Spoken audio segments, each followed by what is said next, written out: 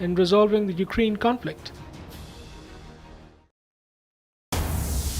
Getting some breaking news coming in right now, viewers. We're coming to know that amid the tussle over the change of guard in Karnataka, Deputy CM D.K. Shivakumar says, and workers, seers and public have their own desires. I can't say their aspirations are wrong. DK has further added, we are all built this party together. We are disciplined soldiers of the party. Even party president Mallikarjun Kharge has said that we should go by the party's direction.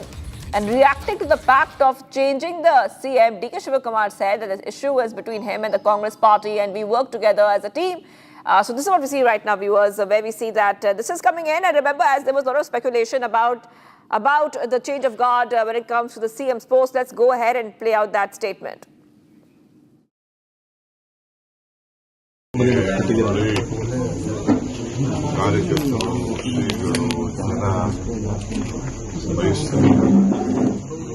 ಬಯಸೋದು ನಾವು ತಪ್ಪು ಅಂತ ಹೇಳಕ್ಕಾಗಲ್ಲ.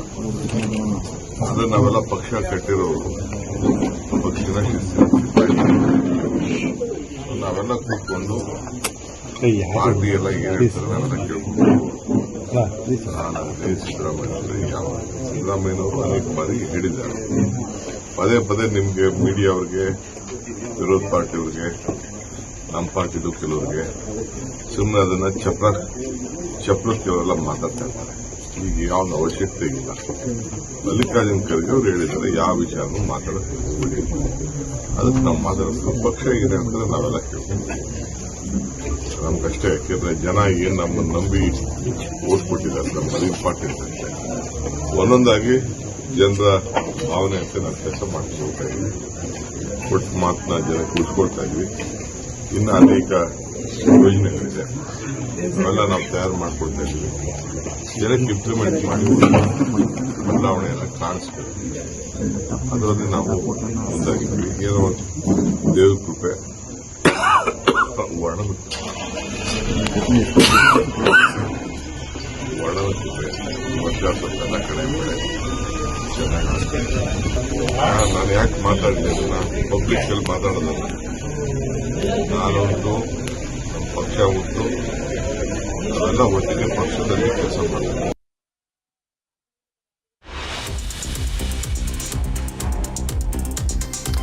Let's see what else is happening from all across the nation now. Starting off with the toll from the monsoon fury in Himachal Pradesh has climbed to 78 on Sunday, releasing an official toll. The State Disaster Management Authority stated that 50 of the deaths were confirmed to be on the count of the monsoon mayhem. Meanwhile, public infrastructure and utilities across Himalayan state were heavily impacted on account of the weather-induced events. Chhattisgarh CM Vishnu Deosai has said that state capital will host a 3-day training camp for the MPs and MLAs of the ruling BJP, stating Monday the 3-day workshop will be inaugurated by the party's national president JP Nadda. The workshop will feature lectures on a range of subjects and will end with an address by the Union Home Minister Amit Shah.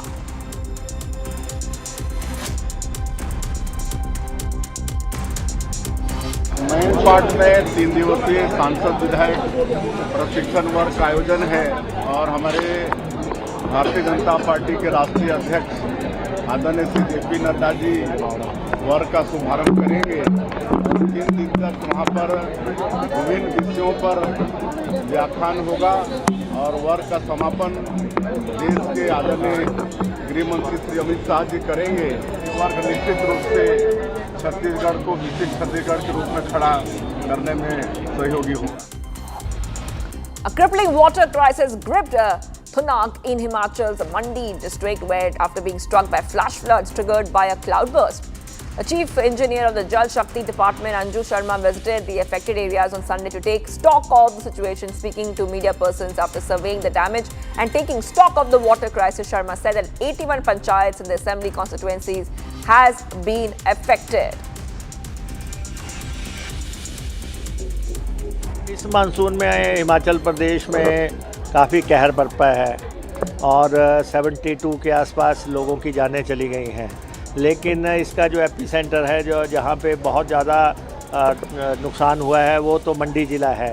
मंडी ज़िला के भी Siraj constituency, करसोद constituency और Dharampur constituency और नाचन का कुछ area, इन areas में बहुत नुकसान हुआ है। को बहाल करना, पानी को बहाल करना, सड़कों को बहाल करना, ये एक चुनौती ज़रूर है, लेकिन हिमाचल प्रदेश के कर्मचारी, हिमाचल प्रदेश के अफसर, हिमाचल प्रदेश के लोग दलगत राजनीति से ऊपर उठ के पूरी ताकत से जो है सरकार के साथ सहयोग कर रहे हैं। The BJP National President JP Nadda virtually has inaugurated the party's district offices in the national capital on Sunday. Speaking to media persons on sidelines of the inauguration event, the BJP's Delhi chief Virendra Sachdev said the party considers these offices as temples of or centers of faith through which it serves the people. He also thanked Nadda for opening the new offices. हमारे 14 के 14 जिला कार्यालय अब संपन्न हो गए हैं और कार्यालय हमारे लिए कोई ऑफिस नहीं है। कार्यालय 24/7 हमारे लिए श्रद्धा का केंद्र है। उस कार्यालय के माध्यम से हम जनता की सेवा करने का प्रयास करते हैं और वो कार्यालय हमारी संस्कृति, हमारे विचार को बढ़ाने का काम करता है। आज के इस अवसर पर मैं माननीय राष्ट्रीय अध्यक्ष जी का, केंद्रीय नेतृत्व का आभार प्रकट करता हूँ, जिनके प्रयास से हमारे सभी जिला कार्यालय संपूर्ण हुए हैं। As a mark of tribute to the country's armed forces, GB Pant University of Agriculture and Technology in Uttarakhand's Pantnagar has developed a new variety of mangoes named after Operation Sindoor, created by a team of scientists led by Dr. A.K. Singh. The mango named Sindoor stands out for its unique trait of ripening in autumn well beyond the typical mango season that ends by early August.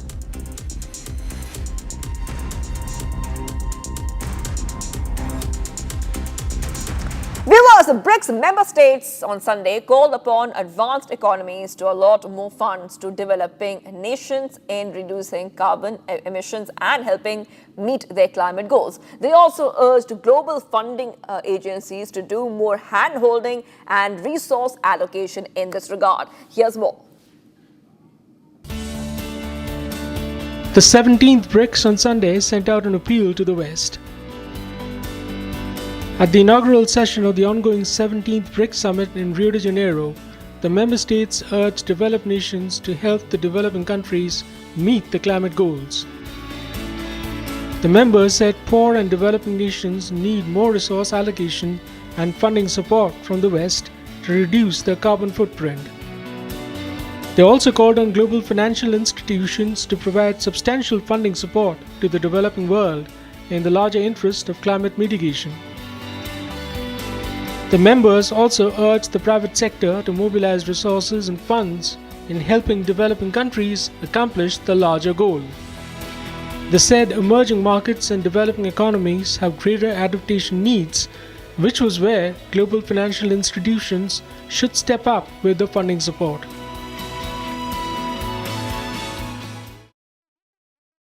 PM Benjamin Netanyahu departed for the US with his wife on Sunday. This will mark his third visit to the White House since President Trump returned to office for a second term in January. Two leaders are tipped to hold truce talks between Israel and Hamas. Here's a full story. US President Donald Trump is set to host Israeli Prime Minister Benjamin Netanyahu for talks at the White House on Monday. The Israeli Prime Minister departed for Washington, D.C. with his wife Sarah Netanyahu on Sunday. טראמפ, אני קודם כל אודה לו על ההתגייסות החזקה מאוד שלו לטובת ישראל. מעולם לא היה לנו ידיד כזה בבית הלבן, וההתגייסות המשותפת שלנו הביאה ניצחון כביר על האויב המשותף שלנו, איראן. Before complaining for the U.S. Capitol, Netanyahu said his meeting with the U.S. President is an opportunity to expand the circle of peace. וההזדמנות היא להרחיב את מעגל השלום הרבה מעבר למה שיכולנו לדמיין קודם לכן. אנחנו כבר שינינו את פני המזרח התיכון לבלי הכר. יש לנו הזדמנות ויכולת לשנות אותו עוד יותר ולהביא עתיד גדול למדינת ישראל ולעם ישראל במזרח התיכון כולו. The visit is Netanyahu's third to the White House since Trump's return to office for a second term in January. The visit is also the first since the US marked its Big Bang entry into Israel's war against Iran by dropping payloads on Iranian nuclear sites. Netanyahu said he was working to make sure Hamas no longer poses a threat to Israel. 20 חטופים חיים, 30 חללים. אני נחוש, אנחנו נחושים להחזיר את כולם ואנחנו נחושים גם להבטיח שעזה לא תהווה עוד איום על ישראל. זה אומר שאנחנו לא נרשה מצב שיהיו עוד חטיפות, עוד רציחות, עוד עריפת ראשים, עוד פלישות, וזה אומר דבר אחד, חיסול היכולות הצבאיות והשלטוניות. After brokering a ceasefire between Iran and Israel, Trump signaled that he was shifting his focus to bringing a close to the fighting between the Jewish forces and Hamas. מעלים להשיג את העסקה הזאת שדובר עליה, בתנאים שאנחנו הסכמנו לה. שלחתי צוות למשא ומתן עם הנחיות ברורות, ואני חושב שהשיחה עם הנשיא טראמפ יכולה בהחלט לעזור לקדם. As hopes build around the peace talks in DC, will the truce pave the way for the return of the remaining Jewish hostages? Following the recently concluded 12-day conflict between Iran and Israel, Iran's Supreme Leader Ayatollah Ali Khamenei made his first public appearance on Saturday. The 86-year-old leader attended a mourning ceremony in Tehran on the eve of Ashura with other senior Iranian officials, marking his return to the public eye after reportedly remaining in a secure location during the hostilities. Here's more to the story. Iran's supreme leader made his first public appearance since the 12-day war between Israel and Iran began. His appearance comes when he was attending a mourning ceremony on the eve of Ashura. His absence during the war had suggested heavy security. Iranian officials, including the Speaker of Parliament, were also present along with the supreme leader. This was also his first appearance since US President Donald Trump sent warnings to him via social media. He was last seen in a video message on June 26th. It was in a pre-recorded statement where he had stated that Iran had delivered a slap to America's face by striking a US air base in Qatar and warning against further attacks by the United States or Israel on Iran. A massive search and rescue operation is underway in central Texas after devastating flash floods left behind a trail of destruction. At least 51 people, including 15 children, have died, while 27 girls from a summer camp remain unaccounted for. As rescue teams are digging through the mud and debris, concerns are growing over whether the warnings were timely and preparations were adequate. Here's more.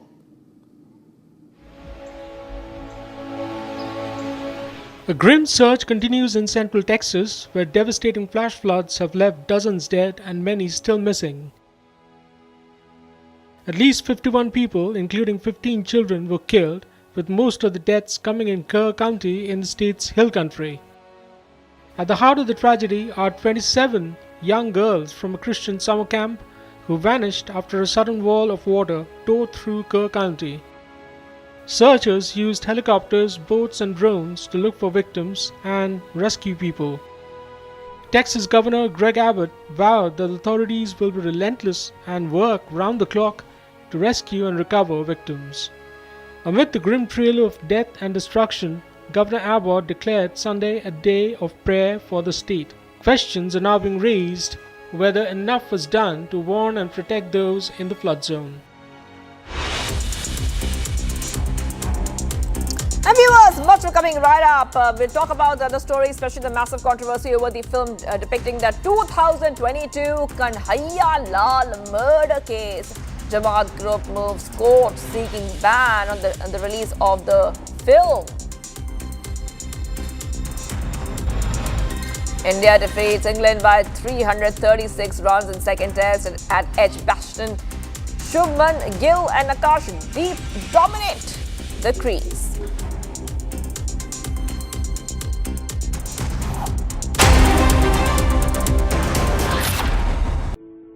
In the India Today Best Universities Survey, India's #1 ranked universities in various streams are JNU Delhi, Amity University, AIMS Delhi, IIT Delhi and National Law School Bengaluru.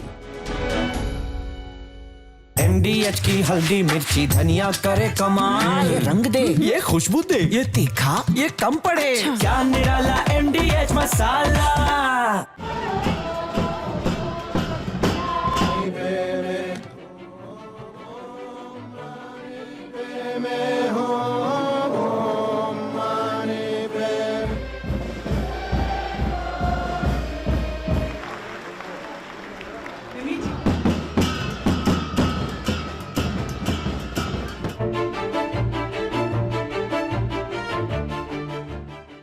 中国政府实行宗教信仰自由政策，颁有宗教事务条例和藏传佛教活佛转世管。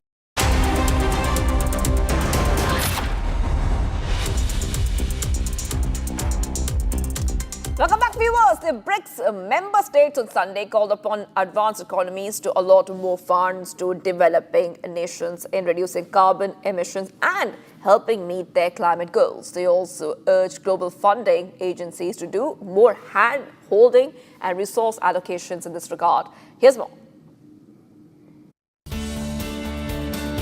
The 17th BRICS on Sunday sent out an appeal to the West. At the inaugural session of the ongoing 17th BRICS Summit in Rio de Janeiro, the member states urged developed nations to help the developing countries meet the climate goals. The members said poor and developing nations need more resource allocation and funding support from the West to reduce their carbon footprint. They also called on global financial institutions to provide substantial funding support to the developing world in the larger interest of climate mitigation. The members also urged the private sector to mobilize resources and funds in helping developing countries accomplish the larger goal. They said emerging markets and developing economies have greater adaptation needs, which was where global financial institutions should step up with the funding support.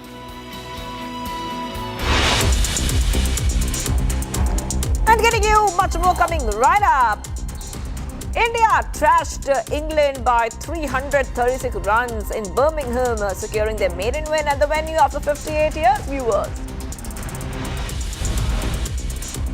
Akashdeep shone on the big stage in Jasprit Bumrah's absence, leading India's charge to break the 58-year-old Edgbaston jinx.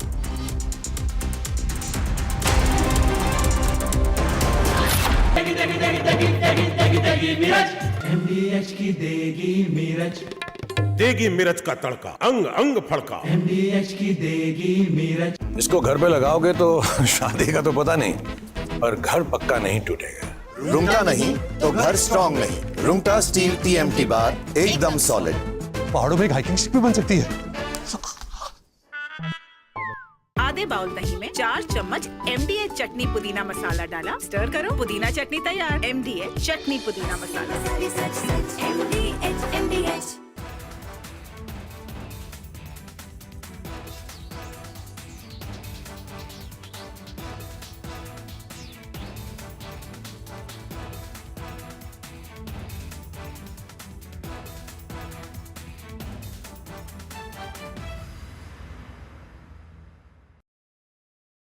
To Donald Trump in first attempt, when the first part of his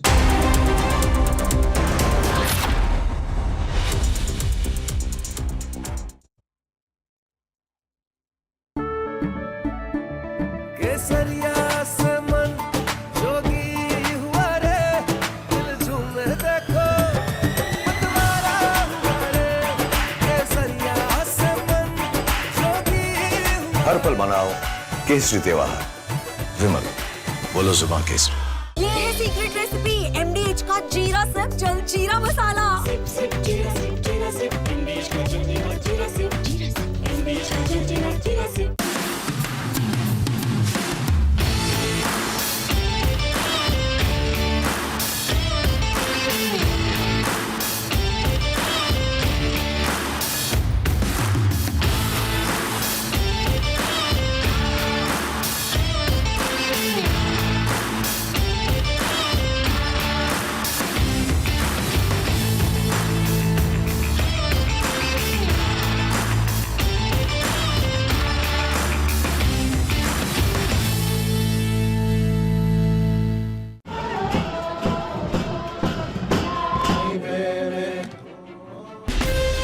From Asia's largest news headquarters,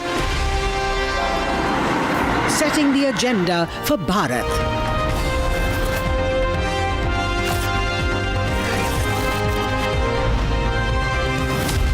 You're watching Republic.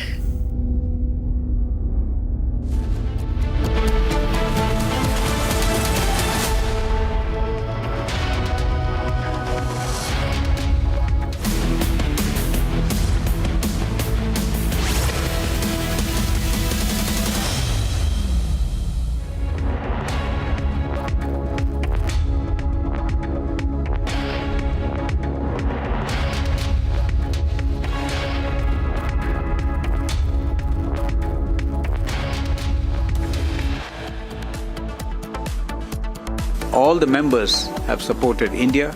They expressed solidarity and strong condemnation that was very well captured in that. Prime Minister Modi addresses global partners at BRICS summit, talks tough on sanctions against those nations who provide direct and indirect support to terrorism.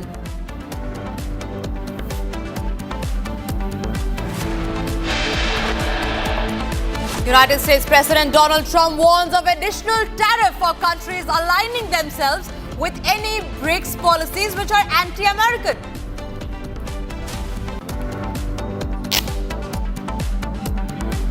Amid growing buzzes, Karnataka on the leadership change, Deputy Chief Minister D.K. Shivakumar does not rule out the change in leadership.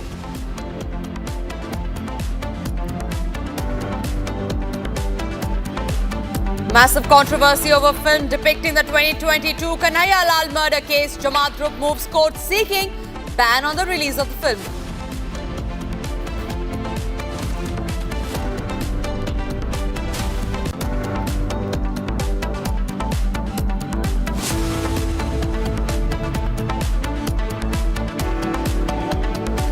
The Indian Meteorological Department has issued a red alert for extremely heavy rainfall in parts of Himachal Pradesh, warning of flash floods, landslides and damage to infrastructure.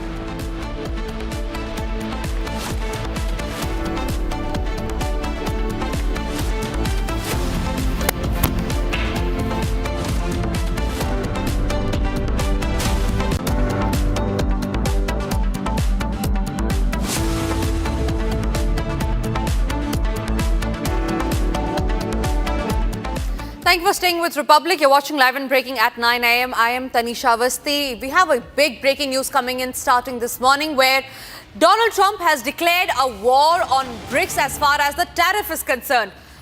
Now, in a statement, the United States President Donald Trump has warned of additional tariff for countries aligning themselves with any BRICS policies which are anti-American. Now, as per the latest announcement from the United States leader, an additional tariff of 10% will be charged.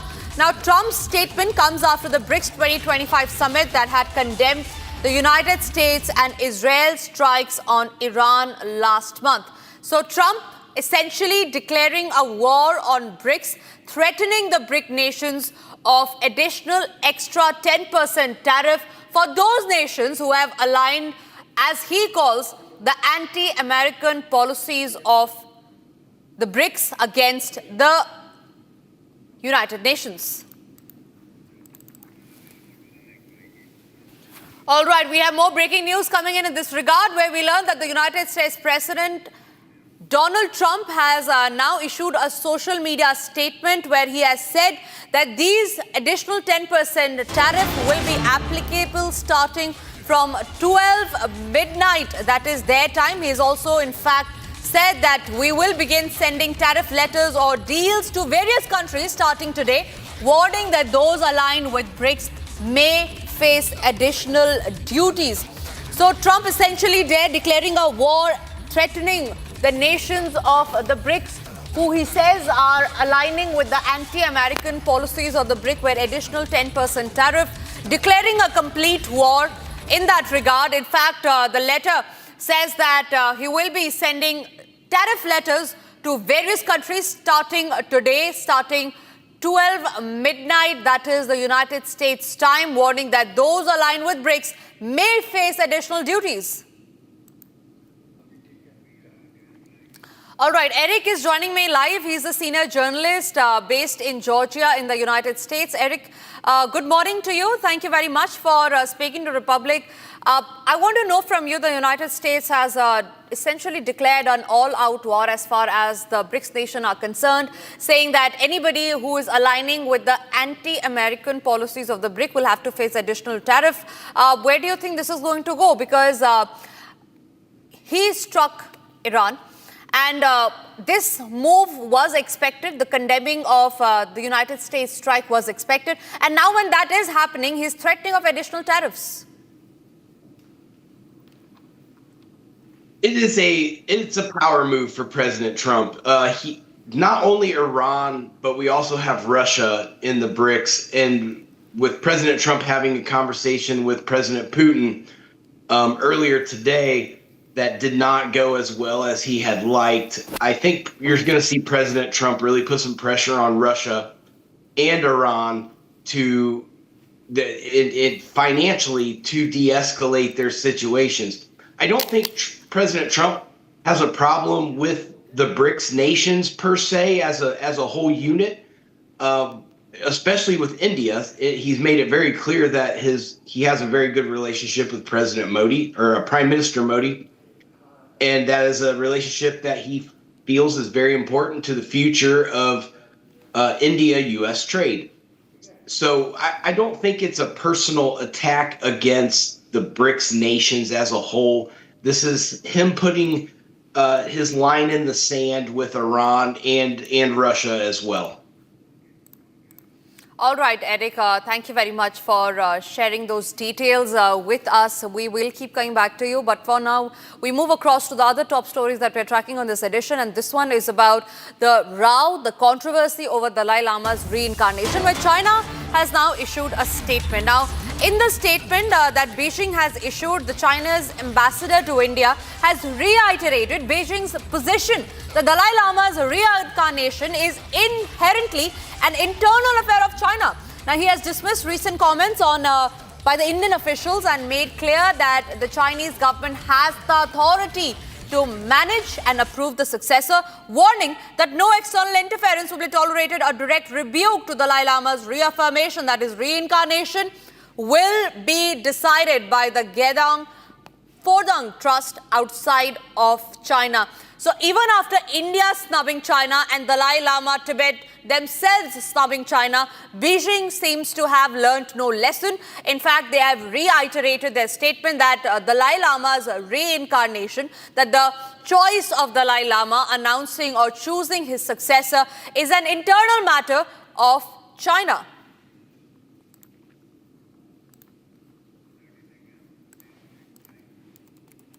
So the Dalai Lama incarnation row is only growing with number one, there being an internal conflict and the other being an external conflict with China now wading in and saying that the matter of reincarnation is only an internal matter of China.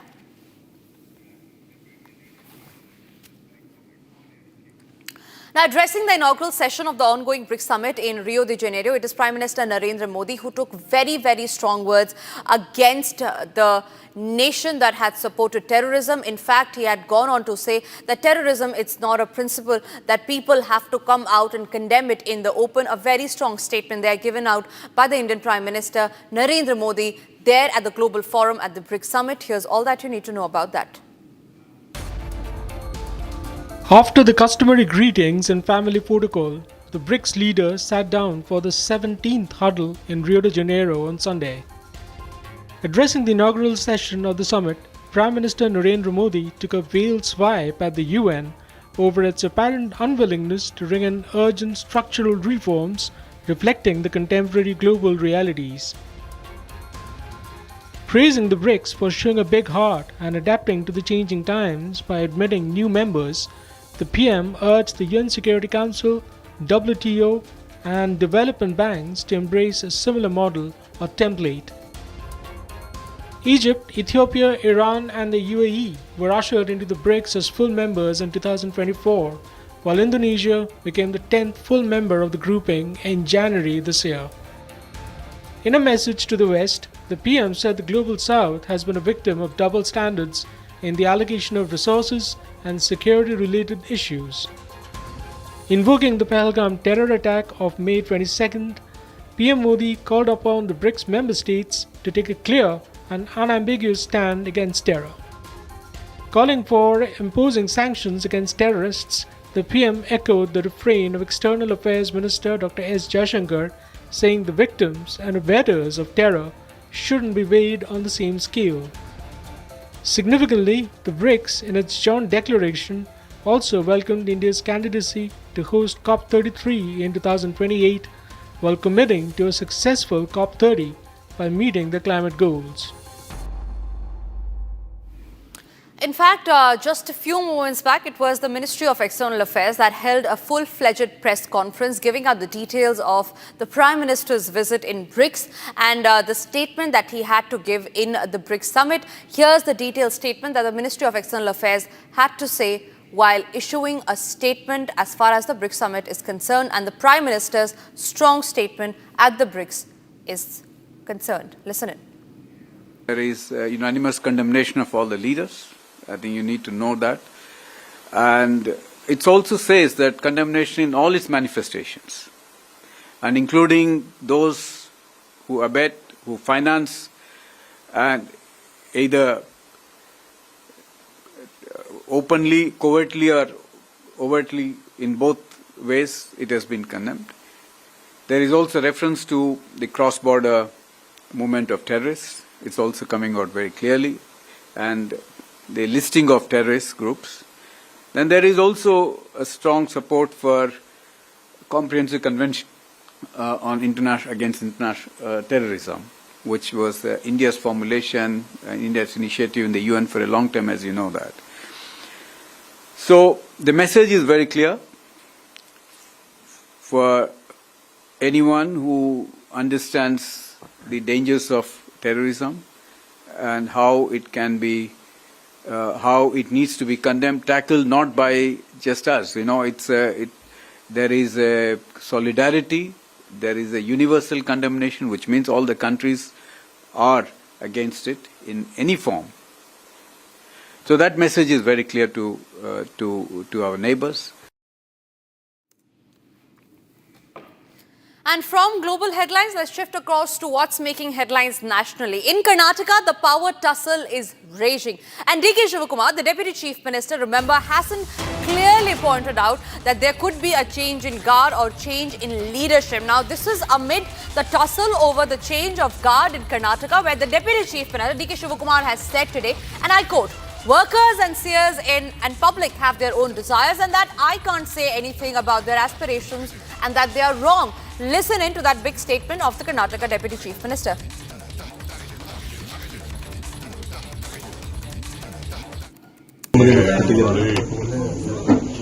ಕಾರ್ಯಕರ್ತರು, ಶ್ರೀಗಳು, ಜನ ಬಯಸ್ತಾರೆ.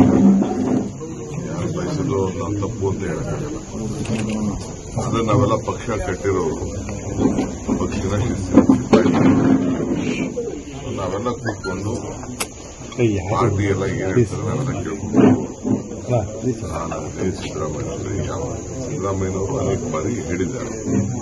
ಪದೇ ಪದೇ ನಿಮ್ಗೆ media ಅವ್ರಿಗೆ, ವಿರೋಧ ಪಾರ್ಟಿಯವ್ರಿಗೆ, ನಮ್ಮ ಪಾರ್ಟಿದು ಕೆಲವ್ರಿಗೆ ಸುಮ್ಮನೆ ಅದನ್ನ ಚಪ್ಲಕ್ಕೆ ಅವರೆಲ್ಲ ಮಾತಾಡ್ತಾ ಇರ್ತಾರೆ. ಈಗ ಯಾವ ಅವಶ್ಯಕತೆ ಇಲ್ಲ. ಮಲ್ಲಿಕಾರ್ಜುನ್ ಖರ್ಗೆ ಅವ್ರು ಹೇಳಿದ್ದಾರೆ, ಯಾವ ವಿಚಾರನೂ ಮಾತಾಡೋಕೆ ಹೋಗ್ಬಿಡಿ, ಅದಕ್ಕೆ ನಾವು ಮಾತಾಡೋದು ಪಕ್ಷ ಏನೇ ಅಂತಂದ್ರೆ ನಾವೆಲ್ಲ ಕೇಳ್ಕೊಂಡು ನಮ್ಗಷ್ಟೇ. ಯಾಕೆಂದ್ರೆ ಜನ ಏನ್ ನಮ್ಮನ್ನು ನಂಬಿ ಓಟ್ ಕೊಟ್ಟಿದ್ದಾರೆ, ನಮ್ಮದು ಇಂಪಾರ್ಟೆಂಟ್ ಅಂತ ಒಂದೊಂದಾಗಿ ಜನರ ಭಾವನೆ ಅಂತ ನಾವು ಕೆಲಸ ಮಾಡ್ಕೊಳ್ತಾ ಇದ್ವಿ. ಕೊಟ್ಟು ಮಾತನ್ನ ಜನಕ್ಕೆ ಉಳಿಸ್ಕೊಳ್ತಾ ಇದ್ವಿ. ಇನ್ನು ಅನೇಕ ಯೋಜನೆಗಳಿದೆ, ಅವೆಲ್ಲ ನಾವು ತಯಾರು ಮಾಡ್ಕೊಳ್ತಾ ಇದ್ವಿ. ಜನಕ್ಕೆ ಇಂಪ್ಲಿಮೆಂಟ್ ಮಾಡಿ ಬದಲಾವಣೆಯನ್ನ ಕಾಣಿಸ್ಬೇಕು. ಅದರಲ್ಲಿ ನಾವು ಮುಂದಾಗಿದ್ವಿ. ಏನೋ ಒಂದು ದೇವ್ರ ಕೃಪೆ, ವರ್ಣದ ಕೃಪೆ, ವರ್ಷ ಎಲ್ಲ ಕಡೆ ಮಳೆ ಚೆನ್ನಾಗಿ. ನಾನು ಯಾಕೆ ಮಾತಾಡಿದೆ, ನಾನು ಪಬ್ಲಿಕ್ ಅಲ್ಲಿ ಮಾತಾಡೋದಲ್ಲ. ನಾನೊಂದು, ನಮ್ಮ ಪಕ್ಷ ಉಂಟು, ಅವೆಲ್ಲ ಒಟ್ಟಿಗೆ ಪಕ್ಷದಲ್ಲಿ ಕೆಲಸ ಮಾಡ್ತಾರೆ.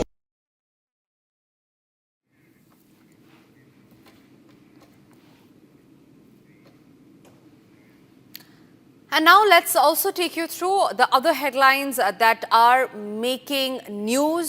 And this is Bharat in 1 minute. Bharat 1 minute brought to you by Canara Bank. Together we can. To ensure safe and efficient tracking of devotees at the ongoing Amarnath Yatra, the RFID or radio frequency identification cards are now being issued to all the pilgrims. The card, which allows the authorities to register where pilgrims move along the pilgrimage paths in Ramban district. Multiple distribution counters have been set up at Yatri Niwas and Langar sites in Chandrakot, manned by trained operators with record pilgrim turnout amid chants of Bhole Baba Ki Jai. These tech tools are proving vital for managing one of the most intense yatras in the recent years.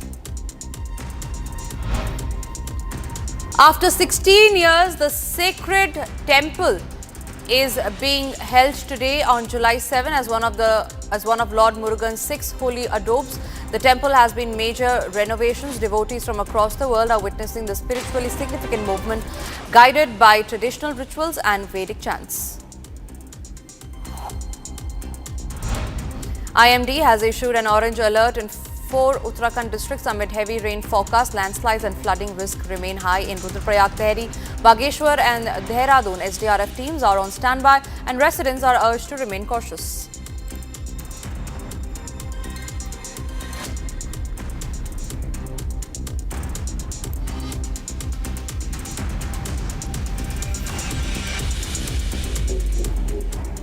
Ladies and gentlemen, there has been a massive controversy over the Udaipur files. Now, this is a film based on the brutal murder of Udaipur tailor Kanhaiya Lal in June 2022. Now, the tailor was beheaded in broad daylight for sharing a social media post in support of the then BJP leader Nupur Sharma. Now, the Jamaat Ulama-e-Hind has moved the Delhi, Maharashtra and Gujarat High Court demanding a ban on the film. Here are all the details on what the controversy is all about. Upcoming film Udaipur Files has sparked a massive controversy. Jamiat Ulama-e-Hind, the body of Islamic clerics, moved Delhi, Maharashtra and Gujarat High Courts seeking a ban on the film's release. Arshad Madni, the principal of the Darul Uloom Deoband, has opposed the film.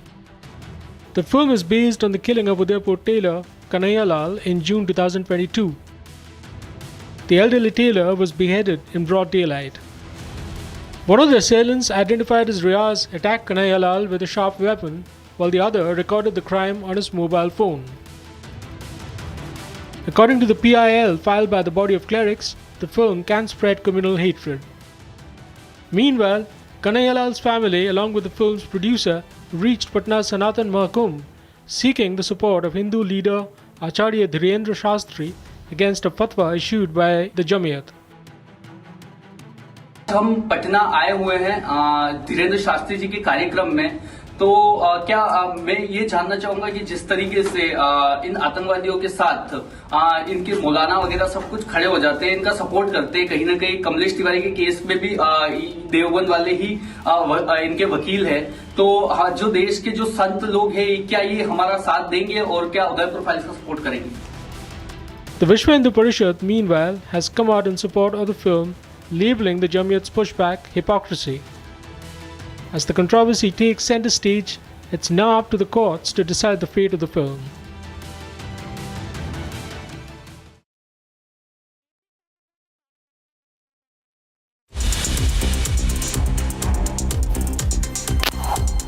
The toll from the monsoon fury in Himachal Pradesh climbed to 78 on Sunday, releasing the official toll. The state disaster management authority stated that the 50 of the deaths were confirmed to be account of the monsoon mayhem. Meanwhile, public infrastructure and utilities across the Himalayan state were heavily impacted on account of weather-induced events.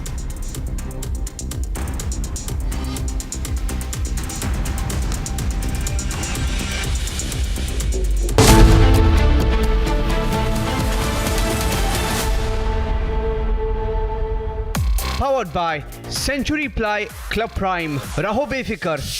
पैसा लगाना है तो century ply club prime पे लगाओ। डूबेगा नहीं, जलेगा भी नहीं, कोई खा नहीं जाएगा, धोखा नहीं देगा, ऊपर नीचे भी नहीं होगा, सेफ रहेगा, सिक्योर्ड में मिनिमम 30 साल का रिटर्न देगा। अब इससे बेटर इन्वेस्टमेंट है तो बताओ। सेंचुरी प्लाई क्लब प्राइम, रहो बेफिक्र। दादी के हाथों का जादू और खुशबू से महकता घर, माँ की मुस्कुराहट और खाने की सुगंध। MDH गरम मसाला, क्योंकि हर रिश्ता है स्वाद से जुड़ा।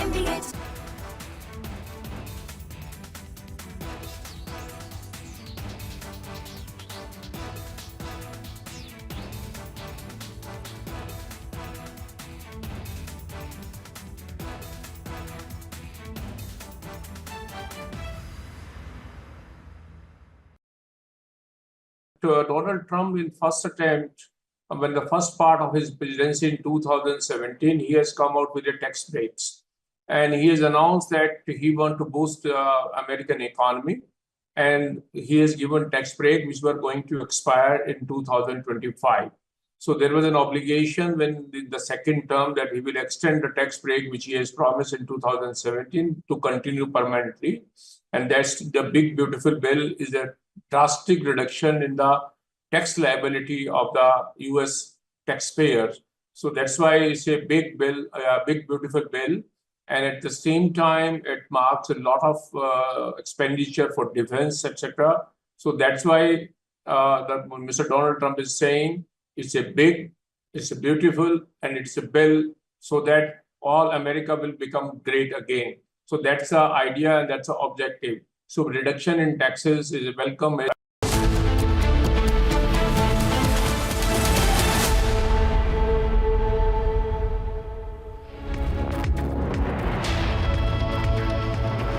Thank you for staying with Republic. Now, this is a story that's as intriguing as it is unexpected. Picture this, a cutting-edge British Royal Navy F-35B jet, a supersonic stealth aircraft designed to dominate the skies, now stranded far from home on a tarmac in Kerala. What started as a routine naval exercise in the Arabian Sea has now turned into a global spectacle. Here's the full report on how one of the world's most advanced fighter jets ended up making headlines on Indian soil.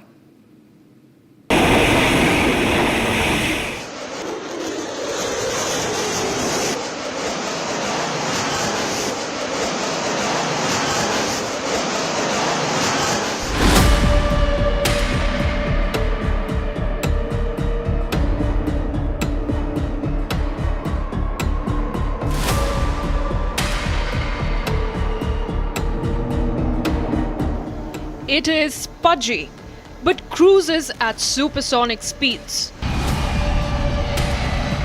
It appears roly-poly, but lands like a helicopter with absolute ease. Mind you, behind its thick exterior, this British Royal Navy aircraft hides its missiles inside its belly, one of a kind. Sadly, this short king is now making headlines for not so versatile reasons. Some call it Fat Amy, some Battle Penguin. But here in India, we recognize this Royal Navy aircraft as the unexpected face of Kerala tourism. A lonely one at that. 35B fighter jet that was grounded in the Thiruvananthapuram International Civil Airport on June 14th continues to be in the airport. It has been understood that there is a problem with the hydraulic system of this particular flight, because of which it has been grounded. It had made an emergency landing on June 14th, Saturday night at the Thiruvananthapuram International Airport, and in fact all support was given by the Indian government. However, many days there has been a fiasco that the fighter pilot in fact refused to move away from this flight and refused the Indian authorities request to move it to a hangar as well.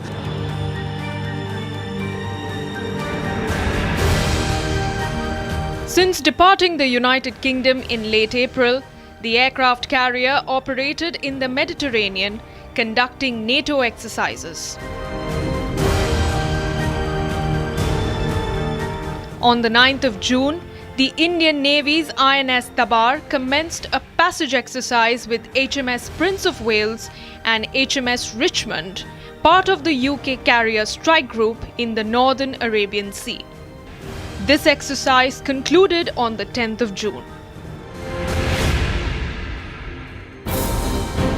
The riddle of the F-35 began on the evening of 14th of June, when without warning the Battle Penguin soared off its carrier to a destination unknown. All this after the exercise was over. The mystery deepens because no one knows the final destination. Flying 100 nautical miles off the coast of Kerala, low fuel and worsening weather forced the F-35B to land unexpectedly at Thiruvananthapuram International Airport. The story doesn't end here. The fighter pilot insisted that he would sit next to the aircraft and not go to the terminal.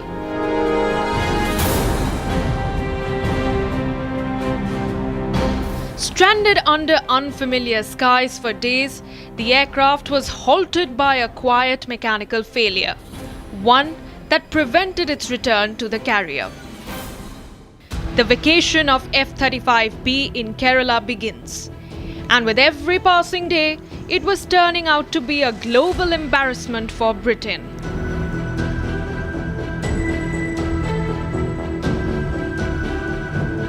What is the F-35's kill switch theory?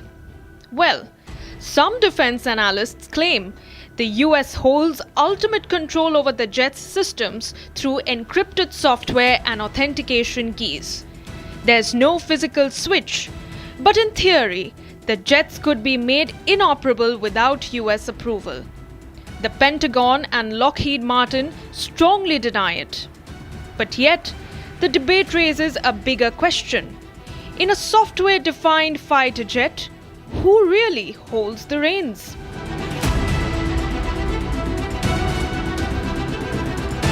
What we understand is that for 20 days, the crew members have not been able to identify what the exact problem is. And also, tomorrow they are likely to come, a bigger crew member, around 30 members are supposed to come in a special military aircraft over here in Thiruvananthapuram in this very bay. The Royal Navy's Battle Penguin chose to remain outside in the pouring rain instead of accepting India's gracious offer to shelter it in a hangar. A week later, the British High Commission spokesperson told media that the aircraft would be moved inside once the UK engineering teams arrived. And the plot thickens. And so that decision would have been taken between Lockheed Martin and Royal Air Force to decide as to whether they could have done this. And I'm sure all these days they would have deliberated in terms of whether the equipment has to come from UK, the equipment has to come from the ship, whether the equipment is to come from US, whether Lockheed Martin team from the factory would need to come, or it could be done by the maintainers from RAF also. So because it's such a complex task, no nation takes a call overnight. And since the safety is involved, because it landed off an emergency, they would not like to have another emergency when it is taking off. I don't think India should be worried about it as much as US or UK would be worried. Primarily the technology is theirs, and they are the people who want to safeguard certain technologies. Whether this was a red herring for something bigger or a wolf in sheep's clothing, as some defense experts suggest, one thing is clear. The F-35 once again made headlines for all the wrong reasons. Call it a meme fest or an unintentional photo op, the episode didn't exactly bolster the jet's mystique. Stranded for days at the tarmac at Thiruvananthapuram airport, the stealth fighter may not have impressed militarily, but it certainly did wonders for Kerala's tourism. A team of UK aviation experts, engineers and officials arrived in Kerala's capital to begin dismantling the stranded stealth aircraft for transport back to a British naval base. No timeline has been provided yet on how long the process will take. As HMS Prince of Wales sails toward Australia, the final mystery remains. Will the F-35B ever reunite with its mothership? The vacationing of F-35B in Kerala isn't the only incident that has added to the bad press. A string of events linked to F-35 program. In June, Iran made a stunning claim of shooting down Israel's F-35, providing visual evidence. A claim that was vehemently denied by Israel.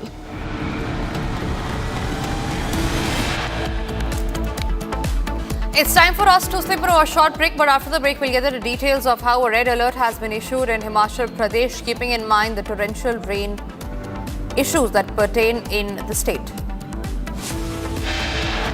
Also coming up after the break are all the details of the power tussle in Karnataka, with DK Shivakumar issuing a fresh statement.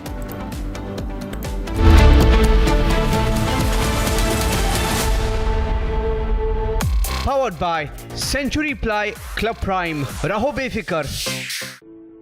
In the India Today Best Universities Survey, India's #1 ranked universities in various streams are JNU Delhi, Amity University, AIMS Delhi, IIT Delhi, and National Law School Bengaluru.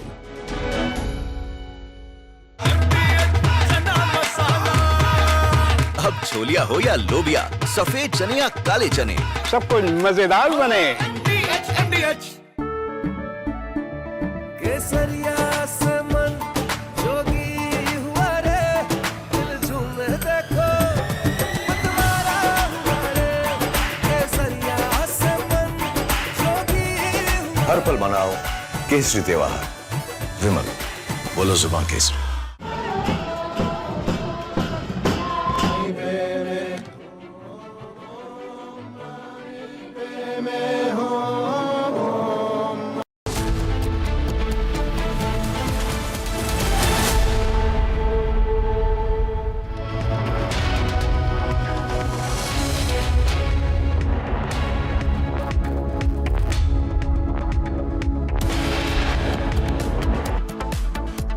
All the members have supported India.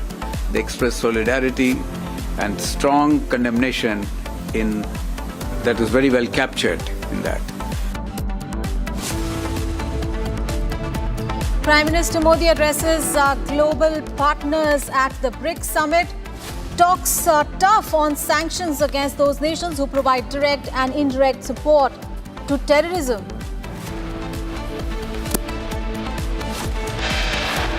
US President Donald Trump has warned of an additional tariff for countries aligning themselves with any BRICS policies which are anti-American.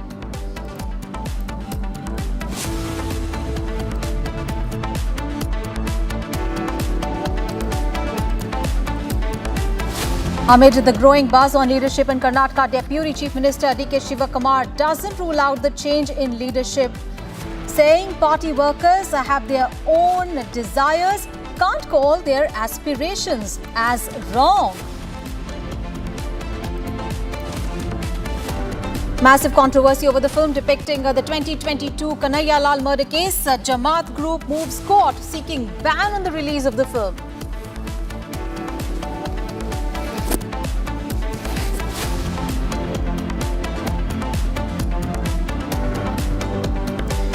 The India Meteorological Department has issued a red alert for extremely heavy rainfall in parts of Himachal Pradesh, warning of flash floods, landslides and damage to infrastructure.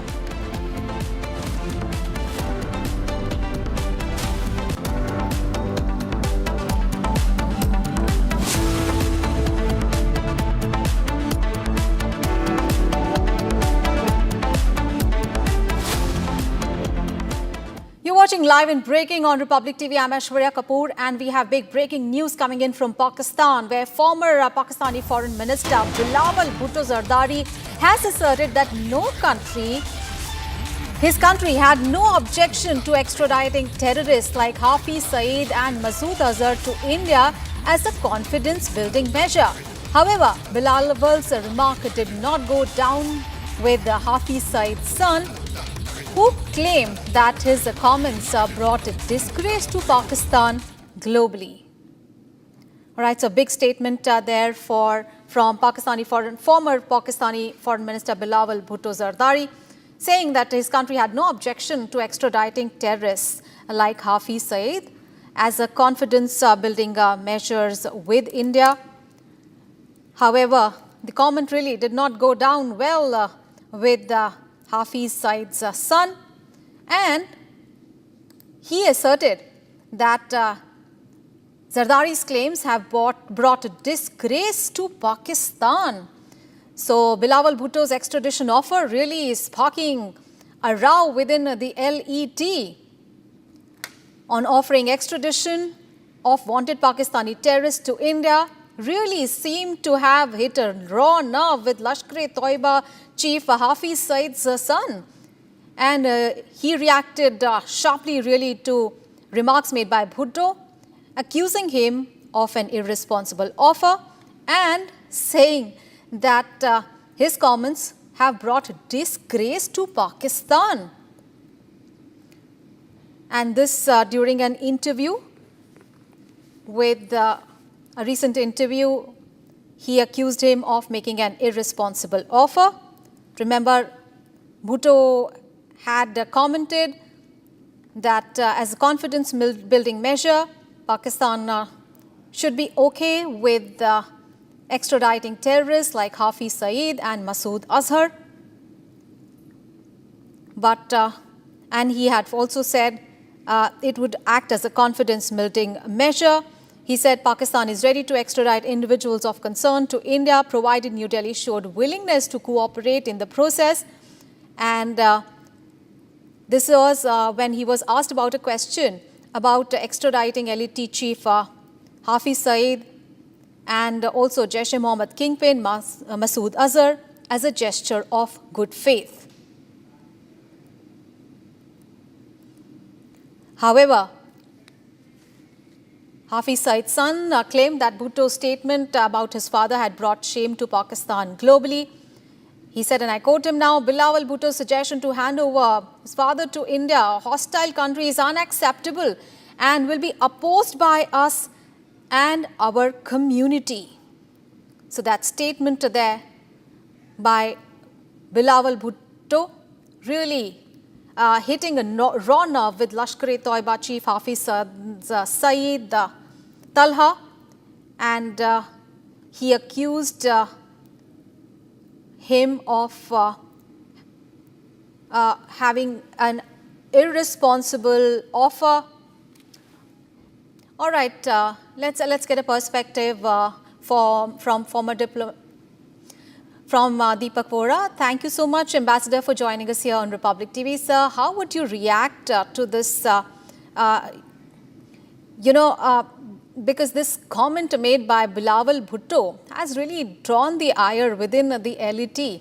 And this really showing that, how much the two are in cahoots with each other, the administration and the terrorists, because he has not only said that it will be a problem for him, but he said that this will bring, a lot of, he called it an irresponsible offer, and it will bring disgrace to Pakistan. He's talking about the entire country here. Well, thank you very much, ma'am. Always a pleasure to be with you. Always an honor, delight to learn from you, and you have put it across brilliantly. May I say, I see three reasons for this buffoon making this offer. The first is, of course, we have the statement by the BRICS people in Rio de Janeiro, where they very strongly condemn terrorism in all its forms and manifestations. They've even referred to the Pahalgam massacre.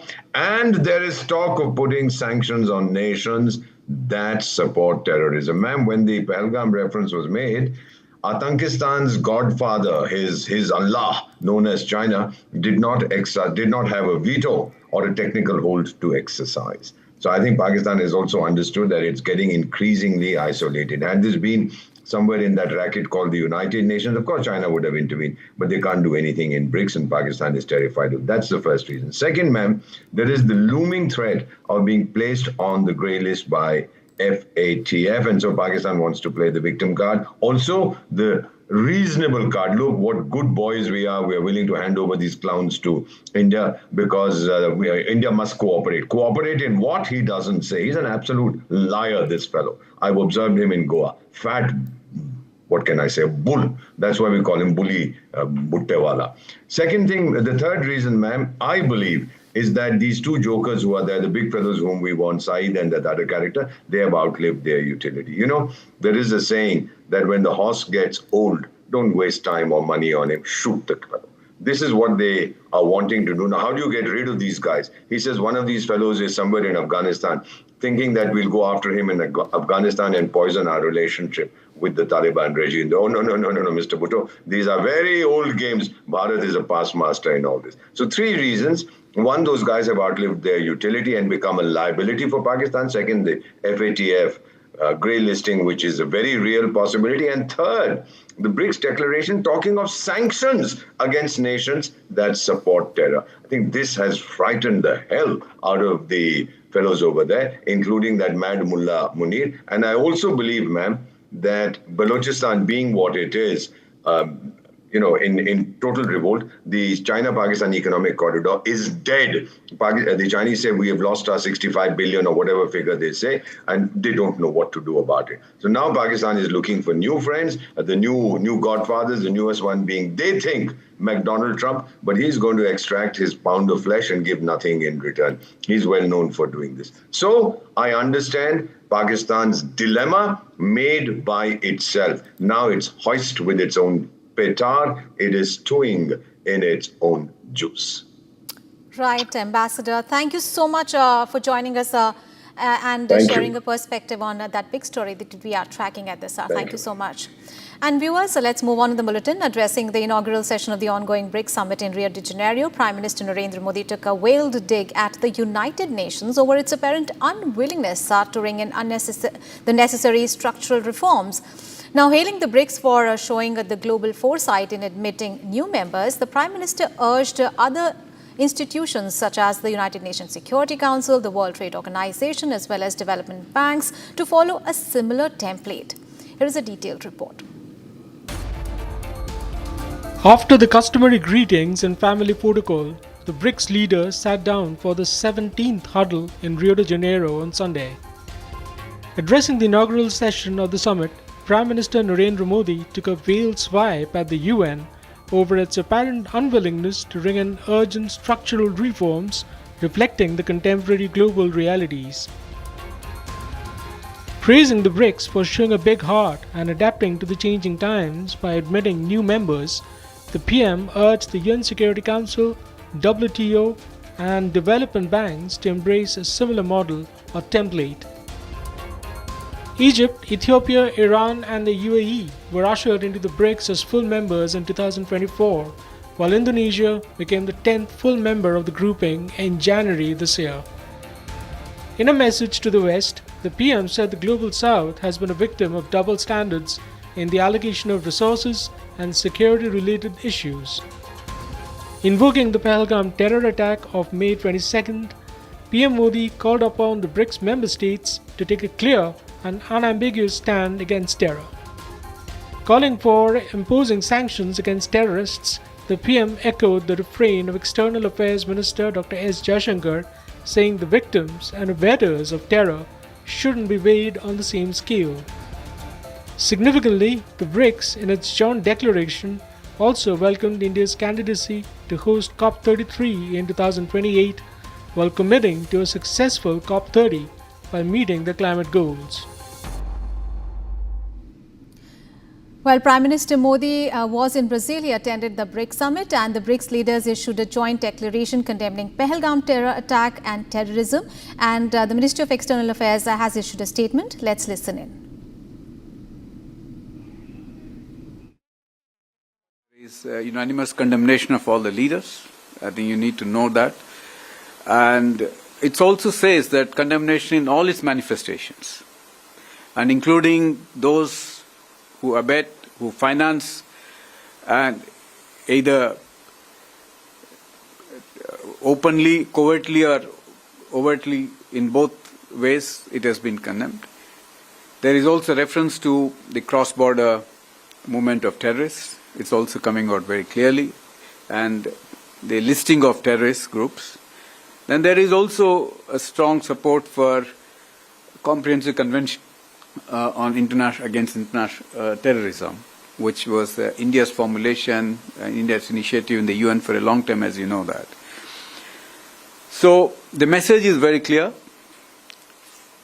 for anyone who understands the dangers of terrorism and how it can be, how it needs to be condemned, tackled not by just us. You know, there is a solidarity.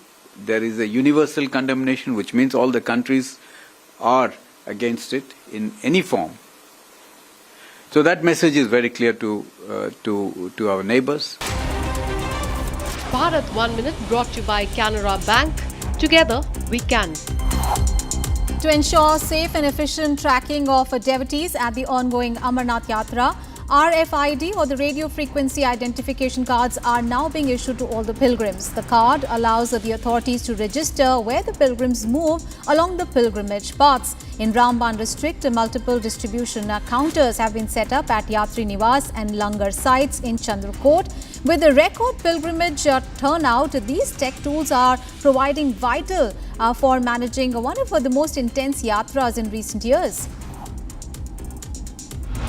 After 16 years, the sacred Kumbh Abhishekam of the Tiruchur Murugan temple is being held today. As one of the Lord Murugan's 6 holy abodes, the temple has seen major renovations, and devotees from across the country are witnessing this spiritually significant moment, guided by traditional rituals and Vedic chants. The IMD has issued an orange alert for 4 districts of Uttarakhand amid a heavy rain forecast. Landslides and flooding risks remain high in Rudraprayag, Tehri, Bageshwar and Dehradun. The SDRF teams are on standby and residents are urged to remain cautious.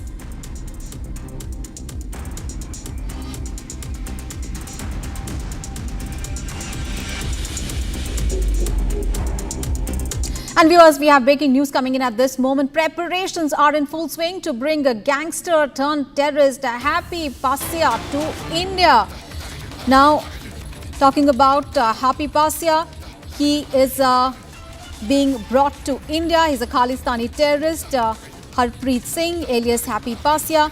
The NIA has also placed a reward of 5 lakh rupees on him. He is accused of 14 terror attacks in the month of April this year. And US authorities, Immigration and Customs Enforcement has detained him, and very soon terrorist Happy Pasya will be brought to from the United States to the Delhi airport. So Harpreet Singh, alias Happy Pasya, is one of India's most wanted gangster.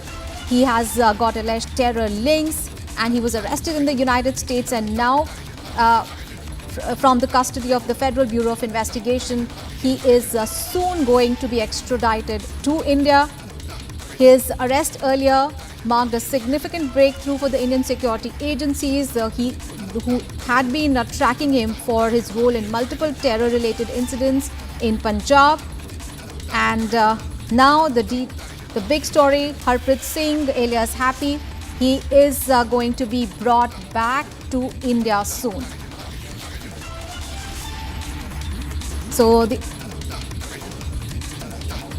All right, let's get all the updates from Jatin, our colleague who is joining us. Jatin, what more details you can provide us? Because this is really good news for India. He, Harpreet Singh, alias Happy Pasya, he is a wanted gangster. He's got alleged terror links as well. And, he was arrested. He was arrested in the United States in April. Now he's being brought back to India. Tell us about when is that going to happen and whether all the paperwork is in place. बिल्कुल, देखिए, happy Passia के बारे में कुछ बातें समझनी होंगी क्योंकि वो बब्बर खालसा से सबसे पहले जुड़ा हुआ था। पंजाब के अंदर 400 से ज्यादा आतंकी वारदातों को अंजाम दे चुका है हैप्पी पासिया। तो कहीं ना कहीं वो यूएस भाग गया था और इमिग्रेशन डिपार्टमेंट ने अप्रैल के महीने में यानी कि 17 अप्रैल को हैप्पी पासिया को हिरासत में लिया था और संभवतः उसके बाद से ही इन्वेस्टिगेशन इस पूरे मामले में चल रही थी। लेकिन अब जो खबर आ रही है कि सेंट्रल एजेंसीज लगातार यूएस अथॉरिटी के संपर्क में है। जो पेपर वर्क है वो ऑलमोस्ट पूरा किया जा चुका है और किसी भी समय ये खबर ऑफिशियली तौर पर एनआईए की तरफ से जारी कर दी जाएगी कि हैप्पी पासिया को भारत लाया जाएगा। एनआईए इस पूरे मामले को इन्वेस्टिगेट कर रही है। 5 लाख रुपए का इनाम भी एनआईए ने हैप्पी पासिया को लेकर जारी किया था। तो संभवतः दिल्ली उसे लाया जाएगा। एनआईए का जो हेडक्वार्टर है वहां पर हैप्पी पासिया से इस पूरे मामले में पूछताछ की जाएगी। लेकिन हैप्पी पासिया किस लिए इंपॉर्टेंट है उसको भी समझना होगा क्योंकि जैसा कि मैंने आपको बताया था कि वो जुड़ा हुआ था। उसके अलावा वो आईएसआई के संपर्क में था। जो रिंदा आतंकी है यूएस के अंदर बहुत एक्टिव है उसके संपर्क में आया और उसके बाद पंजाब और खास तौर पर जो एनसीआर रीजन के इलाके हैं वहां पर ये लोग ग्रेनेड हमले कराने में बहुत ज्यादा माहिर रहे। नवंबर के महीने में आपको याद होगा कि एक ऑफिसर के घर के बाहर पंजाब में ग्रेनेड फेंका गया था। हालांकि पास नहीं हुआ था। उसके बाद अलग अलग लोकेशंस पर पंजाब की ग्रेनेड हमलों की जानकारी मिली थी और इन 14 ऐसे मामले थे हाल फिलहाल में नवंबर से लेकर अभी जुलाई तक के, जो कि एक हैप्पी पासिया ने उसकी जिम्मेदारी ली थी। तो कहीं ना कहीं एनआईए टेरर लिंक को लेकर, आईएसआई से इसके संपर्क को लेकर, यूएस में बैठकर जो टेरर कॉन्स्पिरेसी है उसको रचना, ये तमाम ऐसे पहलू हैं जिसको लेकर हैप्पी पासिया को लेकर लगातार, चाहे वो रेड कॉर्नर नोटिफिकेशन देने वालों को 5 लाख रुपए देने का इनाम देने की बात भारत लाया जाएगा, तो संभवतः इनसे जुड़े जो और लोग हैं उनके बारे में भी जानकारी जुटाई जाएगी। Back to studio. Right, Jatin, and also, this is the second time that such a significant move has been taken as far as the coordination between India and US is concerned on the issue of terrorism, because earlier we had also seen how Tahabur Rana was extradited to India, and now it is the turn of Happy Pasia who is going to be extradited. So, really this highlights the key role that, this India and US coordination is playing as far as the issue of terrorism is concerned. बिल्कुल, देखिए, क्योंकि जिस तरीके से चाहे हम पंजाब की बात कर ले, वहां पर आतंकी हमले हो रहे थे, लेकिन सबसे बड़ी बात कि पाकिस्तान किस तरीके से इन्वॉल्वमेंट उसका पंजाब के अंदर आतंकी हमलों को लेकर है, ये सबसे बड़ा सवाल है। और यही कारण है कि आईएसआई से हैप्पी पासिया के लिंक का होना, खालिस्तान मूवमेंट जिस तरीके से पंजाब में चलता है, युवाओं को बरगलाना और बहुत कम एज में उनको ऐसी मेंटेलिटी उनके अंदर एक तरीके से डेवलप करना कि वो कुछ गलत कदम उठाए, उसके अंदर हैप्पी पासिया का बहुत बड़ा रोल है। लेकिन यूएस अथॉरिटी ने जब हैप्पी पासिया को डिटेन किया था तो इमिग्रेशन के मामले में डिटेन किया गया, और उसके बाद से ही तमाम जो जांच एजेंसीज हैं वो हैप्पी पासिया को लेकर यूएस अथॉरिटी से बात कर रही थी। सबसे बड़ी बात एनआईए के सामने अब चैलेंज यही है कि हैप्पी पासिया को भारत लेकर आना, और उसके बाद ये आसान रास्ता नहीं है। इसके लिए तमाम जो सबूत हैं वो एनआईए ने यूएस अथॉरिटी के सामने रखे। जिन 14 मामलों का मैं जिक्र कर रहा हूं पंजाब में जो हाल फिलहाल में ग्रेनेड हमले हुए, उनमें जो 14 मामले थे उन सभी मामलों के सबूत साफ तौर पर सामने रखे गए। यूएस अथॉरिटी को इन सभी लीड्स के बारे में जानकारी जो है वो दी गई, और उन लीड्स को लेने के बाद यूएस अथॉरिटी इस बात को लेकर उनको एक तरीके से कॉन्फिडेंस में लेना, उनको एक्स्ट्रेडिशन के लिए राजी करना बहुत बड़ा चैलेंज था। और यही कारण है कि एनआईए, खास तौर पर सीबीआई जो कि इस पूरे मामले को इन्वेस्टिगेट कर रही थी, लेकिन एनआईए का पहला रोल इस लिहाज से भी है क्योंकि आतंकी हमले, विदेश में बैठकर आतंकी हमले कराए गए, फॉरेन लिंक्स इसके अंदर सामने आए, और जिस तरीके से बब्बर खालसा इंटरनेशनल को लेकर हैप्पी पासिया का रुख रहा है, आतंकी रिंदा को लेकर उसके जो सबूत एजेंसीज के पास से, और उसके अलावा आईएसआई किस तरीके से हैप्पी पासिया की मदद से खास तौर पर पंजाब के अंदर आतंकी हमले करा रहा है, ये तमाम ऐसे लिंक थे जो कि सबूत के तौर पर यूएस अथॉरिटी के सामने रखे गए हैं। हालांकि सोर्सेज हमें जानकारी दे रहे हैं कि किसी भी समय जो ऑफिशियल नोटिफिकेशन इस पूरे मामले में जारी हो जाएगा, जिसके बाद एक स्पेशल विमान से happy Passia. All right, we are joined in by Mr. R.P. Singh. Thank you so much, sir, for joining us here on Republic TV. Sir, I would like to know from you your initial reaction on, the likelihood of Happy Pasia being extradited to India. Of course, he is a wanted criminal, wanted gangster in India. He's been wanted for a very long time. He has so many criminal cases against him. He has alleged terror links as well. How much of a success can be, called as far as the NIA is concerned?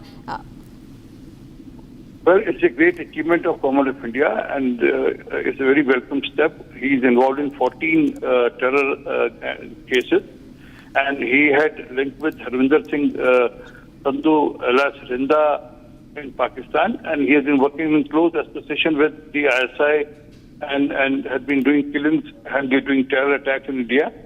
And since it's a great initiative, we hope others will also follow the suit. The U.S. government will also ensure the list of others which are given to the U.S. government, those will also be sent back to India. All right. Thank you so much for those insights. So one of India's most wanted gangsters with the terror links had been arrested earlier, and now he is going to be extradited back to India. We have more breaking news coming in, viewers. Searches have been launched by the Joint Security Forces in Surankot area of Punch district in Jammu and Kashmir. Now, searches in Shangla and nearby areas of Surankot have been going on since early morning, and forests of Surankot are being searched by the security agencies ahead of the Buddha Amarnath Yatra starting 27th of July. Now, searches have been launched a day after the recovery of huge consignment of explosives and ammunition from the Surancourt area. And Jammu and Kashmir Police, along with the Indian Army, is conducting searches in the area. Let's get all the updates. My colleague Gursimran is now joining us live from there. Gursimran, very good morning. What more details you can provide us? Because, yesterday you had reported about this huge cache of arms and ammunition recovered in Poonch, and now a big search operation launched by the Joint Security Forces. Tell us more. Yes, what we are picking up that a massive search operation has been launched in the woods of Surancourt. It is in the Shangla and the nearby area where the searches are being conducted by the Indian Army, Jammu and Kashmir Police, and also the Central Reserve Police Force, which is part of these searches. These have been launched after some specific intelligence input regarding the movement of the terrorists in the area. What we are being told that this has come at a time when we saw a major terror recovery that was done by the security forces, where the forces managed to recover 3 grenades along with the consignment of ammunition that was kept there by the terrorists, but were unearthed timely on the input of the Jammu and Kashmir Police along with the Indian Army. Now what we are being told that the entire woods of this Surancourt area, they are thoroughly being scanned, keeping in view the Buddha Amarnath Yatra that is all set to begin from 27th of July, and this will pass from very area of the Bhimbar Gully and the BG area, which is one of the terror threat prone areas, and keeping that in view, the operations are underway. All right. Thank you so much, Gursimran, for all those details. You keep tracking those developments. We'll keep coming back to you. And well, that is all in this bulletin. But before we wrap up, take a look at this just released footage from the Israeli Air Force. And it shows F-161 Sufa multi-role fighter jets from the 119th Squadron taking off from Ramon Air Base in southern Israel earlier tonight. And the aircraft were headed out on a mission targeting Iranian-backed Houthi forces in Yemen. Take a look.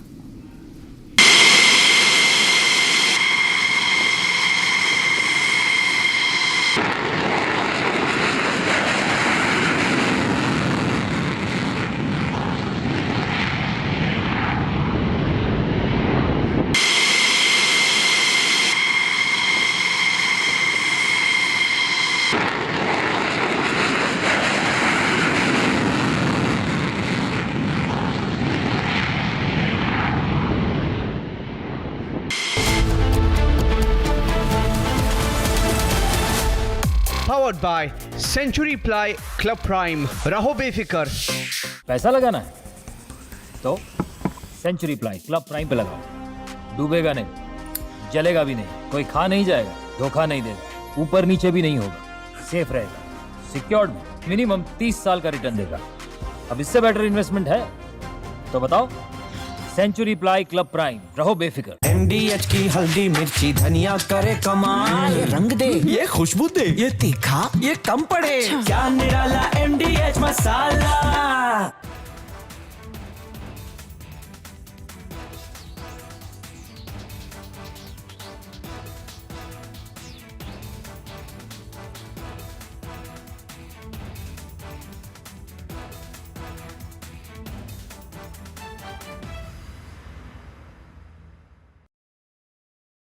Donald Trump in first attempt, when the first part of his presidency in 2017, he has come out with the tax breaks.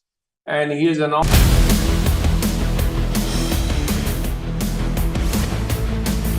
This is Republic Jack Olival Studio. Stay tuned for all the live and breaking news updates. I'm Deepak Suresh Kumar. Let's get started.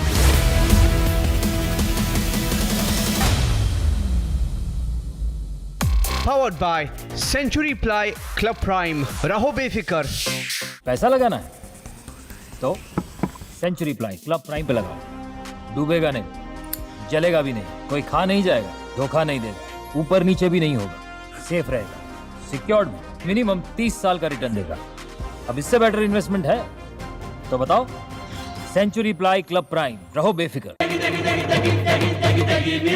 MDH की देगी मिर्च, देगी मिर्च का तड़का, अंग अंग फड़का. MDH की देगी मिर्च.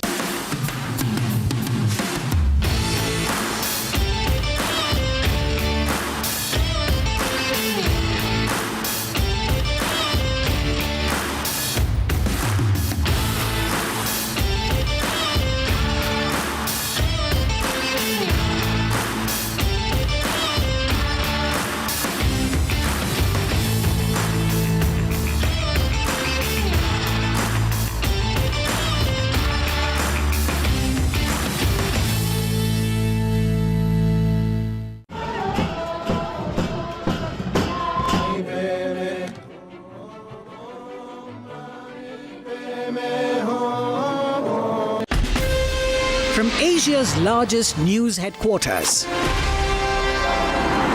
setting the agenda for Bharat.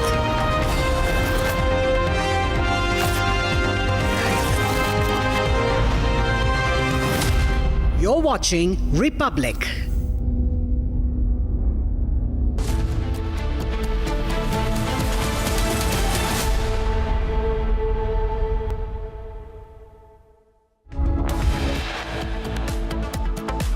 All the members have supported India. They expressed solidarity and strong condemnation that was very well captured in that.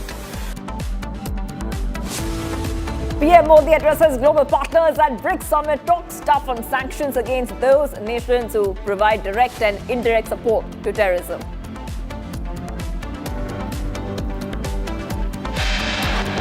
US President Trump has warned of an additional tariff for countries aligning themselves with any BRICS policies which are anti-American. Amid the growing buzz in the leadership in Karnataka, Deputy CM DK Shivakumar does not rule out the change in leadership change, saying party workers have their own desires, cannot call their aspirations wrong. Former Pakistani Foreign Minister Bilawal Bhutto Zardari in an interview says that Islamabad would not oppose the extradition of Lashkar-e-Toiba chief Hafiz Saeed and Jaish-e-Mohammed chief Masood Azhar as a confidence-building measure. And preparations are in full swing to bring back gangster-turned-Khalistani terrorist Happy Pasia to India from the US.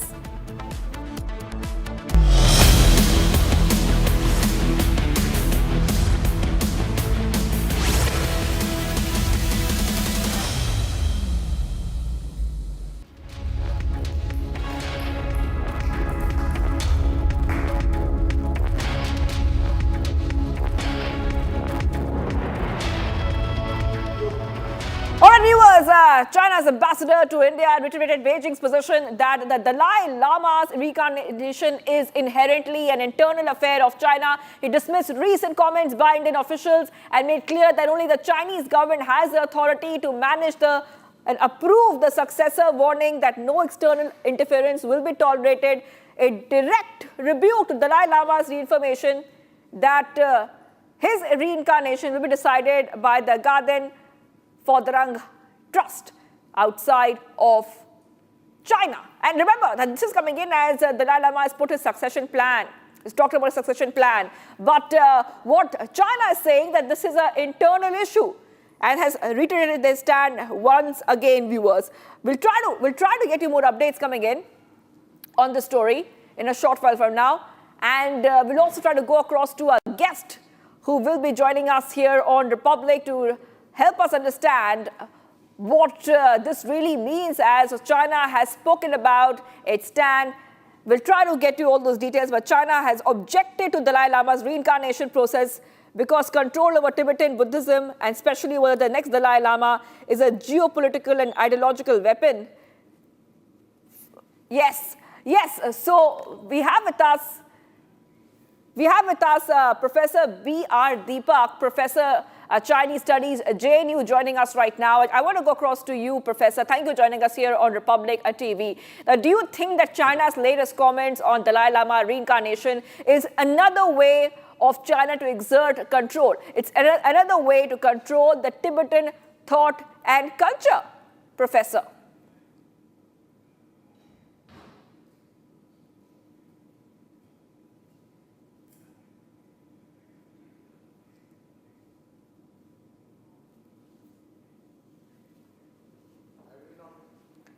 All right.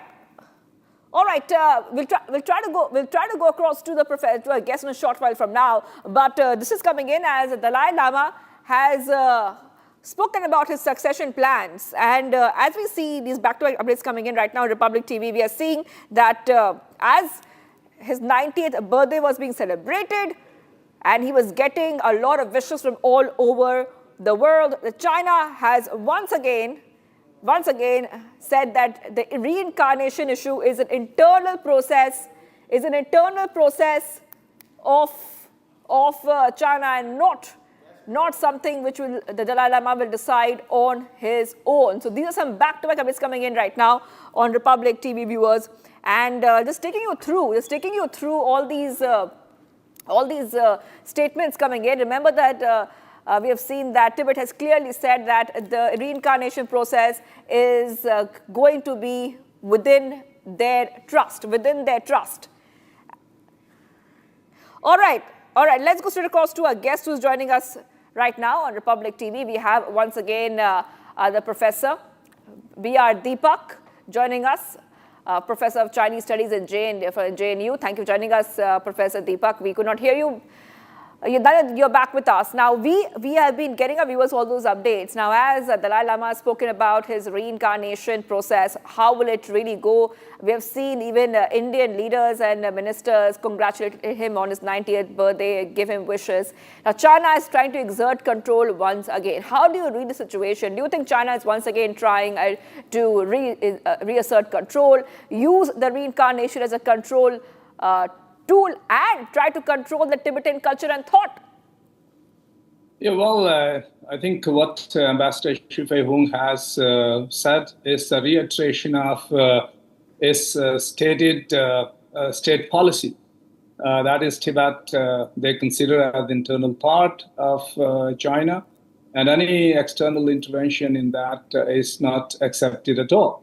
And I think what Ambassador Xu has been referring to is what is the stated position, that is that any reincarnation of the Dalai Lama, Panchen Lama or other lamas in Tibet, they should be following the procedure of the tradition and historical convention, one, and second, more importantly, the rules and regulations China has implemented and approved in 2007. And now, as far as the convention, the rituals are concerned, of course, it goes back to the late 18th century. And this follows the Nepalese invasion of Tibet. And when Tibet invited China to help them out of the crisis, and Emperor Qianlong, so he then expels the Gurkhas armies from Tibet, and 29 article ordinance was passed. And I think that is important from the Chinese perspective, because they believe that it is that 29 article ordinance which has given the reincarnation, the approval, ultimate approval of the so-called central government of China, and also giving of the seal and the golden urn, so on and so forth. But importantly, I think in 2007, any individual outside Tibet have been debarred from reincarnation or selecting Dalai Lama. I think that is what the Chinese they have stated, and ambassador's statement should be read in that context. Okay, well, thank you so much for joining us, Professor Deepak, for joining us here on Republic TV, as we see China once again trying to exert control over the succession plans of Dalai Lama. We move ahead right now. The RJD has approached the Supreme Court challenging the Election Commission's special intensive revision of electoral rolls in Bihar, a state that will go to polls later this year. RJD MP Manoj Jha sought the top court's immediate intervention in the poll body's exercise.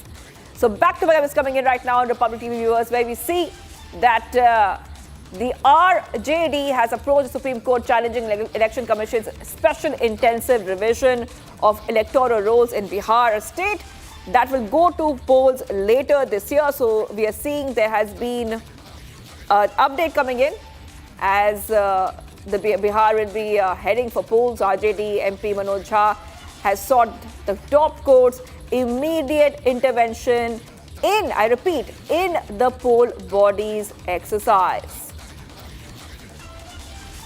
All right, let's move ahead. Let's move ahead right now to some of the stories. Tracking Samajwadi Party Chief Akhilesh Yadav has accused the UP government over the lack of facilities for Kavadiyas. Now, the former CM has now alleged that the government had failed to provide proper facilities to Kavadiyas, and it was that was the reason why it was busy issuing QR codes. Akhilesh also claimed that the CEO and the SDM should give foot massage to the Kavadiyas. So this is a huge update coming in. Remember that there was a huge row over the Kavod Yatra, and post that, Akhilesh Yadav has made a controversial statement stirring a row. I just want to go ahead and play out what Akhilesh Yadav had said.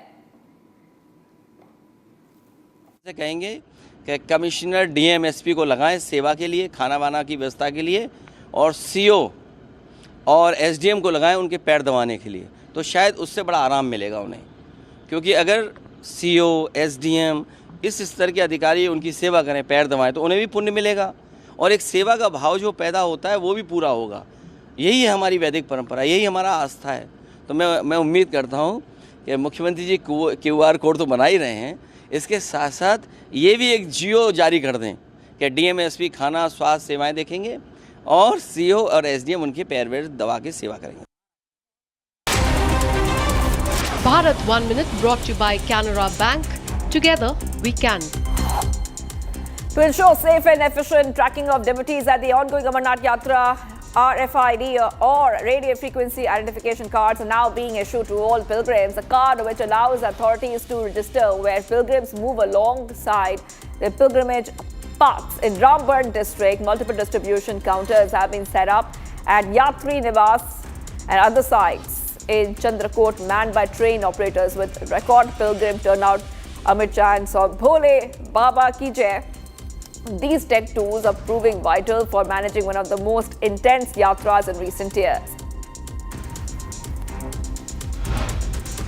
After 16 years, a sacred, we see that the Kumbh Babhishekam of the temple, the Murugan temple, is being held today, July 7th. As one of the Lord Murugan's 6 holy abodes, the temple has seen major renovations.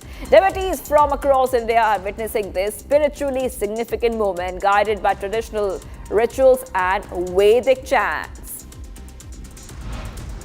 IMD has issued an orange alert in 4 Uttarakhand districts and heavy rain forecast. Landslides and flooding risk remain high in Rudraprayag, Tehri, Bageshwar and Dehradun.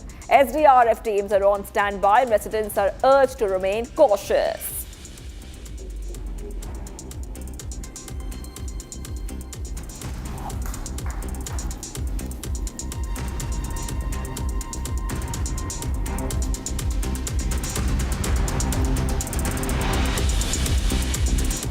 Addressing the inaugural session of the ongoing BRICS summit in Rio de Janeiro, viewers, Prime Minister Modi has taken a whale dig at the UN over its apparent unwillingness to ring in necessary structural reforms. Hitting the BRICS for showing the global foresight in admitting new members, the PM urged other institutions such as the UN Security Council, World Trade Organization and development banks to follow a similar template. Here's a detailed report. Take a look. After the customary greetings and family protocol, the BRICS leaders sat down for the 17th huddle in Rio de Janeiro on Sunday. Addressing the inaugural session of the summit, Prime Minister Narendra Modi took a veiled swipe at the UN over its apparent unwillingness to ring in urgent structural reforms reflecting the contemporary global realities. Praising the BRICS for showing a big heart and adapting to the changing times by admitting new members, the PM urged the UN Security Council, WTO and development banks to embrace a similar model or template. Egypt, Ethiopia, Iran and the UAE were ushered into the BRICS as full members in 2024, while Indonesia became the 10th full member of the grouping in January this year. In a message to the West, the PM said the Global South has been a victim of double standards in the allocation of resources and security-related issues. Invoking the Pahalgam terror attack of May 22nd, PM Modi called upon the BRICS member states to take a clear and unambiguous stand against terror. Calling for imposing sanctions against terrorists, the PM echoed the refrain of External Affairs Minister Dr. S. Jaishankar, saying the victims and abettors of terror shouldn't be weighed on the same scale. Significantly, the BRICS, in its joint declaration, also welcomed India's candidacy to host COP33 in 2028, while committing to a successful COP30 by meeting the climate goals. Alright, Viewers, the MEA has taken a stand against terrorism at the summit, and all BRICS leaders issued a joint declaration condemning Pahalgam attack and terrorism. Listen it.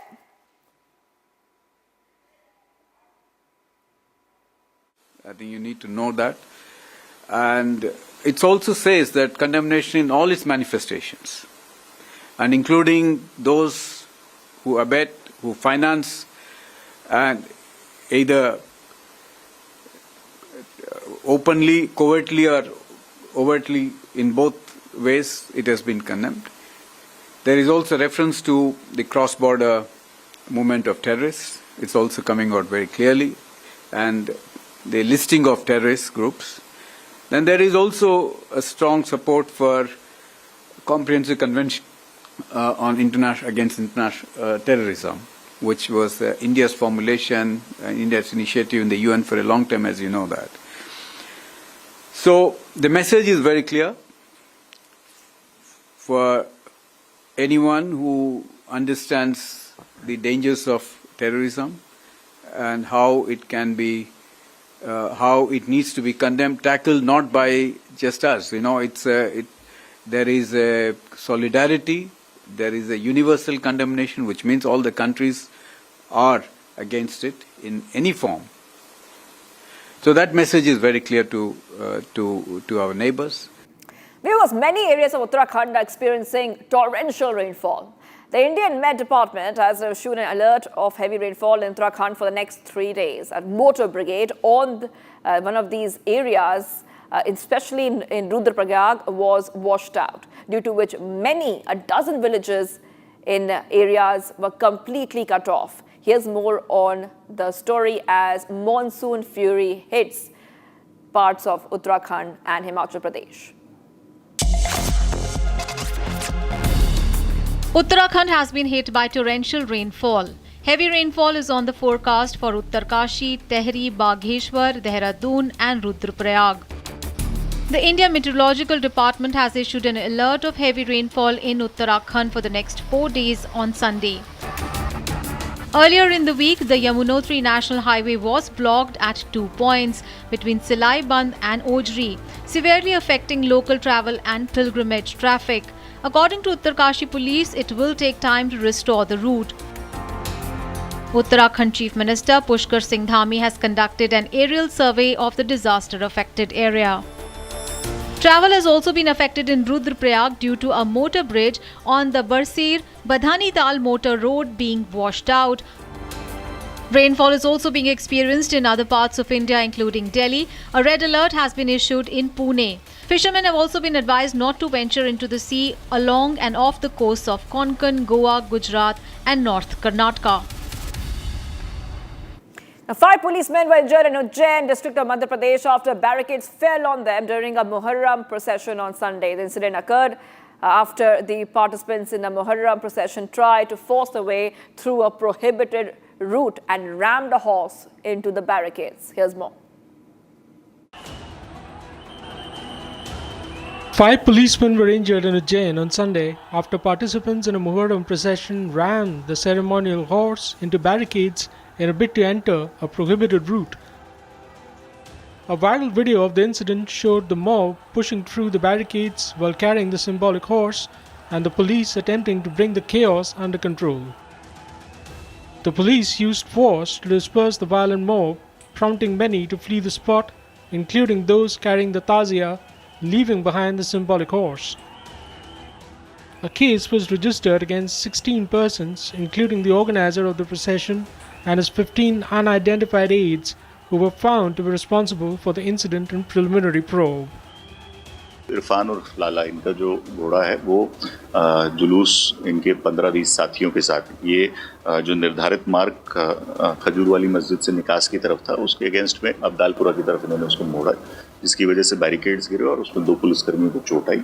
इसके बाद police ने, क्योंकि भीड़ बहुत ज़्यादा थी, इसलिए जो उपस्थित भीड़ थी उसको तितर-बितर करने के लिए कमर से नीचे हल्के बल का प्रयोग किया और इनको डिस्पर्स किया। इसमें एक हमारी तरफ से FIR भी दर्ज की गई, जिसमें लोकसभा के आदेश को न मानना और उसको चोट पहुंचाना और शासकीय कार्य में बाधा उत्पन्न करना, ऐसी 16 लोगों के विरुद्ध अभी हमने FIR की है। One of the prominent office bearers of the Sirat Committee also blamed the organizers of the procession for the incident. While the injured policemen were reported to be stable, Ujjain police said a thorough security review was underway to prevent any recurrence of such incidents.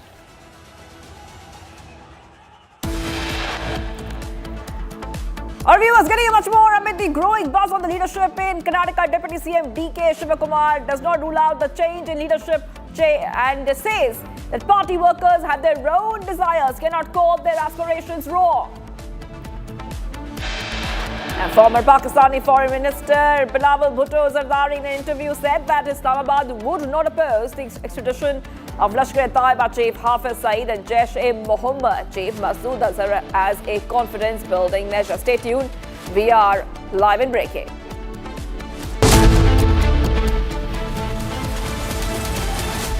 आधे bowl दही में 4 चम्मच MDH चटनी पुदीना मसाला डाला, stir करो, पुदीना चटनी तैयार। MDH चटनी पुदीना मसाला। MDH।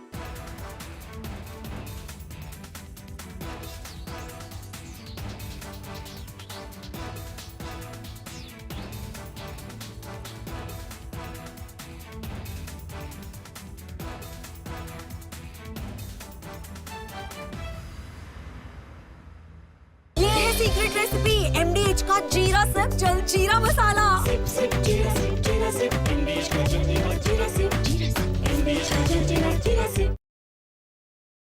Donald Trump, in first attempt, when the first part of his presidency in 2017, he has come out with the tax breaks, and he has announced that he wants to boost the American economy, and he has given tax break which were going to expire in 2025. So there was an obligation when the second term that he will extend the tax break which he has promised in 2017 to continue permanently. And that's the big beautiful bill, is a drastic reduction in the tax liability of the US taxpayers. So that's why it's a big bill, a big beautiful bill. And at the same time, it marks a lot of expenditure for defense, etc. So that's why Mr. Donald Trump is saying, it's a big, it's a beautiful, and it's a bill so that all America will become great again. So that's the idea and that's the objective. So reduction in taxes is a welcome measure, which all, by and large, everyone taxpayer loves. And that's why people are happy, should be happy, taxpayer in US would be happy. And there is all the more reason because of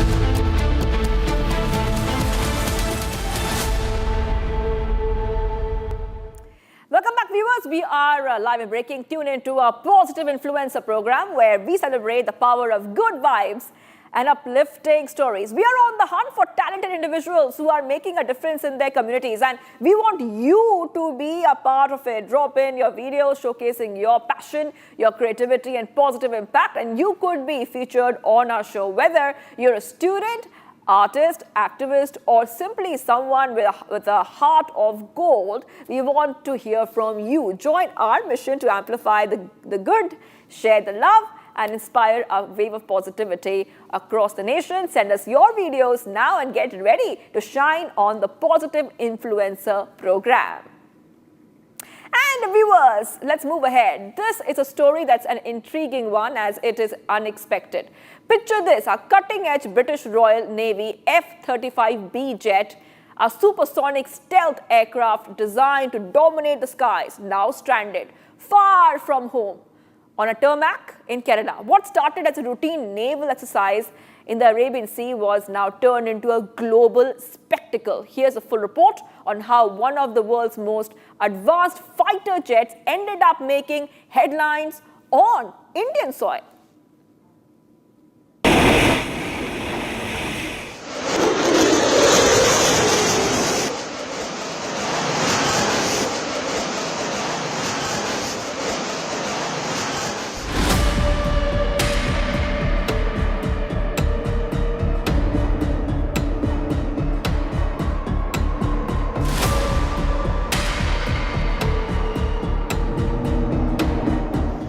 It is pudgy, but cruises at supersonic speeds. It appears roly-poly, but lands like a helicopter with absolute ease. Mind you, behind its thick exterior, this British Royal Navy aircraft hides its missiles inside its belly. One of a kind. Sadly, this short king is now making headlines for not so versatile reasons. Some call it Fat Amy, some Battle Penguin. But here in India, we recognize this Royal Navy aircraft as the unexpected face of Kerala tourism. A lonely one at that. 35B fighter jet that was grounded in the Thiruvananthapuram International Civil Airport on June 14th continues to be in the airport. It has been understood that there is a problem with the hydraulic system of this particular flight, because of which it has been grounded. It had made an emergency landing on June 14th, Saturday night at the Thiruvananthapuram International Airport, and in fact all support was given by the Indian government. However, many days there has been a fiasco that the fighter pilot in fact refused to move away from this flight and refused the Indian authorities request to move it to a hangar as well.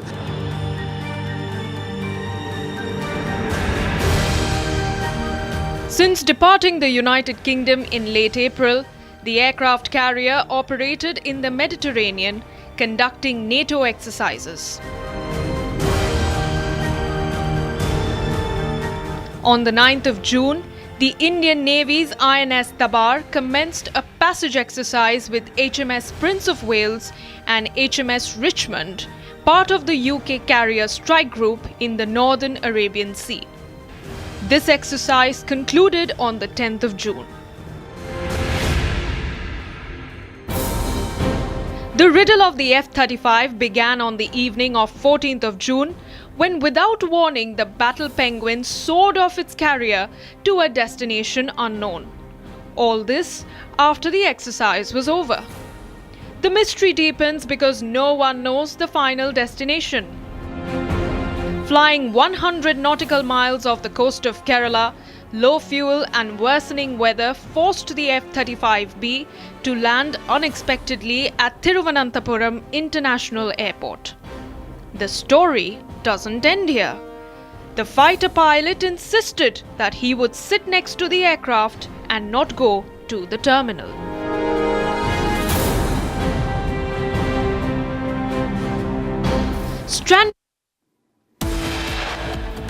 And viewers, much for coming right up. We put a focus on other stories, especially as PM Modi addresses global partners at BRICS Summit, talks tough on sanctions against those nations who provide direct and indirect support to terrorism.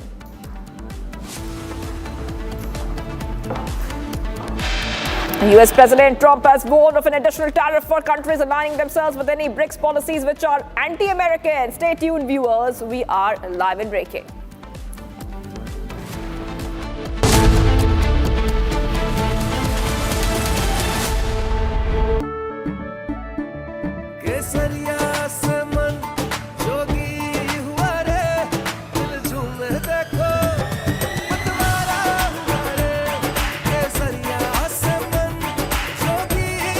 हर पल मनाओ केसरी त्योहार। विमल, बोलो जुबान केसरी। दादी के हाथों का जादू और खुशबू से महकता घर, माँ की मुस्कुराहट और खाने की सुगंध। MDH गरम मसाला, क्योंकि हर रिश्ता है स्वाद से जुड़ा।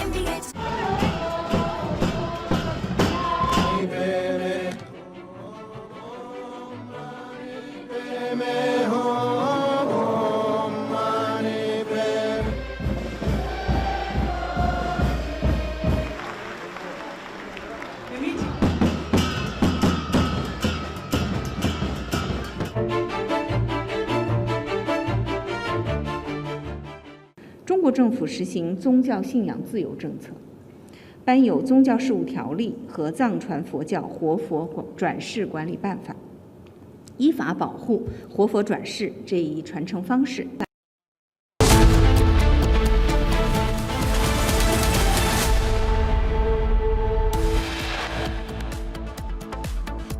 All the members have supported India. They expressed solidarity and strong condemnation that was very well captured in that. Prime Minister Modi addresses global partners at BRICS Summit, talks tough on sanctions against those nations who provide direct and indirect support to terrorism.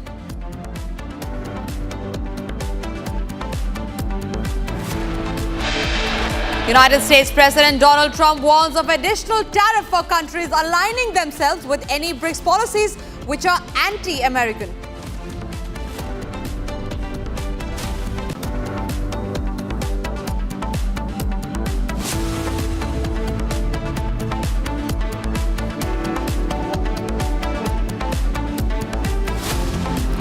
Amid the growing buzz on the leadership in Karnataka, Deputy Chief Minister D.K. Shivakumar does not rule out change in leadership, saying party workers have their own desires, can't call their aspirations wrong.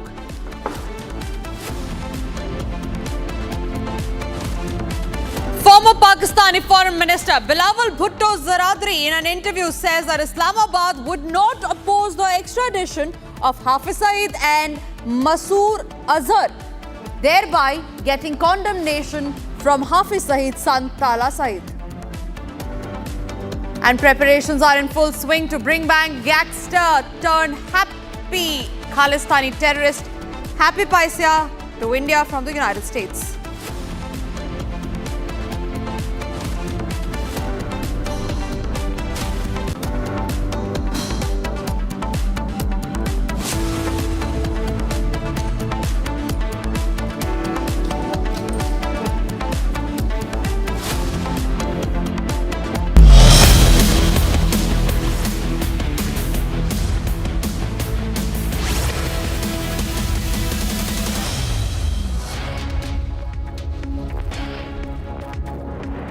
Thank you, friends, for tuning in. You're watching Live and Breaking at 10:30 a.m. I am Tanisha Avasthi. Now, the big story that we're tracking for this hour is from the state of Rajasthan. Remember, it was in the year 2022 when Kanhaiya Lal, a tailor, was brutally murdered. His murder was filmed, and all of this because he supported the then BJP leader Nupur Sharma. Now, in regard with the same story, there is a movie that is coming up which is called the Udaipur Files. Now, this movie is at a point of huge controversy after the Jamaat has opposed this movie in High Court in Maharashtra and in Delhi as well. We're trying to get you all the updates on that top story because this is turning into a huge controversy. It is snowballing with each passing hour. But first, take a look at what the story is all about. Upcoming film Udaipur Files has sparked a massive controversy. Jamiat Ulema-e-Hind, the body of Islamic clerics, moved Delhi, Maharashtra and Gujarat High Courts seeking a ban on the film's release. Arshad Madni, the principal of the Darul Uloom Deoband, has opposed the film. The film is based on the killing of Udaipur tailor Kanhaiya Lal in June 2022. The elderly tailor was beheaded in broad daylight. One of the assailants, identified as Riaz, attacked Kanhaiya Lal with a sharp weapon, while the other recorded the crime on his mobile phone. According to the PIL filed by the body of clerics, the film can spread communal hatred. Meanwhile, Kanhaiya Lal's family, along with the film's producer, reached Patna's Sanatan Mahkum, seeking the support of Hindu leader Acharya Dhirendra Shastri against a fatwa issued by the Jamiat.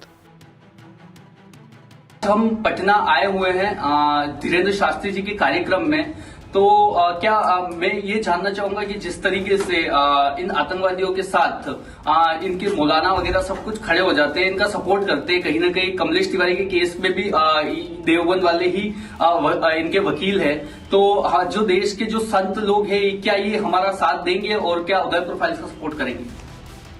The Vishwa Hindu Parishad, meanwhile, has come out in support of the film, labeling the Jamiat's pushback hypocrisy. As the controversy takes center stage, it's now up to the courts to decide the fate of the film.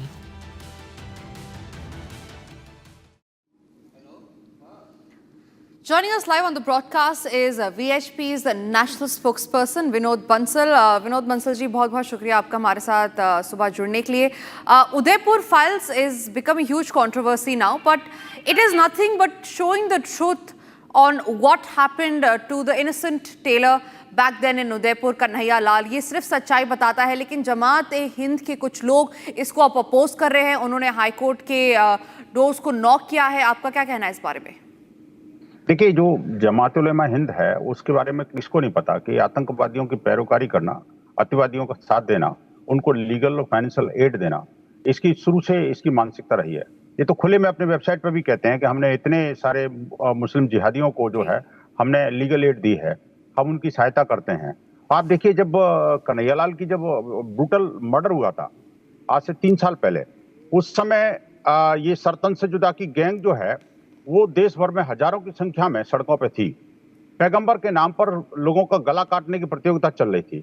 और अभी जिस तरह से visuals आपके TV channel पर चल रहे हैं, वो पूरे विश्व ने देखा था कि किस प्रकार से ये जो गौस मोहम्मद और ये दूसरा जिहादी है, वो न सिर्फ कन्हैयालाल का मर्डर किया, बल्कि ये जो हथियार लहराते हुए प्रधानमंत्री मोदी को भी चुनौती दी थी।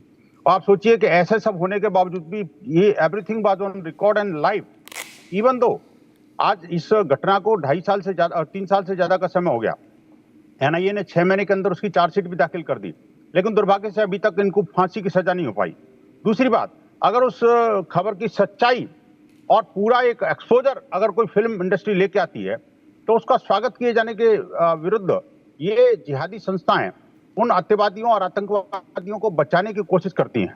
आप देखिए, जिस व्यक्ति ने ये न सिर्फ कन्हैयालाल की हत्या की थी, बल्कि देश के ऊपर बहुत बड़ा एक वार अगेंस्ट द नेशन किया था।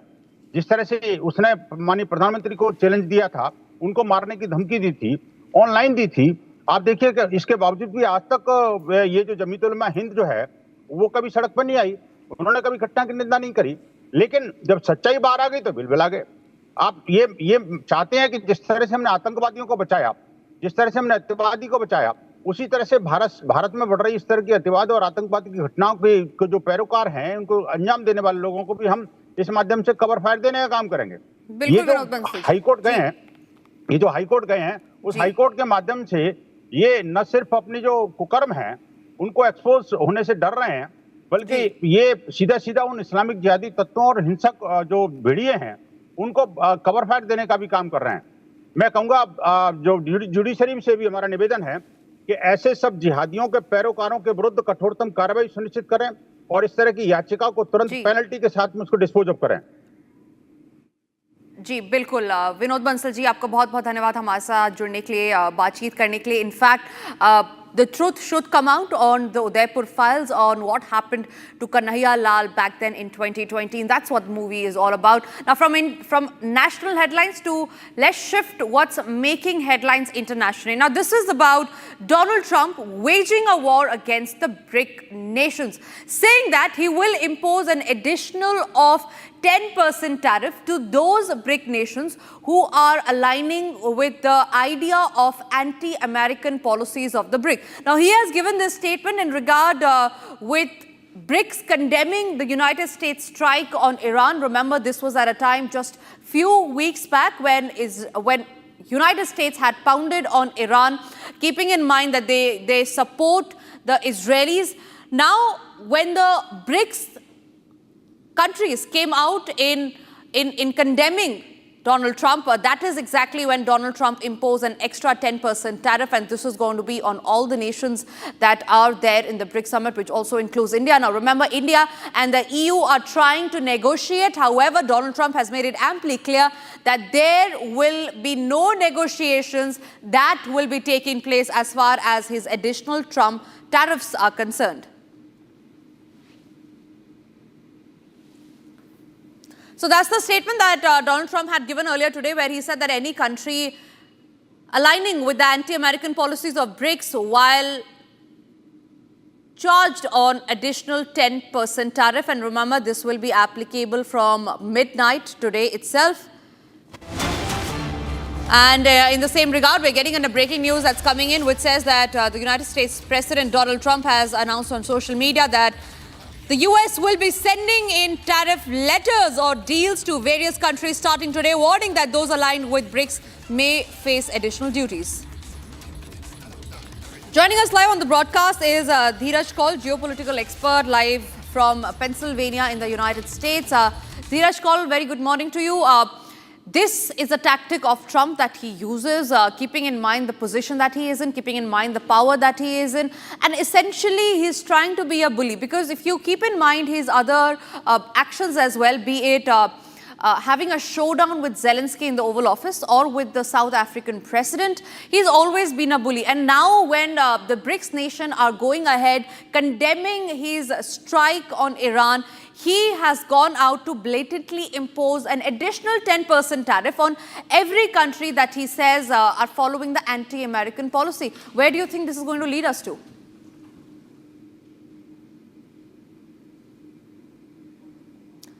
Thank you for having me on the show.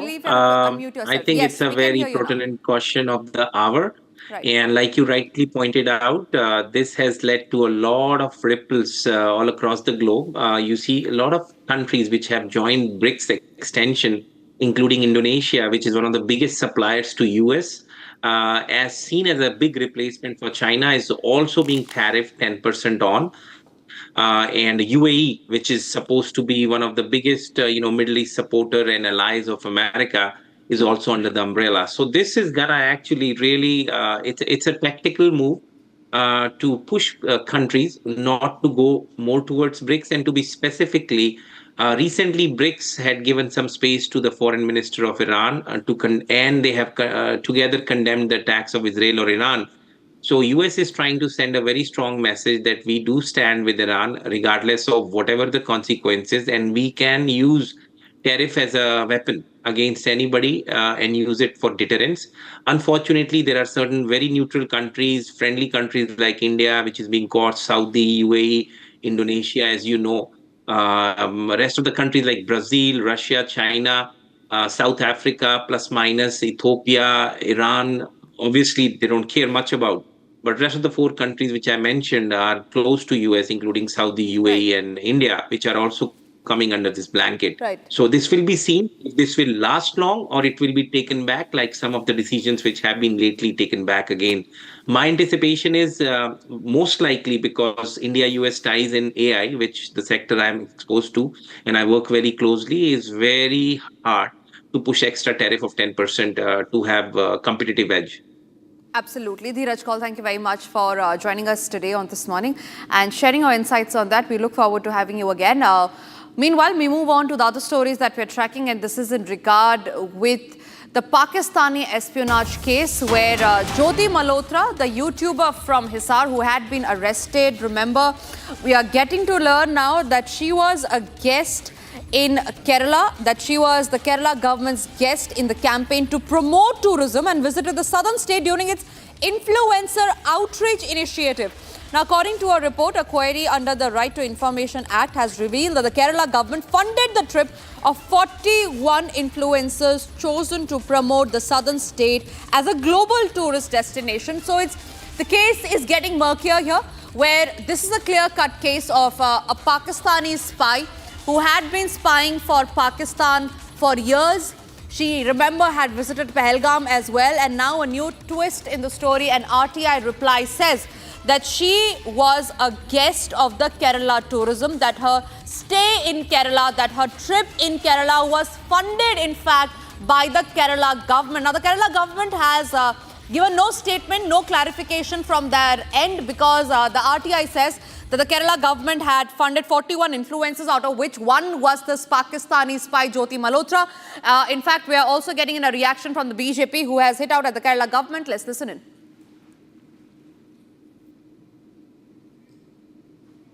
It is out of the bag. The Kerala government, the left government of Pinarayi Vijayan, was the one which sponsored, patronized and invited Pakistani spy YouTube content creator Jyoti Malhotra. It is now in black and white, and RTI reply has shown this. This means that the Kerala government was busy inviting such anti-India elements, paying for them at the cost of taxpayer money. And this is a department, a ministry headed by no less than the son-in-law of the Chief Minister of Kerala. That means the son-in-law of Chief Minister of Kerala does not mind platforming, giving accommodation, giving state guest relations and state guest services to Pakistani spies. But they have a problem with Bharat Mata. They don't mind eulogizing Hamas. They don't mind crying for Naxals. They don't mind giving namaz-e-janaza to terrorists. and they don't mind rolling out a red carpet for Pakistani spies, but they have problem with Bharat Mata. This shows the priorities of the Kerala government. They are hand in glove with elements that are anti-India. They go and bat for PFI, they go and bat for elements that are anti-India, and they roll out a red carpet for the likes of Jyoti Malhotra, a Pakistani spy. The son-in-law of the chief minister is directly responsible for this. It shows that there is some kind of nexus or forces that promote, patronize and support such anti-India elements. Should the Kerala government, Mr. Chief Minister, not sack the minister, the tourism minister, or will he just protect him because he's the son-in-law of the chief minister? All right, joining us on the phone line is Tom Vadakan, BJP spokesperson. Tom Vadakan, good morning to you. This is a clear-cut case of how the state had been funding 41 influencers. One of them happened to be Jyoti Malhotra, a Pakistani spy. We saw her pictures with the Pakistani High Commissioner. She had visited Pahalgam just days before the attack. So all of this, while you connect the dots, and now when you hear about an RTI reply which says that it was the Kerala government that had funded her trip to Kerala. Do you think there was a quid pro quo between the Kerala government and the Pakistani spy, or is it just a case of the Kerala government funding 41 influencers, out of which one happened to be a Pakistani spy? Well, this is what we have been saying all the time. This is basically part of their campaign to garner votes of a particular community. In that exercise, the son-in-law leads the show. Now that the chief minister is out of station, is in US for treatment, his response will not be available. But it is a clear case of connivance at the highest level, and collaboration of PFI and the other organizations which are very active in the state of Kerala. If immediate action is not taken, this will lead to a crisis where the central government will have to intervene, because law and order is something that the state has control over. But if everything fails, the central government will.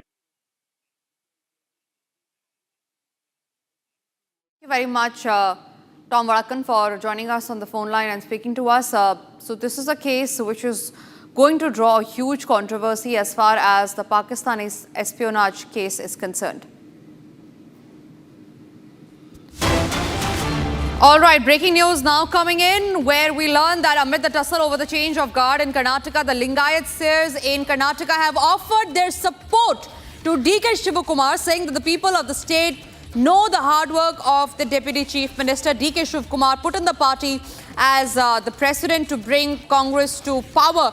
Now, whatever was agreed upon in front of the national leader, if it's being followed, all leaders will be respected. So the Lingayat leaders, the top seers of Karnataka, essentially hinting it out that they want the Deputy Chief Minister of Karnataka to take the leadership, move forward and replace Siddaramaiah as the Karnataka Chief Minister. In fact, this is a clear case of how DK Shivakumar, the Karnataka Chief Minister, has a strong backing of the Lingayat seers in the state of Karnataka as far as the leadership change is concerned. Remember, DK Shivakumar has also clearly not said it out that there will be no change in guard, and we have a reaction on that as well. Let's listen in.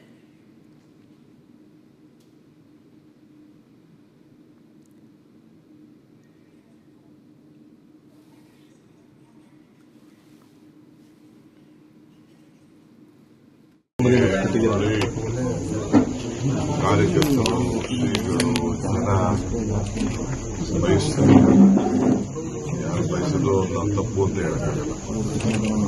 ಆದ್ರೆ ನಾವೆಲ್ಲ ಪಕ್ಷ ಕಟ್ಟಿರೋರು, ಪಕ್ಷದ ನಾವೆಲ್ಲ ಕೂತ್ಕೊಂಡು party ಎಲ್ಲ ಏನ್ ಹೇಳ್ತಾರೆ ನಾವೆಲ್ಲ ಕೇಳ್ಕೊಂಡು ನಾನು ಸಿದ್ದರಾಮಯ್ಯನವರು ಅನೇಕ ಬಾರಿ ಹೇಳಿದ್ದಾರೆ. ಪದೇ ಪದೇ ನಿಮ್ಗೆ ಮೀಡಿಯಾ ಅವ್ರಿಗೆ, ವಿರೋಧ ಪಾರ್ಟಿಯವ್ರಿಗೆ, ನಮ್ಮ ಪಾರ್ಟಿದು ಕೆಲವ್ರಿಗೆ ಸುಮ್ಮನೆ ಅದನ್ನ ಚಪ್ರಕ್ಕೆ ಅವರೆಲ್ಲ ಮಾತಾಡ್ತಾ ಇರ್ತಾರೆ. ಈಗ ಯಾವ ಅವಶ್ಯಕತೆ ಇಲ್ಲ.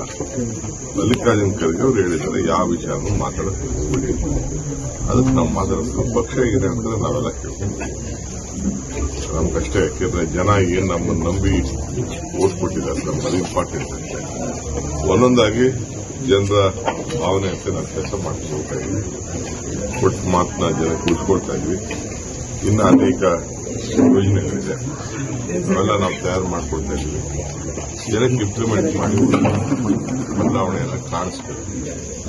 ಅದರಲ್ಲಿ ನಾವು ಮುಂದಾಗಿದ್ವಿ. ಏನೋ ದೇವ್ರ ಕೃಪೆ, ವರ್ಣದ ಕೃಪೆ, ವರ್ಷಾಸೆಲ್ಲ ಕಡೆ ಮಳೆ ಚೆನ್ನಾಗಿ. ನಾನು ಯಾಕೆ ಮಾತಾಡ್ತೇನೆ, ನಾನು ಪಬ್ಲಿಕ್ ಅಲ್ಲಿ ಮಾತಾಡೋದಲ್ಲ. ನಾನೊಂದು ನಮ್ಮ ಪಕ್ಷ ಉಂಟು, ಅವೆಲ್ಲ ಒಟ್ಟಿಗೆ ಪಕ್ಷದಲ್ಲಿ ಕೆಲಸ ಮಾಡ್ತಾರೆ. Joining us live from Bengaluru is my colleague Abhishek. Abhishek, DK Shivkumar has not yet cleared the air as far as the change of guard is concerned. The confusion is persisting. Mallikarjun Kharge, who calls himself the Congress chief, now says that it's the answer lies in the high command of the Congress party. So if Mallikarjun, being the Congress chief, is not the high command, then who is? With respect to the DCM DK Shivkumar statement and Rambapuri Sri, who indirectly supported DCM DK Shivkumar to be elevated as the Chief Minister of Karnataka, it is very clear that after Mallikarjun Kharge or the High Command of AICC very clearly mentioned. All right, we seem to have lost that line with Abhishek, but we'll try getting him back. But it's time for us now to move on to some other breaking news that's coming in. Now, Supreme Court has agreed to hear on July 10 a batch of pleas challenging the Election Commission of India's move to conduct a special intensive revision of the electoral rolls in poll-bound Bihar. So this is a matter of contention that has now come to fore, where we learn that Supreme Court has now agreed to hear on July 10 a batch of petitions. This is regarding the challenging of the Election Commission of India's move to conduct SIR, that is a special intensive revision of the electoral rolls in the poll-bound Bihar.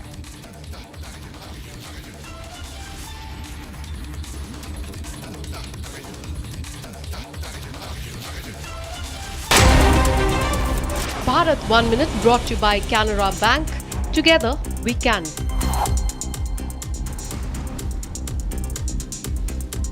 Tracking the other stories that we're tracking in Bharat in 1 minute.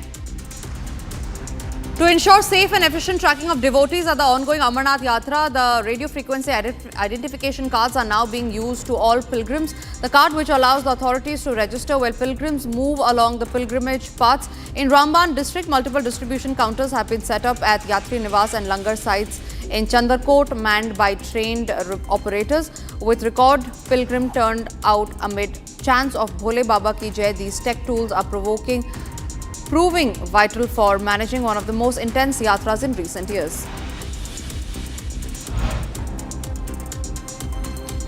After 16 years, the sacred Kumbhashibam of the Tiruchendur Murugan temple is being held today at July 7 as one of Lord Murugan's 6 holy adobes. The temple has seen major renovations. Devotees from across India are witnessing this spiritually significant moment, guided by traditional rituals and Vedic chants. The IMD has issued an orange alert in 4 Uttarakhand districts amid heavy rain forecast. Landslides and flooding risk remain in Rudraprayag, Tehri, Bageshwar and Dehradun. SDRF teams are on standby and residents have been asked to remain cautious.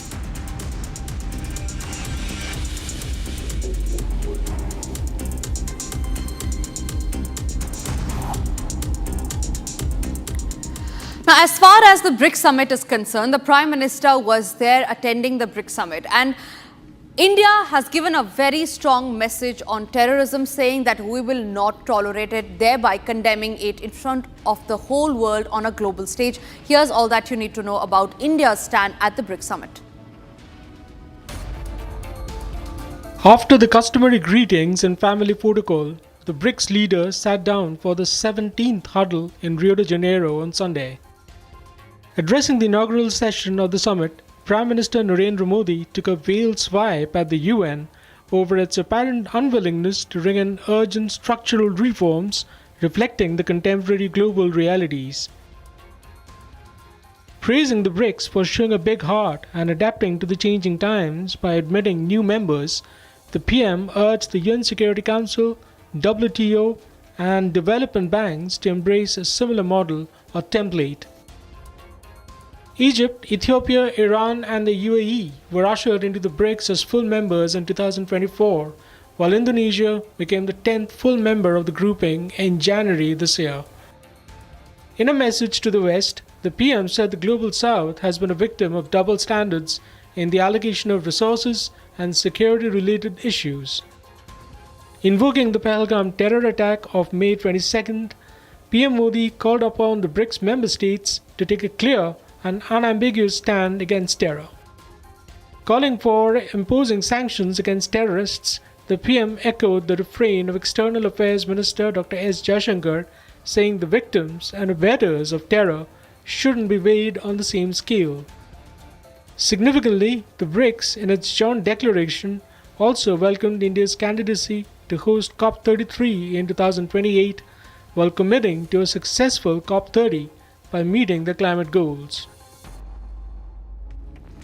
In fact, just a short while back, it was the Ministry of External Affairs that had issued a statement on all that happened at the BRICS summit and India's stance on different topics. Listen into that. Unanimous condemnation of all the leaders. I think you need to know that. And it also says that condemnation in all its manifestations, and including those who abet, who finance, and either openly, covertly, or overtly, in both ways, it has been condemned. There is also reference to the cross-border movement of terrorists. It's also coming out very clearly, and the listing of terrorist groups. Then there is also a strong support for comprehensive convention on against international terrorism, which was India's formulation, India's initiative in the UN for a long time, as you know that. So the message is very clear for anyone who understands the dangers of terrorism and how it can be, how it needs to be condemned, tackled not by just us. You know, there is a solidarity, there is a universal condemnation, which means all the countries are against it in any form. So that message is very clear to our neighbors. And it's time for us to slip into a short break, but after the break we'll get to the details of how Bilawal Bhutto's extradition offer of Hafiz Saeed and Masood Azhar has put out a revolt against him in his own nation. Also after the break are details of how preparations are in full swing to bring back gangster turned Khalistani terrorist Habib Paisia to India from the United States.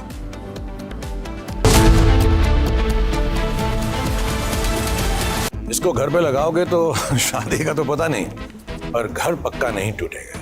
Rungta नहीं तो घर strong नहीं। Rungta steel TMT बार एकदम solid. पहाड़ों में एक hiking stick भी बन सकती है।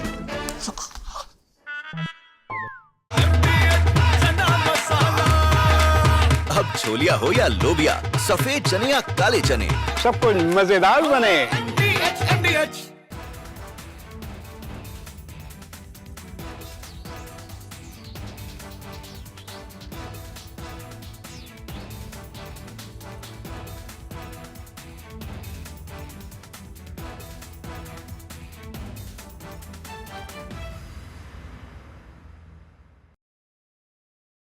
Donald Trump, in first attempt, when the first part of his presidency in 2017, he has come out with the tax breaks.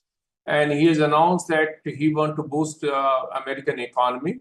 And he has given tax break, which were going to expire in 2025. So there was an obligation when the second term that he will extend the tax break, which he has promised in 2017, to continue permanently.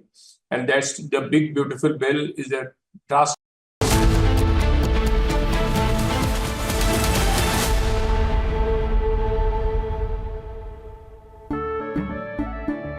केसरिया से मन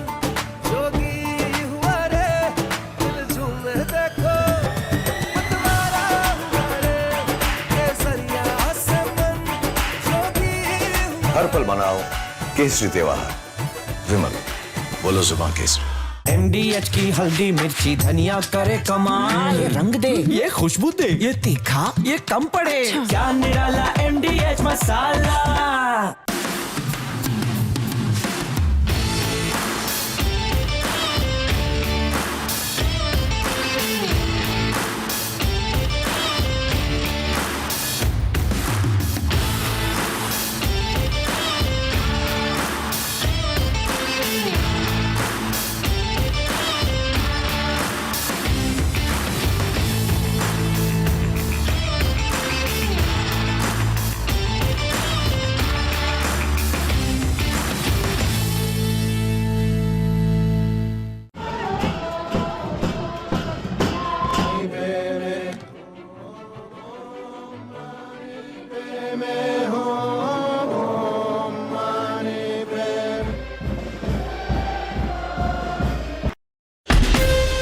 From Asia's largest news headquarters,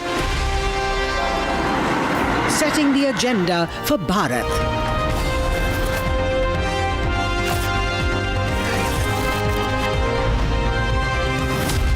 You're watching Republic.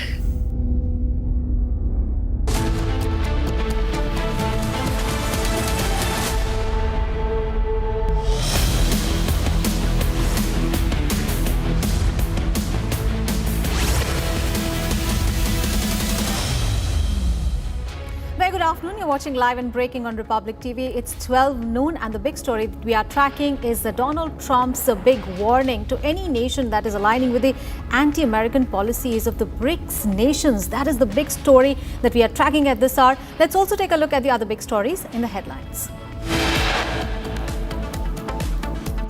All the members have supported India. They expressed solidarity and strong condemnation that was very well captured in that. Prime Minister Modi addresses global partners at the BRICS summit, talks tough on sanctions against those nations who provide direct and indirect support to terrorism.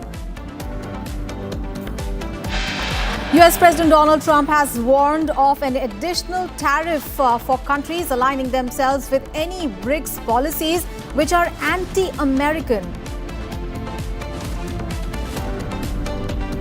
Amid the growing buzz on the leadership in Karnataka, Deputy Chief Minister D.K. Shivakumar doesn't rule out the change in leadership, saying party workers have their own desires, cannot call their aspirations as wrong.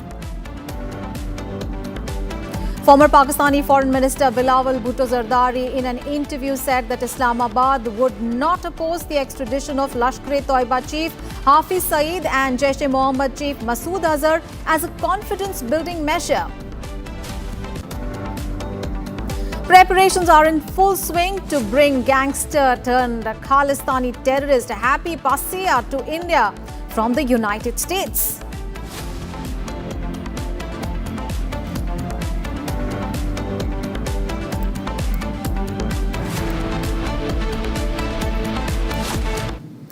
Viewers, we have breaking news coming in during the Muharram procession in Katiyar district. Officer Manish Kumar Meena has ordered action against the miscreants who created ruckus to Naya Tola Mahavir Mandir Chowk of the Nagar Thana area. And he has said that strict action will be taken against those whoever is guilty in the case. Remember, yesterday during the Muharram Tazia procession, miscreants were involved in the procession near Naya Tola Mahavira Mandir area. They pelted stones on the local people and at the temple. And since then, there is an atmosphere of tension in the entire state. And at present, the district officer and former Deputy Chief Minister Shah Nagar MLA has appealed to the people to maintain peace and order and has assured the strict action against the miscreants. So direct warning coming in for the miscreants who created a ruckus in the Tola Mahavir Mandir Chowk area near Thana. And Manish Kumar Meena, the officer, district officer has said action will be taken against whoever is guilty in the case. So the people who are participating in the Muharram procession, they pelted stones at the local people and at the temple as well. Thereafter, there is great tension in the area, and now a crackdown is likely against those who were involved in such a act, and the authorities are promising action against those who indulged in the violence. And in the visuals, we can see that how the procession turned violent.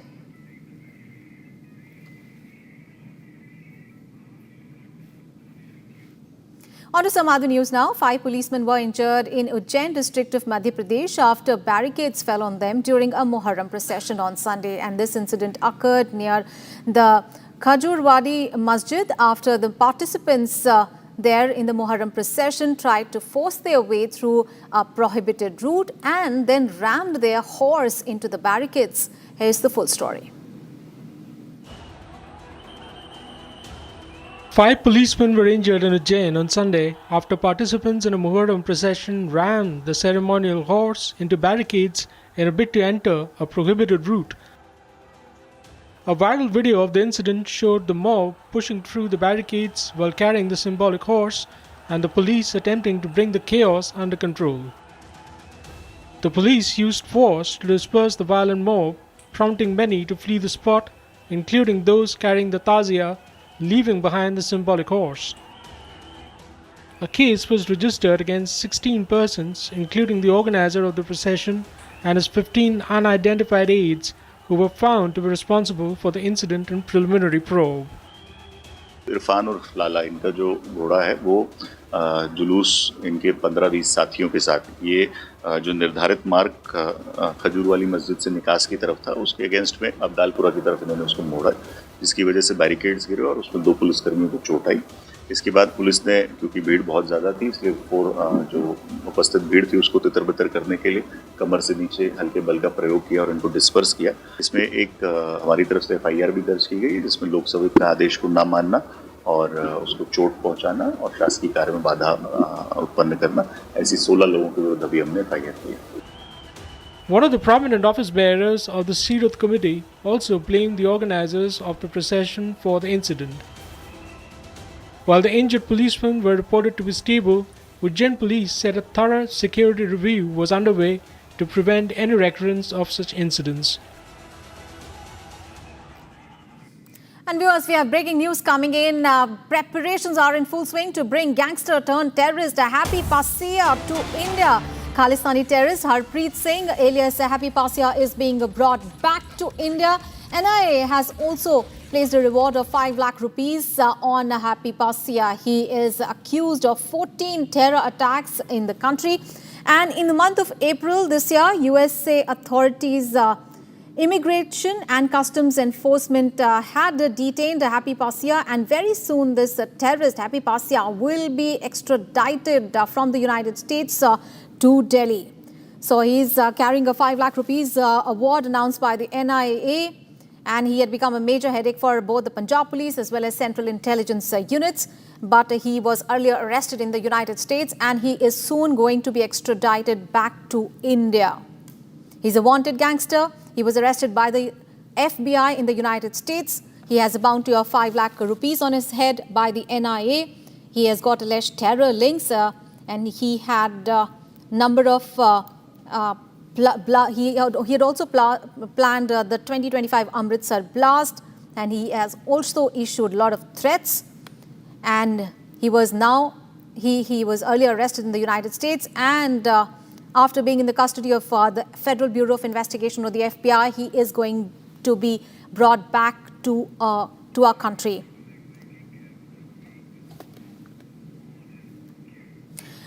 And in more breaking news, US President Donald Trump has announced on social media that United States will begin sending tariff letters or deals to various countries starting today. Now, he's warned that those nations who are aligned with the BRICS may face additional duties.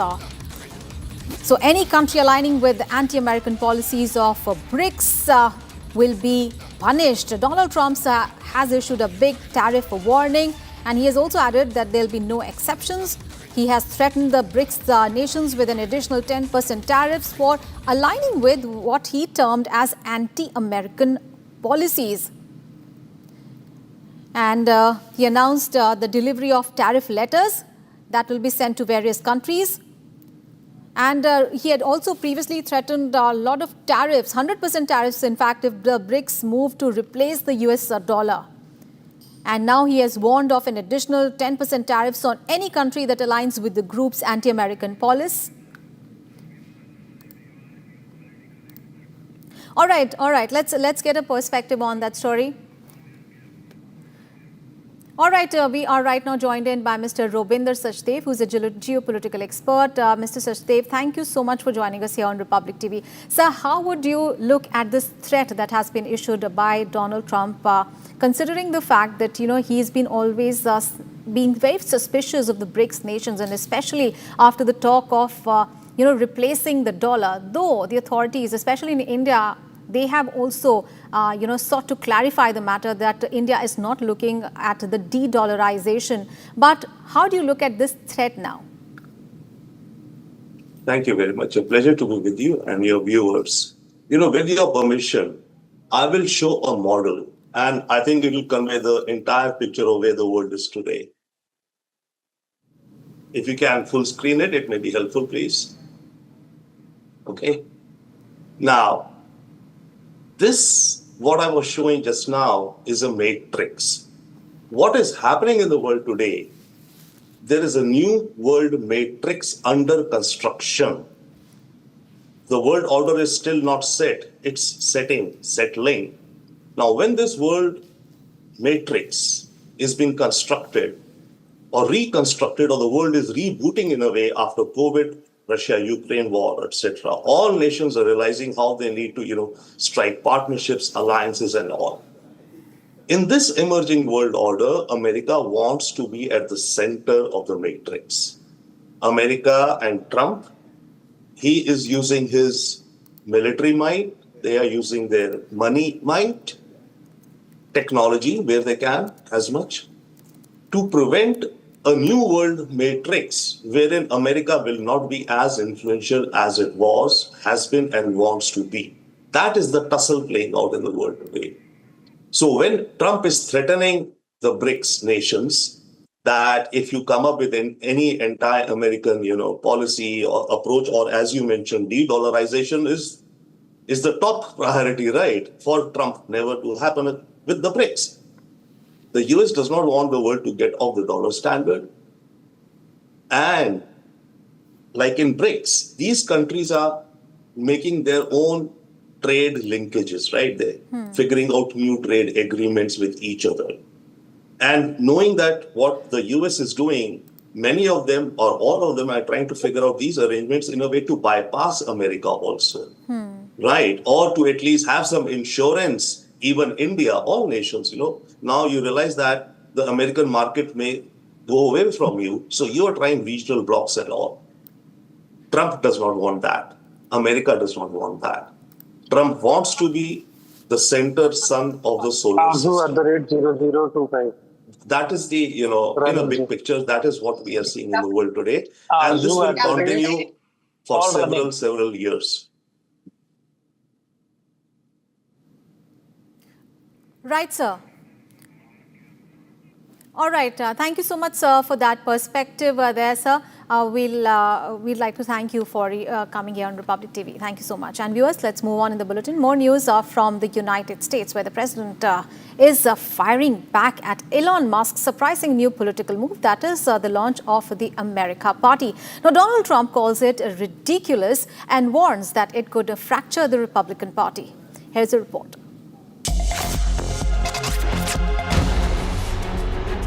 U.S. President Donald Trump has slammed Elon Musk's new political venture, the America Party, calling it ridiculous and warning it threatens GOP unity and the traditional two-party system. Elon Musk starting a third party. I think it's ridiculous to start a third party. We have a tremendous success with the Republican Party. The Democrats have lost their way, but it's always been a two-party system. And I think starting a third party just adds to confusion. It really seems to have been developed for two parties. Third parties have never worked. So he can have fun with it, but I think it's ridiculous. What's your key back? Golden key back from Elon. Go ahead. What's your Just days ago, Elon Musk announced the launch of the American Party, aimed at breaking what he calls a one-party system, dominated by Democrats and Republicans. Musk plans to focus on flipping a small number of key congressional seats to influence legislation and shake up Washington's gridlock. Once allies, Musk and Trump have grown apart. Musk served briefly in Trump's administration, but left after opposing a major tax and spend bill. Their split has sparked public clashes, with Trump warning that a third party risks splitting conservative votes and weakening the GOP.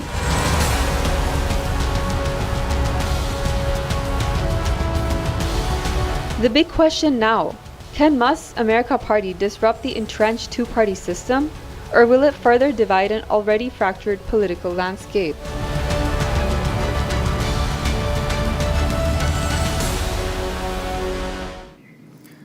And viewers, we have breaking news coming in from Karnataka, where amid the tussle over the change of guard in the state, now Deputy Chief Minister D.K. Shivakumar has said, and I quote him now, "Workers, seers and the public have their own desires. I cannot say their aspirations are wrong." He further added that we all built this party together. We are disciplined soldiers of the party. Even party president Mallikarjun Kharge has said that we should go by the party's direction. Now, he was reacting to the fact of changing the chief minister, and he said that the issue is between him and the Congress party, and we work together as a team. So his remarks coming in there as one of the seers praised the efforts of the D.K. Shivakumar to strengthen the party and said that he should be the chief minister. Let's listen in to D.K. Shivakumar.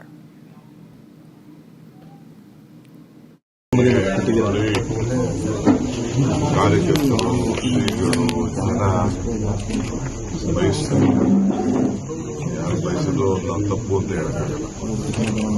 ಆದ್ರೆ ನಾವೆಲ್ಲ ಪಕ್ಷ ಕಟ್ಟಿರೋರು, ಪಕ್ಷದ ಶಿಸ್ತು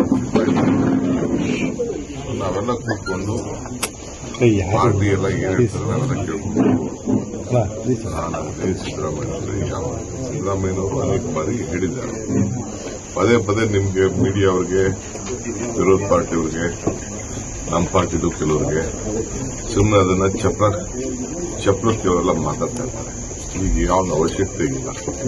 ಮಲ್ಲಿಕಾರ್ಜುನ್ ಖರ್ಗೆ ಅವರು ಹೇಳಿದ್ದಾರೆ, ಯಾವ ವಿಚಾರನೂ ಮಾತಾಡಕ್ಕೆ ಹೋಗ್ಬಿಡಿ, ಅದಕ್ಕೆ ನಾವು ಮಾತಾಡ್ತೀವಿ. ಪಕ್ಷ ಏನ್ ಹೇಳ್ತಾರೆ ನಾವೆಲ್ಲ ಕೇಳ್ತೀವಿ. ನಮ್ಗಷ್ಟೇ, ಯಾಕೆಂದ್ರೆ ಜನ ಏನ್ ನಮ್ಮನ್ನು ನಂಬಿ ಓಟ್ ಕೊಟ್ಟಿದ್ದಾರೆ, ನಮ್ಮ ಅದು ಇಂಪಾರ್ಟೆಂಟ್ ಅಷ್ಟೇ. ಒಂದೊಂದಾಗಿ ಜನರ ಭಾವನೆ ಅಂತ ನಾವು ಕೆಲಸ ಮಾಡ್ಕೊಳ್ತಾ ಇದ್ವಿ, ಒಟ್ಟು ಮಾತನ್ನ ಜನಕ್ಕೆ ಉಳಿಸ್ಕೊಳ್ತಾ ಇದ್ವಿ. ಇನ್ನು ಅನೇಕ ಯೋಜನೆಗಳಿದೆ, ಅವೆಲ್ಲ ನಾವು ತಯಾರು ಮಾಡ್ಕೊಳ್ತಾ ಇದ್ವಿ. ಜನಕ್ಕೆ ಇಂಪ್ಲಿಮೆಂಟ್ ಮಾಡಿ ಬದಲಾವಣೆ ಎಲ್ಲ ಕಾಣಿಸ್ಬೇಕು. ಅದರಲ್ಲಿ ನಾವು ಮುಂದಾಗಿದ್ವಿ. ಏನೋ ದೇವ್ರ ಕೃಪೆ, ವರ್ಣದ ಕೃಪೆ, ಎಲ್ಲ ಕಡೆ ಮಳೆ ಚೆನ್ನಾಗಿ. ನಾನು ಯಾಕೆ ಮಾತಾಡಲಿಲ್ಲ, ನಾನು ಪಬ್ಲಿಕ್ ಅಲ್ಲಿ ಮಾತಾಡೋದಲ್ಲ. ನಾನೊಂದು, ನಮ್ಮ ಪಕ್ಷ ಉಂಟು, ಅವೆಲ್ಲ ಒಟ್ಟಿಗೆ ಪಕ್ಷದಲ್ಲಿ ಕೆಲಸ ಮಾಡ್ತೀವಿ. All right, our colleague Abhishek is now joining us live from Bengaluru for more on that story. Abhishek, the moment we thought, that this contest between the chief minister and the deputy chief minister, who is going to be the chief minister, that has been laid to rest after the meeting of some time back, about a week back. Again, these rumors have started, especially after one of the seers mentioned that D.K. Shivakumar should be the chief minister. And the opposition, leaders of the other castes have also joined in this entire fiasco, and they are saying that there should be 3 deputy chief ministers of different castes. How is this entire controversy now playing out? Well, Aishwarya, it is very clear from the statement made by DK Shivkumar, where he has clearly mentioned that he is abiding the rules laid down by the AICC in front of him. He will not talk about the CM or the DCM or the cabinet reshuffle in the public because it is belonging to the AICC High Command and the party workers. So as of now, KPCC's president DK Shivkumar has also mentioned that he will have a conversation only with the AICC with respect to the internal conflicts or the elevation of DCM to become the CM in the next couple of months, and this is an internal matter. However, when the AICC High Command had very clearly mentioned through DK Shivkumar that the party workers, the ministers and the MLAs shouldn't talk in front of the media about DCM being elevated as the CM. The MLAs and the ministers have, however, stopped talking to the media and interacting about the same changes with in front of the cameras. On the other hand, we have seen various leaders or seers from various other castes demanding that DCM DK Shivkumar also be elevated and given an opportunity to become the Chief Minister of Karnataka, because the entire state has seen and various other communities have witnessed the leadership of DK Shivkumar and how much ever work he has done to the state until now. It is only because of the development what he wanted the state to be witnessing in the next couple of years. This is one of the reasons as to why the seers are demanding that DCM be elevated to the position of CM. So we will. It is very sure that the AICC cannot put a full stop on the statements given by the the community leaders or the seers of various other sects and religions. However, we will have to see how the Congress High Command will react to the demand or the request of the Swamijis or the seers belonging to the Lingayata community or the Vakaliga community. We have closely watched the leaders and the Swamijis from various other communities pressing on DCM DK Shivkumar being elevated as the CM. So this might be another move of DCM DK Shivkumar is what the BJP or the JDS leaders claim as of now. All right. Thank you so much, Abhishek, for all those updates there. Thank you. Bharat 1 Minute brought to you by Canara Bank. Together, we can. More news from across the nation. To ensure safe and efficient tracking of devotees at the ongoing Amarnath Yatra, RFID or the radio frequency identification cards are now being issued to all the pilgrims. The cards, which allow the authorities to register where pilgrims move along the pilgrimage paths. In Ramban district, multiple distribution counters have been set up at Yatri Niwas and Langar sites in Chandrakot, and that are manned by trained operators. With the record pilgrimage turnout amid chants of Bhole Baba Ki Jai, these tech tools are providing vital information for managing one of the most intense yatras in recent years. After 16 years, the sacred Kumbh Abhishek of the Tiruchendur Murugan temple is being held today. As one of Lord Murugan's 6 holy abodes, this temple has seen major renovations. Devotees from across India are witnessing this spiritually significant moment, guided by traditional rituals and Vedic chants. India Meteorological Department has issued an orange alert in 4 Uttarakhand districts amid heavy rainfall forecast. Landslides and flooding risks remain high in Rudraprayag, Tehri, Bageshwar and Dehradun. The SDRF teams are on standby and residents are urged to remain cautious. Time to take a break. Coming up ahead, Prime Minister Modi addresses global partners at the BRICS summit, talks tough on sanctions against those nations who provide direct and indirect support to terrorism. Also, US President Donald Trump has warned of an additional tariff for countries aligning themselves with any BRICS policies which are anti-American. Those big stories and much more lined up after a short break. Stay with us.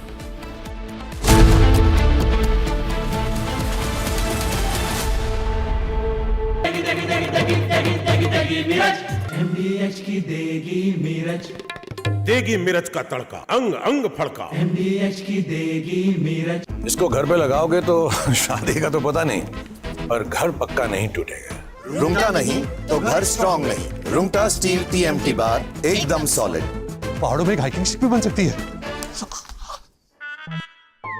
आधे bowl दही में 4 चम्मच MDH चटनी पुदीना मसाला डाला, stir करो, पुदीना चटनी तैयार। MDH चटनी पुदीना मसाला। MDH।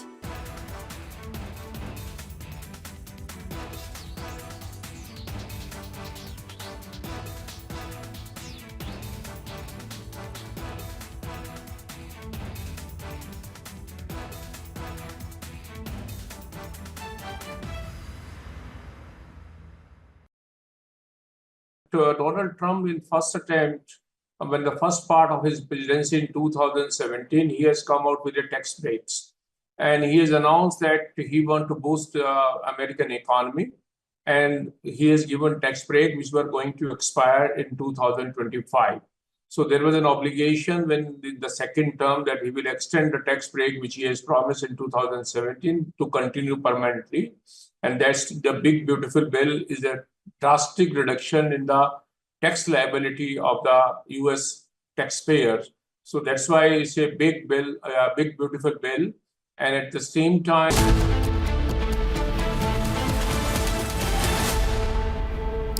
Welcome back after the break. Now, at the inaugural session of the ongoing BRICS summit in Rio de Janeiro, Prime Minister Narendra Modi delivered a very pointed message, subtly criticizing the United Nations for its reluctance to embrace much-needed structural reforms.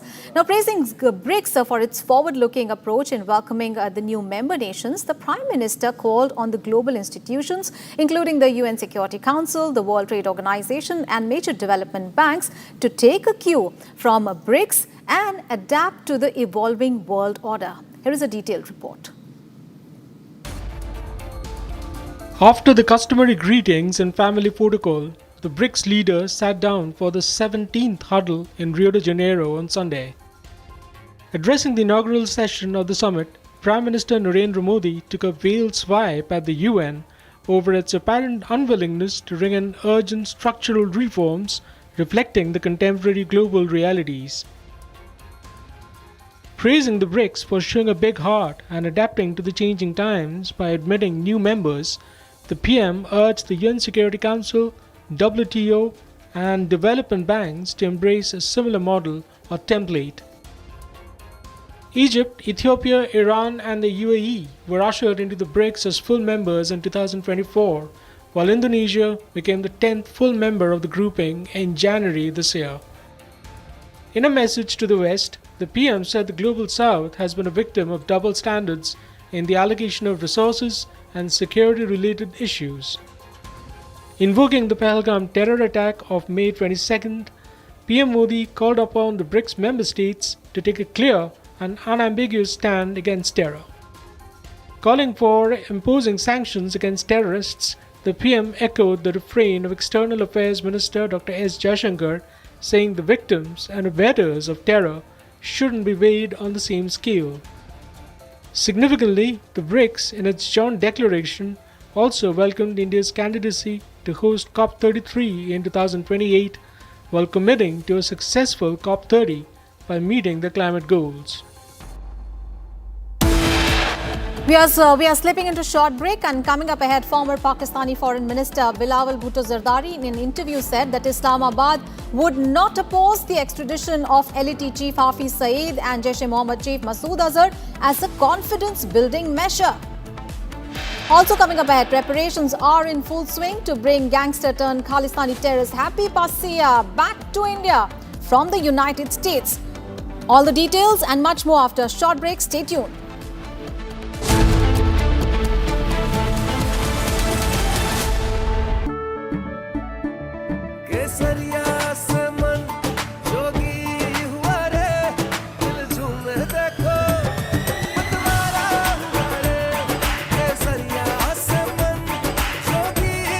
हर पल मनाओ केसरी त्योहार। विमल, बोलो जुबान केसरी। ये है secret recipe MDH का जीरा SIP जल जीरा मसाला।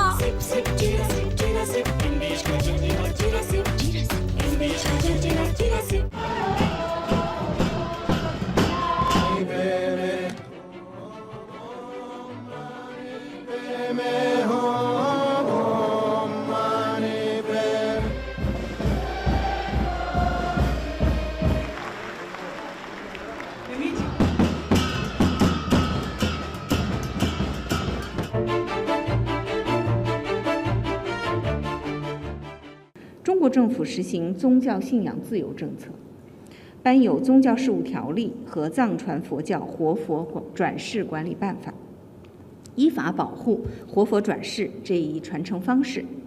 达赖喇嘛的转世必须坚持国内巡。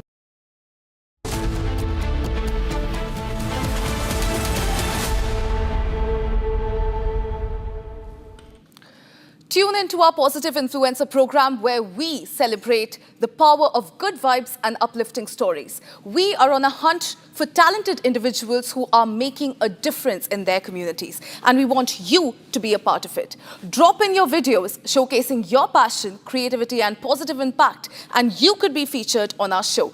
Whether you're a student, an artist, activist or simply someone with a heart of gold, we want to hear from you. Join our mission to amplify the good, share the love and inspire a wave of positivity across the nation. Send us your videos now and get ready to shine on the Positive Influencer program. Let's get started. All the members have supported India. They expressed solidarity and strong condemnation that was very well captured in that. PM Modi addresses global partners at BRICS summit, talks tough on sanctions against those nations who provide direct and indirect support to terrorism. US President Donald Trump has warned of additional tariff for countries aligning themselves with any BRICS policies which are anti-American. Amid growing buzz on leadership in Karnataka, Deputy CM DK Shivkumar does not rule out change in leadership, saying party workers have their own desires, cannot call their aspirations wrong. Former Pakistani Foreign Minister Bilawal Bhutto Zardari in an interview said that Islamabad would not oppose the extradition of Lashkar-e-Taiba Chief Hafiz Saeed and Jaish-e-Mohammed Chief Masood Azhar as coincidence-building measure. Preparations are in full swing to bring gangster-turned-Khalistani terrorist Happy Pasya to India from the US.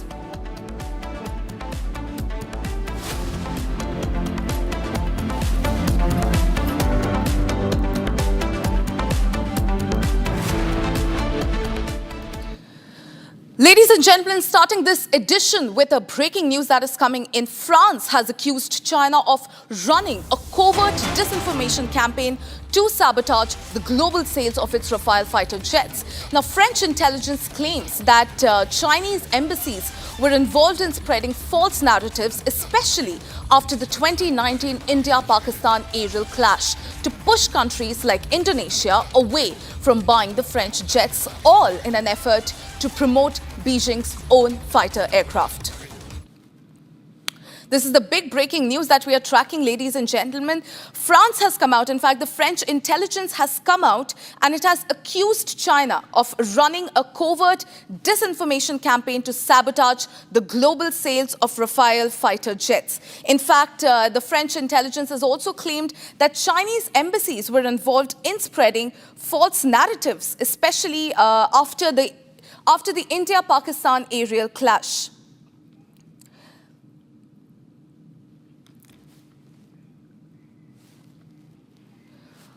Let's cut straight across to Major Samarpal Toor, who is joining us on this edition. Major Samarpal Toor, thank you for speaking to Republic. We are tracking a very big story right now. France has accused China of running a covert disinformation campaign, all in an order to sabotage the global sales of Rafale fighter jets. Your first reaction on this? You see, Ops Sindoor has called China's technical superiority bluff. What the African nations were with the notion that the J-17 and the J-10s are the future incoming fighter jets which are superior to the Russian technology. And now with the disinformation warfare campaign, due to Ops Sindoor, China is trying its level best to,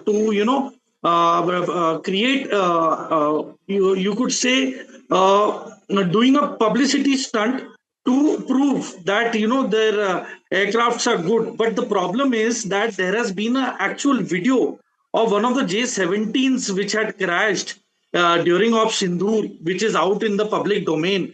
And African countries, including Indonesia and Egypt, have actually cancelled the orders. And Azerbaijan is again looking into it whether they are going to place the orders or not. Because now most of these countries, the African countries, are looking towards the Korean fighter jet called the FA-50.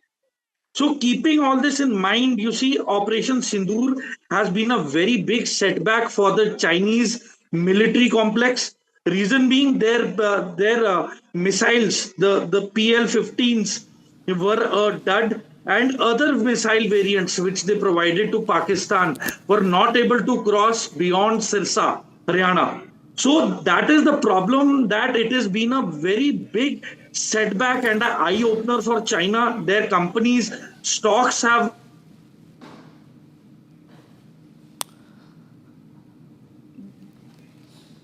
There seems to be a network error there with Major Samarpal Tur. Moving on, shifting our focus to another story, in fact, that we are tracking now. Supreme Court has agreed to hear on July 10th a batch of pleas that is challenging the Election Commission of India's move to conduct a special intensive revision, or the SIR, of the electoral polls in the poll-bound Bihar. To put things into context here, viewers, petitioners have in fact raised serious concerns over the transparency and the legality of the electoral roll revision. And they are questioning its timing and the potential impact on the free and fair elections. Now, among the prominent voices challenging the ECI's move are TMC MP Mahua Moitra and RJD leader Manoj Jha, both of whom have approached the Apex Court seeking to quash the Commission's June 24th order. Now, they have argued that the revision violates constitutional principles and that it undermines electoral integrity. Well, that is another big story that we are tracking here, ladies and gentlemen. The Supreme Court, as I was mentioning before, has agreed to hear a batch of pleas on July 10th, challenging the Election Commission of India's move to conduct a special intensive revision. I am being joined by my colleague Prakash on this bulletin. Prakash, what are the key arguments that the petitioners are looking to present, and what potential implications could the SC's decision on the electoral process could be on Bihar? Well, this petition has been challenged by Manoj Jha, Rajya Sabha MP from the RJD, and Kapil Sibal, a senior advocate, would be arguing the case. And we believe that the Supreme Court has agreed to hear the case on 10th of this month regarding the special intensive revision of the voter list, which pertains to because many people have moved out because of urbanization. There are many young voters who have to be enrolled, and also illegal immigrants who have become a part of the voter list by forging Aadhaar card as well. So it's a part of the election drive, electoral drive in Bihar, and that is what the RJD is contesting, that till last year the elections were held on the same voter list and the same pattern. Why this drive is being carried out at this point in time when the elections are around the corner? One, is it an effort to eliminate certain section of the society to win elections by the BJP? Tejasvi Yadav and RJD is alleging that this drive is being done to weed out specifically the EBC, the OBC and the minority voters. That's they are alleging. Now, whereas the Election Commission has made a statement that people should not go on any rumors, the special intensive drive would continue, and as a matter of fact, it's a part of the voter revision list ahead of the assembly elections in Bihar. So reactions and counter-reactions coming in. The RJD and the Congress has called for a Bihar Bandh on 9th of July this month. Expected, Rahul Gandhi is also expected to come and participate in this Bandh. Back to you. Well, thank you for getting us those updates, Prakash. We'll keep coming back to you. For now, shifting our focus to the states of North. Now, many areas of Uttarakhand are experiencing torrential rainfall. The Indian Meteorological Department has in fact issued an alert of heavy rainfall in Uttarakhand for the next 3 days. In fact, a motor bridge on the Barsir Badhanatal motor road in Rudraprayag was washed out, due to which many a dozen villages in the Bangar area were completely cut off. Here's more on the story.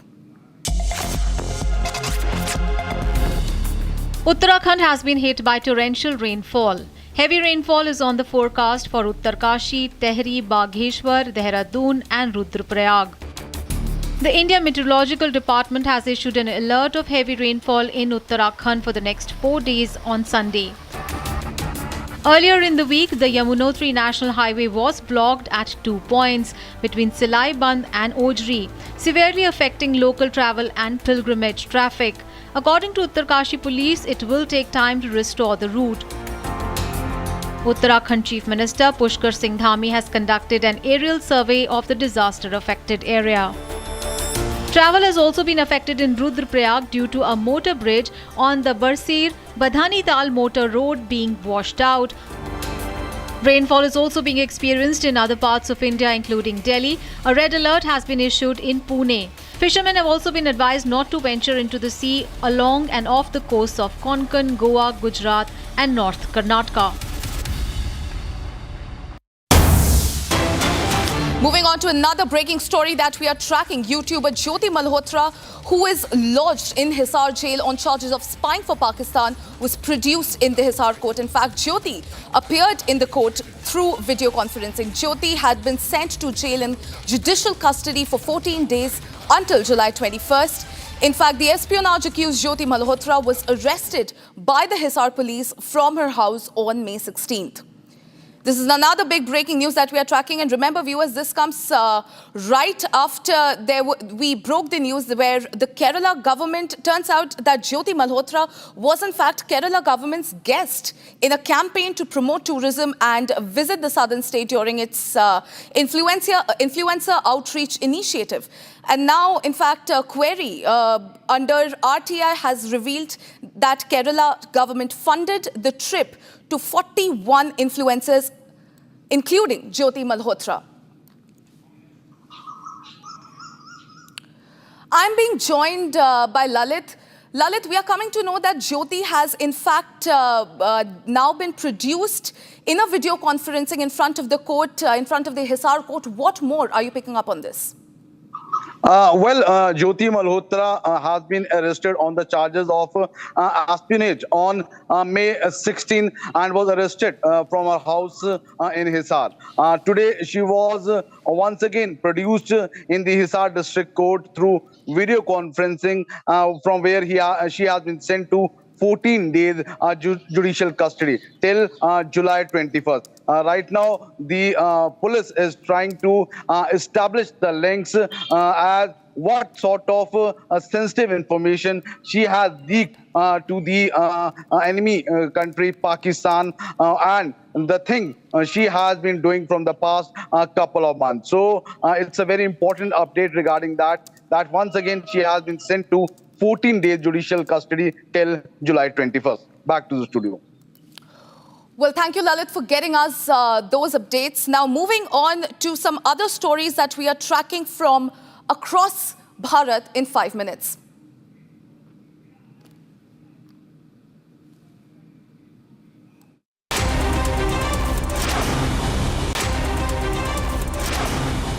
A massive fire broke out at the godown inside a truck parking area of Navi Mumbai of Maharashtra. Firefighting at godown, which is located near the Agricultural Produce Market Committee, is now underway. Several vehicles, mostly trucks and tempos, have been destroyed in the fire. Trucks belonging to Kashmiri transporters were also destroyed. A massive fire has also erupted at a paper factory in Ghaziabad of Uttar Pradesh early this morning. Fire engines have reached the spot and efforts to control the blaze are underway. No casualties or injuries have been reported from the site of incident. Devotees attending the Amarnath Yatra in Jammu and Kashmir have been given radio frequency identification cards. Now, these cards will be used to track the movement of pilgrims during the ongoing Yatra. Ramban District Informatics Center has set up several card distribution counters manned by trained computer operators at Yatri Niwas and Langar sites. हमारे ID already Chandigarh से बन चुके थे। यहाँ हम लोग RFID अपनी बनवाने के लिए आए हैं और इससे हमें बहुत बड़ा बेनिफिट है। बहुत अच्छी तरीके से they are helping us and इसके हमारी कहीं भी लोकेशन है हम लोग उस आरएफआईडी कार्ड के थ्रू लोकेट कर सकते हैं। ये बहुत अच्छा कदम उठाया है सरकार ने हमारी सेफ्टी के लिए।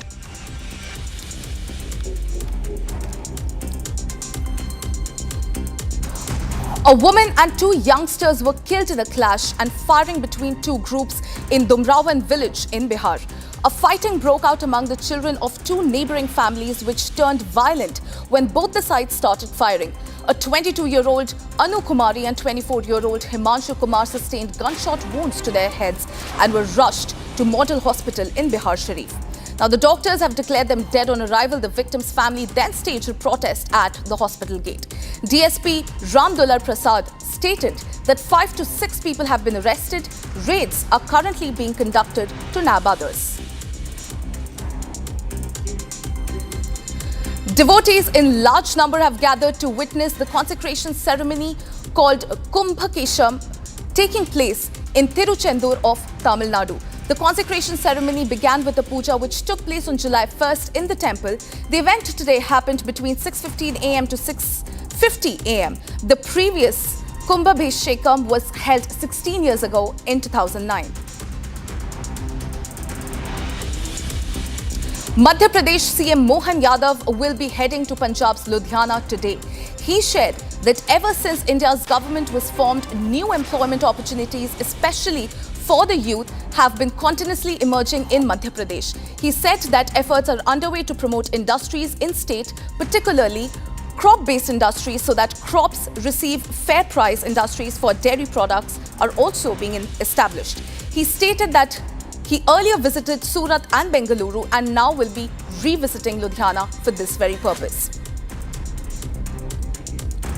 Many areas of Uttarakhand are experiencing torrential rainfall, due to which the India Meteorological Department has issued an alert on the state in the next 3 days. In fact, heavy rainfall in Rudraprayag and adjacent areas of Uttarakhand have increased the water flow in Alaknanda River. The river is still flowing below the danger mark. A motor bridge on the Badhanital motor road in Rudraprayag has been washed out, due to which many a dozen villages in Bangar area have been completely cut off. Earlier this week, the Yamunotri National Highway was blocked at 2 points. Uttarkashi police has shared that it will take the time to restore the route. 17 villagers in Chhattisgarh's Dhukupatra village were trapped in the floods. They had gone to the area to do agricultural work. All 17 villagers have now been rescued. A rescue operation was conducted by a joint team throughout the night. Under the direction of Collector Ajit Vasant, the team of Revenue Department, Pali Police Station, District Disaster Management, Nagar Sena and the State Disaster Team conducted a joint rescue operation.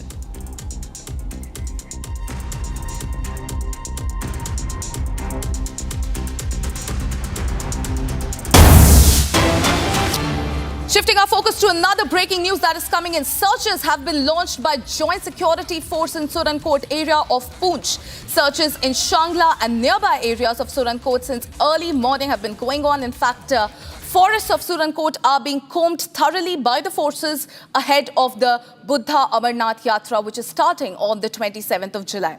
These searches, ladies and gentlemen, were launched a day after there was a huge recovery. A huge consignment of explosives and ammunitions was recovered from the Surankot area. Jammu and Kashmir police, along with Indian Army, is in fact conducting these searches in the area. Let's cut straight across to Gursimran, who joins me live on this edition. Gursimran, we are coming to know that there is a search operation that is being conducted by Joint Security Forces in the Surankot area of Poonch, and this comes right after the forces recovered a huge consignment. Tell us more.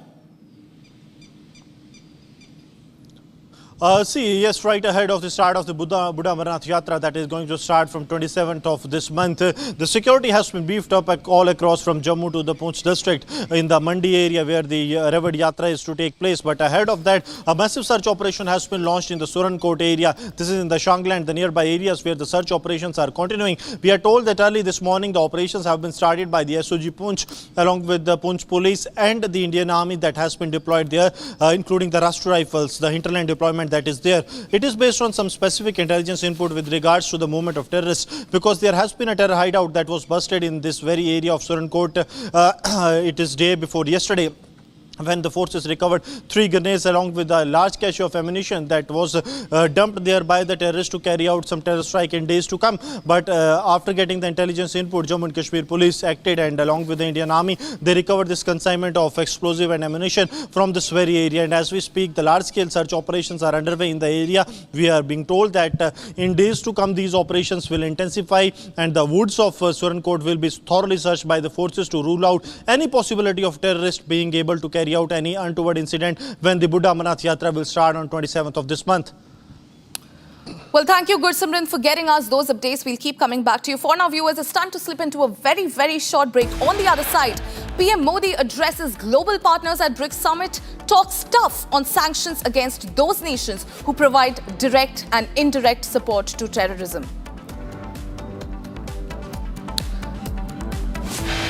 Another story that we are tracking, US President Donald Trump has warned of an additional tariff for countries aligning themselves with any BRICS policies which are quote-unquote anti-American. We'll get you this and a lot more. Don't go anywhere. Stay tuned. We'll be right back.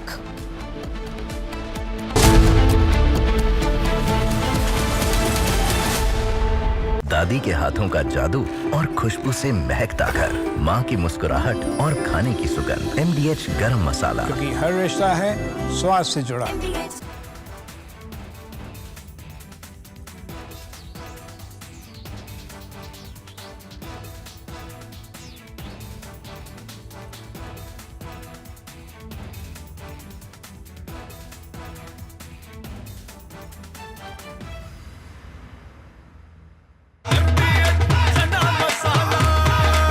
अब छोलिया हो या लोबिया, सफेद चने या काले चने, सब कुछ मजेदार बने।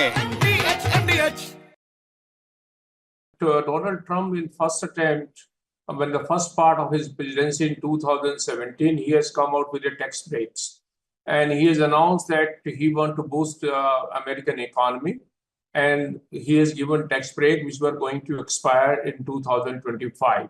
So there was an obligation.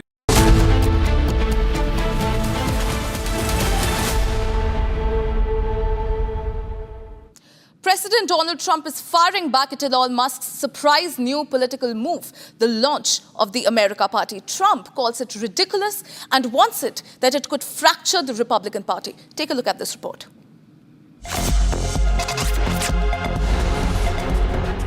US President Donald Trump has slammed Elon Musk's new political venture, the America Party, calling it ridiculous and warning it threatens GOP unity and the traditional two-party system.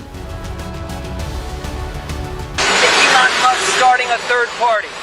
I think it's ridiculous to start a third party. We have a tremendous success with the Republican Party. The Democrats have lost their way, but it's always been a two-party system. And I think starting a third party just adds to confusion. It really seems to have been developed for two parties. Third parties have never worked. So he can have fun with it, but I think it's ridiculous. What's golden key back? Golden key back from Elon. Go ahead. What's your Just days ago, Elon Musk announced the launch of the American Party, aimed at breaking what he calls a one-party system, dominated by Democrats and Republicans. Musk plans to focus on flipping a small number of key congressional seats to influence legislation and shake up Washington's gridlock. Once allies, Musk and Trump have grown apart. Musk served briefly in Trump's administration, but left after opposing a major tax and spend bill. Their split has sparked public clashes, with Trump warning that a third party risks splitting conservative votes and weakening the GOP.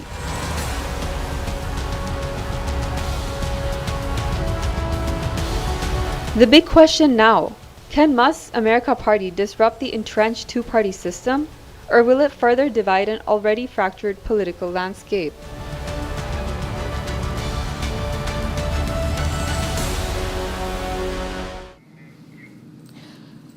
Shifting our focus to some other stories that we are tracking. Ladies and gentlemen, the next is Bharat in 1 minute. Bharat 1 Minute brought to you by Canara Bank. Together, we can. To ensure safe and efficient tracking of the devotees at the ongoing Amarnath Yatra, RFID or radio frequency identification cards are now being issued to all pilgrims. The card which allows the authorities to register where pilgrims move along the pilgrimage paths. The Ramban district multiple distribution counters have been set up at Yatri Niwas and Langar sites at Chander Kot, manned by trained operators. With record pilgrim turnout amid chants of Bhole Baba Ki Jai, these tech tools are proving vital for managing one of the most intense yatras in the recent years. After 16 years, the sacred Kumbhabhishekam of the Tiruchendur Murugan temple is being held today on July 7th. As one of Lord Murugan's six holy abodes, the temple has seen major renovations. Devotees from across India are witnessing the spiritually significant moment, guided by traditional rituals and Vedic chants.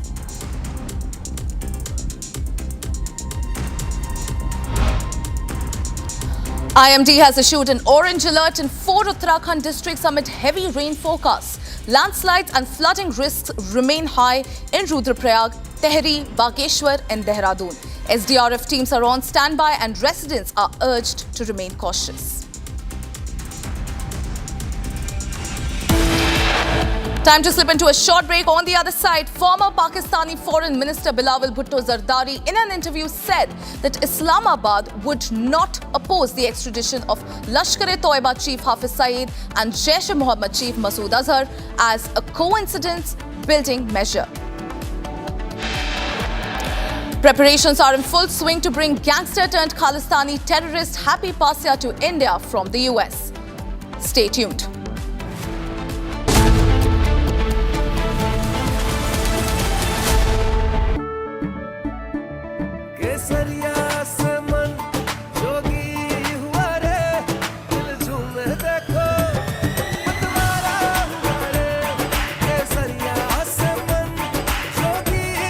हर पल मनाओ केसरी त्योहार। विमल, बोलो जुबान Kesari. MDH की हल्दी मिर्ची धनिया करे कमाल, ये रंग दे, ये खुशबू दे, ये तीखा, ये कम पड़े, क्या निराला MDH masala.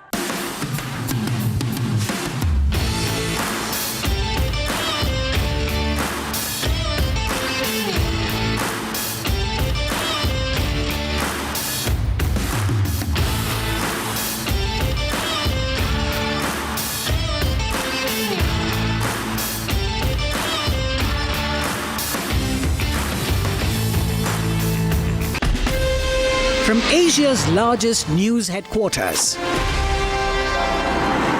setting the agenda for Bharat.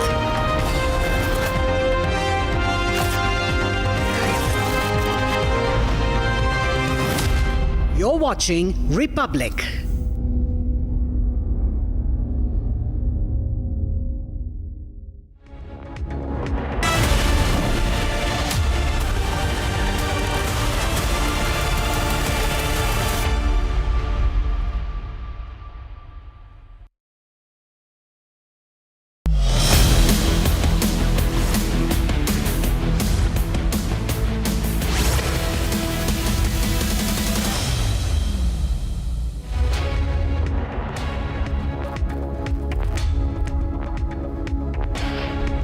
Welcome, you're watching Republic TV with me, Akanksha Khajuria. In fact, we will be telling you about BRICS Summit and the warning that has been given by Donald Trump and the saga over the Dalai Lama as far as Tibet is concerned. But first, as always, the headlines.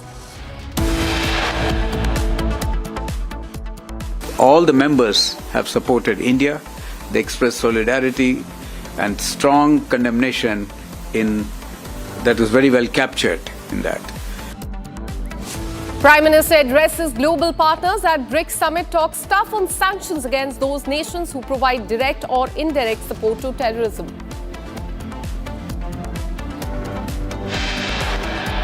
US President Donald Trump has warned of additional tariff for countries aligning themselves with any BRICS policies which are, as he quoted, anti-American. Former Pakistan Foreign Minister has said in an interview that Islamabad would not oppose the extradition of LET Chief Hafiz Saeed and Jaish-e-Mohammed Chief Masood Azhar as a confidence-building measure. YouTuber Jyoti Malhotra, who was in fact sent to judicial custody by the court in the espionage case. Preparations are in full swing to bring gangster-turned-Khalistani terrorist Happy Pasya to India from the United States.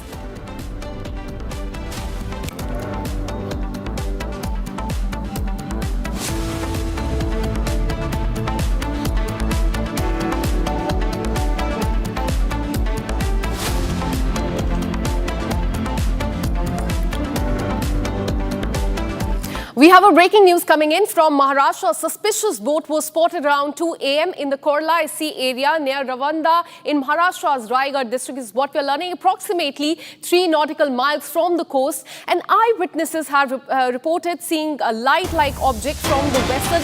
Local police has launched a search operation through the night, later joined by the Coast Guard, but no trace of any boat has or any related activity has been found so far. But what we're learning as far as this case is concerned is that a suspicious boat was spotted around 2 a.m. last night, approximately 3 nautical miles away from the coast. In this area that we're talking about is Maharashtra's Raigad district. Eyewitnesses said that there was a light-like object that was coming out from the vessel that was spotted near that. And after that, the police launched a search operation in that area, which was later joined by the Coast Guard as well. Let me go across to my colleague Satya Prakash, who joins us live in the broadcast with more details. Satya Prakash, give us more details about this suspicious boat that was seen as far as Maharashtra is concerned. What is the police saying now? देखिए अभी search operation शुरू है, लेकिन बीती रात की घटना है जब 2 बजे तकरीबन जो अलीबाग के बीच पे रहने वाले लोकल लोगों ने पुलिस को सूचना दी कि एक संदिग्ध बोट है जो कि लाइट जल रहा है और बीच के करीब आ रही है। उसके बाद पुलिस वहां पहुंची और सर्च ऑपरेशन शुरू किया। जैसे ही पुलिस वहां पहुंची उसके बाद वो बोट गायब हो गया। उसके बाद जो अलीबाग पूरा इलाका है उस इलाके में देर रात अलीबाग पुलिस सर्च ऑपरेशन करती रही, सुबह भी सर्च ऑपरेशन करती रही। इसके अलावा सुबह जो है कोस्ट गार्ड की मदद से समुद्र के अंदर भी जाएगा, लेकिन अभी तक बोट का कुछ नहीं पता चल पाया है। पुलिस कहना है कि हम लगातार जांच कर रहे हैं और जिस तरह से जो लोकल लोगों ने सूचना दी उसके आधार पर जो अलीबाग इलाका है वहां भी नाकेबंदी करके जांच किया जा रहा है, तलाश किया जा रहा है कि जो बोट आई थी किसकी बोट थी, इससे सारी जानकारी लिया जा रहा है। लेकिन फिलहाल कुछ पता नहीं चल पाया है, क्योंकि जिस तरह से लोकल लोगों का कहना है कि मछुआरे को बोट अंदर जाती नहीं, क्योंकि बारिश का मौसम चल रहा है, मछुआरे अंदर अपनी बोट लेके जाते नहीं, तो आखिर बोट आई किसकी बोट आई, तो इसकी तलाशी इसका जाँच किया जा रहा है। जो कोस्ट गार्ड है, कोस्ट गार्ड का भी मदद लिया गया है। अलीबाग पुलिस भी इस मामले को लेकर जांच करे, लेकिन अभी तक कोई संदिग्ध बोट नहीं मिला है। जी, Absolutely suspicious boat. What we're learning was spotted there. Satya Prakash, और आप हमें बता सकते हैं, आपने वहां पे लोकल से बात की होगी, क्योंकि पता चल रहा है कि आई विटनेसेस ने देखा था एक वेसल से लाइट निकल रही है। ऐसा कुछ आपको किसी आई विटनेस ने बताया है?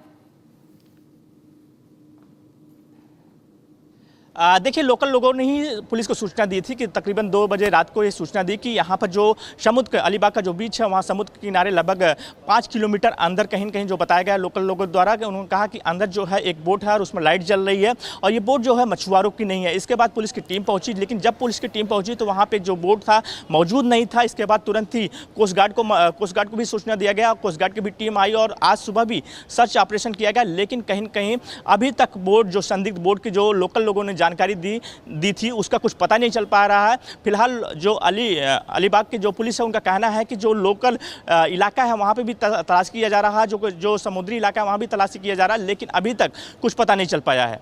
Absolutely. Keep tracking those details. We'll keep coming back to you for more on this.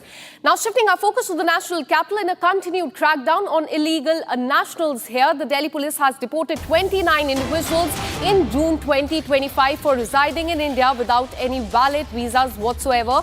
Among those deported were 18 Bangladeshis, 4 nationals from Ivory Coast, 3 from Nigeria, 2 from Liberia and 1 each from Tanzania and Benin is what we're learning. So the crackdown on Bangladeshi nationals continues here in the national capital. In fact, in the last 2 months, we have been seeing Delhi police going door to door, checking the Aadhaar cards and other valid documents, and after finding that they don't have it, all these Bangladeshi nationals were deported to their countries. In fact, my colleague Akhil joins us live in the broadcast with more details. Akhil, you've been tracking this story very closely. Give us more details about the 18 Bangladeshi nationals that we are learning they have been deported. Give us more details about the particulars of those nationals. Well, absolutely. If you see, Akanksha, in this case, what we have seen that the Dwarka police district team has detained 18 Bangladeshi nationals, and now the process of deportation has already begun through the FRRO.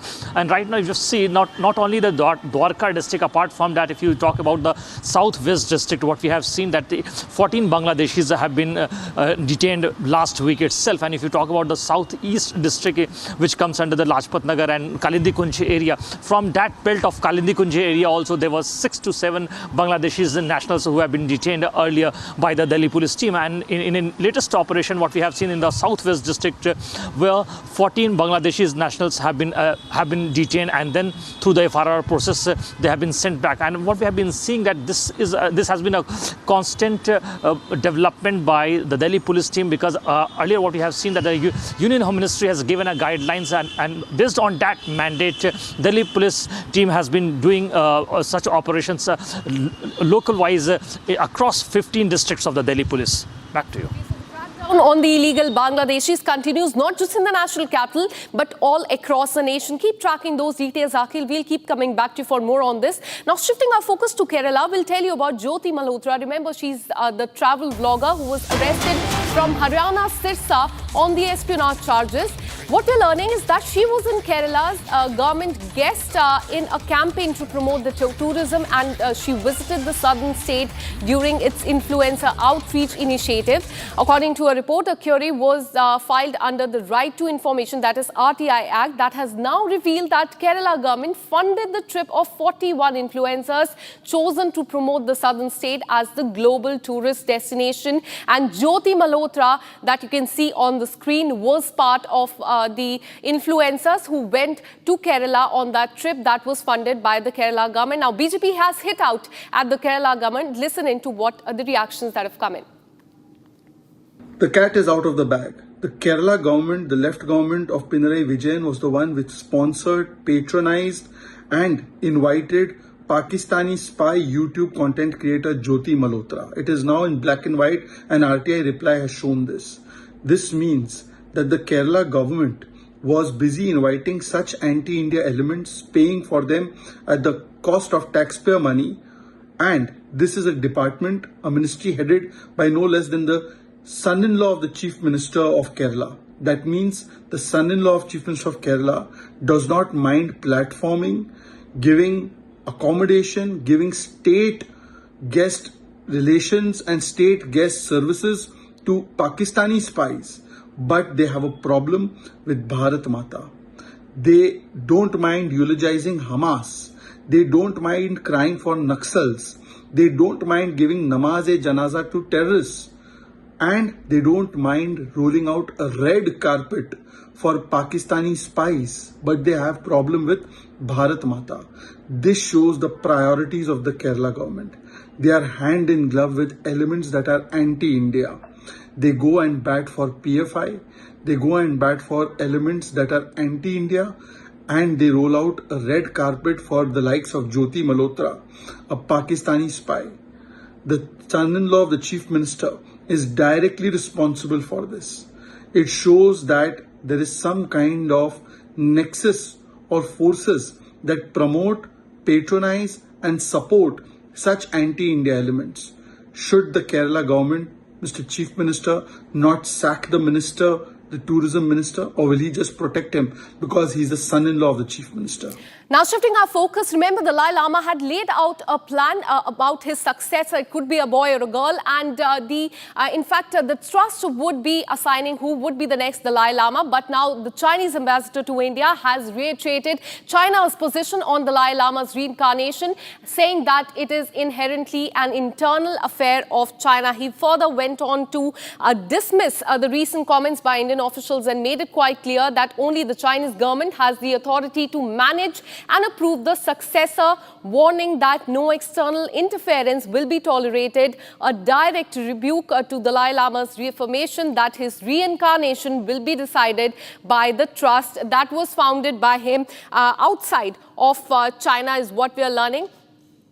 In fact, this is a statement that has come from Chinese ambassador to India. In fact, let me go across to our guest, Sering Tharchin, who's a Tibetan activist. So how do you look at the statement that is coming from China, that this is their internal affair and that nobody has a say as far as selecting the next Dalai Lama is concerned? But Dalai Lama has started out the plan that the decision will only be taken by the trust that was founded by him in 2015. Your first reaction to this?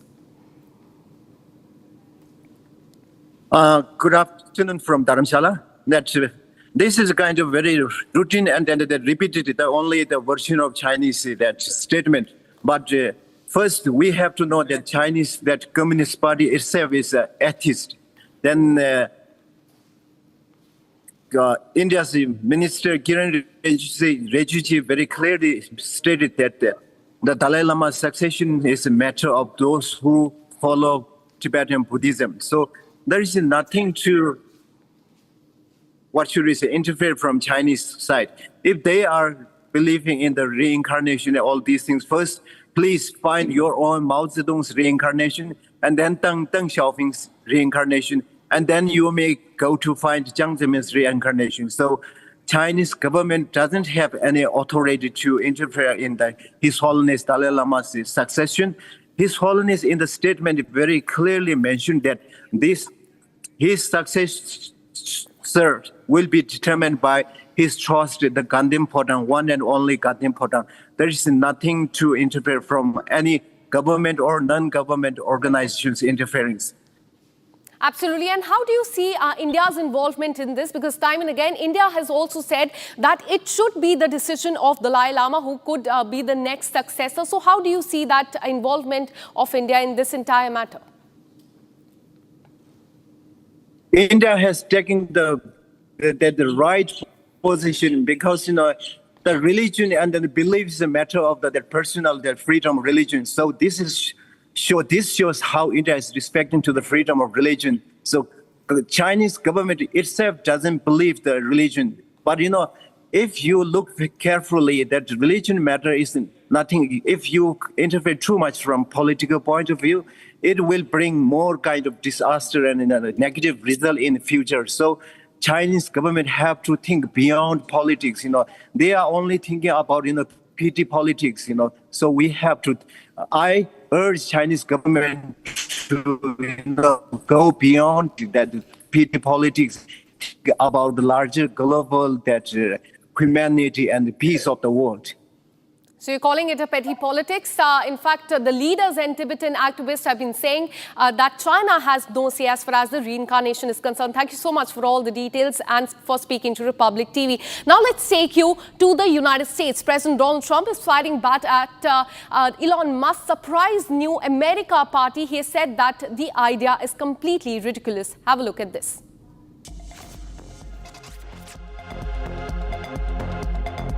US President Donald Trump has slammed Elon Musk's new political venture, the America Party, calling it ridiculous and warning it threatens GOP unity and the traditional two-party system. Elon Musk starting a third party.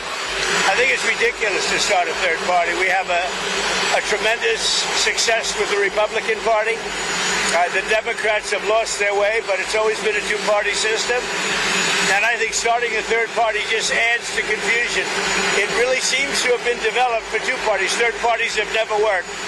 So he can have fun with it, but I think it's ridiculous. Golden key back. Golden key back. Go ahead. What's your Just days ago, Elon Musk announced the launch of the American Party, aimed at breaking what he calls a one-party system, dominated by Democrats and Republicans. Musk plans to focus on flipping a small number of key congressional seats to influence legislation and shake up Washington's gridlock. Once allies, Musk and Trump have grown apart. Musk served briefly in Trump's administration, but left after opposing a major tax and spend bill. Their split has sparked public clashes, with Trump warning that a third party risks splitting conservative votes and weakening the GOP.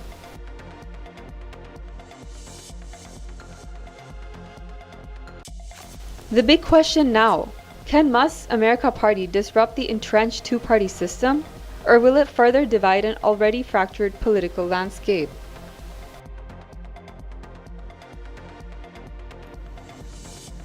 Now shifting our focus to the state of Uttar Pradesh, and we have a breaking news coming in for you. Clashes have erupted during the Muharram procession in Lakhimpur Kheri, which is already a very sensitive area in Uttar Pradesh, and not just in Lakhimpur, but different other areas of Uttar Pradesh as well. Listen in. ये तो देखने को मिलता नहीं है। हाँ, पटाखे कभी नहीं दिखते हैं, ना ही यहाँ पे रुकते हैं। यहाँ पे आते थे और चले जाते थे, लेकिन 1 घंटे तक रखे रहे और हम 1-1.5 घंटा हो गया, हमने देखा कि इतनी देर तो कभी नहीं रुकते थे। उसके बाद इन्होंने यहाँ से वो यही पाउडर फेंकना शुरू किया। यहाँ पे हम लोग अपने घर के पास बैठे थे, लगभग वहाँ से 30 मीटर की दूरी पे ये लोग झिल्लियों में उड़ा के हम लोगों घर पे फेंक रहे थे। जब हमने मना किया, नहीं सुना किसी ने, हम वहाँ पे जाके मना करने लगे तो 4-5 लोगों ने पीछे से आके हमको पकड़ लिया, पीट दिया आपको। हाँ, अच्छा। जब हमने मना किया, फिर भी वहाँ पे कोई प्रशासन नहीं बोला कुछ भी। बाद में बीच बराव कराए और फिर वो लोग क्या किए, जैसे वहाँ ये हुआ लफड़ा तो वो लेके बढ़ाए ताजिया और फिर उसके बाद उधर से पत्थर फेंकने लगे। घर में बच्चे भी थे आपके। मुख्यमंत्री से सुरक्षा के लिए मांग क्या कीजिएगा? योगी जी से कहिएगा। हम तो चाहते हैं सभी लोगों की गिरफ्तारी हो, जितने लोग हैं जो दोषी हैं। अब तक अभी किसी की गिरफ्तारी नहीं हुई। FIR कराई है? FIR आपने कराई है? जी, आपके नाम आपने FIR कराई है? क्या FIR में मांग? FIR में हमने कहा जितने दोषी हैं सभी लोगों को सजा होनी चाहिए, हमें कड़ी से कड़ी सजा, हमें न्याय मिलना चाहिए। आप बताएं क्या कह रहे हैं? पूर्व नियोजित ऐसा है, ये सब साजिशन हुआ है, पूर्व नियोजित हुआ है। दरअसल कल की घटना जो थी वो हमारे यहाँ जो प्रधान जी अब्दुल हसीब हैं, कभी मुहर्रम के जुलूस में नहीं आते थे, लेकिन इस बार जो है वो अपने दल बल के साथ आए और जैसे वो यहाँ पे पहुंचे। आप जरा आगे भी बढ़ते रहिए, अपनी बात बताइए, मुझे ये पाउडर समझाइए क्या है ये पाउडर? वो मैं बता रहा हूँ कि एक सफेद कलर का पाउडर है, उसको कलर कह सकते हैं, जो भी हो। तो वो जैसे यहाँ वो पहुंचे वैसे पाउडर यहाँ फेंका गया घरों के ऊपर। जब पंकज अवस्थी इन्होंने मना किया कि पाउडर मेरे घर पे क्यों फेंक रहे हो, आप अपने जुलूस में फेंको, तो इनको उनके ही मुंशी तालिब ने, प्रधान के मुंशी जो अब्दुल हसीब है, तालिब और जाहिद नाम के 2 व्यक्तियों ने पकड़ के मारना चालू कर दिया। और इसके बाद बाकी अज्ञात लोग हैं और बाकी लोगों ने फिर ईंट पत्थर यहाँ भी फेंका और 2-3 और हिंदू घर हैं, करीब 4 घरों को निशाना बनाया। सुरक्षा के लिए डर लग रहा है आप लोग को? नहीं, डर तो बाबा जी की सरकार है, नहीं लग रहा है, लेकिन ये जरूर चाहेंगे कि ऐसे लोगों पे कंट्रोल किया जाए जो राजनीतिक रोटियां सेकने के लिए हिंदू मुस्लिम कराना चाहते हैं। किसको कह रहे हैं आप? राजनीतिक रोटियां सेकने वाले कौन लोग हैं? किससे जुड़े? मैं गांव के प्रधान को कह रहा हूं, अब्दुल हसीब को कह रहा हूं, जो उनकी मौजूदगी में हुआ। उनके मुंशी द्वारा पहले हाथापाई की गई हमारे पंकज अवस्थी के साथ। क्या मंशा है? अच्छा पंकज, आप बताइए, आप ही के संग सब कुछ शुरू हुआ इस गांव में, बच्चे और भी थे घरों में छिपे हुए थे, क्या स्थिति थी? डर गए थे सब लोग? सब डर गए थे, जो छोटे बच्चे थे वो सबको हमने अंदर किया। हमने कहा लग जाए किसी के, कुछ भी हो सकता है। और जब हम सभी लोगों ने जितना भी कोशिश किया कि कुछ ना हो, इतने साल से हो रहा है, हम लोगों को कोई आपत्ति नहीं थी, लेकिन इन लोगों के द्वारा अराजकता की गई है, जिसकी वजह से यह प्रॉब्लम हम लोगों के आगे आई है। और इसमें प्रशासन की पूरी लापरवाही रही है। अगर जो लापरवाही ना होती, वही 5 मिनट, उसके बाद 5 मिनट बाद ताजिया तुरंत चले गए, कोई देर नहीं लगी। तो पत्थरबाजी कर रहे थे तो क्या नारे लगा रहे थे? आप लोग को चैलेंज दे रहे थे? कुछ विरोध? चैलेंज क्या, आप सभी लोग वही कर रहे थे, गालियां दे रहे थे हम लोगों को। गाने बजा रहे थे वही मुस्लिम वाला, डीजे वाला तेज, और बाकी वो लोग गालियां भी हमको दे रहे थे, गाली गंदी। अल्लाह अकबर करके, हमको गालियां भी गंदी गंदी दे रहे थे वो सब लोग। तो अब छोटे बच्चे मैं देख रहा हूँ घर के बाहर निकले हुए हैं। कल जब घटना घटी थी उसके बाद क्या किया आप लोगों ने? सुरक्षा के लिए पहले कुछ किया कि मैंने पुलिस वाले आ गए, सीओ साहब आगे आए उसमें, तो उन्होंने फिर दौड़ाया, तो भागे लोग, तो फिर बाद में ताजिया लेके तो चले गए, मतलब पत्थरबाजी होने के बाद फिर चले गए। तो देखिए पत्थरबाजी की कहानी बता रहे हैं, लेकिन जिस तरीके से कल घटना घटी है, ईंटें पत्थर गुम्मे सब बिखरे हुए हैं इस हिस्से में, घर के आंगन में, घर की छतों पर और आसपास के 4-5 घरों पर डरे सहमे तमाम ये लोग, और अपनी सुरक्षा को लेकर मुख्यमंत्री योगी आदित्यनाथ को लेकर तो कॉन्फिडेंट है। हम तस्वीरें फिर एक बार आपको दिखा रहे हैं। इसके साथ ही जाइए टूटा हुआ टीन भी आपको दिखाते हैं, कैसे जब हमला किया गया तमाम लोग एक जगह अपनी सुरक्षा के एहतियातन इकट्ठे होकर बैठे हैं, और गुम्मेबाजी जब लगातार की गई, पत्थरबाजी की गई, तो किस तरीके से देखिए टीन, छत की टीन टूटी हुई दिखाई दे रही है। छत की टीन पर हमला हुआ, बड़े बड़े पत्थर जब यहां पर गिरे तो ये टीनें भी टूट गई, और इसके साथ ही जो हमलावर थे वो नारेबाजी कर कर अपनी तरफ से प्रवोक करने की कोशिश करते रहे। आप लोग क्या, जब ये सब हो रहा था, क्या आप लोग क्या प्लान करके बैठे थे? लग रहा था ये होगा? हम लोग ये सोचे ही नहीं था, अगर जो ये सोचे होते तो बात अलग होती। हम लोगों ने कोई लड़ाई की मंशा हम लोगों थी ही नहीं। हम तो मना करने गए थे कि हमारे घर पे मत फेंको, हम लोग आराम से बैठे हैं, आपका ना ही ये रूट है, आपका रूट वो है, तो यहाँ फेंकने क्या मतलब? पुरानी साजिश बोले संयम बरता, अगर संयम न बरता होता तो वास्तव में बहुत बड़ी समस्या हो जाती, लेकिन हम लोग संयमित रहे, अपने घरों में रहे, और प्रशासन से बात करी, फिर एसडीएम और सीओ साहब मौके पे आए, और फिर मामला उन्होंने शांत कराया पूरी तरीके से। अब आप क्या चाहते हैं उनके संख्या हो? नहीं, मैं ये चाहता हूं कि जिन्होंने ऐसा कृत्य किया है उनके साथ सख्त से सख्त कानूनी कार्रवाई होनी चाहिए। उनकी हिम्मत ना हो, दोबारा कोई ऐसा जो है यहाँ पे ना हो, क्योंकि हम लोग काफी कम संख्या में हैं और उनकी आबादी ज्यादा है। ये दिन ऐसा विवाद होता है, तो हम लोग ये चाहते हैं प्रशासन से भी और मुख्यमंत्री जी से भी कि आगे चल के ऐसी कोई घटना ना हो। और इस बार पटाखे भी दगाए गए, पटाखा मसाला भर के नहीं दगाते हैं, वो मसाला भर के कई बार दगाए गए, जबकि ऐसा कुछ नहीं होता, कभी नहीं होता था। ये लोग लेके आए थे पत्थर वगैरह भी, लोग अपनी गाड़ियों में भर के लेके आए होंगे, तभी तो इतने पत्थर आए, नहीं तो कहाँ से आए इतने पत्थर? मुख्यमंत्री से हम तो यही अपील कर रहे हैं, जितने लोग हैं सबको कड़ी से कड़ी कार्रवाई हो, सबके ऊपर सभी जेल भेजा जाए, सबको जेल भेजा जाए, हाँ, और तत्काल गिरफ्तारी हुआ है उसकी भी हमें भरपाई चाहिए। जी, हम जो नुकसान हुआ है, हमारा पैनल टूटा है, टीन टूटी, हमारे घर के पीछे जो 2-3 लोग रहते हैं उनके हाथापाई में चोट भी लगी है, इनको लगी है, हमको लगी है, हमारा ओपनली जैसे टूट फूट आपको मारा भी है, वही बात बताइए जरा, क्या आप गए तो कैसे मारा, क्या बात? 4-5 लोगों ने, हमने जब इस विरोध किया तो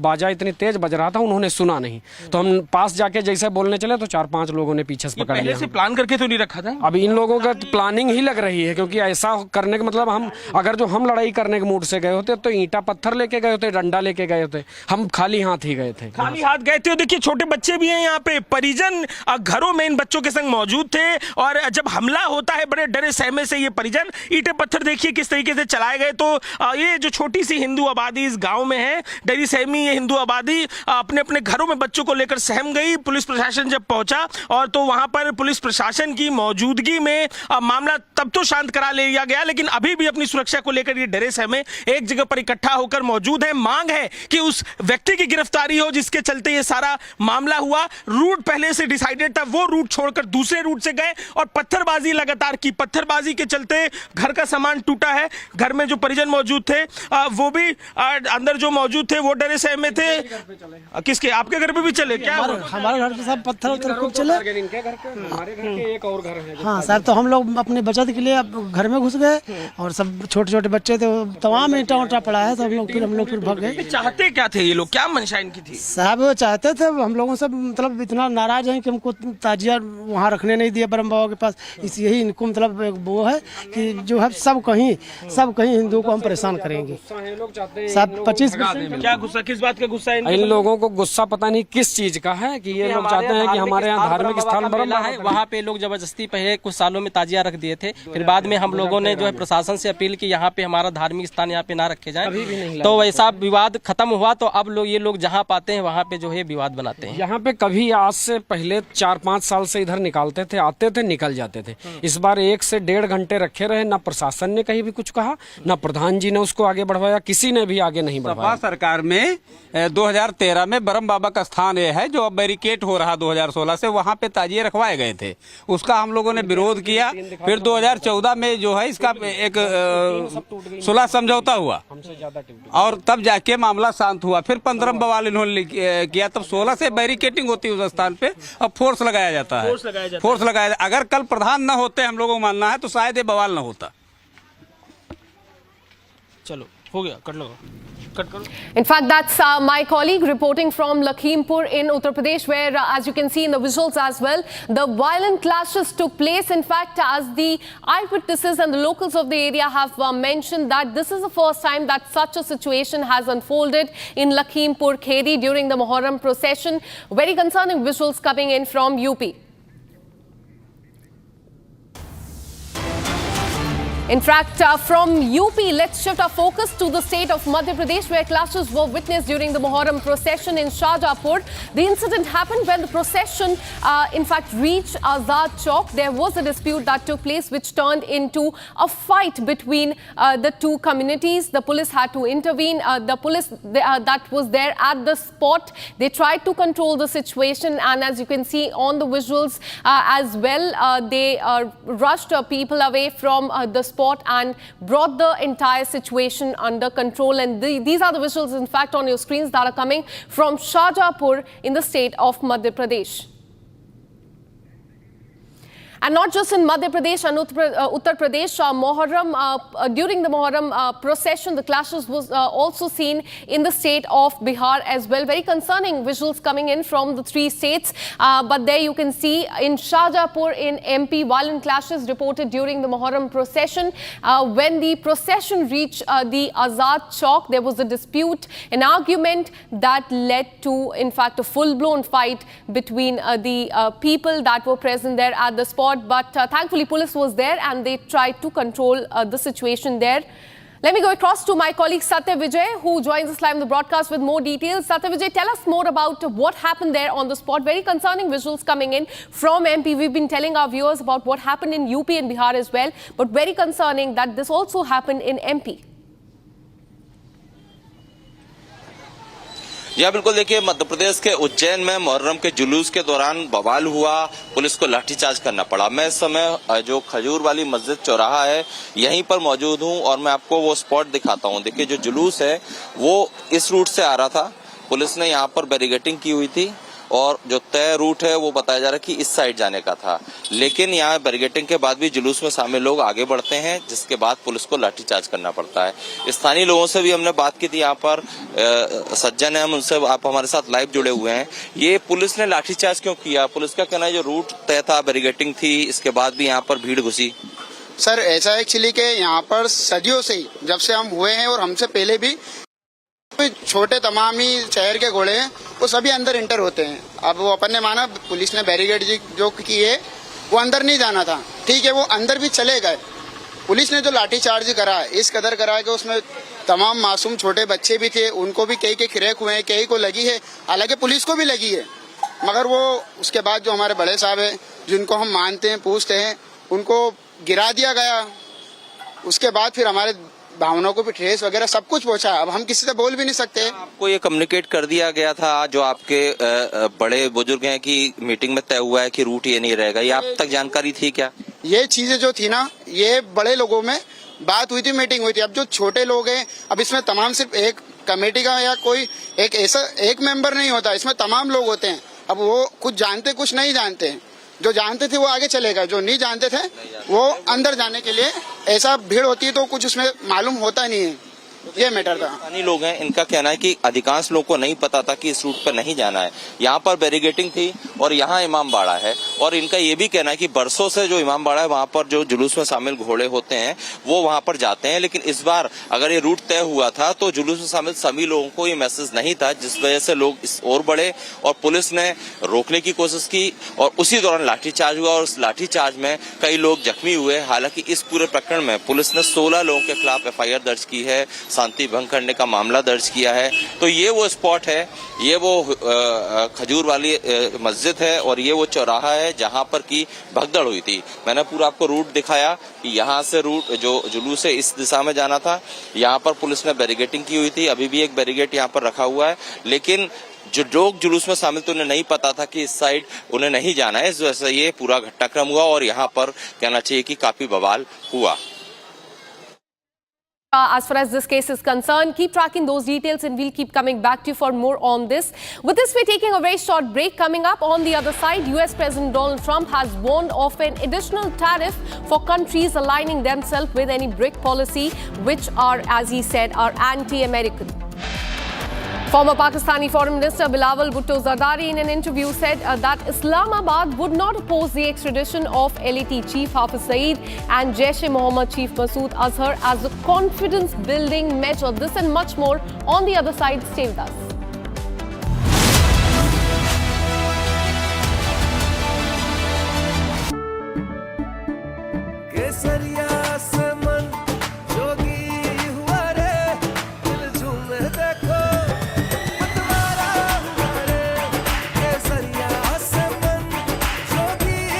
हर पल मनाओ केसरी त्योहार।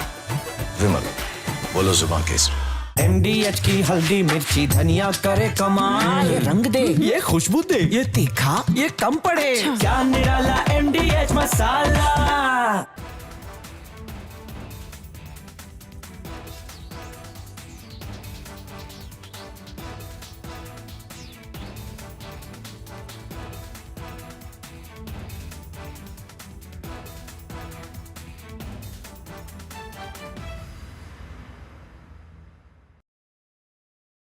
Donald Trump in first attempt, when the first part of his presidency in 2017, he has come out with the tax breaks. And he has announced that he wants to boost the American economy. And he has given tax break, which were going to expire in 2025. So there was an obligation when the second term that he will extend the tax break, which he has promised in 2017, to continue permanently. And that's the big, beautiful bill, is a drastic reduction in the tax liability of the US taxpayers. So that's why it's a big bill, a big, beautiful bill. And at the same time, it marks a lot of expenditure for defense, etc. So that's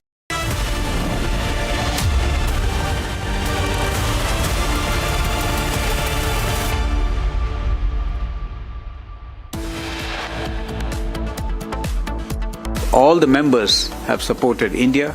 They expressed solidarity and strong condemnation in that was very well captured in that.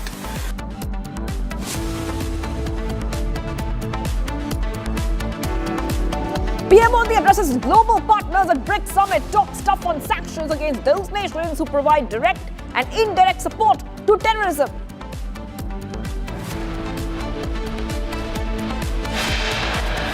US President Trump has warned of an additional tariff for countries aligning themselves with any BRICS policies which are anti-American.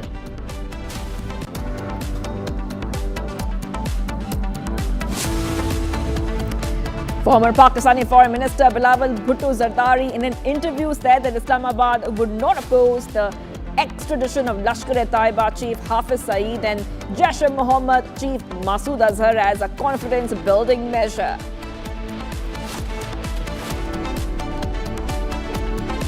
YouTuber Jyoti Malhotra accused of espionage sent to 14-day judicial custody by court in Hisar. And US to extradite Khalistani terrorists. Preparations are in full swing to bring gangster-turned-Khalistani terrorist Happy Pasia to India from the United States.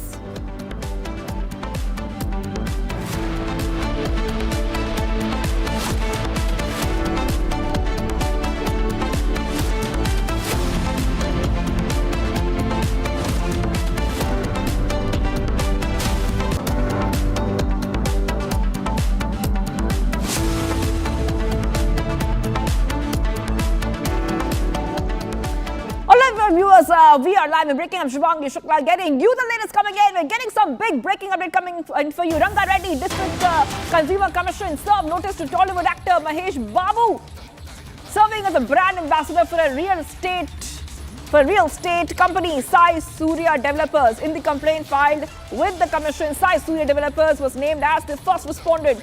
The owner, Satish Chandragupta, as the second respondent, and actor Mahesh Babu, the brand promoter, as a third respondent. The complaint alleged that she had purchased a plot worth 34.8 lakh, but the venture did not have required approvals and they were misled by an advertisement featuring Mahesh Babu. The Consumer Commission has adjourned the case to the 7th of next month. Actor Mahesh Babu has been served a notice. This is by the Consumer Commission in regarding a real estate company. Now, Mahesh Babu is the brand ambassador of this real estate company, Sai Surya Developers, and the complainants are saying that they had purchased a plot worth 34.8 lakhs. But the venture did not have any required approvals and they were misled by an advertisement because the brand ambassador of that real estate company was Mahesh Babu. That is right. The Consumer Commission has issued a notice to the actor. The Consumer Commission has adjourned the case to the 7th of next month now. Back to back up is coming in here on Republic Viewers, where we are learning that Mahesh Babu has been served a legal notice for endorsing alleged real estate scam worth 34 lakh and misleading buyers. We have with us Aneri. Joining us live right now. Let's go to Aneri. Aneri, Consumer Commission issues notice to the actor. They are saying, the complainants say that Mahesh Babu has misled the buyers. Aneri.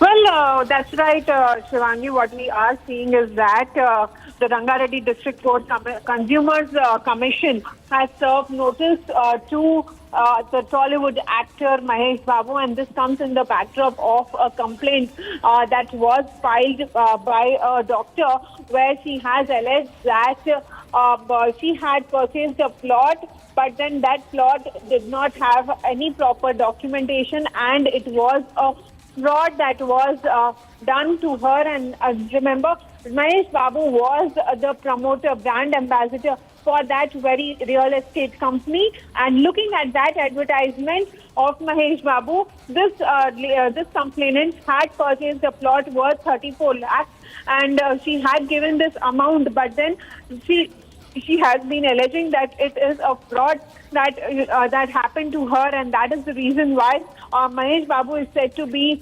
the third respondent, because first is the company and then we see that the owner of the company, and third is Mahesh Babu, who has been served notice by the Consumers Commission of Rangareddy District, where we see that he has also been served notice, and now the matter has been adjourned to the 7th of next month. So we'll have to see what comes out of that. But then yes, what we see is that the Consumers Commission of Rangareddy District has given a notice, have served a notice to Tollywood actor Mahesh Babu, who is a brand ambassador for this very real estate company where he has promoted, and now a complainant has come forward stating that it is a fraud company and they do not have proper documentation, and it is a fraud that happened to her, and that is that she has filed a complaint as well, and now Mahesh Babu has been served a legal notice. Right, thank you, Nene, if you can those details. Actor Mahesh Babu has sent a notice. The Consumer Commission issues a notice to the actor. I really have to move ahead right now, viewers. We're getting some more updates coming in. Let's go straight across Uttar Pradesh. Stone pelting has been reported during Muharram in UP's Lakhimpur. Locals allege that a group has specifically targeted some houses and started hurling the stones. So that's what we are seeing right now, viewers. Back-to-back updates coming in right now. Let's put those pictures out for you. On your screens, you will see there's violence in Lakhimpur. Stone pelting has been seen between two groups, and this is coming in during Muharram. That is right. Now, we'll try to connect our reporters in a short while from now.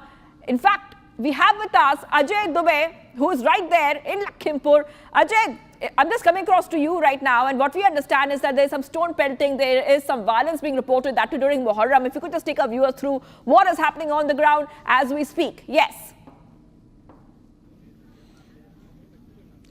Definitely, right now I'm in the Bada Gaon of Lakhimpur, and I will be showing you visuals how they have done this thing. And yesterday there was a tazia happening in this village, and while they were moving from one side of the village to the other side, and they have done stone pelting at a Hindu's house. Right now I'll be showing you the visuals. Here we can see various kind of the things they have thrown on the house. It's a Hindu individual's house, and they have done stone pelting.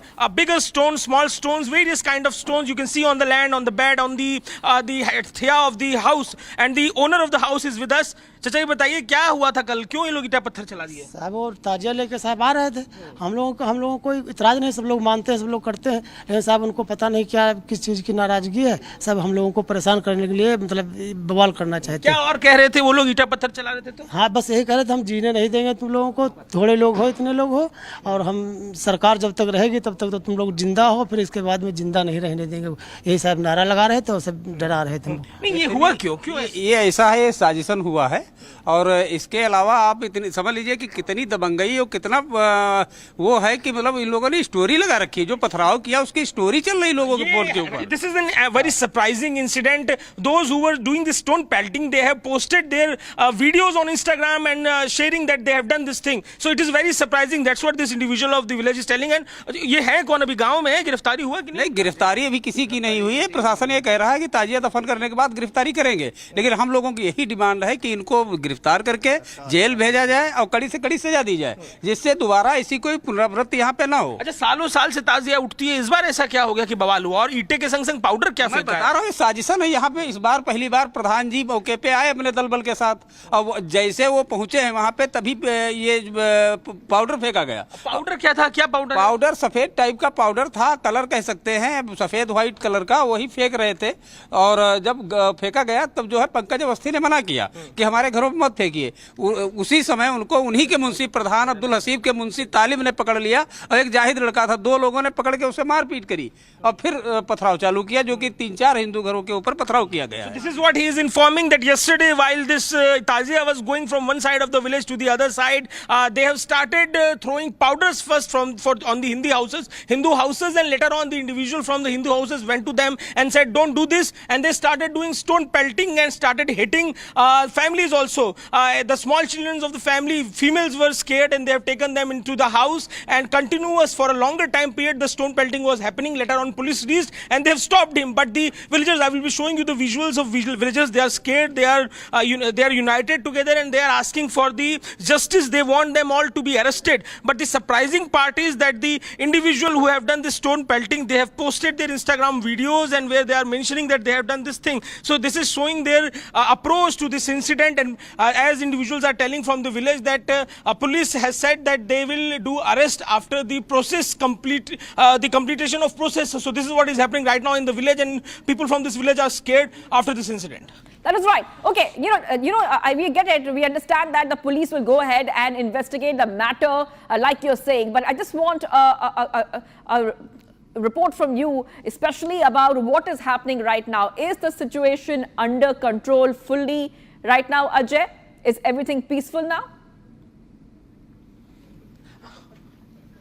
Let me show you the other parts of the visual of this village, and I will tell you the aspect what is happening right now. Is it safe in the village or not? Here I will be showing you more than dozens of individuals are collected in a house, and I will be coming out and I will be showing you what is happening right now in the village. It is totally peaceful. What happened yesterday was got controlled by the police in an hour, and let me show you the route from where it was coming and where it was going. The tazia was coming from that part of the village, and it needed to be moved to this side, but they stopped it there and started throwing powders on Hindus' house. They opposed it, and later on the Muslims, they have started doing stone pelting to the various houses. Started from that part, and they started throwing the stones. You can see stones in this gallery also. There are various stones thrown in this gallery and to the other house also. So right now things are under control, peaceful, and the Hindus are scared for their safety, but things are under control right now in the Bada village of Lakhimpur Kheri. All right, thank you for joining us there with all those details, Ajay. These are exclusive visuals for you from Lakhimpur as violence was reported. The police is investigating the matter, like Ajay is telling us. I really have to move ahead right now. We're getting some more breaking updates coming in. Meeting of the Parliamentary Affairs Committee of the Lok Sabha will be held on 8th of July, in which officials from the Civil Aviation Ministry and the DGCA will be present. Now, this is regarding the Air India 171 crash. Will likely be the focal point of this discussion. Meeting of the Parliamentary Affairs Committee of the Lok Sabha will be held on 8th of July, viewers, in which officials from the Civil Aviation Ministry and the DGCA will be present. Remember that once this terrible incident had occurred, which kept the nation in shock, the Air India crash, 171 crash, we see that multiple committees have been formed, especially the probe is on right now to investigate the matter. All right, let's move ahead right now because we're getting some more breaking news coming in. 3 miscreants riding a bike through petrol bomb. That is right, at a house near a town of Jalandhar, and they tried to damage the house. Footage now accessed shows how 3 unknown youths come on a bike and they flee after throwing these bottles filled with petrol. That is right. So we have those pictures. You can see how these people are hurling bottles filled with petrol, and the police has launched an investigation into the matter, getting in a reaction from the BJP on the prevailing law and order situation evolving in Punjab. Punjab में कानून व्यवस्था जब से आम आदमी party आई है ध्वस्त हो चुकी है।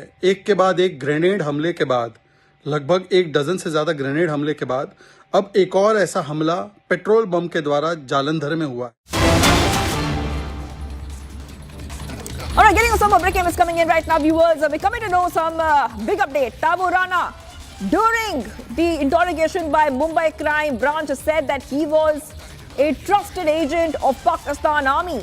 Rana admits that he was in Mumbai during 26/11 in 2008. Rana accepts that he visited the Chhatrapati Shivaji Maharaj terminus. Rana says that 26/11 was carried out in collaboration with the ISI. Back-to-back updates coming in right now, viewers on Republic TV. This is huge. I repeat, this is huge coming in right now, viewers. Where we see that there has been some confessions which have been made by Tabu Rana during interrogation by the Mumbai Crime Branch, where he has openly admitted, I repeat, openly admitted that he was a trusted agent of the Pakistan Army and he was in Mumbai during 26/11 in 2008. I really want to go across to my colleague Akil, who Tabu Rana was extradited to India and now the interrogation has begun. He has accepted, Akil, that he was a trusted agent of the Pakistan Army. Has made some big confessions. If you could just take our viewers through what we're learning of, Akil. Well, absolutely. If you see in this investigation, the NIA has earlier interrogated Tabu Rana, who was basically in collaboration with several other terrorists. The mastermind, David Coleman Headley, he was a close associate of David Coleman Headley. And at this point in time, during the interrogation by the Mumbai Police Crime Branch team, he has accepted that he was a trusted agent for Pakistani Army and he had worked in collaboration with the Pakistani agency, that is ISI. So this is a very big revelation made by Tabu Rana in connection with this case that regarding the 26/11/2008 incident, in which what we have seen that over 250 people have lost their lives. In this case, Tabu Rana has accepted that he was in touch with several senior Pakistani establishment officials, and apart from that, he was also in touch with the ISI officials. Akil, you know, I want to go back to the second point, where many confessions, he has made explosive confessions. Rana said he inspected places like Chhatrapati Shivaji Maharaj terminus and also very clearly said, believed that the 26/11 attacks were carried out in collaboration with Pakistan's inter-services intelligence. This is huge coming in. He is confessing.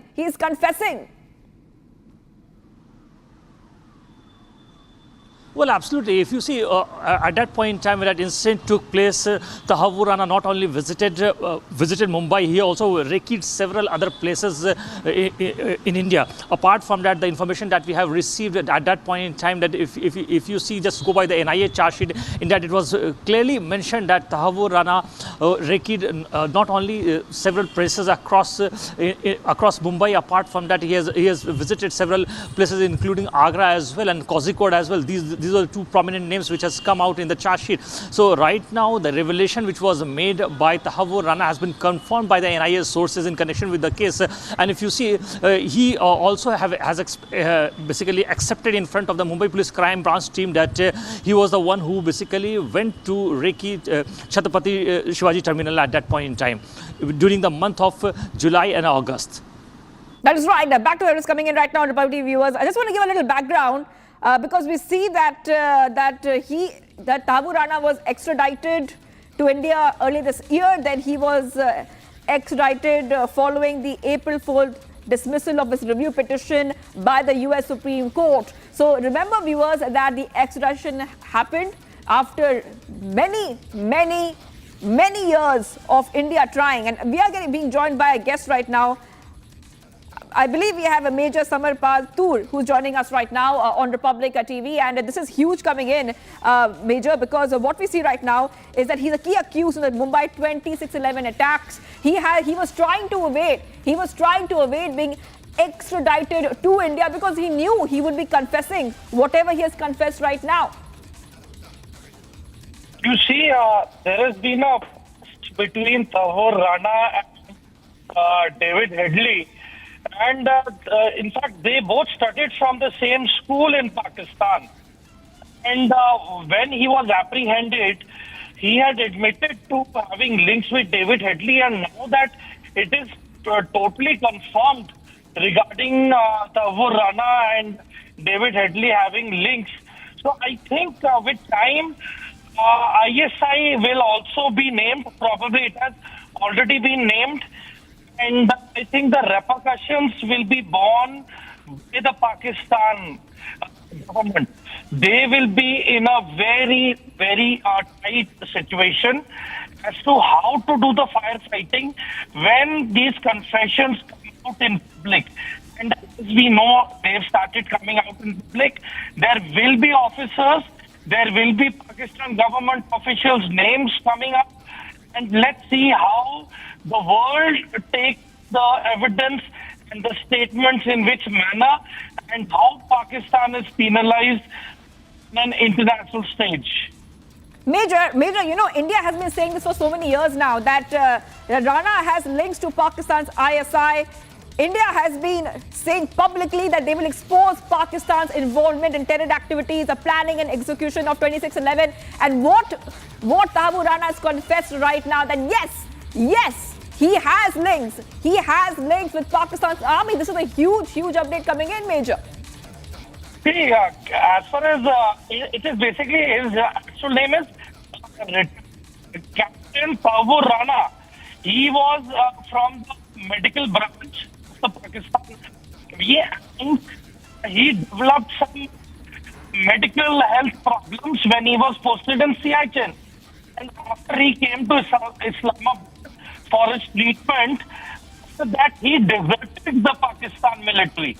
He deserted the Pakistan military, he went, he settled in Canada, and then the ISI beat him. And instead of getting after him, they utilized him as a ISI intelligence asset to carry out operations against India on foreign soil. And you see, with time, earlier Pakistan had a very critical role in terms of geopolitics. But after Osama bin Laden was killed on Pakistani soil, and just 5 kilometers away from PMA in Abbottabad, the world is called the bluff of Pakistan, and probably the trust index of Pakistan is plummeted severely. And that is one of the major reasons why most of the G7 countries are now against Pakistan and are taking punitive action against ISI and its wrongdoing on foreign soil as well.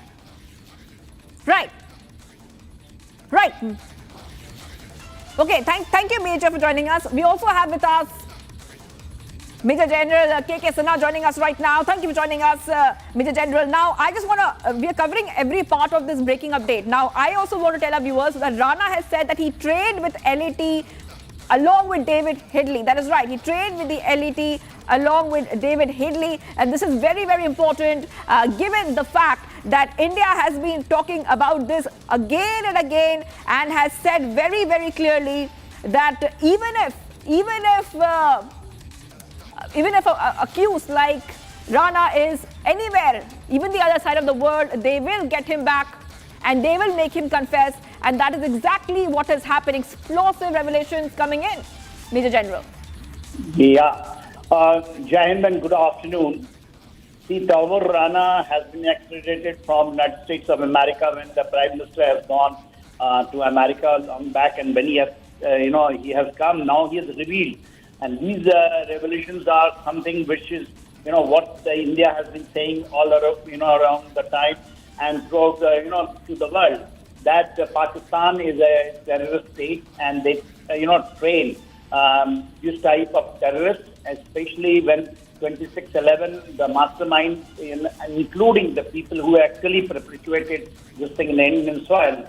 See, 26/11 has held long back, and there was a major strike by Pakistan, and this exposure and admission that he is the Stroot who has been trained by LET and David Headley's name is coming.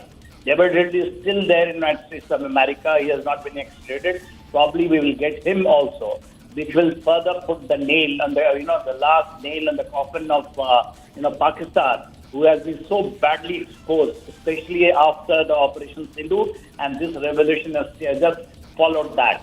See, what is we have to understand that, India carried out the strike in, Markaje Toiba, which is at, which is inside the Pakistan. In that area, this is the training center where this Tavur Rana was trained along with the David Headley. So when you, join all the things and the dots, you will find how exactly the Pakistan has been doing. And in the complete global clear, India, when they carried out the way in, this Markaj, the way the things were, Burrell was giving, where Pakistan Army's people were standing, the generals were standing, and these terrorists, the people who are there, the mastermind, were taking the lead. The funeral was taking place. Put the dots there, and dots now. If you put everything there, I think it's a great day and great revolution and great achievement by India, and hopefully we'll get also David Headley and in due course of time when we will further establish the fact for the complete global consumption. Yes, thank you so much, Major General K.K. Sinha, for joining us here. Thank you, Akil, for joining us. Tavur Rana admits his role in the Mumbai attacks and says very clearly that yes, he is Pakistan's trusted agent. Taking a short break. Do not go anywhere, viewers. We will be right back. Much for coming right up. We'll put a focus on the stories. Clashes reported during religious procession in many states. In Lakhimpur, stones allegedly pelted on Hindu houses. And China issues message for India, says reincarnation of Dalai Lama inherently an internal affair. Stay tuned, viewers. We are live and breaking.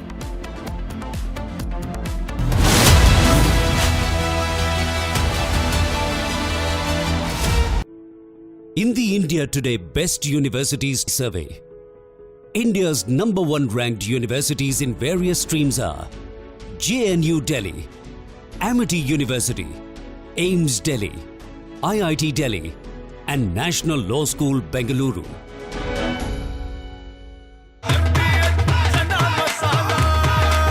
अब छोलिया हो या लोबिया, सफेद चने या काले चने, सब कुछ मजेदार बने।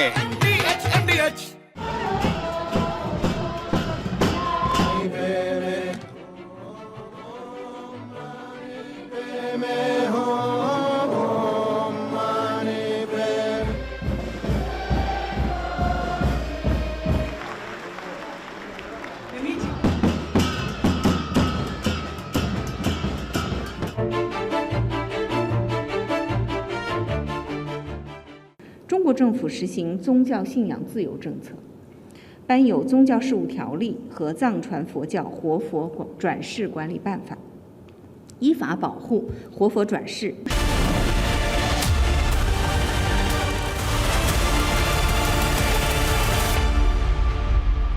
इसको घर पे लगाओगे तो शादी का तो पता नहीं, और घर पक्का नहीं टूटेगा। रुंगटा नहीं तो घर स्ट्रॉन्ग नहीं। रुंगटा स्टील TMT बार एकदम solid.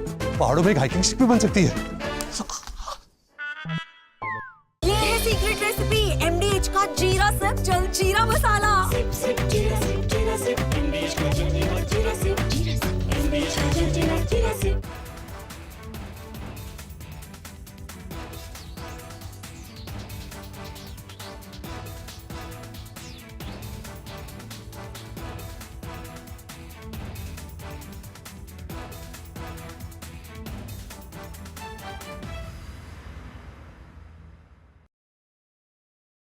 Donald Trump in first attempt, when the first part of his presidency in 2017, he has come out with a tax breaks.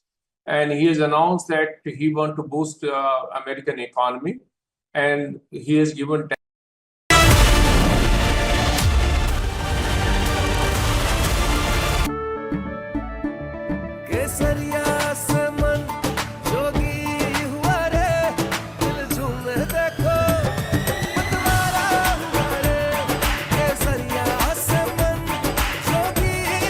हर पल मनाओ केसरी त्योहार। विमल, बोलो जुबान केसरी। दादी के हाथों का जादू और खुशबू से महकता घर, माँ की मुस्कुराहट और खाने की सुगंध। MDH गरम मसाला, क्योंकि हर रिश्ता है स्वाद से जुड़ा।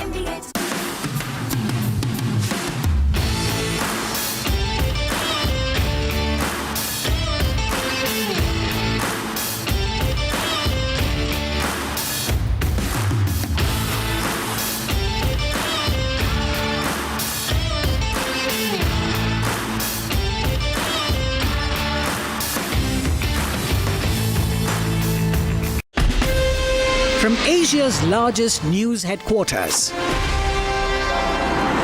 setting the agenda for Bharat.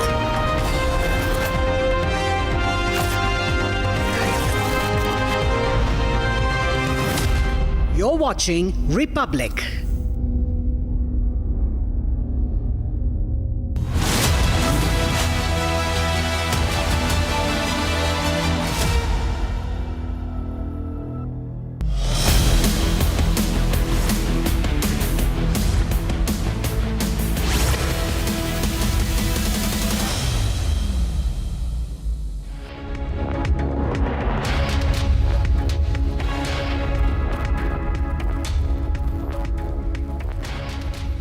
A very good afternoon, viewers. It's 1 p.m. and you're watching Republic TV. I'm Deepak Suresh Kumar. The focus is on the BRICS summit, where the Prime Minister once again spoke tough on terror. Meanwhile, Donald Trump has waged a war on BRICS, saying that all those who align with non-American, anti-American nations will be slapped with 10% tariffs. We'll get you all that and much more after a quick check on the headlines.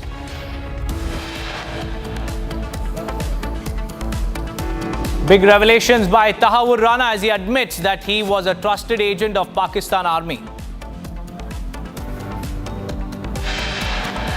Clashes reported during religious procession in several states. In Lakhimpur, stones allegedly pelted on Hindu homes. Pakistani spy Jyoti Malhotra was invited by Kerala government for tourism campaign, reveals RTI.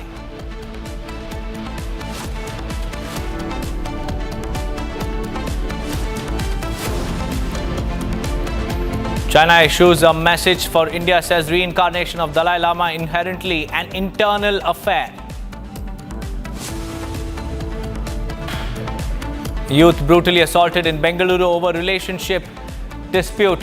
Actor Darshan case referenced.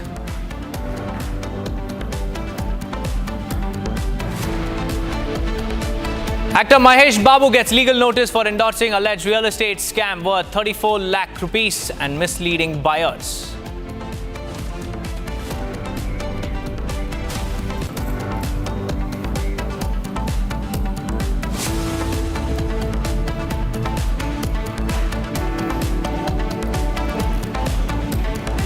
Viewers, we have some big breaking news coming in. This as far as Tahir Rana's interrogation is concerned by the Mumbai crime branch, and it seems like Tahir Rana has cracked under pressure and he has said that he was indeed a trusted agent of Pakistan Army. Rana has admitted that he was in Mumbai during 26/11 in 2008. Rana also accepted that he visited Chhatrapati Shivaji Maharaj Terminus at the time of the terror attacks in Mumbai. Rana also said that 26/11 was carried out in collaboration with ISI. So this essentially means that Pakistan's public denial of its role in the Mumbai terror attacks has fallen flat. It has time and again denied, but Tahir Rana here has finally cracked. It's a sensational confession to the Mumbai crime branch. Rana has admitted he was a trusted agent of the Pakistan Army. He was right there in Mumbai when the blood-soaked carnage unfolded, and he visited Chhatrapati Shivaji Terminus, one of the primary attack sites. And more shockingly, he's now exposed that 26/11 attacks were not just a Lashkar plot, they were a direct collaboration with Pakistan's ISI. So the cover is finally blown.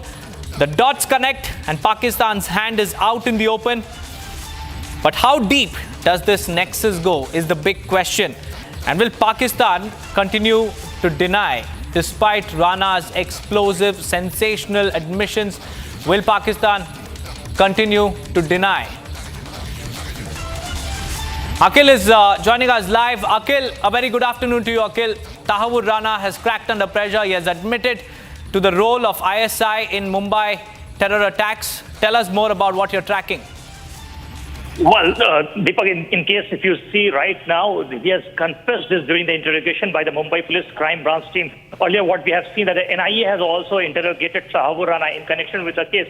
And during this very interrogation, he has accepted that he was a very trusted agent for Pakistani establishment and the deep state of Pakistan, including the ISI as well. So at this point in time, during his confession, Tahir Rana has accepted that he was a trusted agent of Pakistani ISI and the Pakistani deep state in connection with the case. Because if you see at that point in time, when that incident took place back then in 2008, 26/11, at that point in time, he was there in the month of July and August. And he recceived several places. And prior to visiting to Mumbai, he also visited Agra and Trivandrum. So that's a very big concern initially when the NIA team was investigating the case, and in that case it was not very clear that what all those places were visited by Tahir Rana, because if you see, it just go by the charge sheet filed by the NIA in connection with the case, what we have seen that Tahir Rana is the prime accused number 2. In this case, David Coleman Headley was the prime accused number 1.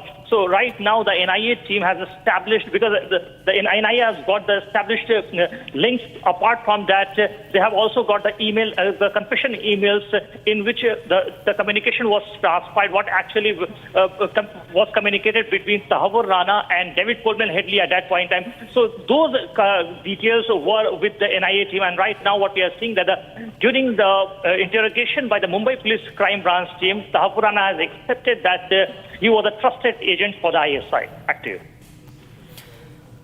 Right, Akhil, and it's also important to tell our viewers why this matters, because India's accusation against Pakistan is now backed by Rana's own words. So Pakistan can now not deny their role in the 26/11 attacks, Akhil. Well, absolutely. If you see, Pakistan has been constantly saying that he has the Pakistani got nothing to do with Tahir Rana. But what we have seen in 9/11 case, if you just see the dreaded terrorist was Osama bin Laden was found in Pakistan as well. If you see in this very case, Tahir Rana has got Pakistani links and he has got his origin from Pakistan. And then he basically got the Canadian citizenship. If you talk about David Coleman Headley, he is also of Pakistani origin, and then he got American citizenship. So right now what is happening that the NIA team and the Mumbai Police Crime Branch team is investigating the entire matter, and they have got the details from the horse's mouth, because these were the two key players in this entire case, because they were the key players who were part of this entire nefarious plot, in which what we have seen that over 165 people lost their lives in the day on 26/11. Also, Akhil, now Rana's confession could definitely, and it will, trigger a global diplomatic heat against it like never before, because all these days Pakistan had been publicly denying any role in the 26/11 attacks, but Rana's statement, Rana's admission has now exposed Pakistan's hidden hands. Well, absolutely, Deepak. If you see initially what we have seen, that the NIA team has interrogated on the line of that what was the role Tahavur Rana played during the time of 26/11 incident, and after that what we have seen that the NIA also questioned his link with another terror group which was part of this entire case, which includes the Lashkar-e-Taiba as well. What was his links with Hafiz Saeed in connection with the case, and was he in touch with Hafiz Saeed and other terror elements, other terror agents back in Pakistan? So these links will be established, because right now if you see NIA has been constantly questioning Tahavur Rana regarding those elements as well, and the crucial part, the third part which we are saying regarding the links with the Pakistani deepest state. So right now it has been confirmed by Tahavur Rana to the Mumbai Police Crime Branch team regarding this very incident that he was a very close associate and a trusted agent of the Pakistani deepest state, including the ISI. Right, Akhil, stay on with me, because we also have our executive editor Shravan Sen also joining us live from the newsroom. Shravan, this clearly goes on to show that Pakistan was involved from day one, and now Pakistan could be named as the main mastermind of the 26/11 attacks. Well, Pakistan's role in 26/11 was always known. What is essentially happening right now are two important points. One, evidence that is being gathered by the National Investigation Agency following the questioning that was also done by the Mumbai Police Crime Branch.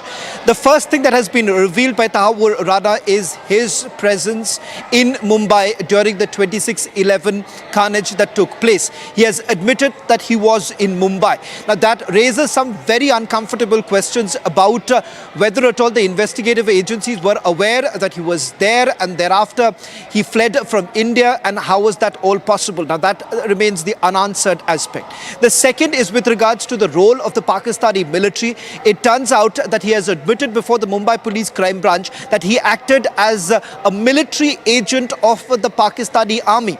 In fact, he had opened up an immigration service in Mumbai, and using that, it acted as a cover for David Coleman Headley, who also happens to be the other mastermind of the 26/11 attacks. Remember, it was David Coleman Headley who had carried out the reconnaissance at various locations, not just in Mumbai, but cities like Pune, and information about vital installations that were collected by David Coleman Headley was thereafter given to Tahavur Rana, who subsequently had given all the information to Lashkar-e-Taiba as well as the Pakistani military. The design of 26/11 was actually something that was crafted by none other than the Pakistani army. Today, Tahavur Rana, who was extradited to India on 4th of April, has basically admitted to all of what we are witnessing right now. In the next few days, we are given to understand, perhaps in a few weeks from now, the first charge sheet against Tahavur Rana would also be filed by the National Investigation Agency. There is also a very high possibility that the Mumbai Police Crime Branch could also take custody of Tahavur Rana. That's also expected in the next couple of days. In fact, the reason why Mumbai Police Crime Branch would be taking Tahavur Rana into their custody is because, remember, the first case was registered by them, and the first set of evidence was actually gathered by the Mumbai Police Crime Branch. Also, Shravan, now will the US hand over more classified files on Rana to India, because more handlers, more sleeper cells and more confessions are on its way? Well, as far as Tahavur Rana files are concerned, remember what the focus is right now is to whether at all there are some unknown aspects. The unknown aspects are pertaining to the presence of Pakistani military. The second is the presence of other spies in India at that point in time, because remember, this was well designed, well conspired by the Pakistani army itself. The fact of the matter is that this is not just the handiwork of the Lashkar-e-Toiba, but it is the handiwork of the Pakistani army. And these are unknown aspects of 26/11 carnage, and that is the reason why the focus right now on the investigation is with regards to whether at all, apart from Tahawwur Rana and David Colbert Headley, was there anyone else who was present in Mumbai when the 26/11 attack took place. Right, Shawan, thank you for joining us with those details. Now let's move on, viewers, because former Pakistani Foreign Minister Bilawal Bhutto Zardari has asserted that his country had no objection to extraditing terrorists like Hafiz Syed and Masood Azhar to India as a confidence-building measure. However, Bilawal Bhutto's remark did not go down well with Hafiz Syed's son Talha Syed, who claimed that his comments brought disgrace to Pakistan globally.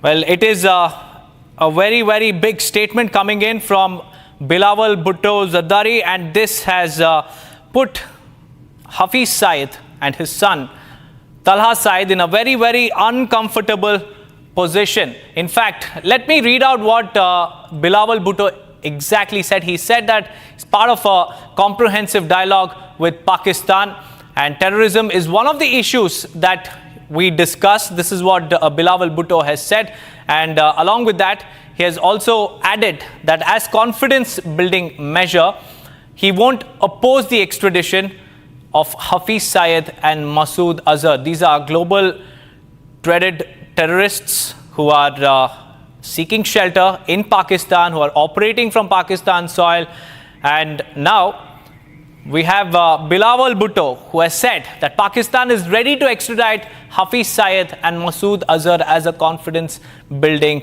exercise. But it hasn't gone down really well with Talha Syed, the son of Hafiz Syed. Let's listen in.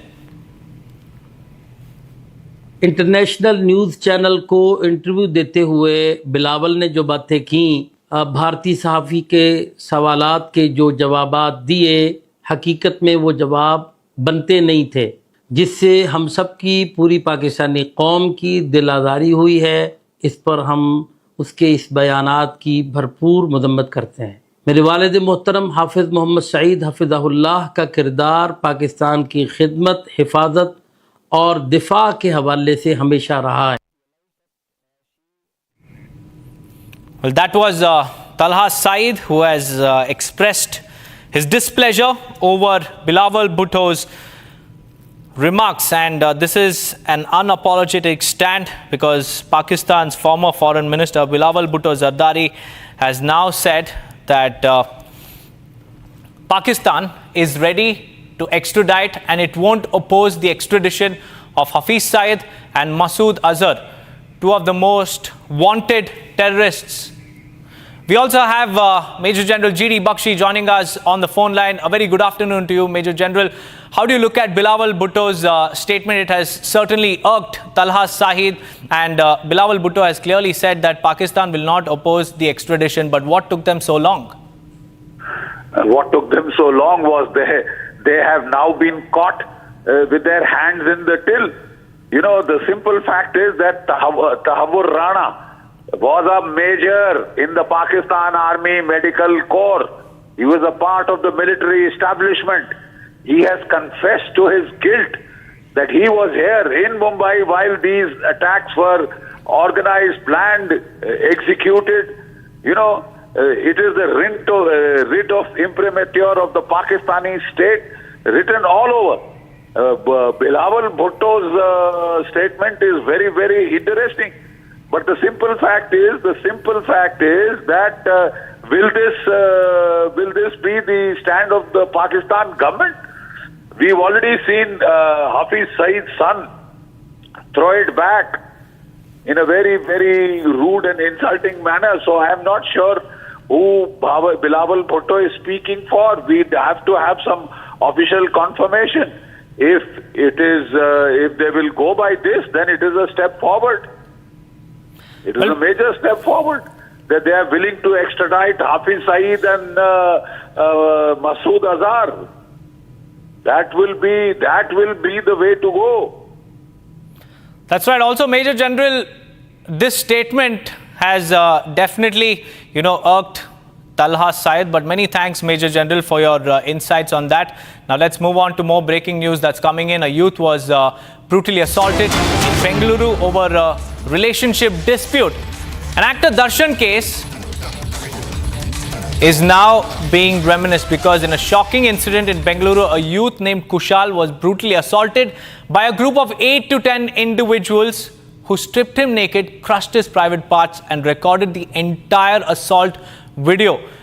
Something very, very similar to what happened in actor Darshan's case, where Renuka was also treated, assaulted and brutalized in a similar manner. And this incident reportedly stemmed from a relationship dispute. Kushal was previously in a 2-year relationship with a girl during his college days, which ended a few months ago, and the girl later became close to another boy, which Kushal allegedly could not accept. He could not fathom this particular fact, and he is said to have sent obscene messages to her, following which the girl, along with her new-found boyfriend and friends, plotted a revenge assault, and the group lured Kushal under the pretext of resolving the issue. And then what happened was nothing less than a filmy-style kidnapping incident, because they kidnapped him, they took him to a very secluded area near a lake and carried out the assault that you can see on your screens. They stripped him and then they assaulted him, and during the attack, one of the accused can also be heard in a video referencing the Renuka Swamy murder case involving actor Darshan, saying that this will end up like that case. The accused also threatened to make the video viral on social media. A case has been registered at the Sola Devanahalli police station. 4 accused, Hemant, Yashwant, Shivshankar and Shashank Gowda, have been arrested. Further investigations are underway.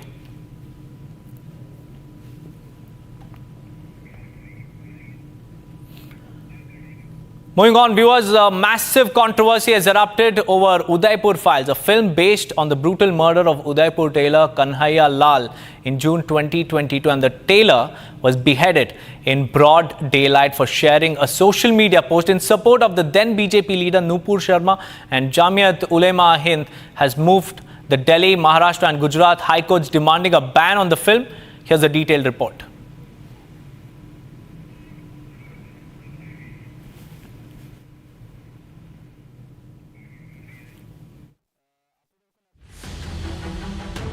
Upcoming film Udaipur Files has sparked a massive controversy.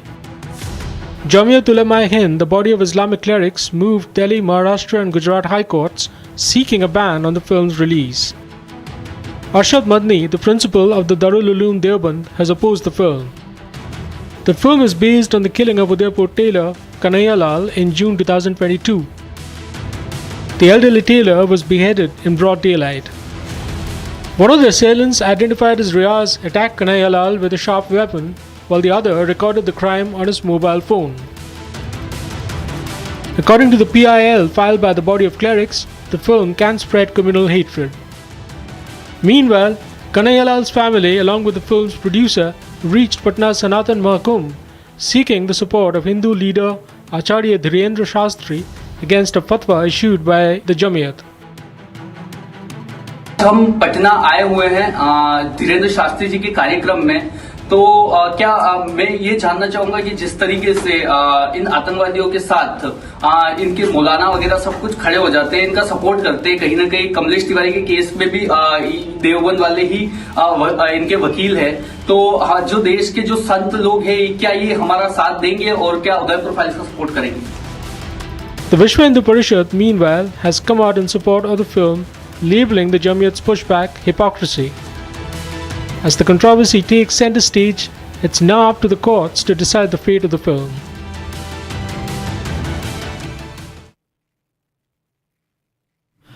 Viewers, moving on to what's happening between Donald Trump and Elon Musk. US President is firing back at Elon Musk's latest political stunt of floating America party. Donald Trump has called it ridiculous. Here's more.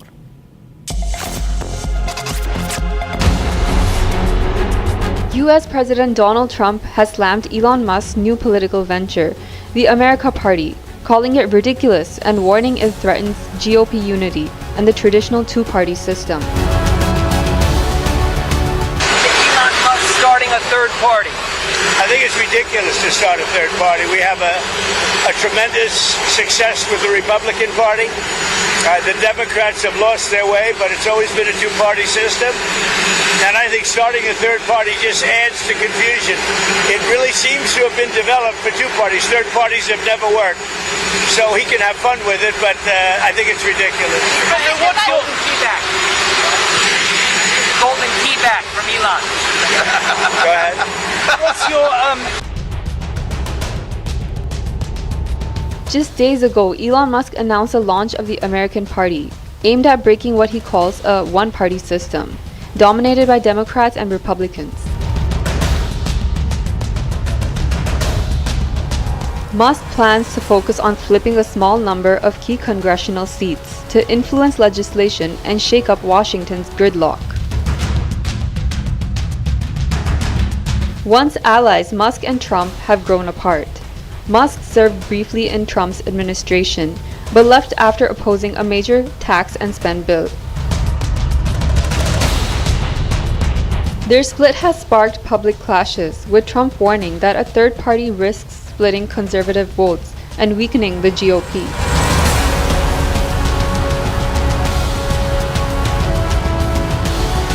The big question now: can Musk's America Party disrupt the entrenched two-party system, or will it further divide an already fractured political landscape?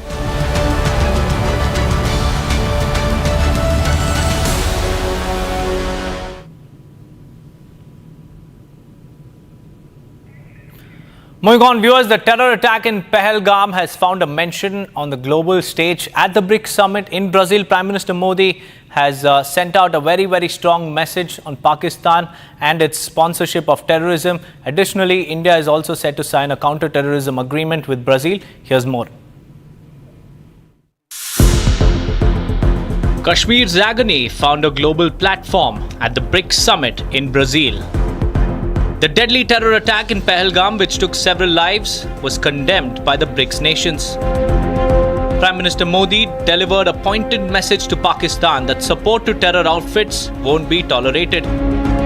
Look at the para, it's 34, it's very clear. One is, there is unanimous condemnation of all the leaders. I think you need to know that.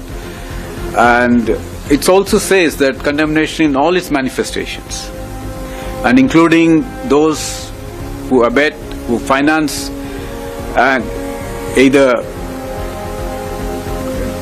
openly, covertly, or overtly, in both ways, it has been condemned.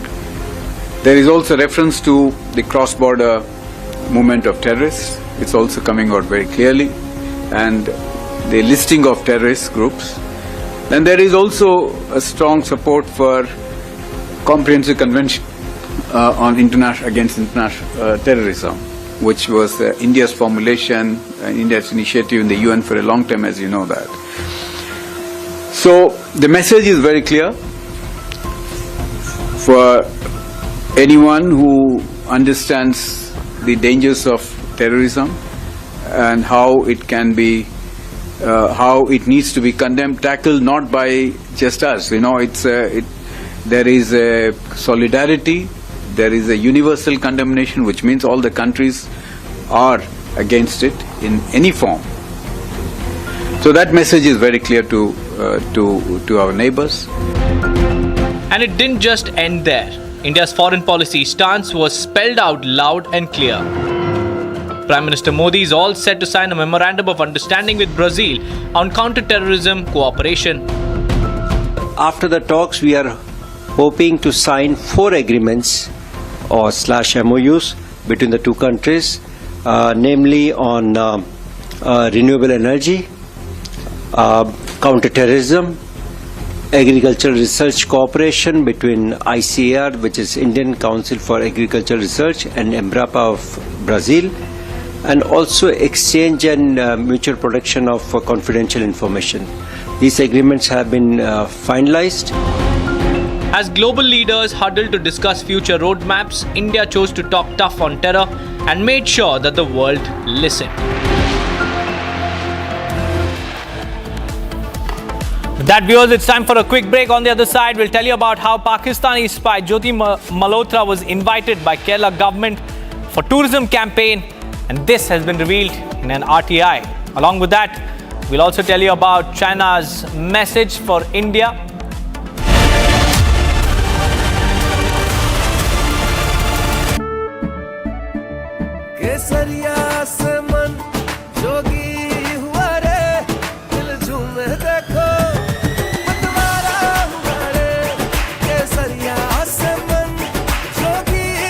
हर पल मनाओ केसरी त्योहार।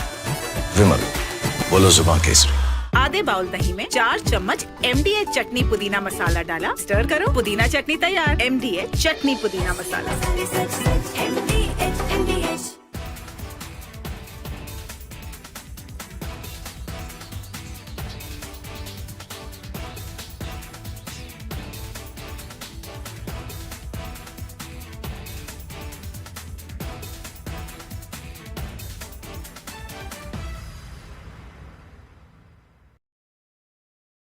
Donald Trump in first attempt, when the first part of his presidency in 2017, he has come out with the tax breaks.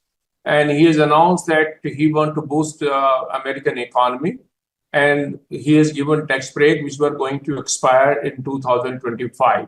So there was an obligation when the second term that he will extend the tax break, which he has promised in 2017, to continue permanently.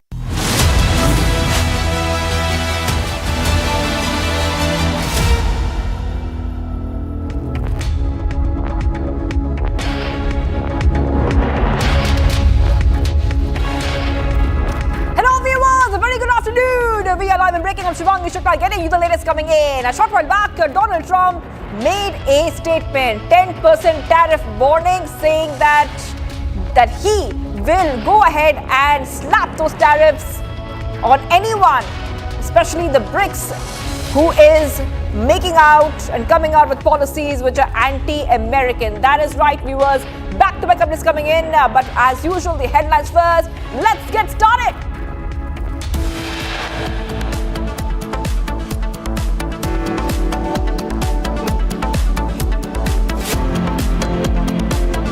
Top headlines, big revelation by Tabu Rana. Sources say he admits that he was a trusted agent of Pakistan Army.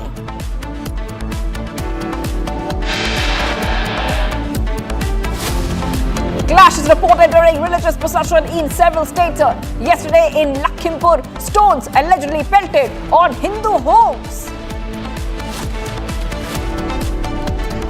Pakistani spy Jyoti Malhotra was invited by Kerala government for tourism campaign, reveals an RTI. China issues message for India, says reincarnation of Dalai Lama inherently an internal affair.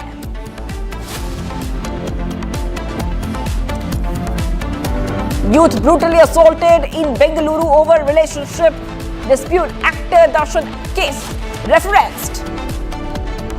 And Mahesh Babu gets legal notices for endorsing alleged real estate scam worth 34 lakh rupees and misleading the buyers.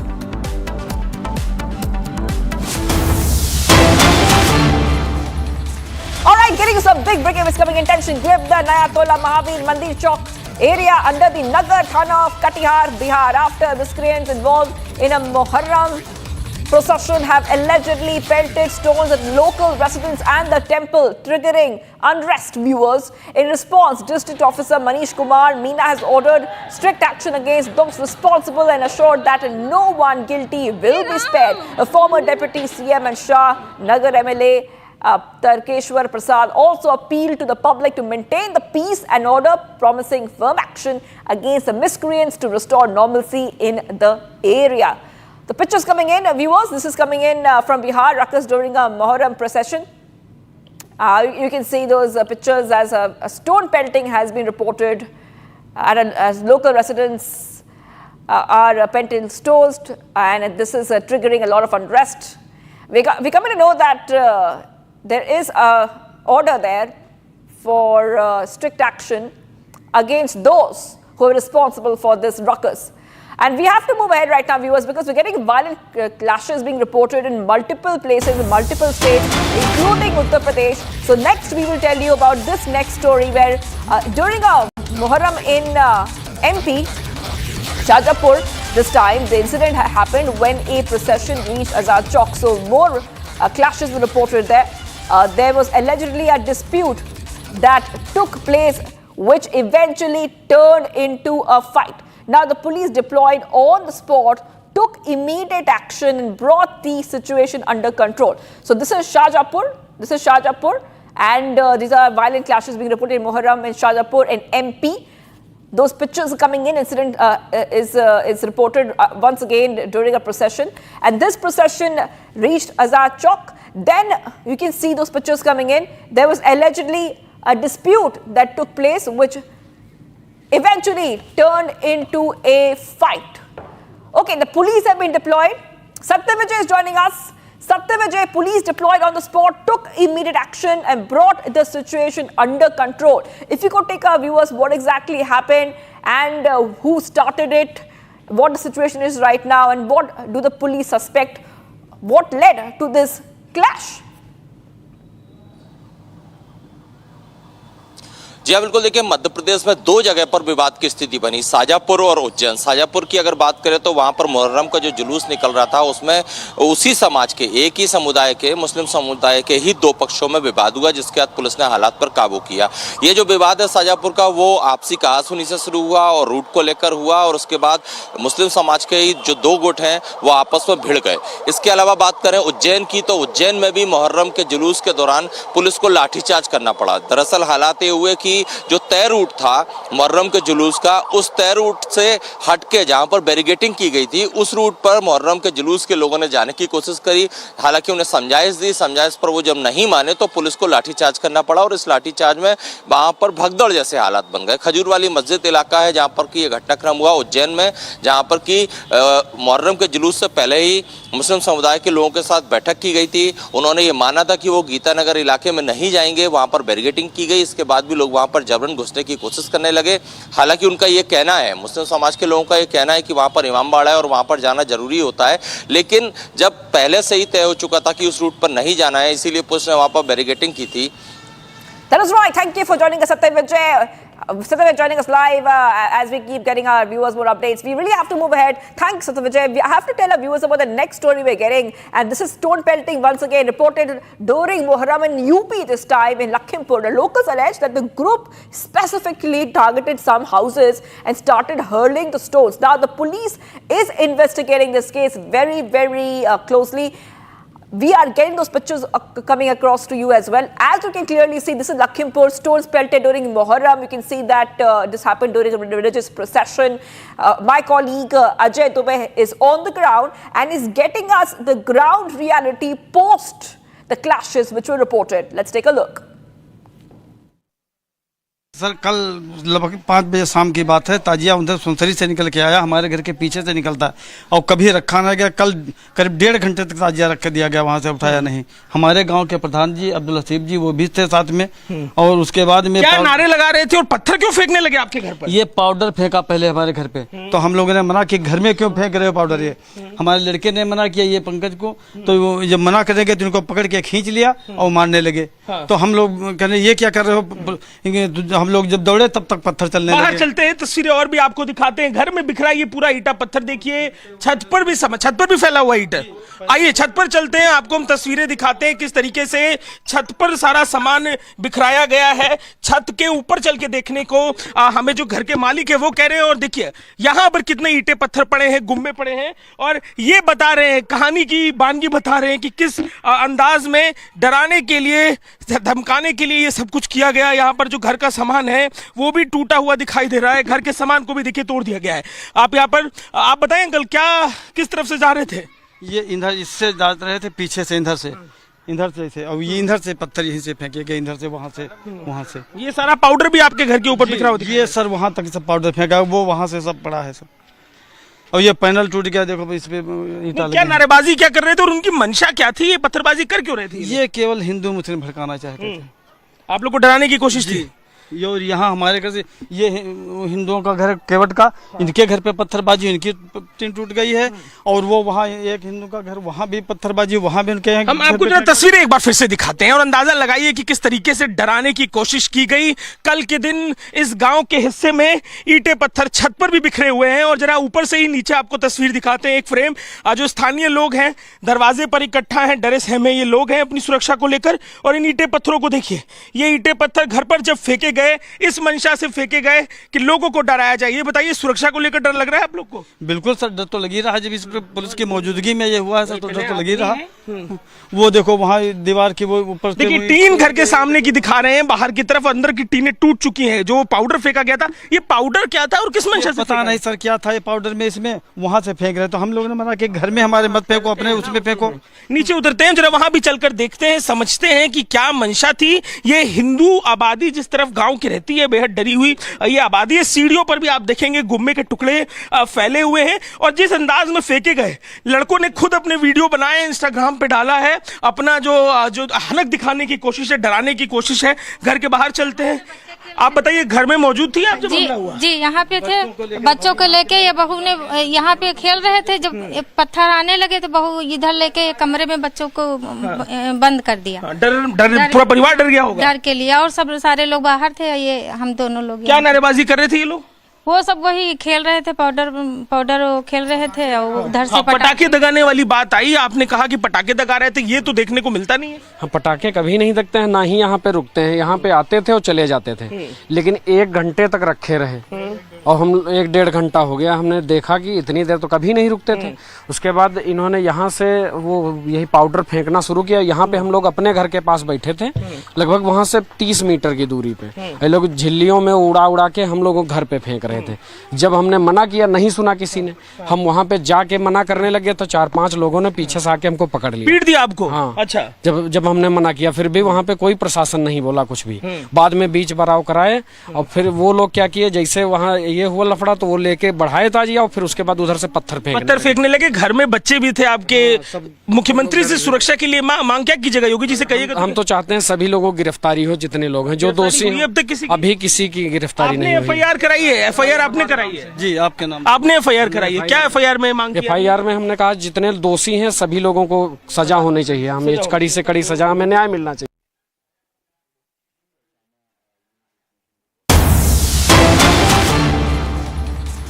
Huge update coming in. It's a big success, viewers. Major success for security forces when a top Maoist commander was gunned down in an encounter in National Park area, Bijapur district. He carried a reward of 8 lakh rupees as bounty. Rifles, explosives and Maoist-related materials were all recovered from the spot. Okay, picture coming in right now, viewers. Top Maoist commander killed. Left-hand side, right-hand side, arms and ammunition which has been recovered.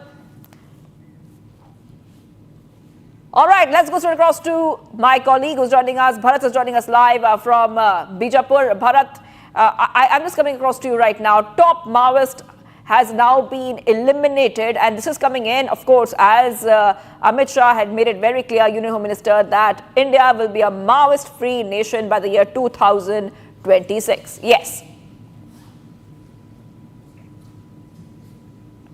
देखिए, मैं आपको बता दूं, जिस तरीके से बीजापुर जिले के अंतर्गत इंद्रावती एरिया जो इलाका पड़ता है, जो उस इलाके पे माओवादियों की सूचना के तर्ज पे पुलिस के जवानों के द्वारा उस इलाके पे एंटी नक्सल ऑपरेशन पे निकले थे। लगातार जो ऑपरेशन है वो चल रही थी। इस ऑपरेशन में जो माओवादी हैं जिस इलाके पे तैनात थे, वो पूरा इलाका एक तरीके से नक्सलियों का आरामदायक इलाका भी कहा जाता है। जिस तरीके से देश के गृह मंत्री अमित शाह ने जो डेडलाइन तय किया है 31 मार्च यानी 2026 तक माओवाद को समाप्त कर देंगे। चाहे आंधी आए, चाहे तूफान आए, चाहे बारिश हो, या आंधी नाले उफान पर भी होने से भी जो जवान है उनकी जो बुझावा की ताकत है वो उस इलाके पे भी जाएंगे जिस इलाके पे पहुंचना पॉसिबल नहीं होता है। ऐसे में जिसके तर्ज पे ही लगातार बारिश हो रही है, इन बारिश के बावजूद सुरक्षा बल के जो जवान है, STF, DRG और संयुक्त जो बीजापुर की जो बल है वो उस इलाके पे निकले थे जिस इलाके पे माओवादियों की मौजूदगी थी, यानी उनकी आमद थी। जिस तरीके से उस इलाके पे निकले, लगातार जो माओवादी हैं पुलिस को देखते ही फायरिंग करने की कोशिश कर रहे थे। बताया ये जा रहा था कि छोटे मोटे नक्सली नहीं, बड़े कैडर के नक्सली, यानी PLG बटालियन नंबर 1 की जो कंपनी होती है उसकी बटालियन के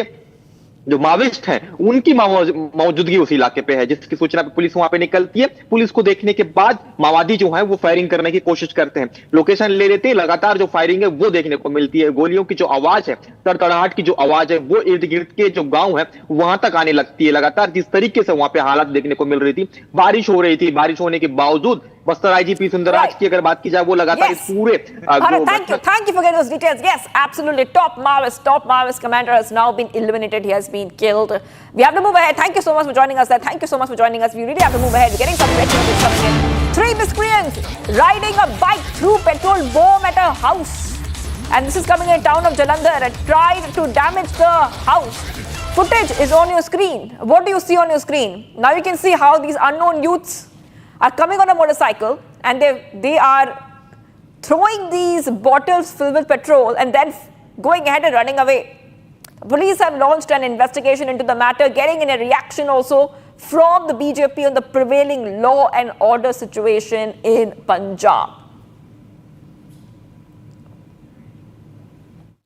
पंजाब में कानून व्यवस्था जब से आम आदमी पार्टी आई है ध्वस्त हो चुकी है। एक के बाद एक ग्रेनेड हमले के बाद, लगभग 1 डजन से ज्यादा ग्रेनेड हमले के बाद अब एक और ऐसा हमला पेट्रोल बम के द्वारा जालंधर में हुआ है।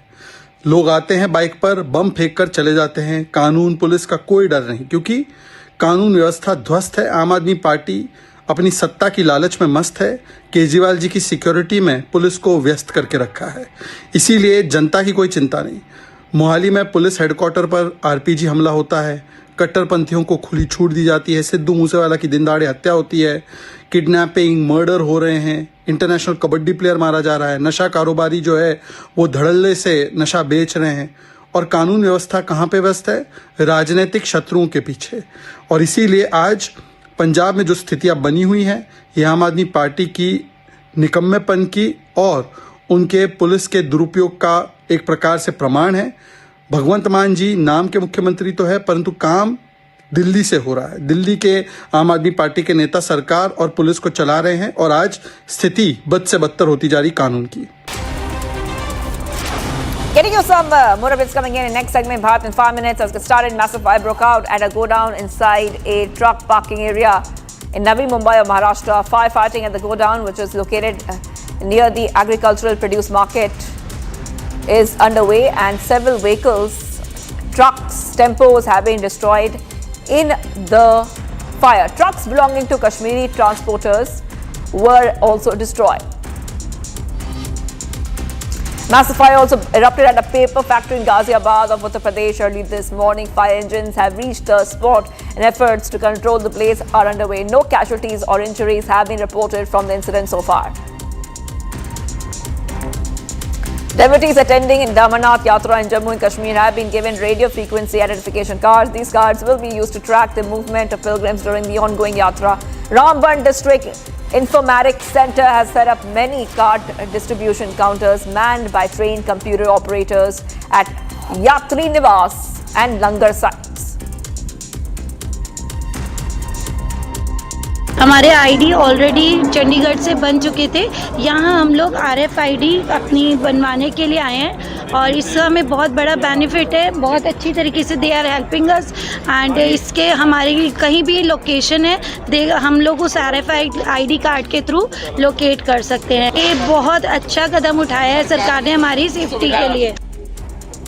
A woman and 2 youngsters were killed in a clash and firing between the two groups in Bihar in a village.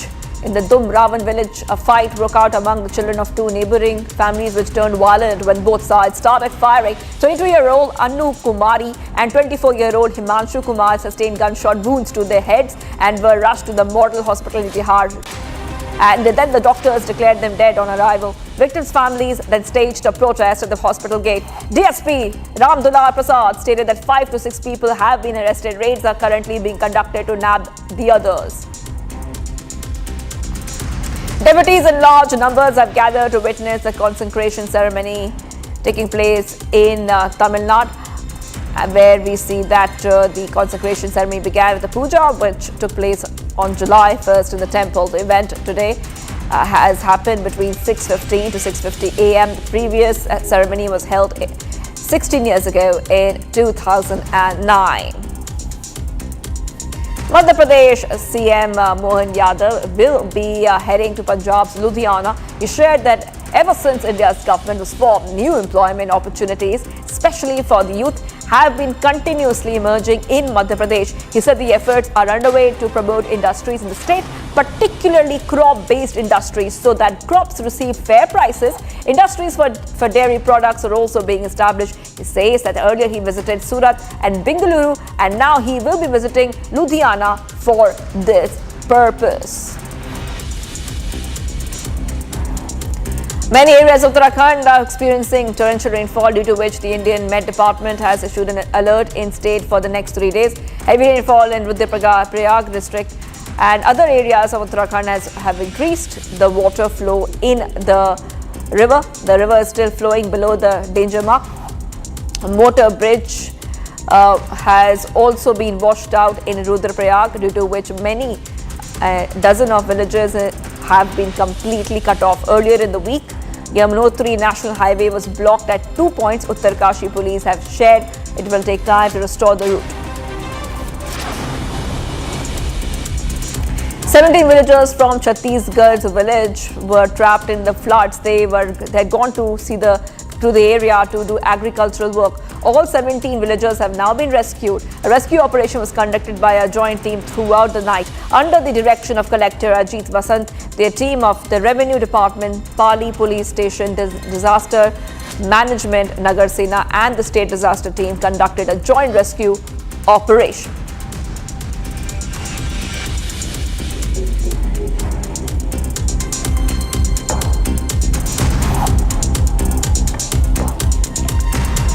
Let's move ahead right now. The top court has agreed to urgently list petitions challenging the Election Commission's decision to carry out a special intensive revision of electoral rolls in Bihar. Supreme Court will hear batch of pleas on July 10th. Here's more to the story.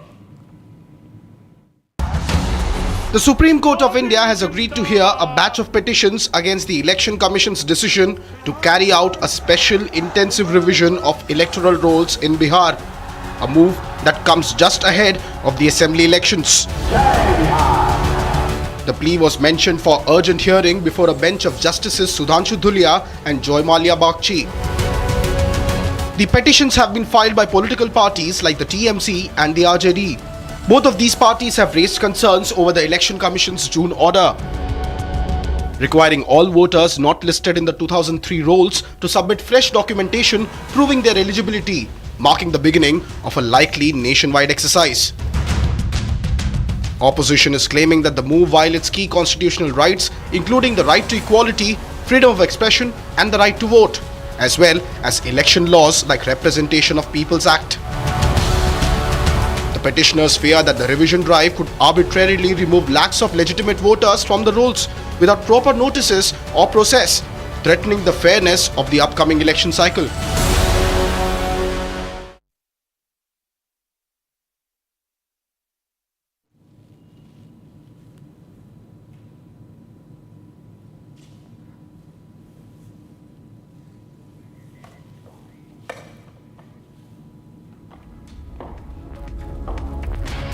Let's move ahead right now. Massive controversy has erupted over Udaipur files. This is a film based on the brutal murder of Udaipur tailor Kanhaiya Lal. Okay, let's move ahead right now. We also have other stories we're tracking at this point of time. We'll talk about the BRICS right now. That is right. The Prime Minister Modi has made a very important statement at the BRICS. A terror attack in Pahalgam has found mention on the world stage. At the BRICS summit in Brazil, Prime Minister Modi sent out a strong message to Pakistan on terrorism and said India is all set to sign a counter-terrorism agreement with Brazil. Here's more. Take a look.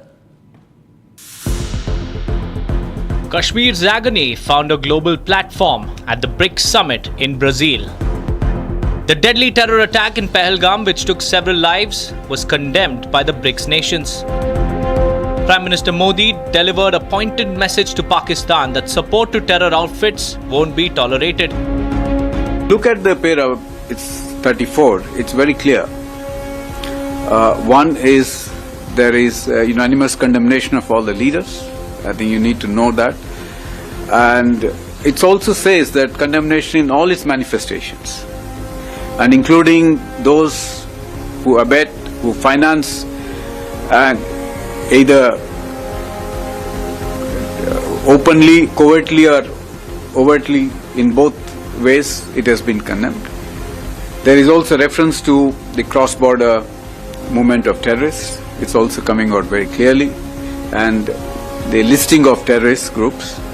Then there is also a strong support for comprehensive convention on against international terrorism, which was India's formulation and India's initiative in the UN for a long time, as you know that.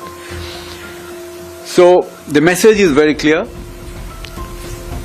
for anyone who understands the dangers of terrorism and how it can be, how it needs to be condemned, tackled not by just us. You know, there is a solidarity, there is a universal condemnation, which means all the countries are against it in any form. So that message is very clear to our neighbors. And it didn't just end there. India's foreign policy stance was spelled out loud and clear. Prime Minister Modi is all set to sign a memorandum of understanding with Brazil on counter-terrorism cooperation. After the talks, we are hoping to sign 4 agreements or /MOUs between the two countries, namely on renewable energy, counter-terrorism, agricultural research cooperation between ICAR, which is Indian Council for Agricultural Research, and Embrapa of Brazil, and also exchange and mutual protection of confidential information. These agreements have been finalized. As global leaders huddled to discuss future roadmaps, India chose to talk tough on terror and made sure that the world listened. And viewers, President Donald Trump is firing back at Elon Musk's surprise new political move, the launch of the America Party. Trump calls it ridiculous and warns it could fracture the Republican Party. Here's a report.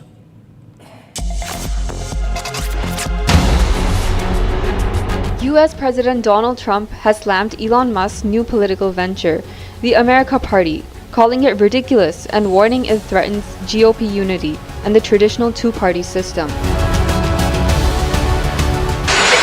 Musk starting a third party. I think it's ridiculous to start a third party. We have a tremendous success with the Republican Party. The Democrats have lost their way, but it's always been a two-party system.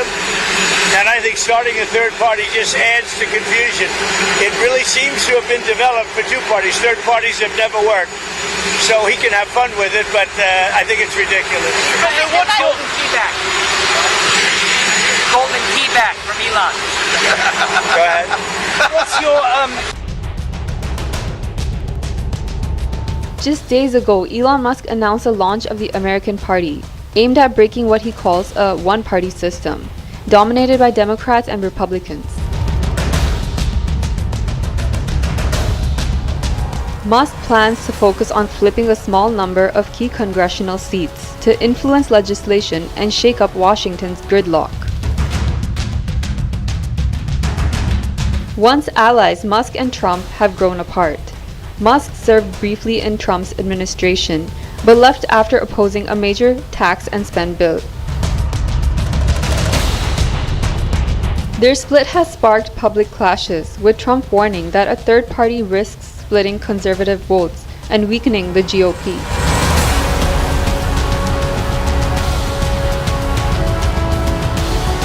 The big question now, can Musk's America Party disrupt the entrenched two-party system, or will it further divide an already fractured political landscape?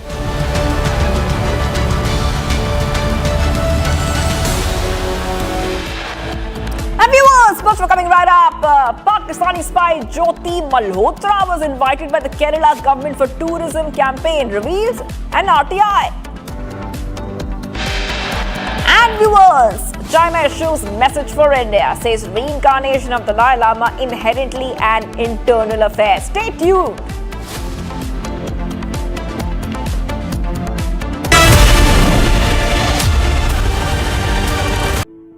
In the India Today Best Universities Survey, India's #1 ranked universities in various streams are JNU Delhi, Amity University, AIIMS Delhi, IIT Delhi, and National Law School, Bengaluru. MDH की हल्दी मिर्ची धनिया करे कमाल, ये रंग दे, ये खुशबू दे, ये तीखा, ये कम पड़े, क्या निराला MDH मसाला।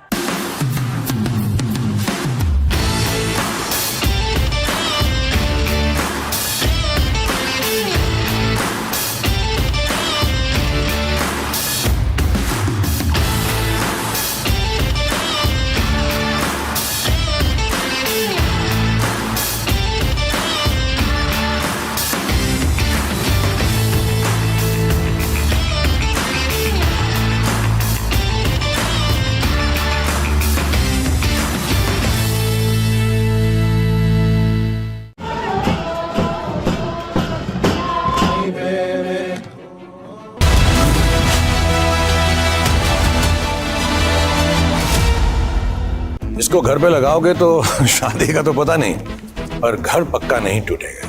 रुंगटा नहीं तो घर स्ट्रॉन्ग नहीं। रुंगटा स्टील TMT बार एकदम सॉलिड। पहाड़ों में एक हाइकिंग शिप भी बन सकती है।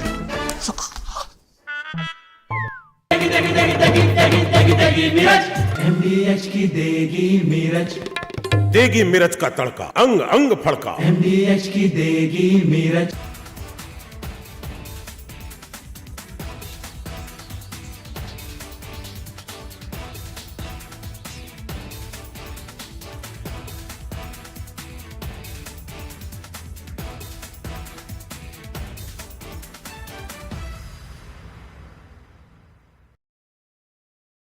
Donald Trump in first attempt, when the first part of his presidency in 2017, he has come out with the tax breaks.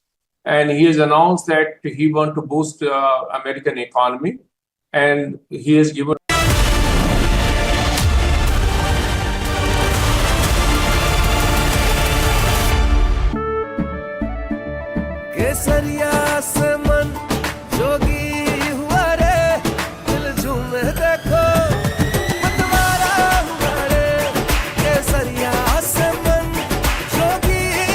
हर पल मनाओ केसरी त्योहार। विमल, बोलो जुबान केसरी। अब छोलिया हो या लोबिया, सफेद चने या काले चने, सब कुछ मजेदार बने। MDH।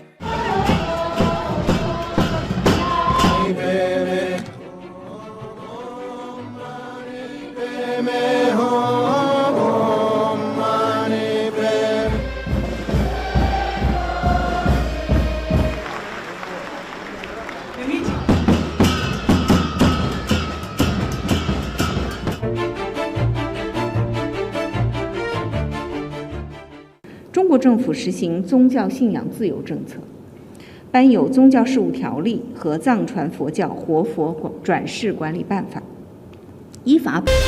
From Asia's largest news headquarters, setting the agenda for Bharat.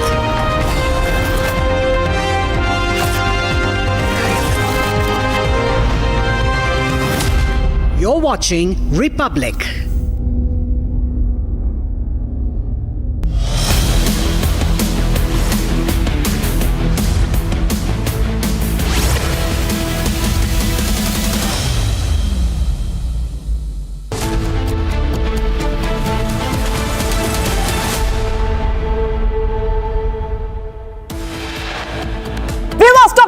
Big revelation by Tabu Rana. Sources say he admits that he was a trusted agent of Pakistan Army.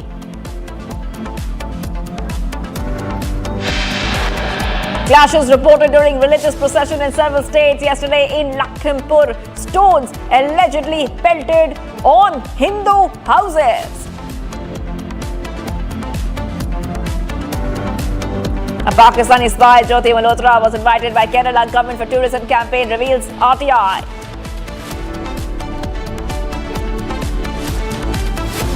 China issues message for India, says reincarnation of the Dalai Lama inherently an internal affair. Youth brutally assaulted in Bengaluru over relationship dispute, actor Darshan case referenced. Mahesh Babu gets legal notice for endorsing alleged real estate scam worth 34 lakh rupees and misleading buyers.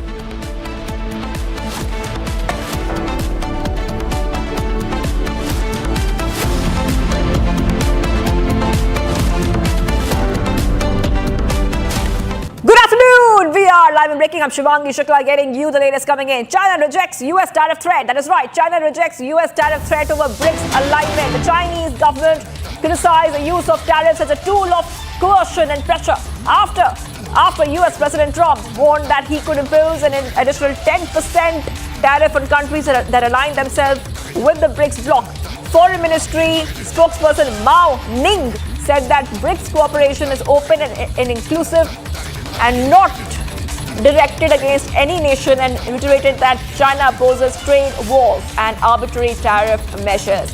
Comments come after Trump posted on social media sanctions for countries that align themselves with BRICS, which held its 17th Leaders Summit on Sunday in Rio de Janeiro without the physical presence of the presidents of China and Russia.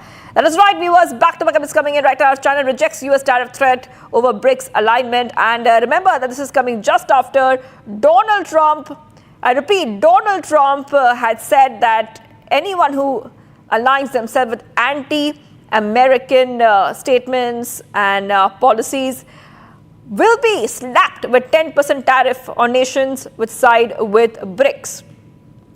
He's warned that the countries which side with the policies of the BRICS alliance that go against US interests will be hit with an extra 10% tariff. Trump has criticized BRICS again and again. Remember, BRICS consists of members like Russia, India, China, which was designed to boost countries' international standing and challenge the US and Western Europe. But what we see right now is that Donald Trump had written on Truth Social, any country aligning themselves with the anti-American policies of BRICS will be charged an additional 10% tariff. There will be no exception to this policy. Post that, we're coming to know that China has rejected US tariff threat over the BRICS alignment. The Chinese government criticized the use of tariffs as a tool of coercion and pressure after US President Trump warned that he could impose an additional 10% tariff on countries that align themselves with the BRICS bloc. That is right. Back-to-back is coming in right now on Republic TV. And this is coming in, viewers. As we see that already a deadline for countries to agree a tariff deal with the US has been set for 9 July, but US officials now say they will begin on 1st of August. Back-to-back is coming in right now, viewers, where we see that Trump says very, very clearly that he will slap 10% tariff on nations that side with the BRICS. I'm being joined by a senior executive editor, Abhishek Kapoor, on this. Abhishek, what do you really make out of this statement coming in from Trump and China's reaction? China has rejected the statement of Trump. Okay, we'll go to Abhishek in a short while from now. We'll try to go to Abhishek, but we see that now the other countries are reacting to Donald Trump's latest tariff threat, where China has rejected US tariff threat over the BRICS alignment. The Chinese government criticized the use of tariffs as a tool of coercion and pressure after US President Donald Trump warned that he could impose an additional 10% tariffs on countries that align themselves with the BRICS bloc. Kruthat is joining us live from our Republic newsroom. Good afternoon to you, Kruthat. You know, we have seen Donald Trump make one statement after the other when it comes to tariff and tariff war. But this time he has gone ahead and made a statement on slapping 10% tariff on nations which side with the BRICS bloc. But China is rejecting it.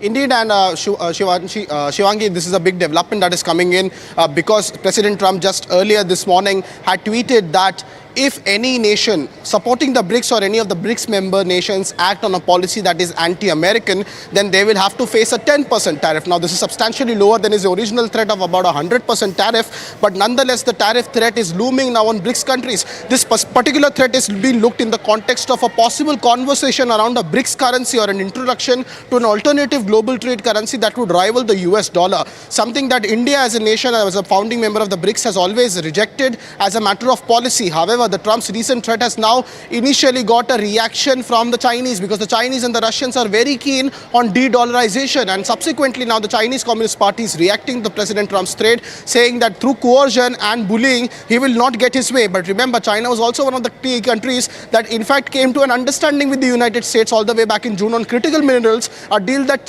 Trump had even announced before the CCP could even acknowledge it, and later on subsequently before Operation Rising Lion, Trump even accused the China of violating the deal that they had cracked in Geneva. So the back and forth between the US and China is continuing. Obviously there is no complete trade deal that has been coming into picture. It's only 2 days now, 48 hours remain on the July 9 deadline that was self-imposed by President Donald Trump, and yet no significant deals apart from the United Kingdom and Vietnam in hand. There is also pressure on whether the United States is also going to send letters to over 170 nations of the world, giving them a blanket tariff rate that they are going to unilaterally decide and start imposing after the 90-period hiatus or the relaxation period that Trump had self-granted after pressure from his own economy subsequently. So there is a huge political development happening, a fight emerging between the BRICS nations and China retaliating against the United States threat of imposing 10% tariff. But the day 2 of the BRICS summit will continue in Rio de Janeiro today, where Prime Minister Narendra Modi is, of course, in attendance. India's reaction to this still awaited.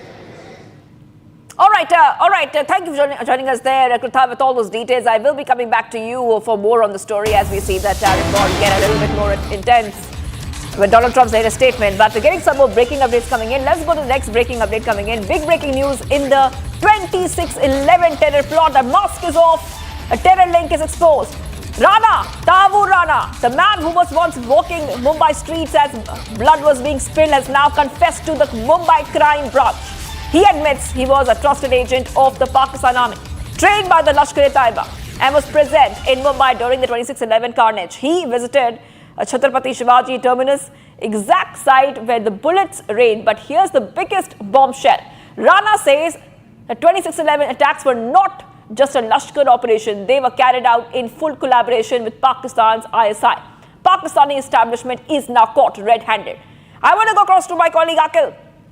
Akil, the ISI, Pakistan Army and Lashkar were working hand in glove to unleash the terror on Indian soil. And these confessions from Rana are quite shocking. But India is not surprised. India has been suspecting this all along.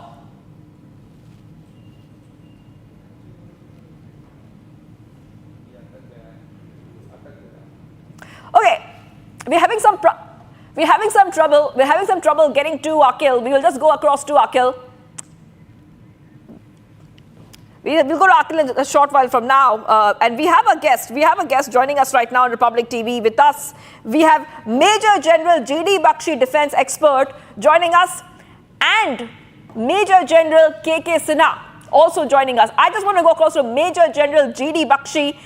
Major General, very, very clearly, Rana admits role, and he's saying I was Pakistan's trusted man. Now, you know, this is something we have been telling, India has been telling the entire world this. And once Rana was extradited, he has finally confessed. Major General. You know, we all expected that Rana would sing like a canary when in Indian custody. And he has.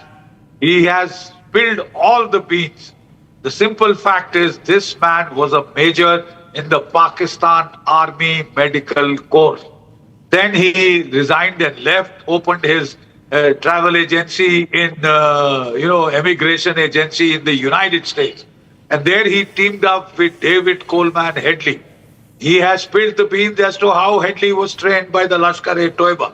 That how he was an agent for Pakistan and how he was in Mumbai during 26/11, how he helped plan it in detail and get it executed. He is one of the masterminds of this terror plot, and he has been brought to justice. And like I said, he is implicating the higher-ups in Pakistan, left, right, and center. How can the Pakistani state deny its connections with Tavur Rana, a former major in their army, right? They have been lying through their teeth all along, and now they are caught. And we have the famous now quote from Bilawal Bhutto, who says that they have no objections to extraditing, Hafiz Saeed and Masood Azhar. Now, I don't know on whose behalf he has made that statement, because it has been hotly contested by the son of Hafiz Saeed. And last time also we had seen how after 26/11, we had given them kilotons of evidence in the form of dossiers. They had thrown them in the trash can. The courts, Pakistani courts, had refused to take them on record and said they are fiction. So what cooperation can you expect from a state which is a known sponsor of terrorism, whose central tenet of the policy is to use terrorism as a tool of statecraft? They have been doing it all along. Their terrorist minions are expendable. They couldn't give a tuppence for them. The real terrorists are the Pakistan Army, the Pakistan ISI. And I think we should now graduate to hitting them directly. Right, Major General G.D. Bakshi. We also have Major General K.K. Sinha. So as General Bakshi said, that it's something that we knew all along. Even in 2611 probe, we saw that it was proven very well that that Kasab was from Pakistan, and despite that, we see there was we've not seen this unequivocal support for India. We've not seen this, the world coming together against Pakistan. This time, do you feel, now that this man called Tahabur Rana has said that it was not just a Lashkar operation, but there was ISI also involved, the Pak Army was involved, what implication could it have now in today's time? Good afternoon and Jai Hind General Bakshi here, our veteran. Look, Swami, what much has been brought out that is spilling the bin, that Tahabur Rana, who's a Pak-born Canadian nationalist, he has crossed over to the United States of America, and there also he opened that. That is there, and he has been extradited to India on 10th April 2025. And see, 22nd April, when Pahalgam happens, because historical linkages. And in Pahalgam, and then we have got, Operation Sindoor, which we have launched on 7th of May. Now, coming to, Tahabur Rana and Devon Headley, Colin Headley, their connections and the connection with the ISI. They are the childhood friend, and including the Field Marshal, now the Field Marshal of Pakistan, they are the, same school and the college they belong. Even this guy who's the Field Marshal now. And he is the former, Pak military, doctor from Pak military, the medical corps. See, what has been revealed? What are the charges when we have put? Conspiring with the LET, linked with ISI operative Major Iqbal. That is very important. Linked with ISI, and he has, spilled the bin, this particular part, which is that he had the linkages with ISI. He has been trained at Markaz Toiba at Muridke, which was destroyed on 7th of May during Operation Sindoor. This is the center of LET, and there he, along with David Colin Headley, they were trained over there. So it is in our dossier. It is now what we are saying, and now he is confessing that. He has confessed not under the duress. He has confessed it in front of the legal system in India. He has been trained along with David Colin Headley, that is accepted. And the involvement of Major Iqbal, who was the operative during 2611, from Pakistan, that has come. And terrorism and murder, the charges are that, the third charge which he has got. So when you connect the dots, and what General Bakshi was saying, that we know, the world knows about it. Right, you are asking what will happen now. You have used the, you have given the example of Kasab, where's the Pakistan. See, after that, three more things have happened. In the SCO meeting, our Raksha Mantri has gone over there. He has refused to sign the joint statement because they have not included the name of Pakistan. Then, Quad meeting in the United States of America, our foreign minister was there. The joint statement has not included the name of Pakistan. They have not refused. They have condemned what happened in Pahalgam, but they have not used. Right, sir. Same, BRICS, we have able to get it. So the things, what I am trying to bring it out, even in globally, and especially the major player is dilly-dallying. They are not naming Pakistan. But now we have put the evidence in front of the whole globe. Absolutely. And worldwide, this is going. So it is a great achievement that we have done, and it is legally done. Right, General Sinha. Yes, Pakistan has all the reasons to tremble, sir. Absolutely. Right, yes, General Sinha, absolutely. Well, Pakistan has all the reasons to tremble, and even more now, and everything is on record. We will, of course, continue to keep a close eye on developments on the same way. General KK Sinha, thank you so much for joining us on Republic TV with your thoughts on this. Viewers, in fact, we will just shift our focus to more news. How Pakistan, in fact, has again been caught in this infighting battle. Viewers, former Foreign Minister Bilawal Bhutto Sardari has stunned his own country, openly saying that Pakistan has no objection to extraditing global terrorists like Hafiz Saeed and Masood Azhar to India. This isn't just a political statement, it's a direct hit at Pakistan's terror factories. Now what follows? A meltdown from Hafiz Saeed's camp. His son, Talha Saeed, now publicly accuses Bilawal of disgracing Pakistan on the world stage. Pakistan's terror sympathizers are rattled, their safe havens are being questioned now.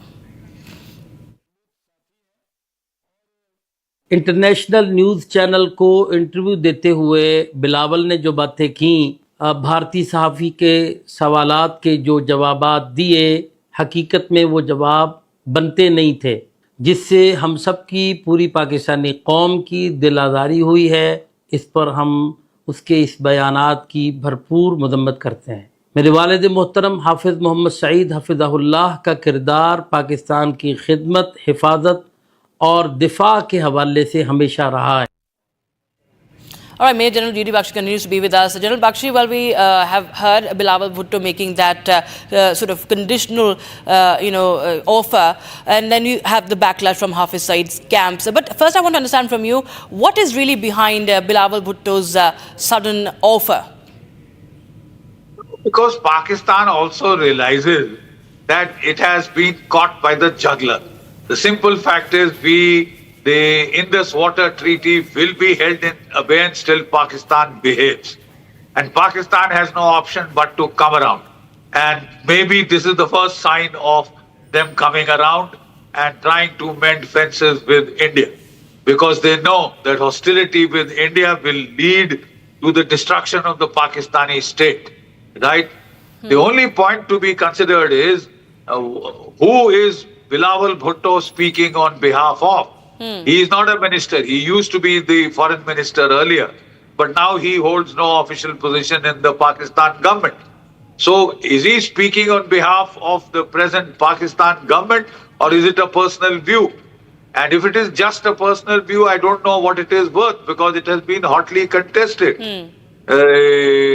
Extradition of these two terror functionaries, top functionaries, Hafiz Saeed and Masood Azhar, will be contested in the courts, and it could take years and years and years.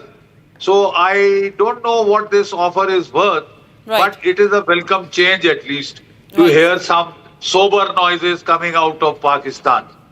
Right, sir. General Bakshi, thank you so much for joining us with your thoughts, your insights on that story. We will now shift our focus to some more news from across the country. This is Bharat in 5 minutes. A massive fire broke out at the go-down side at truck parking area in Navi Mumbai of Maharashtra. Firefighting at the go-down, which is located near the Agricultural Produce Market Committee market, is underway. Several vehicles, mostly trucks and tempos, have been destroyed. Trucks belonging to Kashmiri transporters also destroyed. A massive fire also erupted at a paper factory in Ghaziabad of Uttar Pradesh early this morning.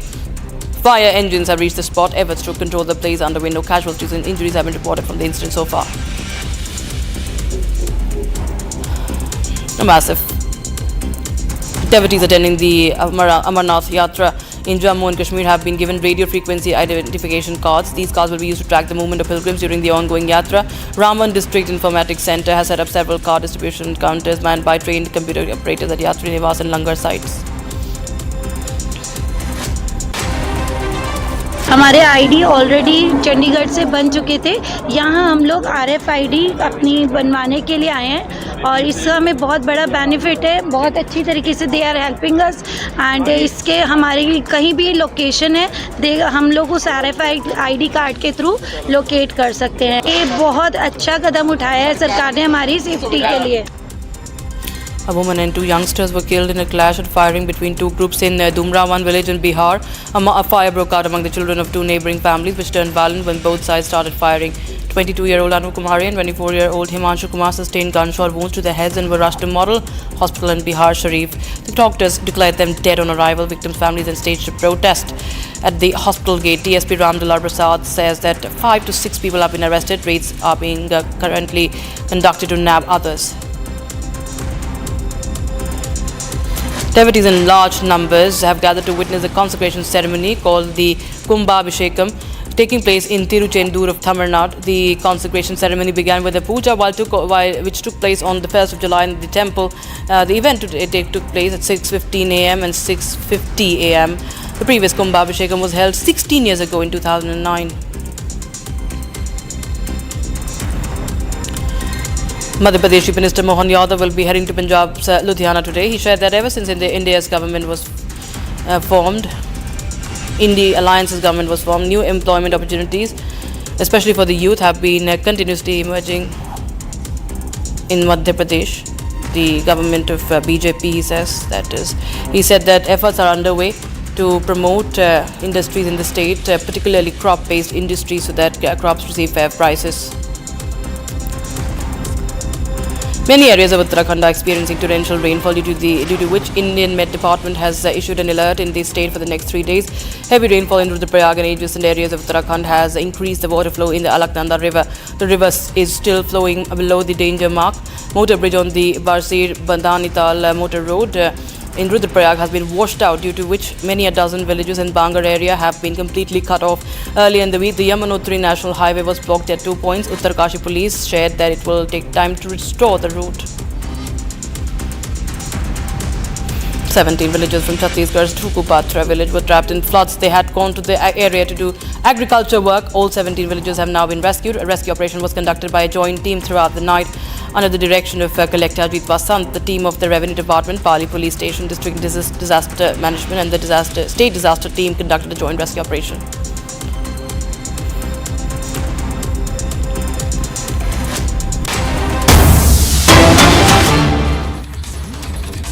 Time for a short. Alright, viewers, we have some breaking news coming in. Crackdown on illegal immigrants in Delhi continues. And 18 illegal Bangladeshis and Narrators have been deported. 29 in fact. 29 illegal immigrants, that includes 18 Bangladeshis, have been deported. So the crackdown against the illegal immigrants in the national capital continues. Dwarka District Police have apprehended and deported 29 foreign nationals. That includes 18 Bangladeshis residing illegally in India. And this is, of course, in the latest round of the arrests as far as these immigrants, the illegal immigrants are concerned. 4 Nigerians, also included 2 nationals from the Ivory Coast, have also been arrested. Now they are going to be deported.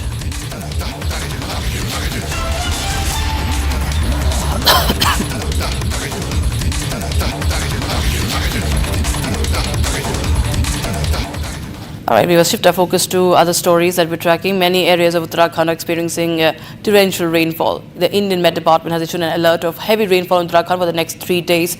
A motor bridge on the Barsir-Bandhanital motor road in Rudraprayag was washed out, due to which many a dozen villages in Bangar area were completely cut off. Here's more.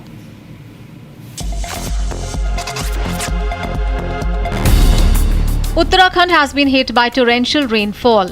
Heavy rainfall is on the forecast for Uttarkashi, Tehri, Bagheshwar, Dehradun and Rudraprayag. The India Meteorological Department has issued an alert of heavy rainfall in Uttarakhand for the next 4 days on Sunday. Earlier in the week, the Yamunotri National Highway was blocked at 2 points between Silai Band and Ojri, severely affecting local travel and pilgrimage traffic. According to Uttarkashi police, it will take time to restore the route.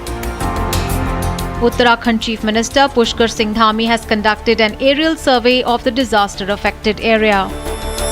Travel has also been affected in Rudraprayag due to a motor bridge on the Barsir-Badhani-Tal motor road being washed out. Rainfall is also being experienced in other parts of India, including Delhi. A red alert has been issued in Pune. Fishermen have also been advised not to venture into the sea along and off the coasts of Konkan, Goa, Gujarat and North Karnataka. A short break, viewers, but we get you the latest on Pakistani spy Jyoti Malhotra. Now, what we know is that she was invited by the Kerala government for tourism campaigns revealed by an RTI. Also, China issues message for India, says reincarnation of the Dalai Lama inherently an internal affair.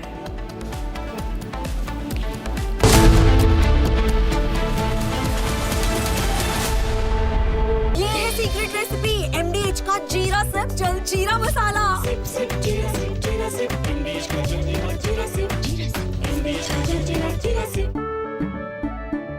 केसरिया से मन जोगी हुआ रे, दिल झूमे देखो मतवारा हुआ रे। केसरिया से मन जोगी हुआ। हर पल मनाओ केसरी त्योहार। विमल, बोलो जुबान Kesari.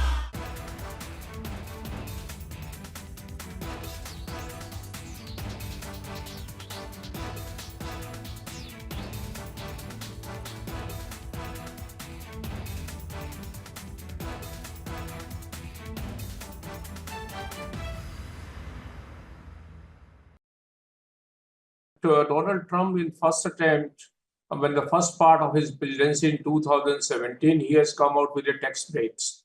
And he has announced that he wants to boost the American economy. And he has given tax break which were going to expire in 2025.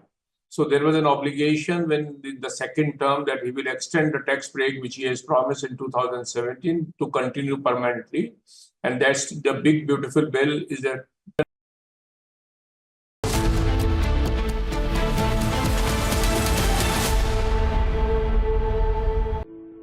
In the India Today Best Universities Survey, India's #1 ranked universities in various streams are JNU Delhi, Amity University, AIMS Delhi, IIT Delhi and National Law School Bengaluru. दादी के हाथों का जादू और खुशबू से महकता घर, माँ की मुस्कुराहट और खाने की सुगंध। MDH गरम मसाला, क्योंकि हर रिश्ता है स्वाद से जुड़ा।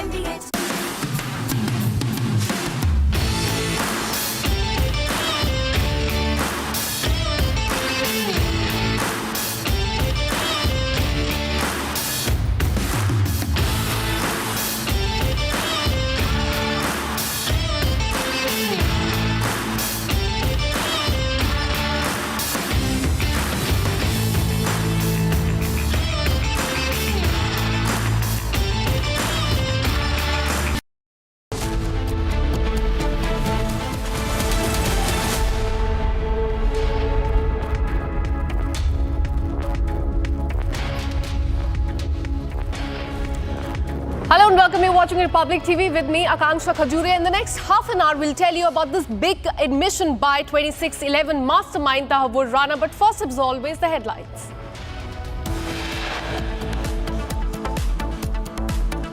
Big revelation by Tahavur Rana. Sources say that he admits that he was a trusted agent of the Pakistani army. Clashes reported during religious procession in several states yesterday in Lakhimpur in Uttar Pradesh. Stones were pelted on the Hindu houses.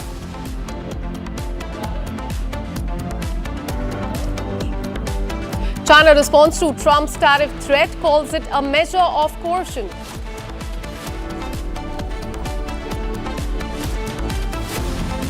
Pakistani spy Jyoti Malhotra was invited by the Kerala government for tourism campaign, and this is what has come to the fore through RTI.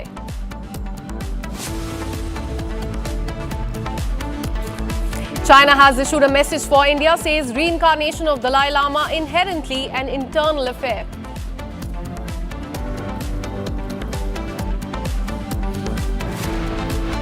Mahesh Babu gets legal notice for endorsing a real estate scam worth 34 lakh rupees and misleading the buyers.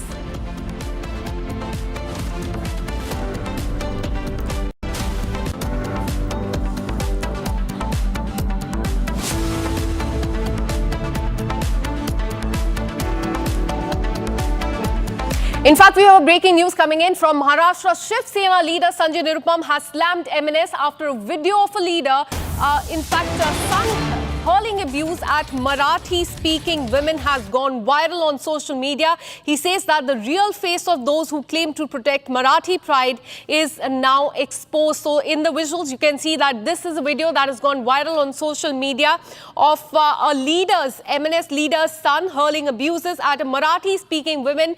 And this video has garnered a sharp criticism from the Shiv Sena leader. Sanjay Nirupam has said that this in fact shows the real face of those who claim to protect the Marathi pride. In fact, on cam, you can see that is the MNS leader's son, which was in fact at night was seen harassing a woman and hurling abuses at her. And this video has gone viral on social media. Sharp criticism coming to the fore from the leaders there in Maharashtra, saying that now this is the real face of MNS that has been exposed by this viral video that you can see on the screen. This man that you can see on the screen is the son of MNS leader who was seen harassing a woman there in Maharashtra, hurling abuses at her. And what we are learning is that this was a Marathi-speaking woman who was abused by the MNS leader's son in this video.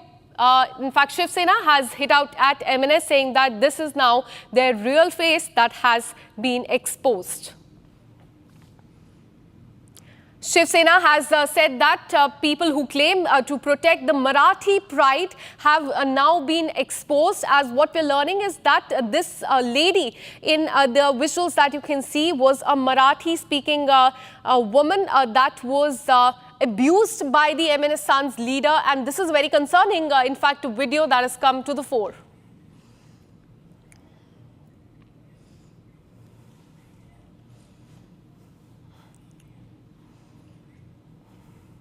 Now shifting our focus in a major success for the security forces, Sodi Khanna, top Maoist commander, was gunned down in an encounter in the National Park area of the Bijapur district.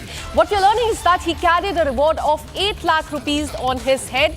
0.3 rifle, explosives and Maoist related materials were recovered from the spot, and this is definitely a big win for the security forces. Name of the person who has been killed and his photo you can see on the screen. That is the top Maoist commander that has been killed. His name is Sodi Khanna. He has been gunned down in an encounter in the National Park area of the Bijapur district. He was carrying a reward of 8 lakh rupees on his head, and in fact several explosives have been recovered from him. Let me go across to my colleague Bharat, who joins us live on the broadcast with more details. Bharat, हमने देखा है photo हम दिखा रहे हैं इस top Maoist leader की, जिसको मार दिया गया है. एक्सप्लोजिव्स मिले हैं इनके पास से. काफी बड़ा विन है सिक्योरिटी फोर्सेस का. हमें बताइए, नेशनल पार्क बीजापुर में जहां ये सब हुआ, क्या कुछ हुआ वहां पे? देखिए, ये नेशनल एरिया पार्क के अंतर्गत आता है. नेशनल एरिया पार्क यानी नक्सलियों का आरामदायक इलाका भी कहा जाता है. इसलिए अधिकतर जो लोग हैं, जो माओवादी हैं, बड़े कदर के माओवादी थे, उनकी मौजूदगी उस इलाके पे थी, जिसकी सूचना पुलिस को मिलती है. जब पुलिस को मिलती है, बरसात का समय है, बारिश हो रही है, मूसलाधार बारिश हो रही है, उसके बावजूद जो जवान है वो थकने का नाम नहीं ले रहे हैं, थमने का नाम नहीं ले रहे हैं. इसलिए उन्होंने एक एंटी नक्सल ऑपरेशन निकाला था. जिस इलाके पे माओवादी मौजूद थे, उनकी सूचना पे पुलिस उस इलाके पे निकलती है. पुलिस और माओवादियों के बीच में फायरिंग शुरू हो जाती है. PLG बटालियन नंबर 1 यानी काफी मजबूत बटालियन नंबर 1 माना जाता है. कंपनी 2 के जो कमांडर हैं सोडी खन्ना, ये काफी मजबूत कैडर के नक्सली है. 8 लाख के इनामी नक्सली हैं. इनकी टोली की अगर बात की जाए तो वो ऐसे कैडर हैं जो बड़े बड़े घटनाओं को तब्दील में परिवर्तन किए हैं. ऐसे नक्सली ये कहा जाता है. ऐसे में इस नक्सलियों को पुलिस के जवानों ने ढेर किया है. बड़ी तादाद में जो इक्विपमेंट्स हैं वो बरामद किया गया है. 303 की अगर बात की जाए, SLR की बात की जाए, या फिर जो इक्विपमेंट्स माओवादी इस्तेमाल करते हैं आमतौर पे जवानों को नुकसान पहुंचाने के लिए, तो स्वाभाविक सी बात है इन तमाम चीजों को डिस्प्यूज करके जवान अपने कब्जे में ले लिए हैं. बड़ी सफलता पुलिस के जवानों को देखने को मिल रहा है. 2 दिन से ऑपरेशन चल रही थी. लगातार ये कहा जा रहा था कि बड़ी संख्या में माओवादियों की मौजूदगी उस पूरे इलाके पे तैनात है, जिसके तर्ज पे ऑपरेशन चलाया गया था. बस्तर IGP सुंदरराज ने इस पूरे घटनाक्रम की अगर बात की जाए, इस पूरे ऑपरेशन को पूरी निगरानी कर रहे थे पुलिस के उच्च अधिकारियों के द्वारा कि किस तरीके के हालात बन रही है, किस तरीके की परिस्थितियां उस इलाके पे बन रही है. क्योंकि वो इलाका इंद्रावती का कोर इलाका कहा जाता है, नेशनल पार्क इलाका कहा जाता है. उस इलाके पे बड़ी विषम परिस्थितियों में जो जवान है अपनी लोकेशन के साथ डटे हुए थे. माओवादियों के खिलाफ जो मोर्चा है वो संभाल रहे थे. जी Absolutely, a big win for the security forces there who were on a hunt for this Maoist commander that has now been nabbed. Thank you so much, Bharat, for tracking those details for us. Now, shifting our focus to the state of Madhya Pradesh, violent clashes were reported during Muharram procession in Shahjahanpur is what we're learning, and the incident happened when a procession reached the Azad Chowk. There was a dispute that took place between the members of the same community that turned into a fight. The police deployed on the spot, took immediate action and brought the situation under control. Now, those are the visuals that you can see on the screen. Those are the visuals from Shahjahanpur in Madhya Pradesh, where there was a clash between people of the same community. There was a dispute that which then turned into a huge fight that you can see on the screen. They started fighting amongst each other. Police had to control the situation. In fact, what we're learning is that several people have been booked as far as this specific case is concerned. But remember, viewers, we've been getting you visuals not just from Madhya Pradesh but also from UP, Bihar and Jharkhand about the clashes that took place during the procession of Muharram. And you can see right here, these are the visuals coming in from MP Shahjahanpur. Let me go across to my colleague Satya Vijay, who's been tracking this story very closely. Satya Vijay, tell us what happened there on the ground, क्योंकि हमें पता चल रहा है कि एक ही community के काफी लोगों के बीच में डिस्प्यूट हुआ, जिसके बाद एक काफी बड़ी फाइट हुई, पुलिस को इंटरवीन करना पड़ा। पर हम देख रहे हैं कि काफी स्टेट्स में मुहर्रम के प्रोसेशन के टाइम इसी तरह के क्लैशेस हो रहे हैं। इस पर्टिकुलर केस में क्या हुआ, हमें बताइए। जी बिल्कुल, देखिए उज्जैन हो या शाजापुर हो या रतलाम हो, तमाम ऐसे जगह हैं मध्य प्रदेश है जहां पर कि मुहर्रम के जुलूस के दौरान विवाद की तस्वीरें सामने आ रही है। फिलहाल शाजापुर की बात करें तो वहां पर जुलूस में ही शामिल एक ही समुदाय के दो गुटों में विवाद हुआ और ये विवाद की वजह बताई जा रही है कि जो इस जुलूस में मुहर्रम के जुलूस में जो अखाड़ा होता है उसे घुमाने को लेकर जुलूस जो है विवाद शुरू हुआ। पहले बातचीत, फिर विवाद और फिर हाथापाई तक नौबत पहुंची, जिसके बाद पुलिस को मोर्चा संभालना पड़ा। पुलिस ने वहां पर बल प्रयोग किया, भीड़ को काबू किया, नहीं तो हालात और ज्यादा बेकाबू हो जाते, क्योंकि ये दो जो गुट हैं वो उसी समाज से हैं, सेम कम्युनिटी के थे, जुलूस में शामिल होने आए थे। लेकिन जो अखाड़े और जो इस जुलूस का जो घोड़ा होता है उसको घुमाने को लेकर एक पक्ष कह रहा था इस दिशा से जाना है, दूसरा पक्ष दूसरी दिशा की बात कर रहा था। इसी बात पर पहले कहासुनी हुई और फिर हाथापाई की नौबत आ गई, जिसके बाद पुलिस, चूंकि मौके पर पुलिस मौजूद थी और ये 12 बजे से रात 5 बजे तक जुलूस निकलना था, लेकिन जब वहां पर विवाद हुआ, झगड़ा हुआ और मारपीट की नौबत आ गई, मारपीट होने भी लगी। इसके बाद पुलिस ने 2 बजे ही वहां का जुलूस खत्म कराया और शांति व्यवस्था कायम की। अब पुलिस का ये कहना है कि इसमें चूंकि सेम कम्युनिटी से दोनों पक्ष आते हैं, उन्होंने अभी तक किसी भी पक्ष ने एफआईआर नहीं की, इसलिए आरोपियों को डिटेन नहीं किया गया। अगर पुलिस के पास एफआईआर आती है या कोई पक्ष ये आरोप लगाता है मारपीट के, तो पुलिस आगे की वैधानिक कार्रवाई करेगी। Absolutely. In Madhya Pradesh, violent clashes were not witnessed just in Shahjahanpur, as my colleague was pointed out, but also in Ujjain. Keep tracking those details. We'll keep coming back to you for more on this. Now, shifting our focus to the state of Uttar Pradesh, as we've been telling you, not just in MP, but in UP, Bihar, Jharkhand, there have been clashes as far as the Muharram processions are concerned. Now, in Lakhimpur, what we're learning is that the clashes turned violent, and the locals and the eyewitnesses are saying that specific homes were targeted and stones were pelted on them. Well, there in the screen now you can see that is Lakhimpur in Uttar Pradesh, a very sensitive area where the mob targeted homes with in fact stones, and locals have in fact stated that this is the first time that such an incident has happened there. Sir, कल लगभग 5 बजे शाम की बात है। ताजिया उधर सुनसरी से निकल के आया, हमारे घर के पीछे से निकलता है और कभी रखा ना गया। कल करीब 1.5 घंटे तक ताजिया रख के दिया गया, वहाँ से उठाया नहीं। हमारे गांव के प्रधान जी अब्दुल हसीब जी वो भी थे साथ में, और उसके बाद में क्या नारे लगा रहे थे और पत्थर क्यों फेंकने लगे आपके घर पर? ये पाउडर फेंका पहले हमारे घर पे, तो हम लोगों ने मना कि घर में क्यों फेंक रहे हो पाउडर। ये हमारे लड़के ने मना किया, ये पंकज को, तो जब मना करेंगे तो इनको पकड़ के खींच लिया और मारने लगे। तो हम लोग कह रहे ये क्या कर रहे हो, हम लोग जब दौड़े तब तक पत्थर चलने लगे। बाहर चलते हैं, तस्वीरें और भी आपको दिखाते हैं। घर में बिखरा ये पूरा ईटा पत्थर देखिए, छत पर भी फैला हुआ ईटा।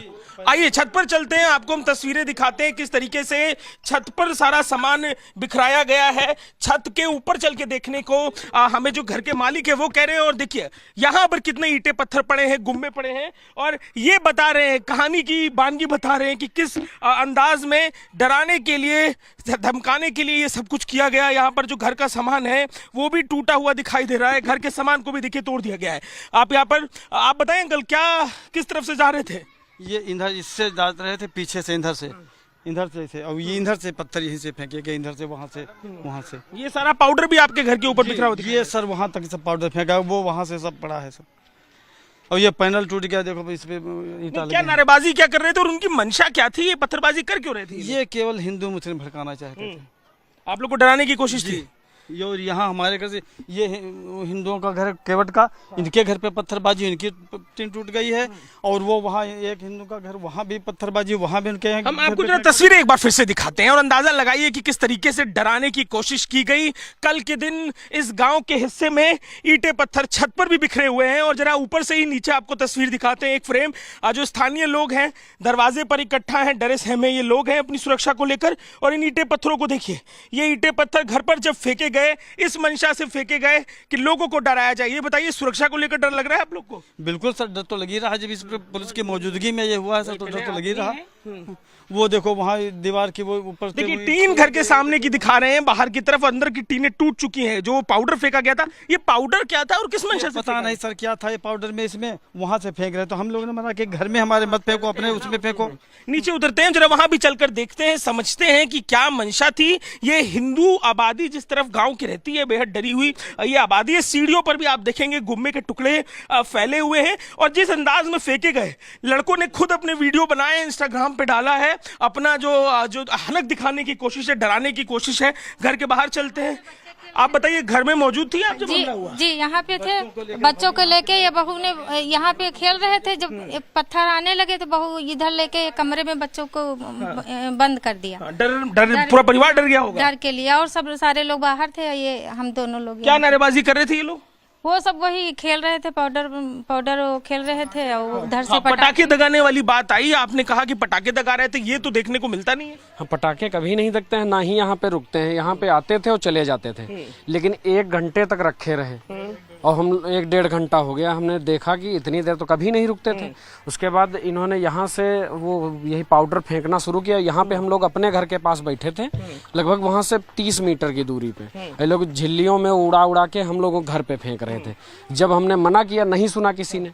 हम वहाँ पे जाके मना करने लगे तो 4-5 लोगों ने पीछे से आके हमको पकड़ लिया, पीट दिया आपको? हाँ। अच्छा। जब हमने मना किया, फिर भी वहाँ पे कोई प्रशासन नहीं बोला कुछ भी। बाद में बीच बराव कराए और फिर वो लोग क्या किए, जैसे वहाँ ये हुआ लफड़ा तो वो लेके बढ़ाए ताजिया और फिर उसके बाद उधर से पत्थर फेंकने लगे। घर में बच्चे भी थे आपके। मुख्यमंत्री से सुरक्षा के लिए मांग क्या की जगह? योगी जी से कहिएगा। हम तो चाहते हैं सभी लोगों की गिरफ्तारी हो, जितने लोग हैं जो दोषी हैं। अभी किसी की गिरफ्तारी नहीं हुई। एफआईआर कराई है? एफआईआर आपने कराई है? जी, आपके नाम आपने एफआईआर कराई है? क्या एफआईआर में मांग? एफआईआर में हमने कहा जितने दोषी हैं सभी लोगों को सजा होनी चाहिए। हमें कड़ी से कड़ी सजा, हमें न्याय मिलना चाहिए। Now let's have a look at the top national stories in under 1 minute. Bharat 1 Minute brought to you by Canara Bank. Together we can. AIMIM Chief Owaisi has questioned Election Commission's special intensive revision exercise ahead of the Bihar Assembly elections. Owaisi has questioned the timing of Election Commission and said that time must be given before conducting this revision. Meanwhile, TMC MP Mahua Moitra, RJD MP Manoj Jha have moved the top court to challenge the Election Commission's move. The top court is all set to hear this plea on July 10th. आप इतने कम time में exercise कैसे कर पाएंगे? बहुत time कम है। SIR में भाई जो लोग जो अपना एड्रेस चेंज कर लिए उनको क्यों आप पूछ रहे हैं बर्थ सर्टिफिकेट? बीजेपी आरएसएस बार बार ये भ्रम, ये झूठ फैलाती है कि यहाँ पर बांग्लादेश के लोग आ गए हैं। कहाँ है बताओ हमको। And in Punjab, 3 miscreants riding a bike through petrol pump at a house in Adampur town of Jalandhar and damaged the house as well. Footage now access shows that how 3 unknown youth came on a motorcycle and fled after throwing bottles filled with petrol. Police has now launched an investigation into this matter, getting in a reaction from the Bharatiya Janata Party on the prevailing law and order situation in Punjab.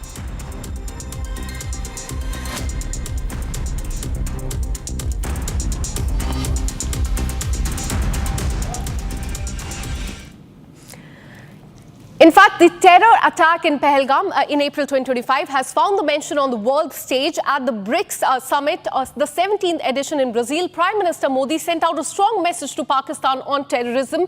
And additionally, India is all set to sign a counter-terrorism agreement with Brazil. Here's more. Kashmir's agony found a global platform at the BRICS summit in Brazil. The deadly terror attack in Pahalgam, which took several lives, was condemned by the BRICS nations. Prime Minister Modi delivered a pointed message to Pakistan that support to terror outfits won't be tolerated. Look at the para, it's 34, it's very clear. One is, there is unanimous condemnation of all the leaders. I think you need to know that. And it also says that condemnation in all its manifestations, and including those who abet, who finance, and either openly, covertly or overtly, in both ways, it has been condemned. There is also reference to the cross-border movement of terrorists. It's also coming out very clearly, and the listing of terrorist groups. Then there is also a strong support for comprehensive convention on against international terrorism, which was India's formulation, India's initiative in the UN for a long time, as you know that. So the message is very clear for anyone who understands the dangers of terrorism and how it can be, how it needs to be condemned, tackled not by just us. You know, there is a solidarity. There is a universal condemnation, which means all the countries are against it in any form. So that message is very clear to our neighbors. And it didn't just end there. India's foreign policy stance was spelled out loud and clear. Prime Minister Modi is all set to sign a memorandum of understanding with Brazil on counter-terrorism cooperation.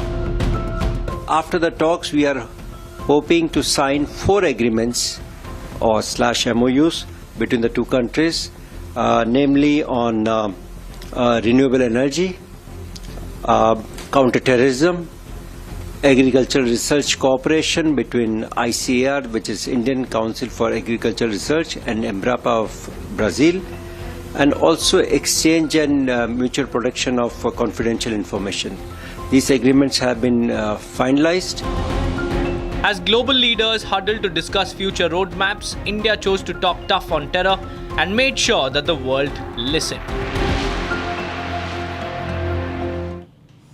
And as Pakistan intensifies its strike in Waziristan, tribal protesters have stormed the streets. The people of Shewa in North Waziristan have united to raise their voice against Pakistan's military operation in the area. Slogans were raised rejecting this operation by Pakistan, and there in the visuals you can see massive protests there against the Pakistan army. These are the tribal protesters which have now stormed the streets. You can see thousands of people there on the streets raising slogans against the Pakistan military operation in the area, and this comes at a time when Pakistan has intensified the strikes in Waziristan. The tribal protesters there on the streets raising slogans against the Pakistani army, and these are the visuals coming in from Shewa area of North Waziristan, and all these people have united. They have come on the streets to raise their voice against Pakistan military operation in this area. Several slogans against the Pakistani military and the army was raised.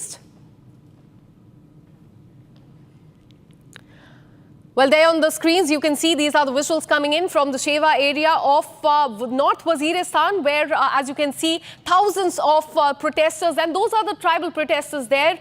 They have stormed the streets to raise slogans against the Pakistani army operation in the area.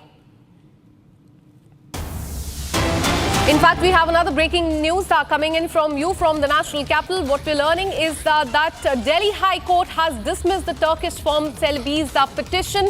And what we're learning is that as far as this is concerned, The petition was filed by the Turkish ground handling and cargo operator, the Celebi Airport Services India, over cancellation of its security clearance by the Ministry of Civil Aviation. Remember, it was cancelled on May 15, 2025, right after the Pahalgam terror attack and also Operation Sindoor. And it was cancelled, giving the ground of national security. And now it is a big blow to this Turkish firm, as now Delhi High Court has dismissed the petition filed by it, challenging the revocation of the security clearance by the union government. Remember, as I told you, May 15th, earlier this year, security clearance was cancelled by the Ministry of Civil Aviation on the grounds of national security. After that, the firm approached the Delhi High Court seeking revocation of the security clearance by the union government. Let me go across to Rhythm Bhardwaj, who joins us live on the broadcast with more details. Do tell us about this case, because this is a big blow to this Turkish firm. It's not the first time in several courts, even in the Bombay High Court. Turkish-based company Celebi Airport Services had filed a plea challenging the revocation of the security clearance by the government of India. The big blow coming in for the Turkish-based company Celebi. The Delhi High Court has dismissed this plea challenging the revocation of the security clearance.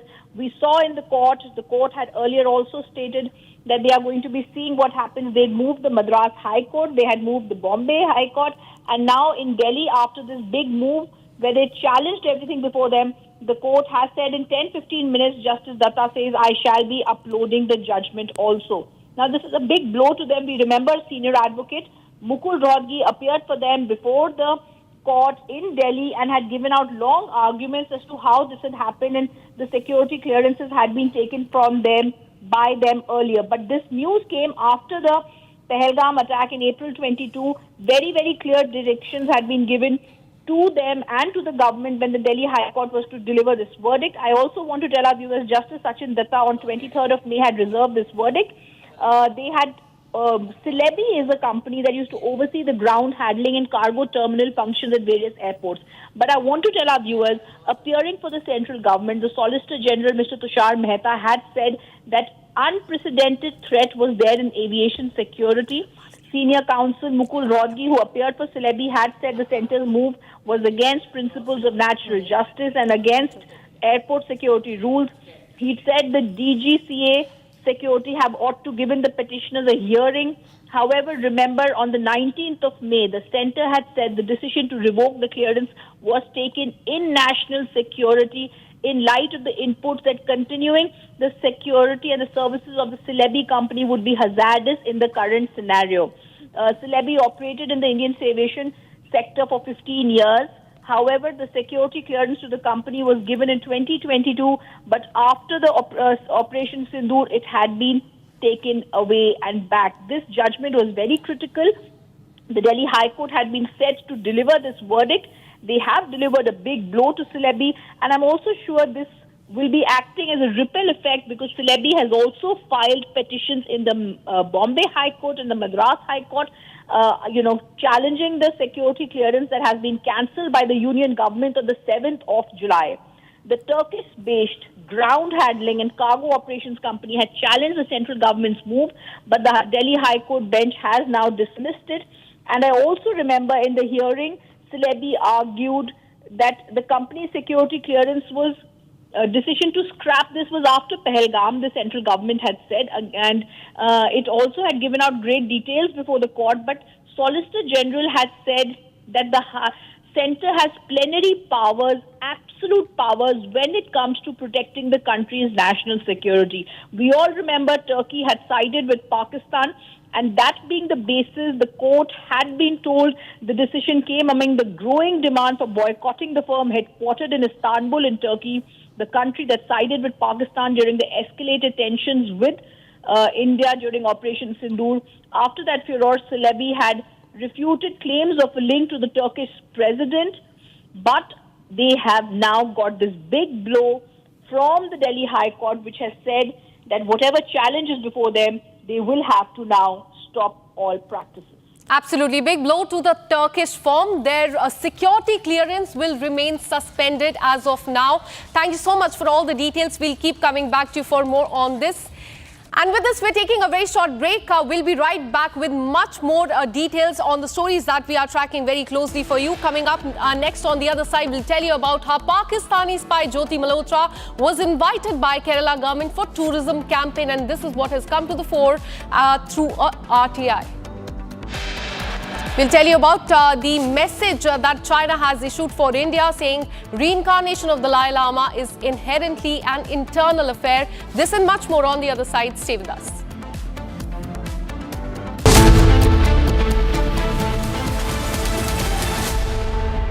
आधे bowl दही में 4 चम्मच MDH चटनी पुदीना मसाला डाला, stir करो, पुदीना चटनी तैयार। MDH चटनी पुदीना मसाला। केसरिया से मन जोगी हुआ रे, दिल झूमे देखो मतवारा हुआ रे। केसरिया से मन जोगी हुआ। हर पल मनाओ केसरी त्योहार। विमल, बोलो जुबान Kesari.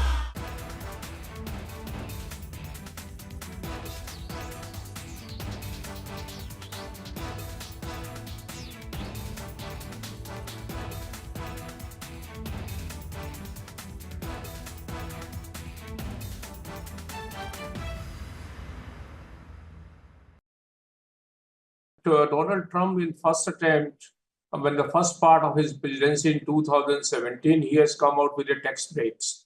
And he has announced that he wants to boost the American economy.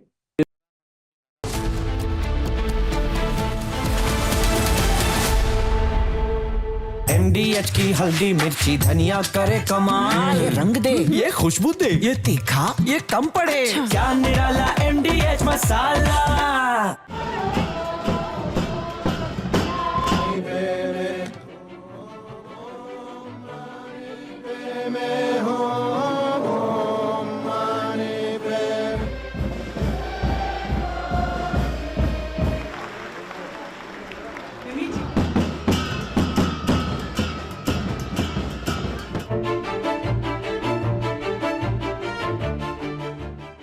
中国政府实行宗教信仰自由政策，颁有宗教事务条例和藏传佛教活佛转世管理办法，依法保护活佛转世这一传承方式。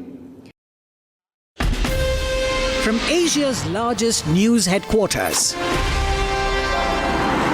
setting the agenda for Bharat.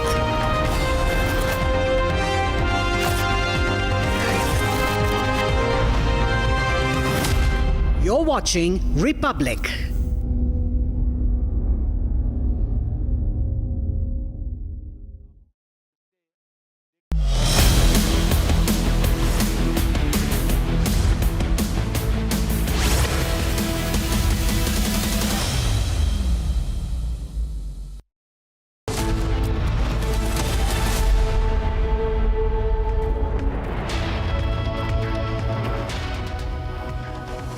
A very good afternoon, viewers. It's 3 p.m. and you're watching Republic TV. I'm Deepak Suresh Kumar, and Rana's explosive admissions have now exposed Pakistan's hidden hands in the 26/11 attacks. We'll get you all that and much more after a quick check on the headlines.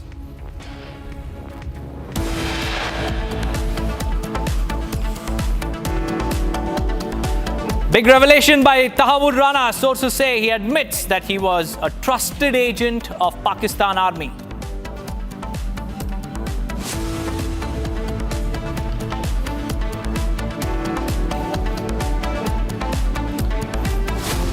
Delhi High Court dismisses petition filed by Turkey-based ground handling company Celebi Aviation challenging the revocation of its security clearance.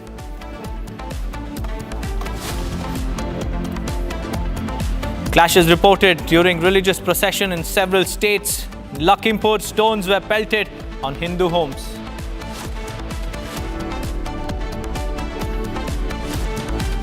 Pakistani spy Jyoti Malhotra was invited by Kerala government for tourism campaign, reveals RTI. China issues a message for India, says reincarnation of Dalai Lama inherently an internal affair.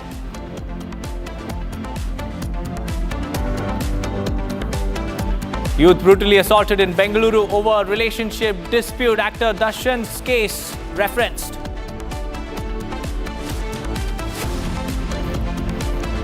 Tollywood actor Mahesh Babu gets legal notice for endorsing alleged real estate scam worth 34 lakh rupees and misleading the buyers.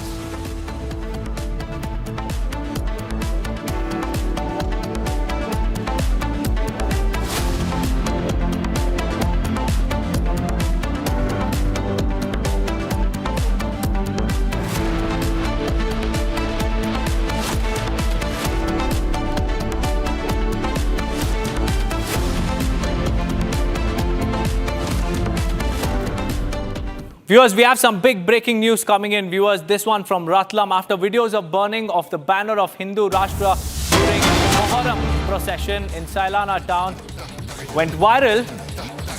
In protest, Hindu organizations shut down Sailana town and demanded strict action against all those perpetrators. The incident happened during Muharram procession. Banners were burnt while making fire stand in Muharram arena. And this is the protest in response to a banner of Hindu Rashtra being burnt openly during a religious procession. The video has gone viral, sparking massive outrage.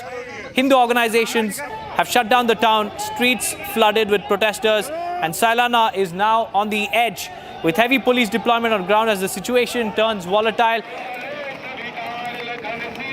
We also have Satya Vijay joining us live on this broadcast. Satya Vijay, tell us what's happening on ground zero. The Hindu organizations have erupted in protest after the banner was burnt. Tell us more.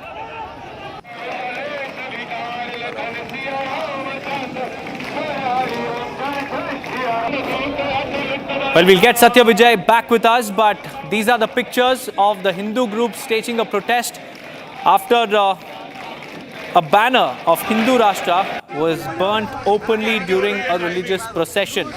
And the video, this particular video, has gone viral and has also sparked massive outrage, with Hindu organizations now shutting down the town, protesting on the streets. And Sailana is witnessing heavy police deployment on ground as the situation is now spiraling into complete chaos. This is the Sailana town that we are talking about, where a video of a few individuals burning the Hindu Rashtra banner during a religious procession went viral. And this video that went viral on social media sparked massive outrage, with Hindu groups now protesting on the streets, demanding action against those perpetrators. Satya Vijay is joining us live. Satya Vijay, what's happening on ground zero? Hindu groups have started protesting against that viral video. Tell us what is happening on ground zero as far as the protest is concerned. जी हाँ, बिल्कुल। देखिए, मध्य प्रदेश में मुहर्रम के जुलूस के दौरान अलग अलग तस्वीरें सामने आ रही हैं, विवादित तस्वीरें सामने आ रही हैं। उज्जैन में हमने दिखाया कि किस तरह निर्धारित रूट से अलग हटकर घुसने की कोशिश की मुहर्रम के जुलूस के दौरान। उसके बाद शाजापुर और अब रतलाम के सैलाना से जो तस्वीर आई है वो काफ़ी गंभीर मामला है। वीडियो वायरल हुआ है साफ तौर पर मुहर्रम के जुलूस के दौरान। वहाँ पर जो कि एक हिंदू राष्ट्र का बैनर लगा हुआ था और इसी जुलूस में शामिल लोग जो कि अखाड़े करते हैं, जो कि स्टंट दिखाते हैं, उन्होंने जानबूझकर जो आग का गोला है वो छोड़ा, जिसकी वजह से हिंदू राष्ट्र का जो बैनर था वो जल गया, वो झुलस गया। और इसी के बाद आज रतलाम के सैलाना में लोगों का विरोध देखने को मिला। लोग एकजुट हुए, लोगों ने सड़कों पर जाम किया, हनुमान चालीसा पढ़ते हुए विरोध प्रदर्शन किया। और इन लोगों की साफ तौर पर मांग ये है कि जिसने भी इस हिंदू राष्ट्र के बैनर को जलाने की कोशिश की है, मुहर्रम के जुलूस में शामिल जो भी लोग थे जिन्होंने ये करतूत की है, हिंदू राष्ट्र का जो बैनर है उसे आग के हवाले करने की कोशिश की है, उनके खिलाफ सख्त एक्शन हो। इसीलिए तमाम लोग वहाँ पर जुटे, चक्का जाम किया और हनुमान चालीसा पढ़ते हुए अपना विरोध दर्ज कराया। और उनकी मांग है पुलिस प्रशासन से जल्द जो आरोपी हैं जिन्होंने इस करतूत को अंजाम दिया है उनके खिलाफ कठोर कार्रवाई की जाए, वरना और बड़ा विरोध प्रदर्शन देखने को वहां मिलेगा। Right, Satya Vijay, as far as the crackdown is concerned, have any individuals been arrested?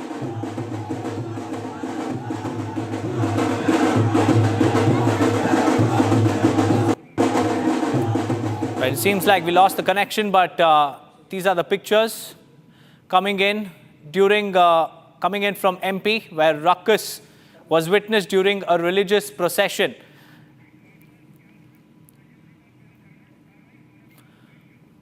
Now, shifting our focus to Maharashtra, viewers, Shiv Sena leader Sanjay Nirupam has slammed MNS after a video of a leader's son hurling abuses at a Marathi-speaking woman went viral on social media.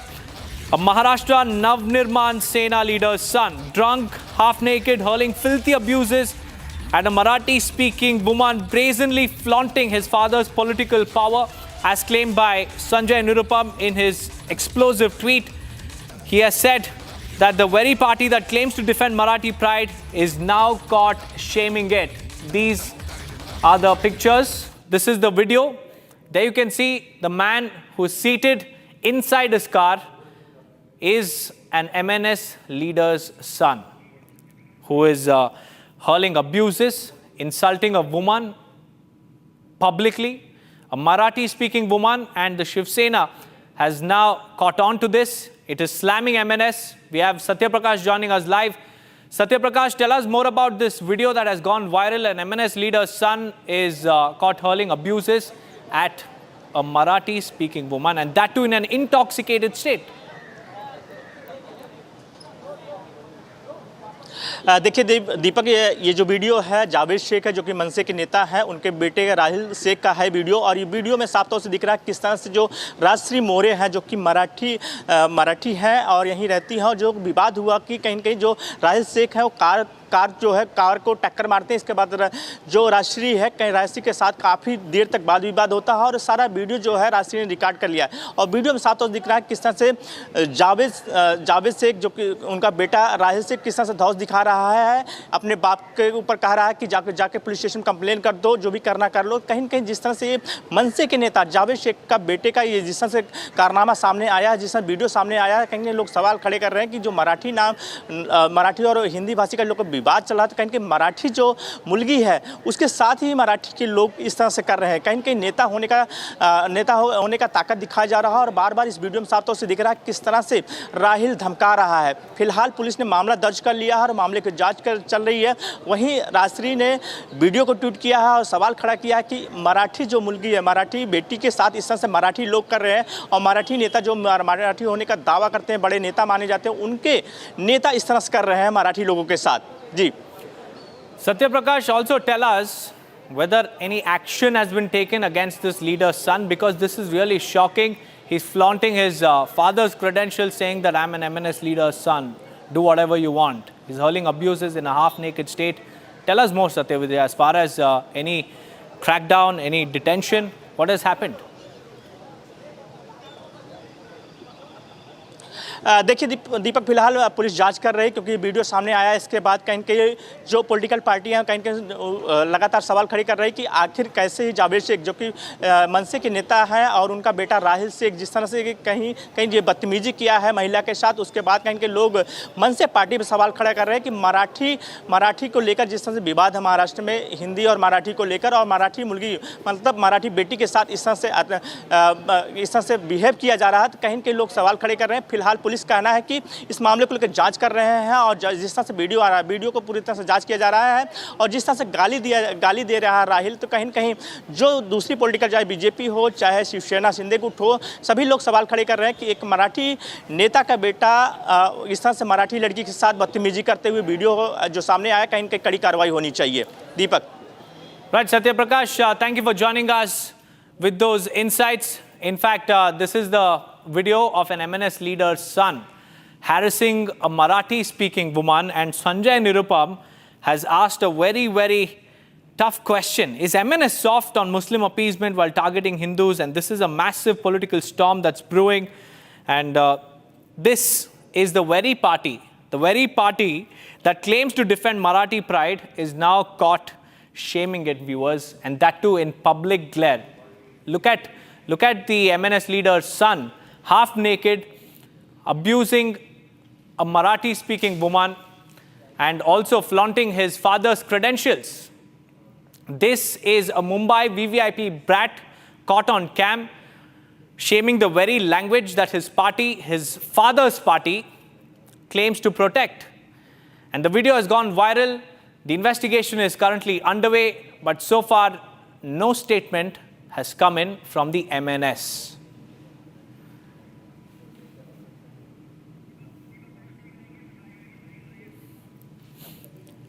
Well, this is MNS leader's son who was seen harassing a woman late last night, and the video has gone viral on social media. There you can see this is MNS leader's son. They're shirtless, half naked, abusive, drunk, intoxicated, and his video has gone viral with netizens now expressing outrage against MNS. And this is the VVIP brat whose video is now on your screens, viewers. And in this video, you can see how he is seen abusing the woman. And this is a verbal altercation that has gone viral. We also have Sanjay Nirupam, who is joining us on the phone line. Sanjay Nirupam, a very good afternoon to you, sir. How do you look at this video, sir, of an MNS leader's son? You know, MNS, which often claims that it is protecting Marathi pride, now shaming it. The video is out. Your response, sir? बेहद objectionable video है और जिस तरीके से उस video में दिखाया जाता है कि मनसे के कोई तो एक उपाध्यक्ष हैं, उनका बेटा दारू पी के नशे में धुत अधनंगा पड़ा हुआ है और वो एक मराठी लड़की की गाड़ी से पहले टक्कर मारता है और उसके बाद उसको गालियां देता है और बाद में अपने बाप के नाम को फ्लॉन्ट करता है। तो इस तरह की जो हरकतें मनसे के लोग करते हैं उससे एक ही बात साबित होती है, जो मैं बार बार कहता हूं कि मनसे के लोगों का मराठी भाषा के मान सम्मान से कोई लेना देना नहीं है। मराठी भाषा के नाम पर ये महज गुंडागर्दी करते हैं। तो चंद गुंडों का एक संगठन है, एक्सटॉर्शनिस्ट जो होते हैं ना, जो हफ्ताखोरी वाले लोग होते हैं, ऐसे लोगों का संगठन है। उस महिला ने उस वीडियो में ये भी बताया है कि उसने थोड़े कुछ नॉन महाराष्ट्रियन लोगों को सपोर्ट कर दिया था, इसकी वजह से मनसे के लोग 200 लोग उसके ऑफिस को लेकर घेर गए थे और उसके ऑफिस पे आ गए थे। तो उसने उस मराठी लड़की ने बहुत अच्छे ढंग से समझाया कि तुम जबरदस्ती लोगों को जो मराठी भाषा सिखलाने के लिए गुंडागर्दी कर रहे हो उसको बंद करो, ये नहीं चलेगा। और उसके बाद सच्चाई ये निकल के आती है कि ये ऐसी दारू पी के आवारागर्दी करते चलते हैं और मराठी महिलाओं को भी नहीं छोड़ते हैं। तो ये जब मराठी महिलाओं को नहीं छोड़ते हैं तो अब इनसे क्या उम्मीद की जा सकती है? कौन से ये नॉन महाराष्ट्र लोगों को क्या सिखलाने जा रहे हैं? कौन से मराठी सिखलाने की जिद कर रहे हैं? तो ऐसे लोगों को नहीं बख्शा जाएगा। मुंबई और महाराष्ट्र की सड़कों पे जो गुंडागर्दी चल रही है, इस गुंडागर्दी को बर्दाश्त नहीं किया जा सकता। मुख्यमंत्री जी ने साफ साफ घोषणा कर दी है और एक संदेश है पुलिस वालों के लिए कि भाषा के नाम पर गुंडागर्दी कतई बर्दाश्त नहीं होगी और ये गुंडागर्दी जो करेगा उसके खिलाफ कानूनन सख्त कार्रवाई की जाएगी और की जा रही है। मेरा रोड में भी उनके खिलाफ कार्रवाई की गई और इनके ये जो सज्जन है इनके खिलाफ भी बहुत बढ़िया से कार्रवाई होगी अभी। Well, Mr. Nirupam, your party's alliance is in power in Maharashtra. Any action is being initiated against this VVIP brat? Against whom? Against this MNS leader's son. Yes, is there any action? Action has to be taken. Action will be taken against that gentleman. The FIR has been already lodged, and after that FIR, under this new system of BNS, whatever section is required, that section will be imposed, and accordingly he will be either arrested or he will be asked to give bond, and then the charge sheet will be filed in the court, and the court will take the cognizance of the charge sheet and take action and give the final punishment to that boy. Sir, in your tweet, if I could just mention an excerpt where you've said that, are these the same MNS people attacking Hindus under the pressure of Muslims? If you could elaborate on this for our viewers. हाँ, मेरा elaboration ये है कि हमने बार बार यही पूछा था मेरा रुख की घटना के बाद कि आपको इतना ज्यादा मराठी भाषा लोगों से बुलवाने की अगर इतनी ज्यादा आपको जिद है तो जरा मुस्लिम इलाकों में जाइए, डोंगरी में जाइए, भेटी बाजार में जाइए, भाईखला में जाइए, नल बाजार में जाइए और वहाँ के मुस्लिम लोगों को बोलिए ना कि तुम उर्दू में बात मत करो, मराठी बात करो। देखो कितने लोग बात करते हैं। अगर किसी को थप्पड़ मार के दिखाओ तो अब समझ में आ रहा है कि इनके जो ऑफिस बेयरर्स हैं वो भी इसी तरह के मुस्लिम हैं और शायद इन मुसलमानों के दबाव में राज ठाकरे के लोग हिंदुओं पर हमला कर रहे हैं, क्योंकि प्राइमरीली ये हिंदुओं पे हमला करते हैं, चाहे वो बैंक में चले जाएं या फिर डीमार्ट के शोरूम में चले जाएं या फिर किसी वॉचमैन को पकड़ लें या फिर जोधपुर स्वीट के मालिक को पकड़ लें। तो the way they have been attacking Hindus, somehow I have a apprehension that whether it's all being done under the pressure of their own Muslim leadership. Right, Mr. Nirupam, thank you for joining us with those insights. Well, that was Shiv Sena leader Sanjay Nirupam, who had posted that tweet with this video calling out the MNS and calling out the VVIP entitlement of this Mumbai brat who was seen half naked, intoxicated, abusive, and his video has gone viral, and he has said, Sanjay Nirupam has said that action will be taken because an FIR has already been launched.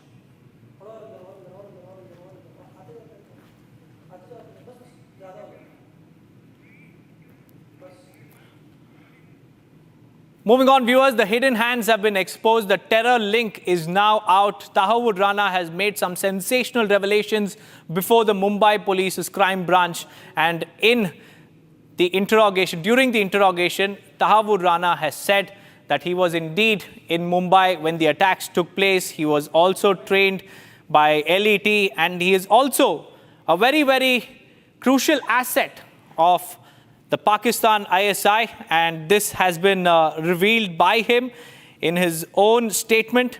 He has told the Mumbai Police Crime Branch about his ties with ISI, with Pakistan, and also about how he was also present in 2008 in Mumbai when the attacks took place. We have Major Samarpal Tur also joining us live. A very good afternoon to you, Major. How do you look at Tahawood Rana's sensational admissions? He has finally admitted, and he has also exposed Pakistan's hidden hands, which had been time and again claiming publicly that it has nothing to do with Tahawood Rana or the 26/11 attacks. Now the cat is out. Niranjan, firstly, let me make it very clear to the audience that he is Captain Tahawood Rana from the Pakistan Army. He was deployed in Siachen, where he faced some severe health issues, and then he was later shifted to Islamabad, where he learned that his future is very grim in the Pakistan Army because of his medical condition, and he deserted the Pakistan Army and shifted to Canada. He was born in 1961, and the common factor between Tahawood Rana and David Coleman Headley is that they both belong to Hassan Abdal Cadet School. And this was a school which started in 1952 in Pakistan. And so both are the alumni of this common institution. Now, this institution is mainly monitored by Lashkar-e-Taiba and the ISI to sift through all the probable candidates to be agents for ISI. And so you see, over the years, the investigation teams have also questioned Rahul Bhatt. He is the son of the famous director Mahesh Bhatt, and Mr. Vilas, who is also a gym trainer, which basically the gym was owned by Mahesh Bhatt's son, Rahul Bhatt, and David Coleman Headley used to go to this gym, and simultaneously he was coordinating with Tahawood Rana regarding the different locations, which also included the Bhabha Atomic Center, and few scientists in South India. So you see the vulnerability of these places and how they were recceed by Tahawood Rana himself and later on by David Coleman Headley, who is also known as Dawood Salim Gilani.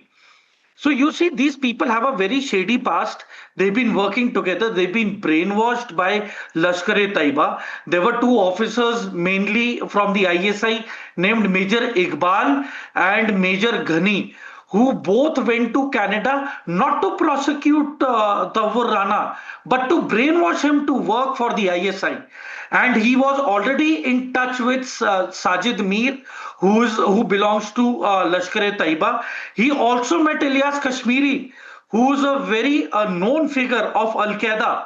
So you see, they had deep roots and they were working for the deep state with the ISI, Lashkar-e-Taiba, and to some extent for the FBI and CIA at one point of time. And the red flag was when David Coleman Headley and Tahawood Rana, basically Tahawood Rana was caught doing a recce of a newspaper called Jylland Posten in Denmark to carry out an attack onto the establishment. So that is one of the reasons why he was caught, and probably in coming days there will be names of ISI officials along with Lashkar-e-Taiba operatives who will be disclosed eventually to the Indian authorities and is going to help benefit FBI and the CIA to nab these terrorists who are already operating in Canada and in USA. That's right, Major, and this is a transnational syndicate from US, Pakistan, Dubai, and also how Tahawur Rana was operating in Mumbai when the attacks took place.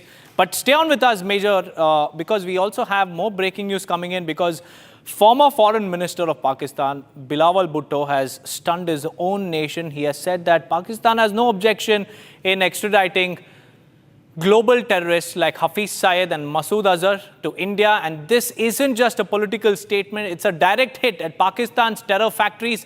And what follows is a meltdown from Hafiz Syed's camp. His son, Talha Syed, now has publicly accused Bilawal of disgracing Pakistan on the world stage. Pakistan's terror sympathizers are rattled.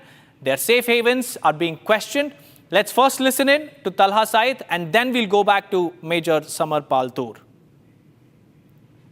International news channel को interview देते हुए बिलावल ने जो बातें की, भारतीय सहाफ़ी के सवालात के जो जवाबात दिए, हकीकत में वो जवाब बनते नहीं थे, जिससे हम सब की पूरी पाकिस्तानी कौम की दिल आज़ारी हुई है। इस पर हम उसके इस बयानात की भरपूर मज़म्मत करते हैं। मेरे वालिद मोहतरम हाफिज़ मोहम्मद सईद हफ़िज़हुल्लाह का किरदार पाकिस्तान की खिदमत, हिफाजत और दिफा के हवाले से हमेशा रहा है।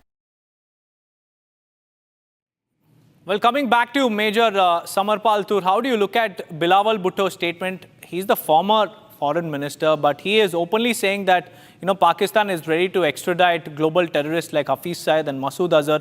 And we have an immediate reaction also coming in from Talha Syed.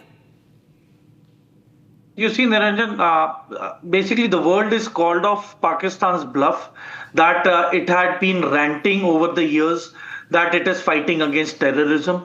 It is totally the opposite. They've been helping the terrorists. They've been providing them safe havens.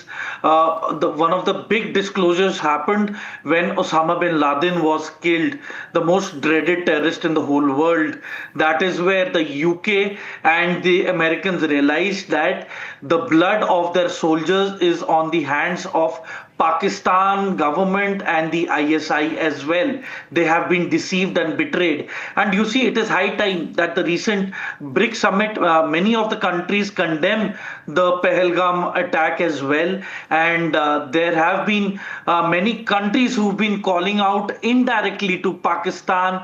And in fact, you see the telltale signs of Microsoft pulling out of Pakistan after 25 years are basically a sign that the Western companies or whoever is contributing to Pakistan is now withdrawing from the failed state because it is a dead investment.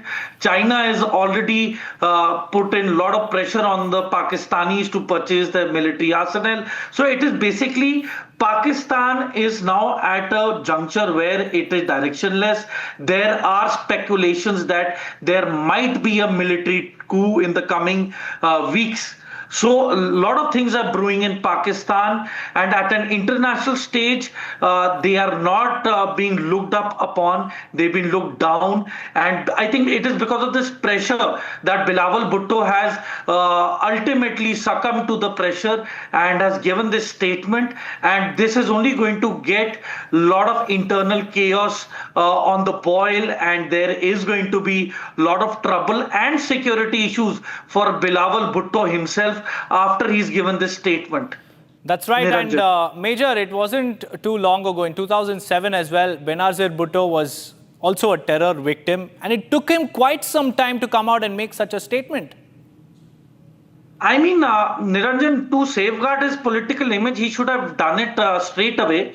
But I think due to the pressure of Operation Sindoor, and he wanted some political mileage as he was not seen as a very powerful candidate. So during Op Sindoor, the speeches that he delivered and whatever he was ranting against India was in favor of what the people of Pakistan wanted at that moment of time. So I think it was just a matter of haste and being an opportunist that he gave those statements. But probably now, better late than never that he has given this statement.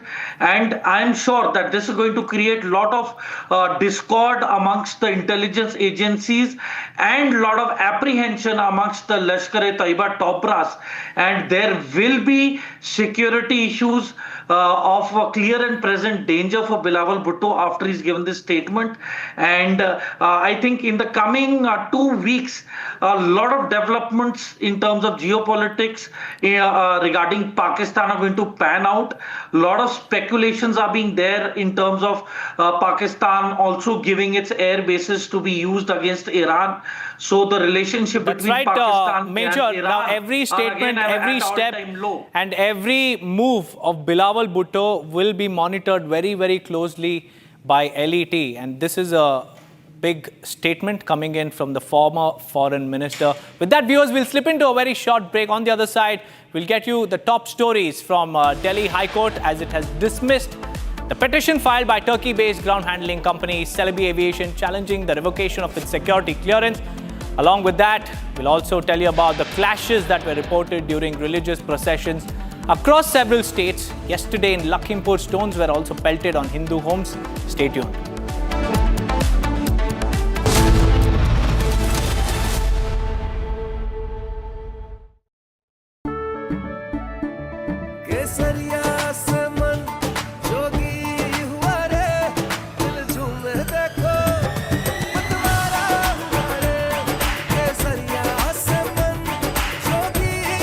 हर पल मनाओ केसरी त्योहार। विमल, बोलो जुबान Kesari.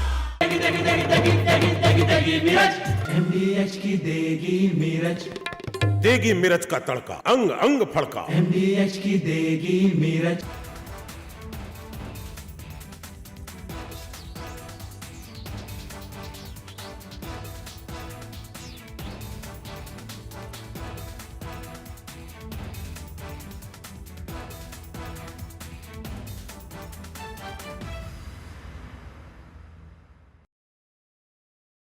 Donald Trump in first attempt, when the first part of his presidency in 2017, he has come out with the tax breaks. And he has announced that he wants to boost American economy. And he has given tax break, which were going to expire in 2025. So there was an obligation.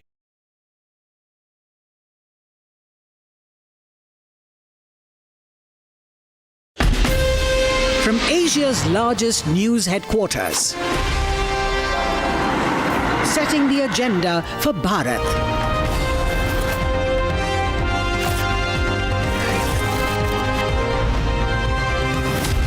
You're watching Republic.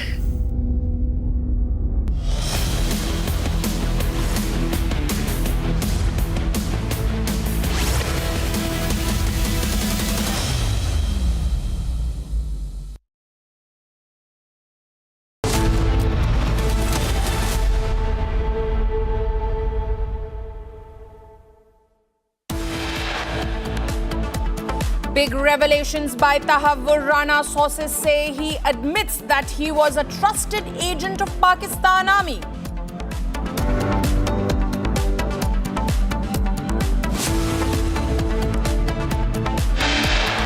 Delhi High Court dismisses the petition filed by Turkey-based ground handling company Celebi Aviation challenging the revocation of its security clearance.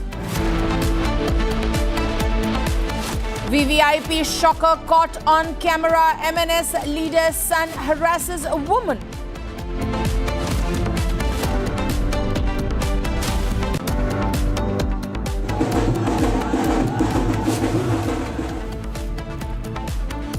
Clashes were reported during a religious procession in several states yesterday in Lakhimpur. Stones allegedly pelted on Hindu houses. China issues a message for India, says a reincarnation of Dalai Lama inherently an internal affair.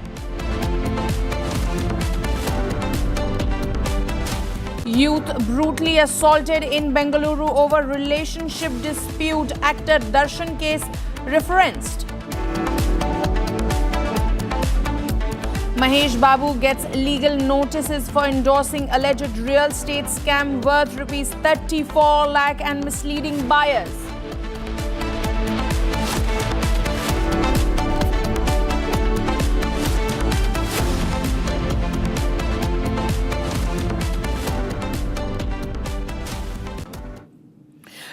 We'll start this edition with this news coming in from Maharashtra, where Shiv Sena leader Sanjay Nirupam has slammed MNS after a video of a leader's son hurling abuses at Marathi-speaking women has gone viral.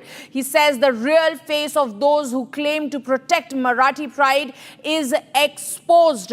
As you can see on this video on your screens, viewers, Sanjay Nirupam had shared this video on his X profile, where he has made this comment that those who call themselves protector of the Marathi pride stands exposed, as this is a son of an MNS leader, and his vulgarity has been exposed by Sanjay Nirupam, who tweeted this particular post on his X handle.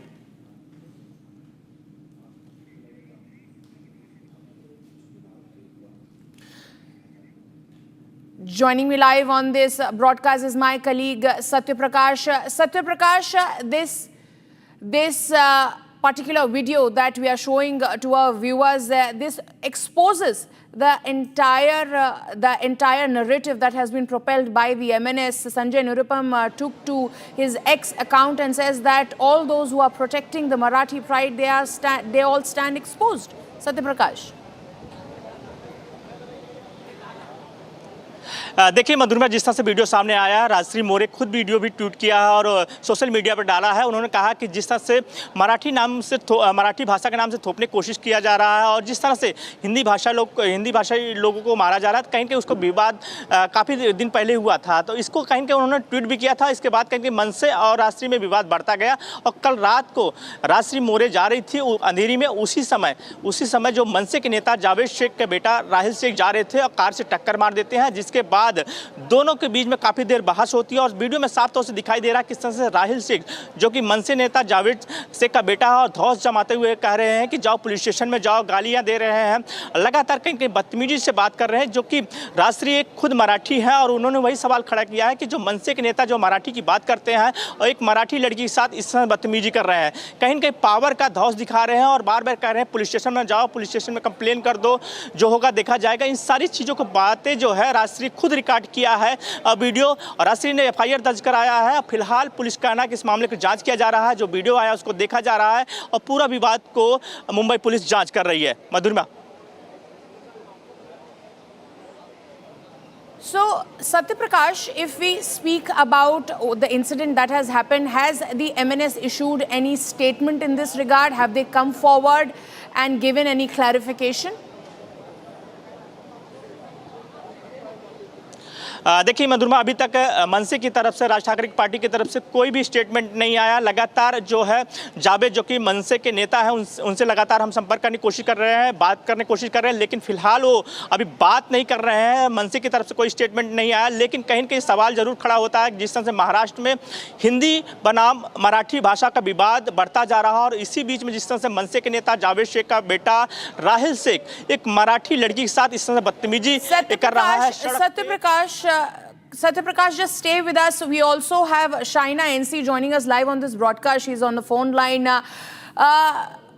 Shaina, you've seen this video that has been tweeted by Sanjay Nirupam, and he goes on and says that those who call themselves protectors of the Marathi pride are exposed. And in this video, you can also see this MNS leader's son. He is half naked. He's not wearing a shirt or anything. He's hurling abuses. What do you really make of it? Firstly, I don't think this is only about a Rajshri More or any social media influencer. This is about the reality that you have a spoiled brat called Rahil Javed Sheikh, who claims to be the son of Javed Sheikh and who is half naked and drunk totally on the streets of Mumbai. I'm glad that our Mumbai police is extremely proactive, as is our government. Our Home Minister, who is our Chief Minister, Devendra Fadnavis, has ensured that this FIR is registered at Amboli Police Station. and the incidents that involve not just misbehavior but also a car collision is all evident on video. So if the Rahil Javed Sheikhs and their varieties think they can continue to be half naked and drunk and that the police will not act, they're wrong. This is the state of Maharashtra, and we pride ourselves as Mumbaikars for standing up for our asmita, which has always been that of Sanskriti and Sabhyata. Absolutely. I would also like to ask you as to, I would say that irony has run its course. MNS, who's very vocal, every leader is eager to speak. Everybody is tight-lipped now. Yeah, but this is not just about, this particular case. Anybody who takes law into their hands, and in this case, it's a case of drunken driving. It's a case of, ramming into somebody else's car, hurling abuses. This is not what Mumbai will ever accept. And we have pride that our Mumbai police take, register complaints with the correct sections at the earliest. And look at the audacity of this man to shout away and say that my father is the leader, Javed Sheikh of MNS. I mean, is that your aggression and abusive language? Is that what your party and you are taught? I think this needs to be dealt with severely, and that's what will happen. And in the days to come, whether it's a Rajshri More or a common citizen running through a bus or a train and is hurled at like this, the police and the law will take its course. Absolutely. One last question to you, that the video is on his screen and you have elaborated it very amicably as to how he's hurling abuses. There is a case of drunken driving. This is not the Marathi pride that MNS is really propelling. Shouldn't they come forward and take responsibility for it? I'm sure they will at their prerogative if they choose to or not. But Mumbai is watching, Maharashtra is watching. And whether it's misbehavior or drunken driving or being half naked in public space and abusing, women in public life or public space for that matter, these are all serious charges. And if they believe this is Marathi Asmita and Marathi pride, then I think it's a very sad situation, because we have pride in our Mumbai police and in our Chief Minister, who is only going to take the corrective measures to ensure perpetrators of crime are booked. Absolutely. Thank you so much, Naina NC, for joining us live. Let me go across to my colleague Satya Prakash, who continues to stay with us. Satya Prakash, we're learning that the MLA's son, MNS's leader's son, has been detained by the Maharashtra police. What more can you share on this? Satya Prakash. देखिए Madhurama, police का कहना है कि हम इस मामले Mumbai police का कहना है कि इस मामले को लेकर जांच कर रहे हैं और जो भी दोषी होगा उसको छोड़ा नहीं जाएगा। जो एफआईआर दर्ज हुआ उसके वीडियो देखा जा रहा है, जिस तरह से मनसे के नेता का बेटा जो राहिल शेख है, जावेद शेख का बेटा है, जिस तरह से बदतमीजी कर रहा है और सड़क पर कर रहा है। और ये जो घटना है कल बीती रात की है, और जिस तरह से राजश्री मोरे के ऊपर कहीं न कहीं टिप्पणी कर रहा है, उसके बाद कहीं न कहीं विवाद बढ़ता गया है। और फिलहाल मुंबई पुलिस का कहना है कि जो भी दोषी होगा उसको बख्शा नहीं जाएगा। जी, Absolutely, Satya Prakash. Satya Prakash, also talk to us about, give us a quick recap as to when this entire incident took place, what is really happening in this video, how this person who's half naked from the top, he's not wearing any shirt, what is happening, what really transpired that he came out of the car, he starts abusing this Marathi woman, and then this video goes viral. What really happened, if you could explain the series of the event?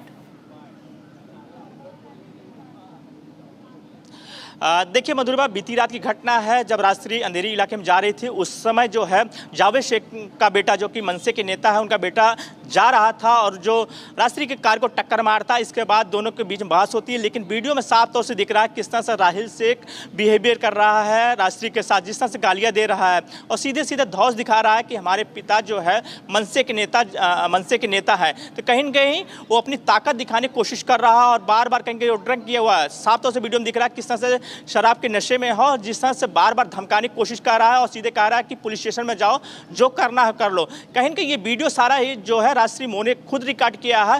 Rajshree मोरे का 2 दिन पहले एक विवाद हुआ था मनसे के नेताओं के बीच में, क्योंकि राजश्री मोरे ने एक वीडियो ट्वीट किया था कि जो जिस तरह से मराठी के नाम से हिंदी भाषियों को मारा जा रहा है, अगर हिंदी भाषी छोड़ देंगे तो मुंबई में कोई नहीं बचेगा। तो इसके बाद कहीं के जो विवाद बढ़ा था, इसके बाद विवाद वो खत्म हो गया था। लेकिन जिस तरह से देर शाम को जिस तरह से राहिल ने टक्कर मारी कार को, राजश्री के कार को, उसके बाद कहीं विवाद बढ़ा और ये विवाद काफ़ी लंबा देर तक चला। इसके बाद पुलिस स्टेशन मामला गया है और FIR दर्ज हो गया है। पुलिस कह रही है कि हम जल्द कार्रवाई करेंगे, पूरे मामले की जांच कर रहे हैं। जी, thank you Satya Prakash for those details. We'll keep coming back to you as this story is going to snowball into yet another political controversy in the state of Maharashtra. Thank you, Satya Prakash. Moving on, viewers, let's shift our focus to the violent clashes that were reported during Muharram in Shahjahanpur in Madhya Pradesh. The incident happened when a procession reached Azad Chowk. There was allegedly a dispute that took place, which eventually turned into a fight.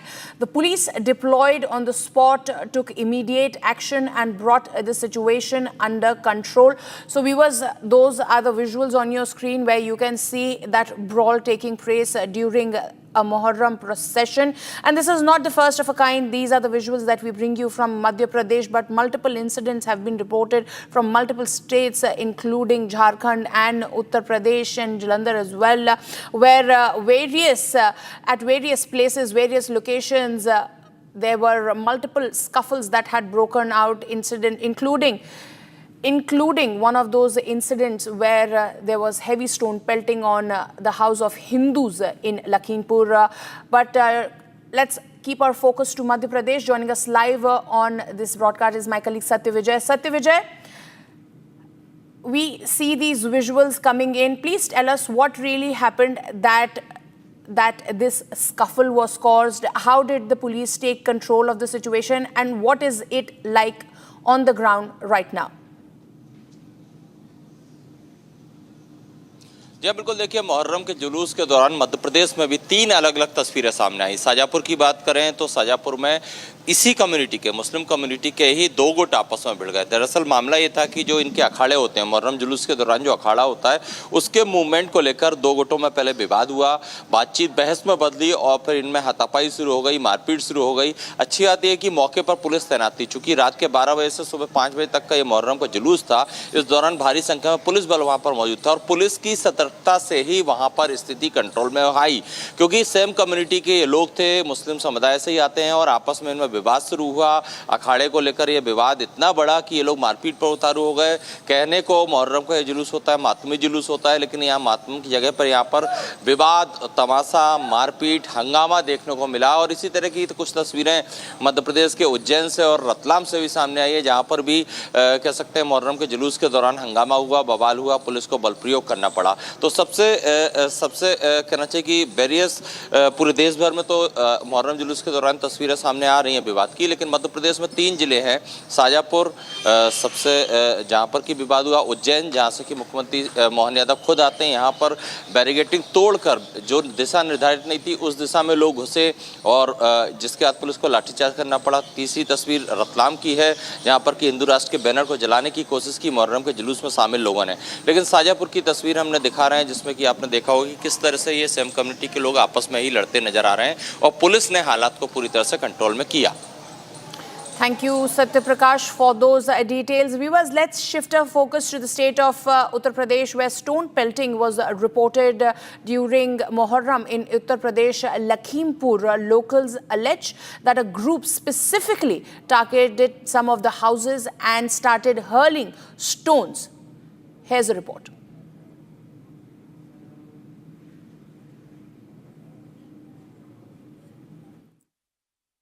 Sir कल लगभग 5 बजे शाम की बात है। ताजिया उधर सुनसरी से निकल के आया, हमारे घर के पीछे से निकलता और कभी रखा ना गया। कल करीब 1.5 घंटे तक ताजिया रख के दिया गया, वहाँ से उठाया नहीं। हमारे गांव के प्रधान जी अब्दुल हसीब जी वो भी थे साथ में।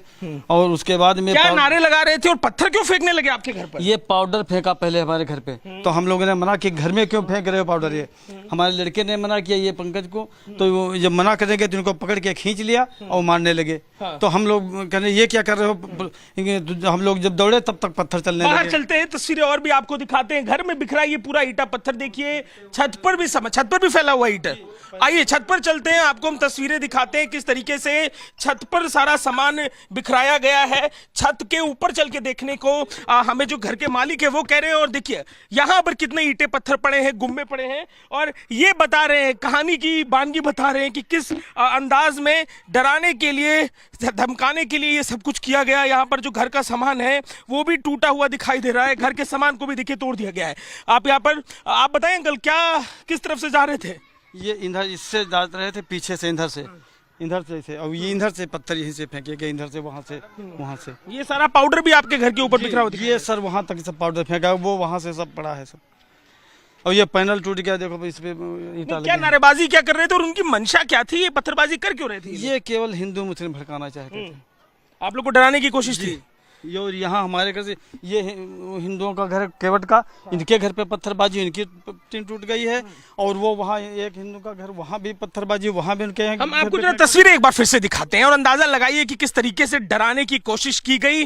कल के दिन इस गांव के हिस्से में ईंटे पत्थर छत पर भी बिखरे हुए हैं, और जरा ऊपर से ही नीचे आपको तस्वीर दिखाते हैं, एक फ्रेम। जो स्थानीय लोग हैं दरवाजे पर इकट्ठा हैं, डरे सहमे ये लोग हैं अपनी सुरक्षा को लेकर। और इन ईंटे पत्थरों को देखिए, ये ईंटे पत्थर घर पर जब फेंके गए, इस मंशा से फेंके गए कि लोगों को डराया जाए। ये बताइए, सुरक्षा को लेकर डर लग रहा है आप लोग को? बिल्कुल सर, डर तो लगी रहा है। जब इस पुलिस की मौजूदगी में ये हुआ है सर, तो डर तो लगी रहा। वो देखो वहाँ दीवार की वो ऊपर देखिए, टीन घर के सामने की दिखा रहे हैं, बाहर की तरफ अंदर की टीनें टूट चुकी हैं। जो पाउडर फेंका गया था, ये पाउडर क्या था और किस मंशा से? पता नहीं सर क्या था ये पाउडर में, इसमें वहाँ से फेंक रहे। तो हम लोगों ने मना कि घर में हमारे मत फेंको, अपने उसमें फेंको।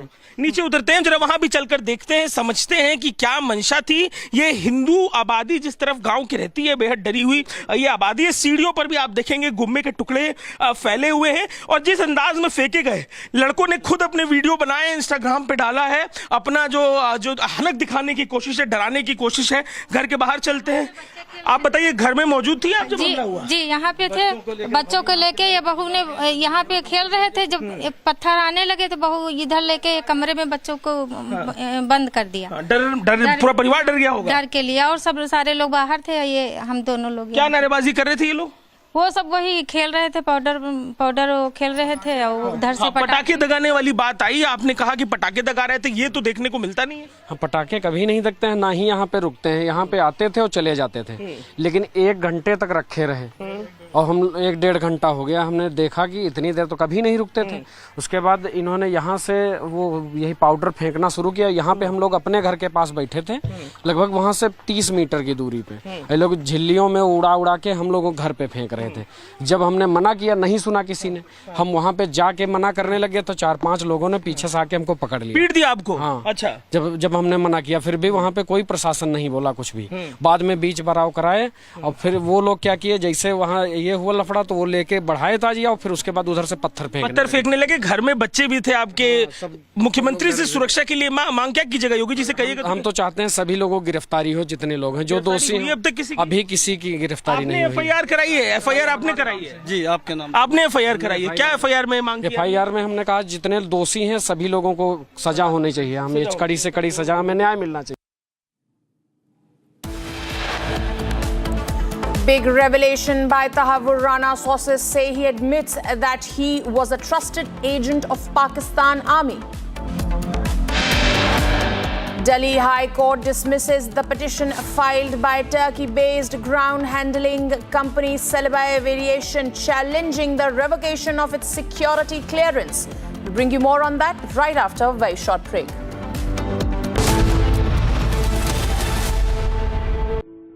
In the India Today Best Universities Survey, India's #1 ranked universities in various streams are JNU Delhi, Amity University, AIMS Delhi, IIT Delhi, and National Law School Bengaluru.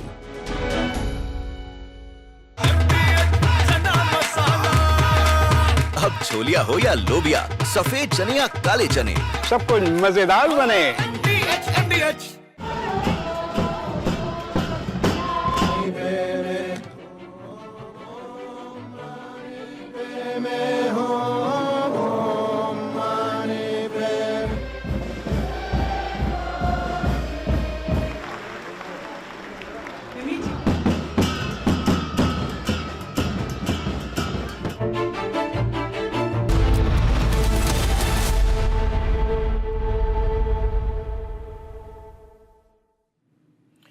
Welcome back, viewers. The terror attack in Pahalgam has found mention on the world stage at BRICS summit in Brazil. Prime Minister Narendra Modi sent out a strong message to Pakistan on terrorism. Additionally, India is also set to sign a counter-terrorism agreement with Brazil. Here's a report.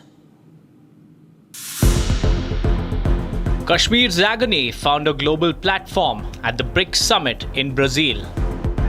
The deadly terror attack in Pahalgam, which took several lives, was condemned by the BRICS nations. Prime Minister Modi delivered a pointed message to Pakistan that support to terror outfits won't be tolerated. Look at the para, it's 34, it's very clear. One is, there is unanimous condemnation of all the leaders. I think you need to know that. And it also says that condemnation in all its manifestations, and including those who abet, who finance, and either openly, covertly, or overtly, in both ways, it has been condemned. There is also reference to the cross-border movement of terrorists. It's also coming out very clearly, and the listing of terrorist groups. Then there is also a strong support for comprehensive convention on against international terrorism, which was India's formulation, India's initiative in the UN for a long time, as you know that. So the message is very clear for anyone who understands the dangers of terrorism and how it can be, how it needs to be condemned, tackled not by just us. You know, there is a solidarity. There is a universal condemnation, which means all the countries are against it in any form. So that message is very clear to our neighbors. And it didn't just end there. India's foreign policy stance was spelled out loud and clear. Prime Minister Modi is all set to sign a memorandum of understanding with Brazil on counter-terrorism cooperation. After the talks, we are hoping to sign 4 agreements or /MOUs between the two countries, namely on renewable energy, counter-terrorism, agricultural research cooperation between ICAR, which is Indian Council for Agricultural Research, and Embrapa of Brazil, and also exchange and mutual protection of confidential information. These agreements have been finalized. As global leaders huddled to discuss future roadmaps, India chose to talk tough on terror and made sure that the world listened.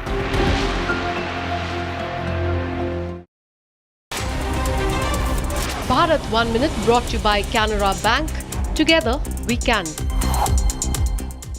AIMIM Chief Asasuddin Owaisi has questioned EC's special intensive revision exercise ahead of Bihar Assembly elections. Owaisi questioned the timing of the Election Commission and said that the time must be given before conducting the revision. TMC MP Mahua Mitra, RJD MP Manoj Jha have moved the top court to challenge EC's move. The top court will hear the petition on July 10th. आप इतने कम time में exercise कैसे कर पाएंगे? बहुत time कम है। SIR में भाई जो लोग जो अपना एड्रेस चेंज कर लिए, उनको क्यों आप पूछ रहे हैं birth certificate?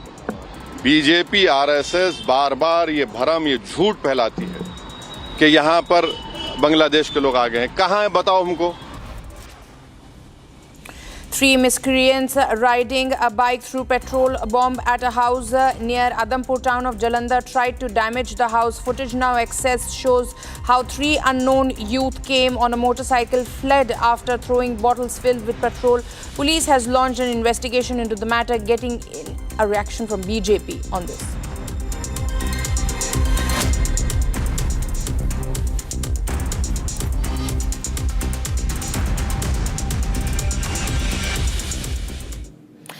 Viewers, Donald Trump is firing back at Elon Musk's surprise new political move, the launch of America Party. Trump calls it ridiculous and warns it could fracture the Republican Party. Here's a report.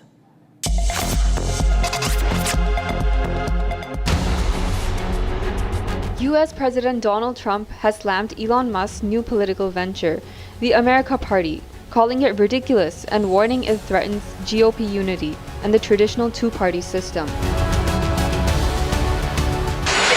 Musk starting a third party. I think it's ridiculous to start a third party. We have a tremendous success with the Republican Party. The Democrats have lost their way, but it's always been a two-party system. And I think starting a third party just adds to confusion. It really seems to have been developed for two parties. Third parties have never worked. So he can have fun with it, but I think it's ridiculous. What's golden key back? Golden key back from Elon. Go ahead. What's your Just days ago, Elon Musk announced the launch of the American Party, aimed at breaking what he calls a one-party system, dominated by Democrats and Republicans. Musk plans to focus on flipping a small number of key congressional seats to influence legislation and shake up Washington's gridlock. Once allies, Musk and Trump have grown apart. Musk served briefly in Trump's administration, but left after opposing a major tax and spend bill. Their split has sparked public clashes, with Trump warning that a third party risks splitting conservative votes and weakening the GOP.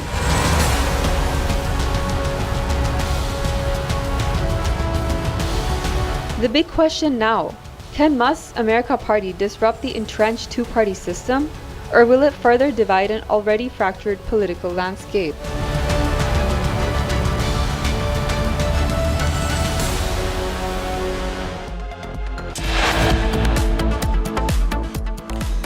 China issues a message for India, says reincarnation of Dalai Lama inherently an internal affair. Mahesh Babu gets legal notices for endorsing alleged real estate scam worth 34 lakh and misleading buyers. We'll get you more on that, but right after a very short break.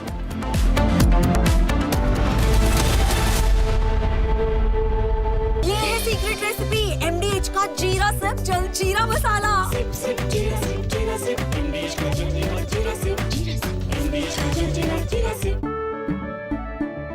केसरिया से मन जोगी हुआ रे, दिल झूमे देखो मतवारा हुआ रे। केसरिया से मन जोगी हुआ। हर पल मनाओ केसरी त्योहार। विमल बोलो जुबान केसरी।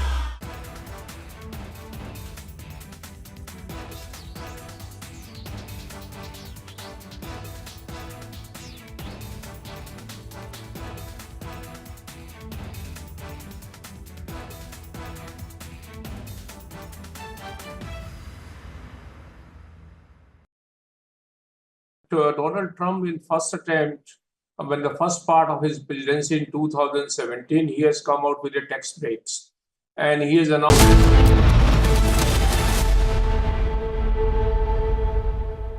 दादी के हाथों का जादू और खुशबू से महकता घर, माँ की मुस्कुराहट और खाने की सुगंध। MDH गरम मसाला, क्योंकि हर रिश्ता है स्वाद से जुड़ा।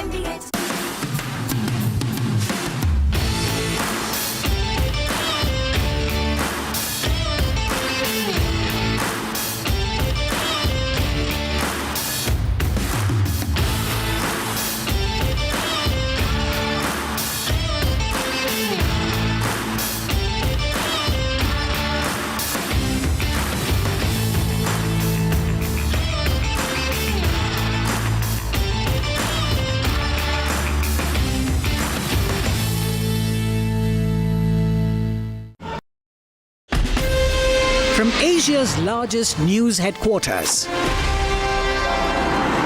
setting the agenda for Bharat.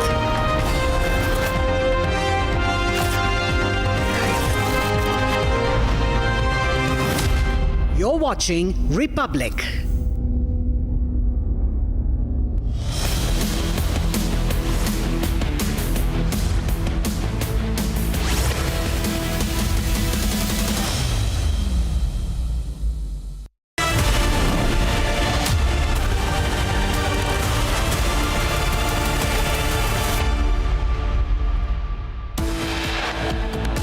big revelation by Tahabur Rana. Sources say he admits that he was a trusted agent of the Pakistani army.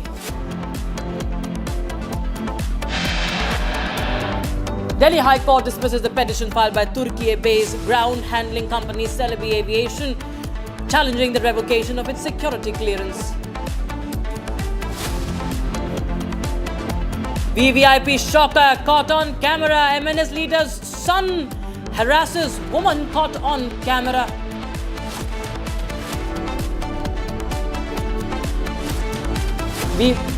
Clashes reported during religious procession in several states yesterday. In Lakhimpur Kheri, stones allegedly pelted on Hindu houses. China issues message for India, says reincarnation of the Dalai Lama inherently an internal affair.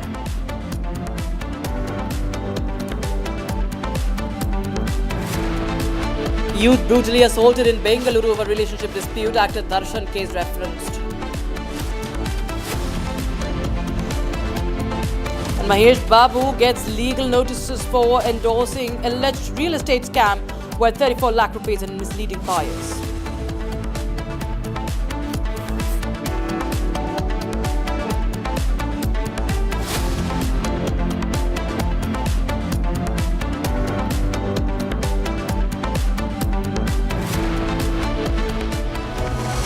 Viewers, you're watching live and breaking, and I'm Rakshita Mishra with you. We start with breaking news coming in. This is trouble coming in for the Tollywood actor Mahesh Babu, where his name has now come up in a scam. Well, this is regarding an endorsement of a for a real estate company. He served as a brand ambassador for a real estate company, Sai Surya Developers, and he has been served a notice by the Rangareddy District Consumer Commission regarding the same. And in the complaint filed with Commission, Sai Surya Developers was named as the first respondent, owner Kancherla Satish Chandragupta as the second respondent, and actor Mahesh Babu as the brand promoter as the third respondent. Now, complainant alleges that she had purchased a plot worth 34.8 lakh rupees, but the venture did not have required approvals and they were misled by advertisement featuring Mahesh Babu. All right, my colleague Aneri is joining us live on the broadcast for more. Aneri, tell us more details about this case. Well, what we know, Rakshita, is that now the Rangareddy District Consumer Commission has issued notice to Telangana, to Tollywood actor Mahesh Babu, and this comes in the backdrop of a complaint which has been filed by a doctor, where she has stated that there was an alleged plot of near about 34 lakhs where she had purchased a plot, and Mahesh Babu, the actor, was said to be the brand ambassador for this very real estate company, and he was promoting this real estate company. Well, he has been the third respondent in this complaint which has been filed. First one is the company and then the owner of the company, and now Mahesh Babu is said to be the third respondent in this very complaint. And now the next hearing will take place in this matter on next month on the 7th, where we will be seeing what will. However, the Mahesh Babu is yet to respond on this legal notice which has been served to him by the Consumers Commission. Right. Thank you so much, Aneri, for joining us with those details coming in on that story, viewers. Now we shift our focus to other stories that we're tracking for you. This is a significant development in the Pahalgam terror attack. A special NIA court has sent two Lashkar-e-Taiba associates, Parvez Ahmed and Bashir Ahmed, a 10-day NIA remand till the 16th of July. The duo is accused of providing logistical and local support to 3 Pakistani terrorists involved in brutal 22nd April attack, which claimed the lives of 26 innocent civilians.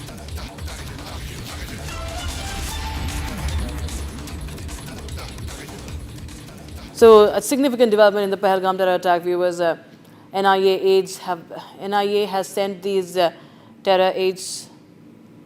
They have taken them into custody. Parvez Ahmed, Bashir Ahmed. Gursimran Singh joins us live on the broadcast. For more, Gursimran, we've seen this crackdown on the entire network of the OGWs. But Parvez Ahmed and Bashir Ahmed have been important terror associates for the Lashkar-e-Taiba. Gursimran, tell us more about their role and the latest from the investigation.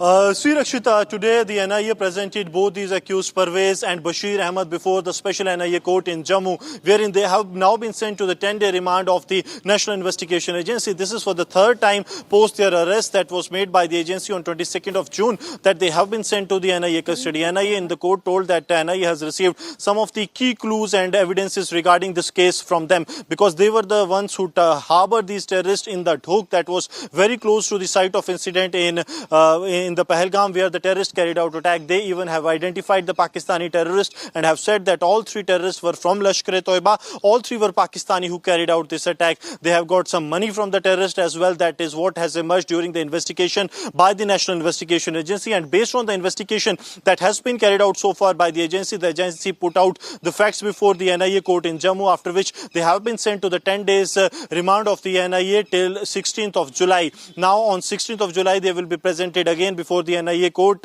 in Jammu, but we are being told that in a couple of days time they will be flown to the Kashmir Valley because NIA wants to have multiple scene recreations at the site of incident so that they can actually get an idea that what were the flow of the events that followed that very day when the terrorists carried out the brutal killing of 26 civilians including 25 travelers who have come from different parts of the country to Kashmir Valley.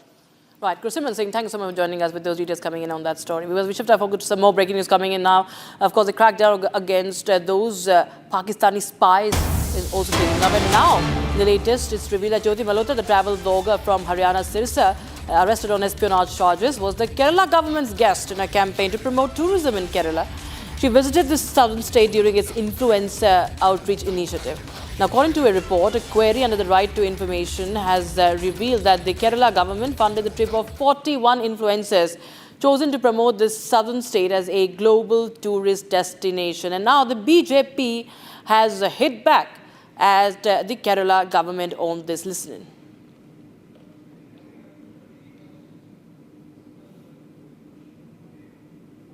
Is out of the bag. The Kerala government, the left government of Pinarayi Vijayan was the one which sponsored, patronized and invited Pakistani spy YouTube content creator Jyoti Malhotra. It is now in black and white and RTI reply has shown this. This means that the Kerala government was busy inviting such anti-India elements, paying for them at the cost of taxpayer money, and this is a department, a ministry headed by no less than the son-in-law of the Chief Minister of Kerala. That means the son-in-law of Chief Minister of Kerala does not mind platforming, giving accommodation, giving state guest relations and state guest services to Pakistani spies. But they have a problem with Bharat Mata. They don't mind eulogizing Hamas. They don't mind crying for Naxals. They don't mind giving namaz-e-janaza to terrorists.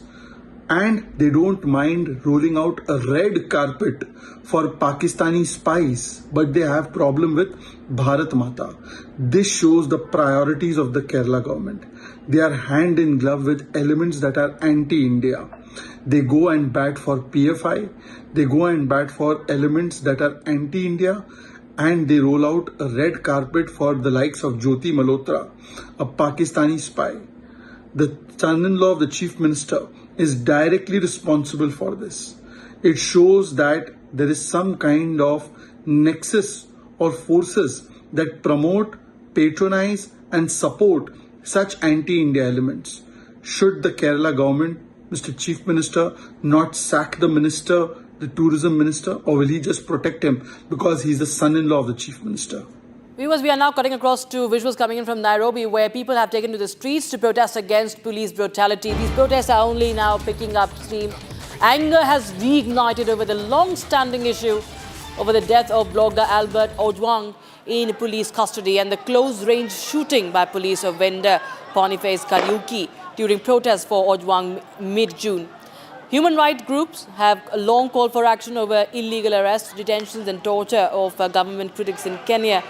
And President William Ruto has vowed to end police brutality, saying no enforced disappearance would happen during his administration. But Ruto's interior minister told police to shoot on sight, at sight anyone who approaches the police stations during protests. After 5 police stations were torched. So as you can see that Nairobi remains tense, and these are the latest visuals from Nairobi, Kenya, marking the democracy uprising, and the Kenyans frustrated over economic stagnation, corruption, and acts of police brutality. And Krutath joins us live on the broadcast. For more, Krutath, we've seen that there has been looting, there has been widespread violence in Kenya, flashpoint being in Nairobi against police brutality. What more details are you picking up? Indeed, and Rakshita, this is a very important day, July 7th, which is often marked and mired by a lot of violence and rallies in support of pro-democracy protest anniversaries. And today in particular, we have seen massive police blocking on the main roads in the capital city of Nairobi, as the visuals on the screen, anticipating these protests, which indeed turned out to be violent. People each year rally on July 7th since 1990 to mark the Kenyans' demand of the return of multi-party democracy after the years of rule of the autocratic rule of then President Daniel Moi. And after this now, there has been another round of protests that have taken place today, in which we have seen that the police has come down very heavily after the blocking of the roads was done on the main road. So this was an anticipation. This is the 35th anniversary, in fact, of those pro-democracy protests. And this year's main theme of the protests and the main cause of the protesters has been various incidents that have led up to this overboil, including the death of bloggers in police custody, including police brutality that has become a central issue. President Ruto, however, as you rightly mentioned, has been assuring the people to be away from violence. We have seen the visuals in which police have also used tear gas and water cannon on Monday to disperse the crowds along a key artery in Nairobi as hundreds of demonstrators advanced, some even blowing whistles while they were marching. So those are some visuals of the clashes that we are reporting live from Nairobi as shots come in as we speak. These are visuals in Nairobi, the capital city of Kenya, where the protests on the 30th anniversary of the pro-democracy protests, when the multi-party system of democracy was abolished in Kenya, is being marked again, once again, unfortunately, with a lot of violence in the capital city. Back to the studio. Absolutely. The streets of Nairobi, we see, are tense once again.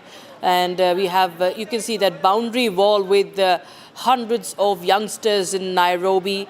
There you have live visuals coming in from Nairobi of Kenya, and the youngsters frustrated by the economic policies, by what has been happening in police custodies. We see that these youngsters have taken to the streets 24/7. We see what has been happening, the vandalism. Roads have been blocked.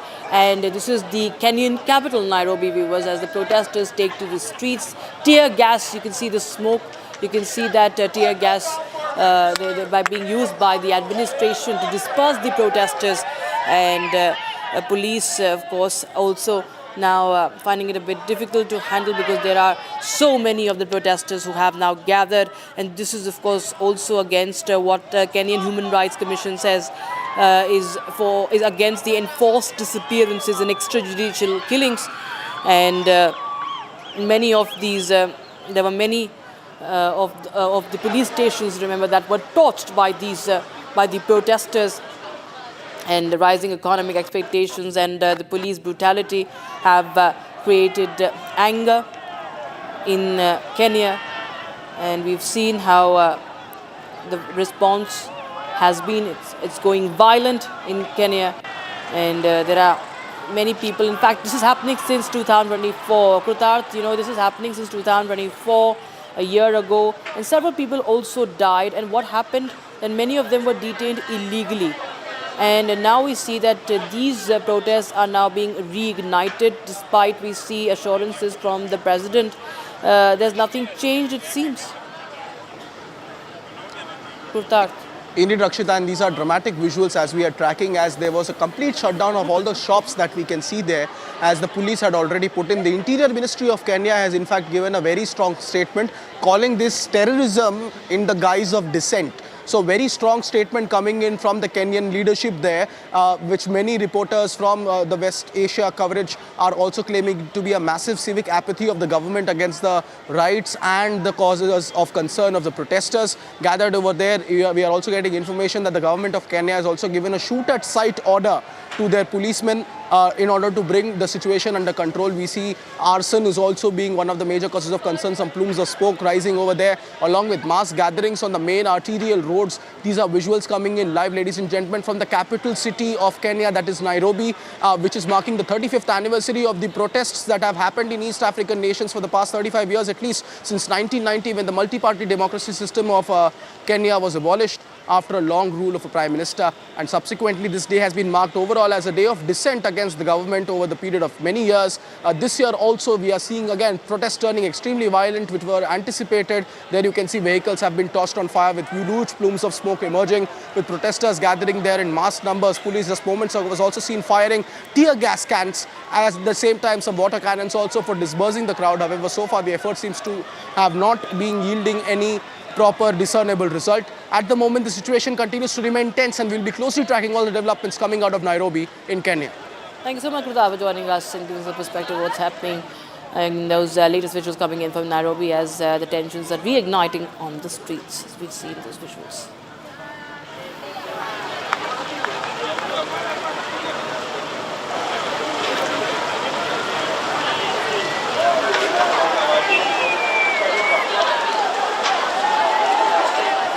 Focus now. We move on to other story that we're tracking from back home in India. Now, Shiv Sena leader Sanjay Nirupam has slammed the MNS after a video of a MNS leader's son hurling abuses at a Marathi woman has gone viral. He says the real face of those who claim to protect Marathi pride has been exposed. This is a visual, viewers, that has been going viral. This MNS leader's son, who is half naked and has been hurling abuses at this woman, was seen harassing her, and it has been all caught on camera. And he boasts about his father being the vice president of the state unit. And MNS leader Sanjay Nirupam, the Shiv Sena leader, has slammed MNS leader.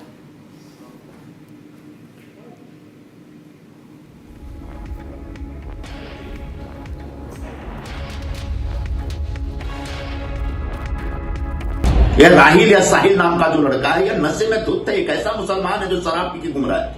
उसका शराब P के उसने गाड़ी चलाई और जाकर गाड़ी ठोक दी, और जब इस महिला ने विरोध किया तो इस महिला को गाली दी, और उसके बाद बार बार अपने बाप के पोजीशन को फ्लॉन्ट कर रहा है।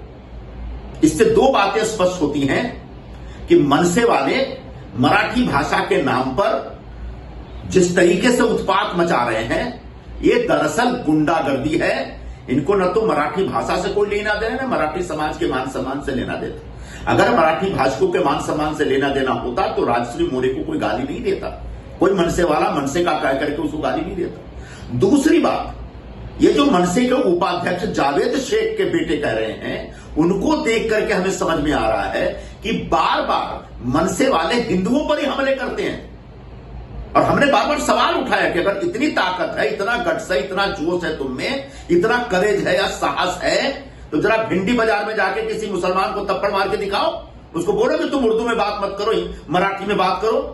अब समझ में आ रहा है कि मनसे के जो मुस्लिम नेता हैं, उनके दबाव में आकर के राज ठाकरे के गुंडे हिंदुओं के ऊपर सरेआम हमले कर रहे हैं। मैं सरकार से यह डिमांड करूंगा, मांग करूंगा कि ऐसे गुंडों के खिलाफ सख्त से सख्त कार्रवाई होनी चाहिए। माननीय मुख्यमंत्री जी ने घोषणा की है कि भाषा के नाम पे गुंडागर्दी कतई बर्दाश्त नहीं की जाएगी, लेकिन जिस तरीके से मुंबई की सड़कों पे, महाराष्ट्र की सड़कों पे मनसे की तरफ से मराठी भाषा के नाम पे गुंडागर्दी शुरू हुई है, इस गुंडागर्दी को तत्काल खत्म करना पड़ेगा, रोकना पड़ेगा, और इसके लिए पुलिस को हाथ में डंडा लेकर के इन तमाम गुंडों के खिलाफ सख्त कार्रवाई करनी पड़ेगी। तब कहीं जाके हर वर्ग के लोगों में एक सुरक्षा का भाव पैदा हो पाएगा। In fact, viewers, Republic TV has gotten more exclusive responses, reactions from the MNS Neta's harassment that has been caught on camera. Let's take a listen into what Ramdas Athavale and Deepak Kesarkar have to say. देखिए, इस पे राजनीति नहीं होनी चाहिए, ऐसे मुझे लगता है। किसी को पीटना ये महाराष्ट्र की संस्कृति कभी भी नहीं थी। तो मुझे ऐसे लगता है कि जो भी आपको कहना है आप बोल सकते हैं, आपके विचार बोल सकते हैं, और फिर इकट्ठा रहना ये महाराष्ट्र की संस्कृति रह चुकी है, और महाराष्ट्र हमेशा प्रोग्रेसिव रह चुका है। तो हमने बहुत सारी चीज़ें मराठी के लिए की है, तो मराठी भाषा आगे जा रही है, उसको क्लासिकल लैंग्वेज का स्टेटस मिल गया है, और मराठी भाषा धोरण भी तय हुआ है। तो बहुत सारी चीज़ें हैं जो मराठी भाषा धोरण में है, तो उसके लिए ज़बरदस्ती करने की ज़रूरी नहीं है, उसके बारे में तो तय हो गया है। तो आप किसी भी चीज़ को अच्छी तरह से किसी को बोलेंगे तो वो लोग फॉलो करते हैं। एक तरीका होता है, उस तरीके से अगर बोला जाए तो समाज में शांति भी रहती है और सब लोग इकट्ठा भी रहते हैं। मंत्री जो आशीष शेलार का कहना है कि जिस तरह से पहलगाम में आतंकियों ने धर्म पूछ के मारा, उसी तरह से महाराष्ट्र में भाषा के नाम से मारा जा रहा। देखिए, मारना ये अच्छी चीज़ बिल्कुल नहीं है, हम उससे एग्री नहीं होते, क्योंकि ये चीज़ें तो बाला साहब के ज़माने में इस तरह से नहीं होती थी। कोई भी अगर गलत काम करे तो उसके लिए शिवसेना का खुद का स्टाइल था, लेकिन हर किसी को वो कहाँ से है ये पूछ के मारा नहीं जाता था। ये बाला साहब का कभी भी स्वभाव नहीं रहा है। उन्होंने घोषणा भी दी थी, वो गर्व से कहो हम हिंदू हैं, इसका मतलब तो हिंदी में ही घोषणा थी। उनके लिए मराठी हिंदी एक ही थी, लेकिन मराठी का उनको अभिमान था। मराठी लोगों के लिए खड़ा रहना, उनको नौकरी में प्रेफरेंस देना, ये उनकी भूमिका थी और वो भूमिका आज भी शिंदे साहब ने कायम रखी है और इसीलिए अच्छी तरह से लोगों का रिस्पांस भी मिल रहा है। मुझे लगता है कि एमएनएस के हो या और किसी के हो, लेकिन मुझे लगता है कि इसी तरह की गुंडागर्दी करना, दादागिरी करना ठीक नहीं है। दादागिरी करने का क्या हक उनको दे दिया है एमएनएस को, और जानबूझकर मतलब मुंबई का वातावरण बिगाड़ने का काम हो रहा है। मुंबई अपने देश की आर्थिक राजधानी है और वहाँ बहुभाषिक लोग रहते हैं, बहुधार्मिक लोग रहते हैं, और मुंबई की इमेज को एकदम कोलैप्स करने की भूमिका एमएनएस की है। इसीलिए एमएनएस की भूमिका हम विरोध करते हैं और इसी तरह की दादागिरी करते रहेगी तो इनको दादागिरी का उत्तर दादागिरी से देना पड़ेगा। यहाँ मराठी बोलनी चाहिए, बात सही है, लेकिन जिनको मराठी आती नहीं उनको मराठी बोलो, नहीं तो फिर थप्पड़ मारेंगे, उसका वीडियो निकालेंगे, इनमें कुछ दम नहीं है। लेकिन ये ऐसा ही मतलब ज़्यादा गड़बड़ करने का काम करते हैं। तो ज़रूर मैं माननीय देवेंद्र फडणवीस जी से मेरा निवेदन है कि मैं उनसे बात करूँगा और इसी तरह की लॉ एंड ऑर्डर की स्थिति निर्माण करने वालों पर कड़ी कार्रवाई होनी चाहिए। और ये जो एमएनएस के द्वारा हो रहा है ये अच्छी बात नहीं है। Now, viewers, the top court has agreed to urgently list the petitions challenging the Election Commission's decision to carry out a special intensive revision of electoral roll in Bihar. Now, Supreme Court will hear the batch of pleas on the 10th of July. Here's more on the story. The Supreme Court of India has agreed to hear a batch of petitions against the Election Commission's decision to carry out a special intensive revision of electoral rolls in Bihar, a move that comes just ahead of the assembly elections. The plea was mentioned for urgent hearing before a bench of Justices Sudhanshu Dhulia and Joy Malia Bagchi. The petitions have been filed by political parties like the TMC and the RJD. Both of these parties have raised concerns over the Election Commission's June order, requiring all voters not listed in the 2003 rolls to submit fresh documentation proving their eligibility, marking the beginning of a likely nationwide exercise. Opposition is claiming that the move violates key constitutional rights, including the right to equality, freedom of expression, and the right to vote, as well as election laws like Representation of People's Act.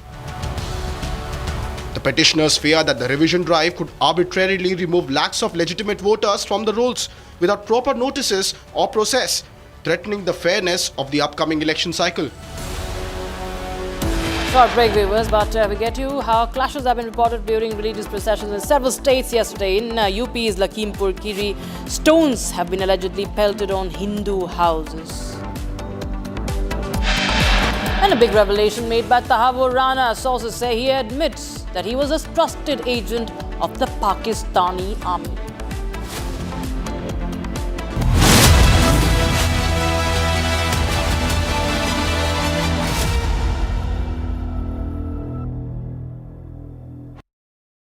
आधे bowl दही में 4 चम्मच MDH चटनी पुदीना मसाला डाला, stir करो, पुदीना चटनी तैयार। MDH चटनी पुदीना मसाला। MDH।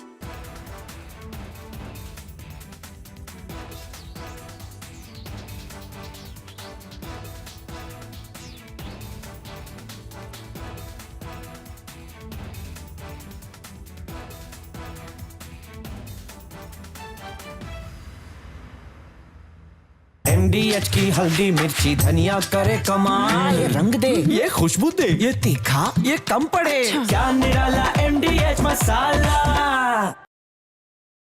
Donald Trump, in first attempt, when the first part of his presidency in 2017, he has come out with the tax breaks. And he has announced that he wants to boost the American economy. And he has given tax break, which were going to expire in 2025. So there was an obligation when the second term that he will extend the tax break, which he has promised in 2017, to continue permanently. And that's the big, beautiful bill, is a drastic reduction in the tax liability of the US taxpayers. So that's why it's a big bill, a big, beautiful bill. And at the same time, it marks a lot of expenditure for defense, etc. So that's why Mr. Donald Trump is saying it's a big, it's a beautiful, and it's a bill so that all America will become great again.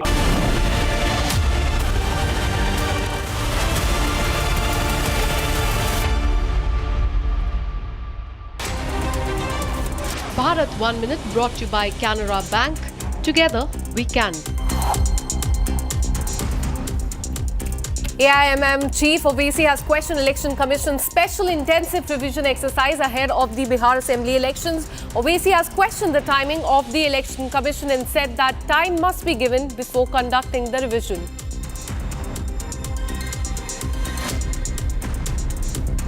आप इतने कम time में exercise कैसे कर पाएंगे? बहुत time कम है। SIR में भाई जो लोग जो अपना एड्रेस चेंज कर लिए, उनको क्यों आप पूछ रहे हैं बर्थ सर्टिफिकेट? बीजेपी RSS बार बार ये भरम, ये झूठ फैलाती है कि यहाँ पर बांग्लादेश के लोग आ गए हैं। कहाँ है बताओ हमको। In Punjab, 3 miscreants riding a bike threw petrol bomb at a house in Adampur town of Jalandhar and tried to damage the house as well. Footage has now come to the fore that shows how 3 unknown youth came on a motorcycle and fled after throwing bottles filled with petrol. Police has now launched an investigation in this matter, getting in a reaction from the Bharatiya Janata Party too.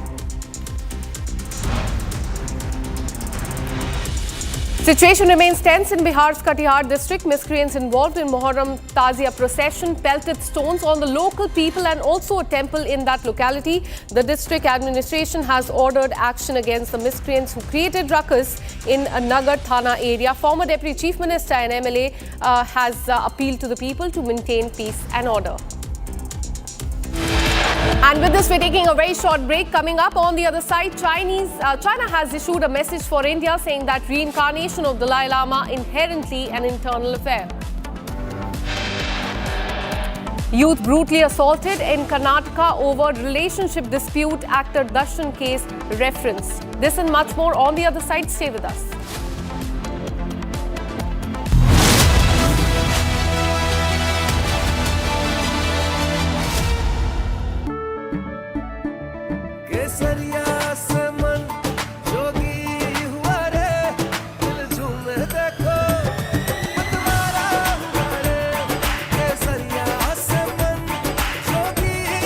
हर पल मनाओ केसरी त्योहार। विमल, बोलो जुबान केसरी। अब छोलिया हो या लोबिया, सफेद चने या काले चने, सब कुछ मजेदार बने।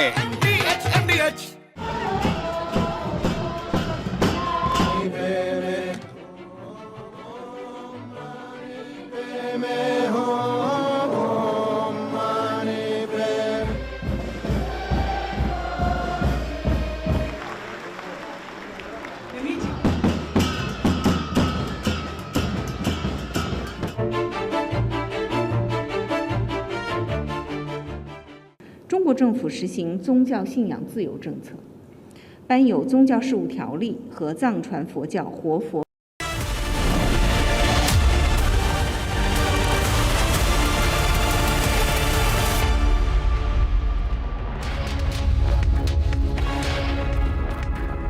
A very good evening, hello and welcome. You're watching Republic TV with me, Akanksha Khajuria. During the next half an hour, we'll get you details about what Tahbur Rana, the mastermind of 2611, in fact said. It's a big admission and you should hear that. But first, as always, the headlines.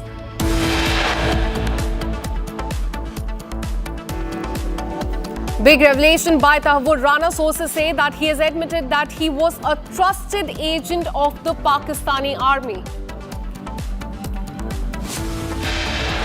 Delhi High Court has dismissed the petition filed by Turkish firm ground handling company Celebi Aviation challenging the revocation of its security clearance.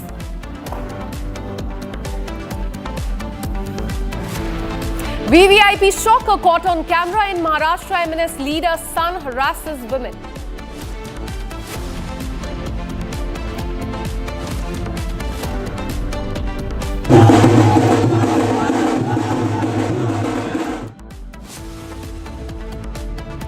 Clashes erupted during religious procession in several states across the country yesterday in Lakhimpur and Bihar, UP, MP and Jharkhand.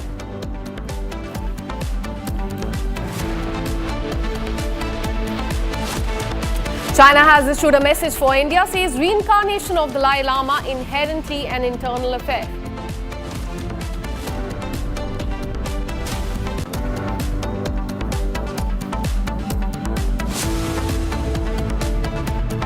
Youth brutally assaulted in Karnataka and Bangalore over relationship dispute.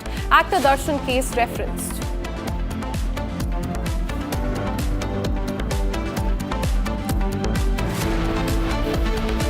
Mahesh Babu gets a legal notice for endorsing a real estate scam worth 34 lakh rupees and misleading the buyers.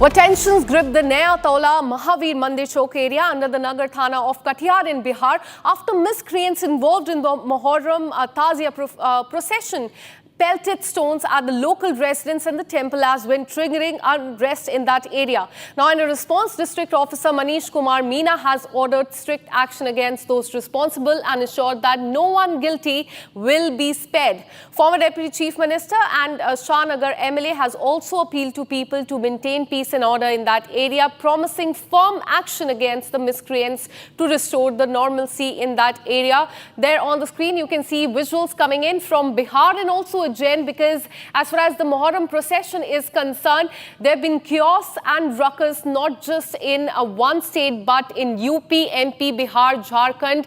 There have been in fact incidents of stone pelting at the houses and at the temples as well. Let me go across to my colleague Prakash, who joins us live on the broadcast with more details. Tell us more about what happened in Katihar, because what we're learning is that stones were pelted there. Give us the ground situation as of now and the action that the police has taken.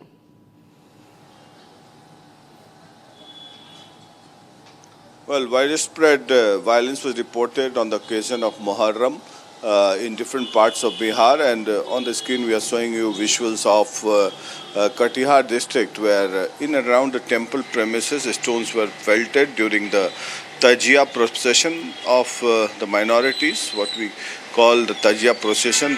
People gather in large numbers with fire in their hands, and as and when they reached the temple premises, there was some scuffle that took place between two communities, and thereafter stones were pelted, and large-scale violence was also reported, but no untoward incident took place in this scuffle, and a large number of police party were deployed, which tried to diffuse the entire tension, and tensions escalated late last night during the Tajia procession of the minorities late last night, and with the help of the police authorities in the district administration, situation was brought to normalcy, and now there is no tension. The situation is very peaceful as of now.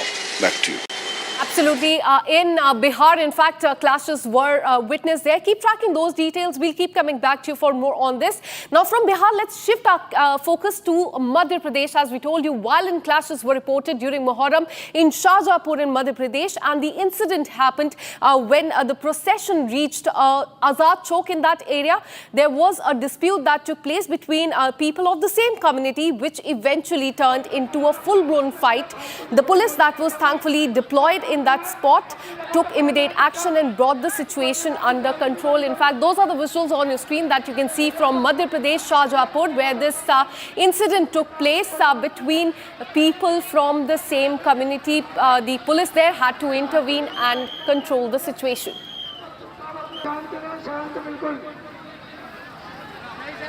Well, as you can see in the visuals, police there on the ground when this incident took place. What we're learning is that this Muharram procession was passing through Azad Chowk when there was a dispute between the two people from the same community, and that led to a big fight. And there you can see on the screen that was the exact moment when that fight started between the two people of the same community.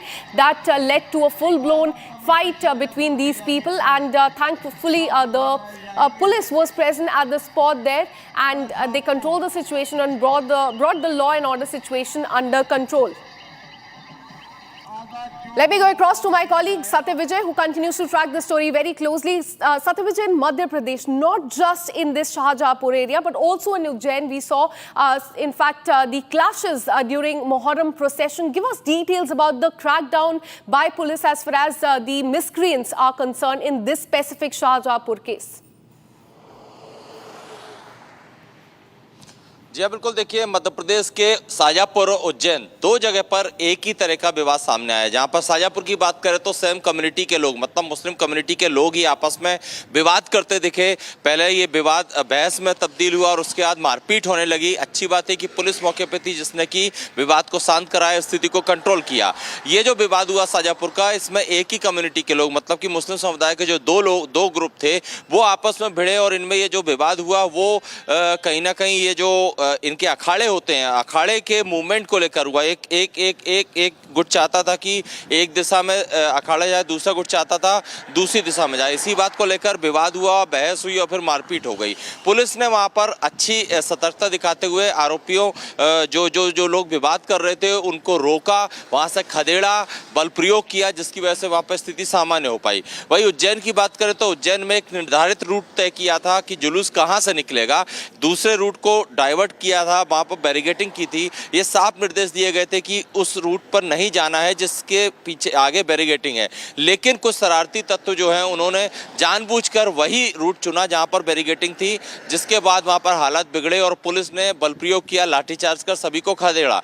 ये भी कहना है SP Ujjain का कि जो लोग प्रतिबंधित क्षेत्र में जाना चाहते थे वो इससे पहले भी इस तरह की हरकतें कर चुके हैं, और जब बाकी जो ताजिए जा रहे हैं उनको दिक्कत नहीं, तो कुछ चुनिंदा लोगों को ही, जिनके खिलाफ प्रकरण दर्ज किया, 16 ऐसे लोग हैं जिनके खिलाफ एफआईआर दर्ज की है, उनको क्या दिक्कत थी, वो क्यों बैरिकेडिंग तोड़ के आगे बढ़े। इसी के चलते पुलिस को बल प्रयोग वहां पर करना पड़ा। Absolutely, and not just in Shahjahanpur, but in fact the violent clashes erupted in Ujjain in Madhya Pradesh. What we're learning is that the police has said that the people in that procession, they took the unprescribed route is what we're learning. Look at what the police has said. ये जो मुहर्रम का जुलूस होता है पूरा शांतिपूर्वक तरीके से निकला और इसको लेकर समय समय पर 3 बार बैठक ली गई थी, जिला स्तर पे कंट्रोल रूम में, थाना स्तर पे, मोहल्ला स्तर पे, और सभी आयोजकों को बताया गया था कि निर्धारित रूट से ही जुलूस को निकाला जाए। पीछे शुरू के जो 3 आयोजक थे उन्होंने निर्धारित रूट पर निकाला। इरफान खान उर्फ लल्ला, इनका जो घोड़ा है इन्होंने जानबूझकर, इनके साथियों ने जानबूझकर उसको विपरीत दिशा में ले जाने का प्रयास किया जहां ऑलरेडी बैरिकेडिंग थी, जिसके बाद पुलिस बल ने भीड़ को तितर-बितर करने के लिए हल्के बल का प्रयोग किया और पृथक से इनके ऊपर एफआईआर भी दर्ज की गई। जो इरफान खान है उनके विरुद्ध और उनके 15 अन्य साथी जो वीडियो में नजर आ रहे हैं उनके विरुद्ध मामला दर्ज किया गया है। इन सभी की अभी पहचान की जा रही है फुटेज के माध्यम से और शीघ्र ही इसमें गिरफ्तारी की जाएगी। And from UP, in fact, Madhya Pradesh, Bihar, let's now take you to UP, where stone pelting was reported during Muharram in Uttar Pradesh, Lakhimpur. That is already a very sensitive area. Now, locals are saying that a group specifically targeted some houses and started hurling stones at them. Have a look at what they said. Sir कल लगभग 5 बजे शाम की बात है। ताजिया उधर सुनसरी से निकल के आया, हमारे घर के पीछे से निकलता है और कभी रखा ना गया। कल करीब 1.5 घंटे तक ताजिया रख के दिया गया, वहाँ से उठाया नहीं। हमारे गांव के प्रधान जी अब्दुल हसीब जी वो भी थे साथ में। और उसके बाद में क्या नारे लगा रहे थे और पत्थर क्यों फेंकने लगे आपके घर पर? ये पाउडर फेंका पहले हमारे घर पे, तो हम लोगों ने मना कि घर में क्यों फेंक रहे हो पाउडर। ये हमारे लड़के ने मना किया, ये पंकज को, तो जब मना करेंगे तो इनको पकड़ के खींच लिया और मारने लगे। तो हम लोग कहने ये क्या कर रहे हो, हम लोग जब दौड़े तब तक पत्थर चलने लगे। बाहर चलते हैं, तस्वीरें और भी आपको दिखाते हैं। घर में बिखरा ये पूरा ईटा पत्थर देखिए, छत पर भी फैला हुआ ईटा। आइए छत पर चलते हैं, आपको हम तस्वीरें दिखाते हैं किस तरीके से छत पर सारा सामान बिखराया गया है। छत के ऊपर चल के देखने को हमें जो घर के मालिक है वो कह रहे हैं। और देखिए यहाँ पर कितने ईंटे पत्थर पड़े हैं, गुम्मे पड़े हैं, और ये बता रहे हैं, कहानी की बानगी बता रहे हैं कि किस अंदाज में डराने के लिए, धमकाने के लिए ये सब कुछ किया गया। यहाँ पर जो घर का सामान है वो भी टूटा हुआ दिखाई दे रहा है, घर के सामान को भी देखिए तोड़ दिया गया है। आप यहाँ पर आप बताएं अंकल, क्या किस तरफ से जा रहे थे? ये इधर इससे जा रहे थे, पीछे से इधर से और ये इधर से पत्थर यहीं से फेंके गए, इधर से वहाँ से। ये सारा पाउडर भी आपके घर के ऊपर बिखरा हुआ? ये सर वहाँ तक सब पाउडर फेंका, वो वहाँ से सब पड़ा है सब। और ये पैनल टूट गया, देखो इस पे ईंटा। क्या नारेबाजी क्या कर रहे थे और उनकी मंशा क्या थी? ये पत्थरबाजी कर क्यों रहे थे? ये केवल हिंदू मुस्लिम भड़काना चाहते थे। आप लोग को डराने की कोशिश थी? और यहाँ हमारे घर से ये हिंदुओं का घर केवट का, इनके घर पे पत्थरबाजी, इनकी टीन टूट गई है। और वो वहाँ एक हिंदू का घर, वहाँ भी पत्थरबाजी, वहाँ भी उनके। हम आपको जरा तस्वीरें एक बार फिर से दिखाते हैं और अंदाजा लगाइए कि किस तरीके से डराने की कोशिश की गई। कल के दिन इस गांव के हिस्से में ईंटे पत्थर छत पर भी बिखरे हुए हैं। और जरा ऊपर से ही नीचे आपको तस्वीर दिखाते हैं, एक फ्रेम। जो स्थानीय लोग हैं दरवाजे पर इकट्ठा हैं, डरे सहमे ये लोग हैं अपनी सुरक्षा को लेकर। और इन ईंटे पत्थरों को देखिए, ये ईंटे पत्थर घर पर जब फेंके गए, इस मंशा से फेंके गए कि लोगों को डराया जाए। ये बताइए, सुरक्षा को लेकर डर लग रहा है आप लोग को? बिल्कुल सर, डर तो लगी रहा है। जब इस पुलिस की मौजूदगी में ये हुआ है सर, तो डर तो लगी रहा। वो देखो वहाँ दीवार की वो ऊपर देखिए टीन घर के सामने की दिखा रहे हैं, बाहर की तरफ अंदर की टीनें टूट चुकी हैं। जो पाउडर फेंका गया था, ये पाउडर क्या था और किस मंशा से? पता नहीं सर क्या था ये पाउडर में, इसमें वहाँ से फेंक रहे। तो हम लोगों ने मना कि घर में हमारे मत फेंको, अपने उसमें फेंको। नीचे उतरते हैं, जरा वहां भी चलकर देखते हैं, समझते हैं कि क्या मंशा थी। ये हिंदू आबादी जिस तरफ गांव की रहती है, बेहद डरी हुई ये आबादी है। सीढ़ियों पर भी आप देखेंगे गुम्मे के टुकड़े फैले हुए हैं। और जिस अंदाज में फेंके गए, लड़कों ने खुद अपने वीडियो बनाए, इंस्टाग्राम पे डाला है। अपना जो हलक दिखाने की कोशिश है, डराने की कोशिश है। घर के बाहर चलते हैं, आप बताइए घर में मौजूद थी आप जब हमला हुआ? जी यहाँ पे थे, बच्चों को लेके। ये बहू ने यहाँ पे खेल रहे थे, जब पत्थर आने लगे तो बहू इधर लेके कमरे में बच्चों को बंद कर दिया। डर पूरा परिवार डर गया होगा? डर के लिए। और सब सारे लोग बाहर थे, ये हम दोनों लोग। क्या नारेबाजी कर रहे थे ये लोग? वो सब वही खेल रहे थे, पाउडर खेल रहे थे। और उधर से पटाखे दगाने वाली बात आई, आपने कहा कि पटाखे दगा रहे थे, ये तो देखने को मिलता नहीं है। हाँ, पटाखे कभी नहीं दगते हैं, ना ही यहाँ पे रुकते हैं। यहाँ पे आते थे और चले जाते थे, लेकिन 1 घंटे तक रखे रहे। और हम 1-1.5 घंटा हो गया, हमने देखा कि इतनी देर तो कभी नहीं रुकते थे। उसके बाद इन्होंने यहाँ से वो यही पाउडर फेंकना शुरू किया। यहाँ पे हम लोग अपने घर के पास बैठे थे, लगभग वहाँ से 30 मीटर की दूरी पे। ये लोग झिल्लियों में उड़ा के हम लोगों घर पे फेंक रहे थे। जब हमने मना किया, नहीं सुना किसी ने, हम वहाँ पे जाके मना करने लगे तो 4-5 लोगों ने पीछे से आके हमको पकड़ लिया, पीट दिया आपको? हाँ। अच्छा। जब हमने मना किया, फिर भी वहाँ पे कोई प्रशासन नहीं बोला कुछ भी। बाद में बीच बराव कराए और फिर वो लोग क्या किए, जैसे वहाँ ये हुआ लफड़ा तो वो लेके बढ़ाए ताजिया और फिर उसके बाद उधर से पत्थर फेंकने लगे। घर में बच्चे भी थे आपके। मुख्यमंत्री से सुरक्षा के लिए मांग क्या की जगह योगी जी से कहिएगा? हम तो चाहते हैं सभी लोगों की गिरफ्तारी हो, जितने लोग हैं जो दोषी हैं। अभी किसी की गिरफ्तारी नहीं हुई। FIR कराई है? FIR आपने कराई है? जी, आपके नाम आपने FIR कराई है? क्या FIR में मांग? FIR में हमने कहा जितने दोषी हैं सभी लोगों को सजा होनी चाहिए, हमें कड़ी से कड़ी सजा, हमें न्याय मिलना चाहिए। In fact, we have breaking news coming in as far as the Muharram processions are concerned, and this is one coming in from the state of Madhya Pradesh. What we are learning is that during a Muharram procession in Ratlam, youth used petrol to set afire a saffron banner with words Hindu Rashtra written on it. And as you can see in the video, the situation is tense there on the ground in Ratlam in Madhya Pradesh. A video of the incident has gone viral on social media, sparking immediate tensions in that area. The Hindu organizations have taken to the street. They have, in fact, demanded from the police action under National Security Act, shutting down of the markets, and authorities have also deployed heavy security there on the ground and has started investigation in that case.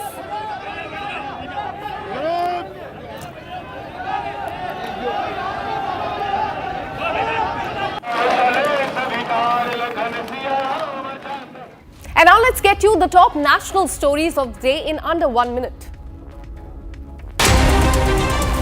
Bharat 1 Minute brought to you by Canara Bank. Together we can.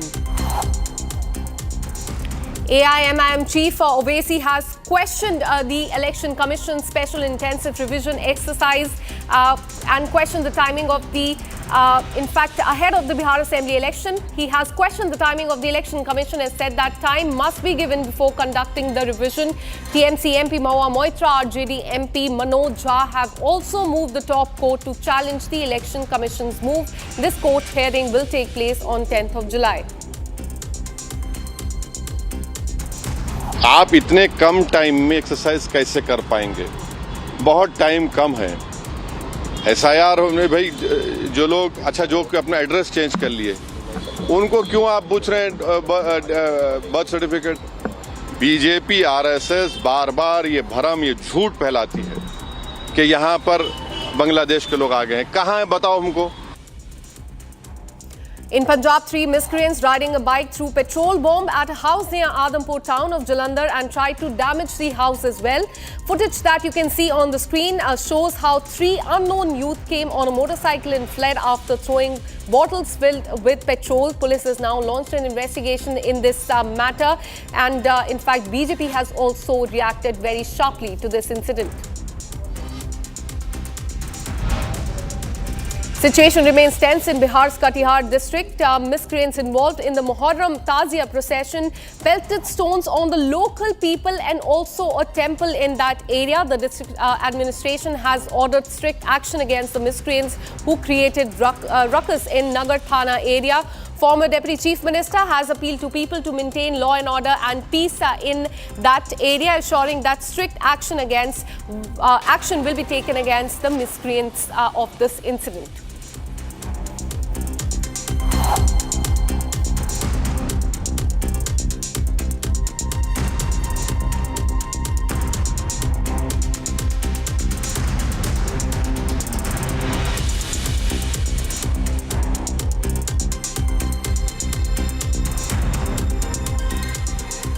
Well, last week, Dalai Lama charted out an elaborate plan as far as his succession is concerned. Now, China's ambassador to India has said that China's position that Dalai Lama's incarnation is concerned. He has given a statement on that, claiming that that is an internal affair of China. It's a statement that is coming from the ambassador of China to India. In fact, he dismissed recent comments by Dalai Lama as far as the next reincarnation is concerned. Remember, Dalai Lama had mentioned that it could be a boy, it could be a girl, and that would be decided by the trust founded by him and not by China whatsoever. But China has sharply reacted to this, saying that this is their internal matter.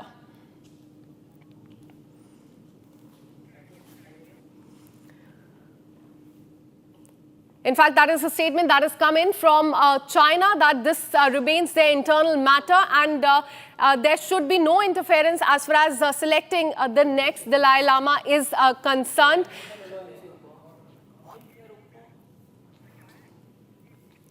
Let me go across to our guest, Acharya Yeshi Phuntsok, who's the former Deputy Speaker for the Tibetan Parliament in exile, and also Tenzin Lekshe, who's the official spokesperson of the Central Tibetan Administration. Thank you so much, gentlemen, for speaking to Republic TV. I want to come across to, Mr. Acharya, first to you. How do you look at the statement that is coming from China, that this is their internal matter and the next incarnation will be decided by China? Your first reaction to that?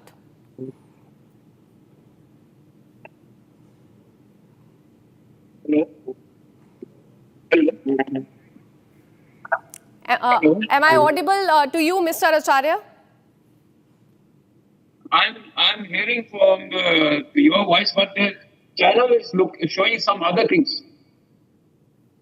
Hello? All right, we'll try and reconnect that line with Mr. Acharya. Let me go across to Tenzin Lekshe. Sir, how do you see this statement that is coming from China, that it is their internal matter? On the other hand, Dalai Lama has charted out an elaborate plan as far as the succession is concerned. Your first reaction to this?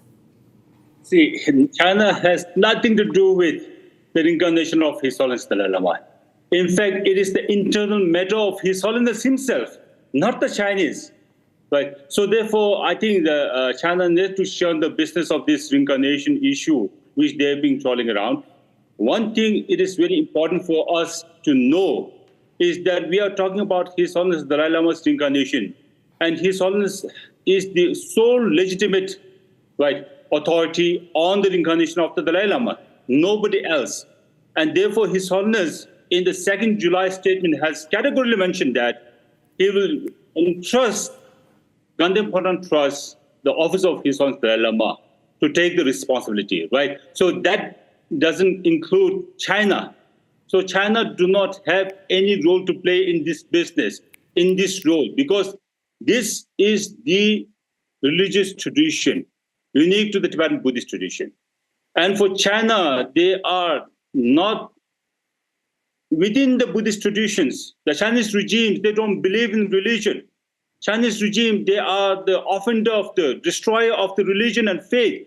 Then how come they be the one to be the protector and the savior of the faith? There's nowhere that China have a business and the authority on the reincarnation issue. It's purely a spiritual matter. It's purely a Buddhist tradition which China do not belong. Absolutely. And after this announcement was made, in fact, there was a celebration by the Tibetan leaders and those activists and people there in Dharamshala as well. We saw celebrations yesterday on the 90th birthday of Dalai Lama as well. Let me now go across to Acharya Yeshi Phuntsok, who's been the former Deputy Speaker for the Tibetan Parliament in exile. Thank you so much for speaking to Republic TV. Your first reaction to the statement that is coming from China, that this is their internal matter. India should not intervene as far as the next incarnation is concerned. How would you react to this?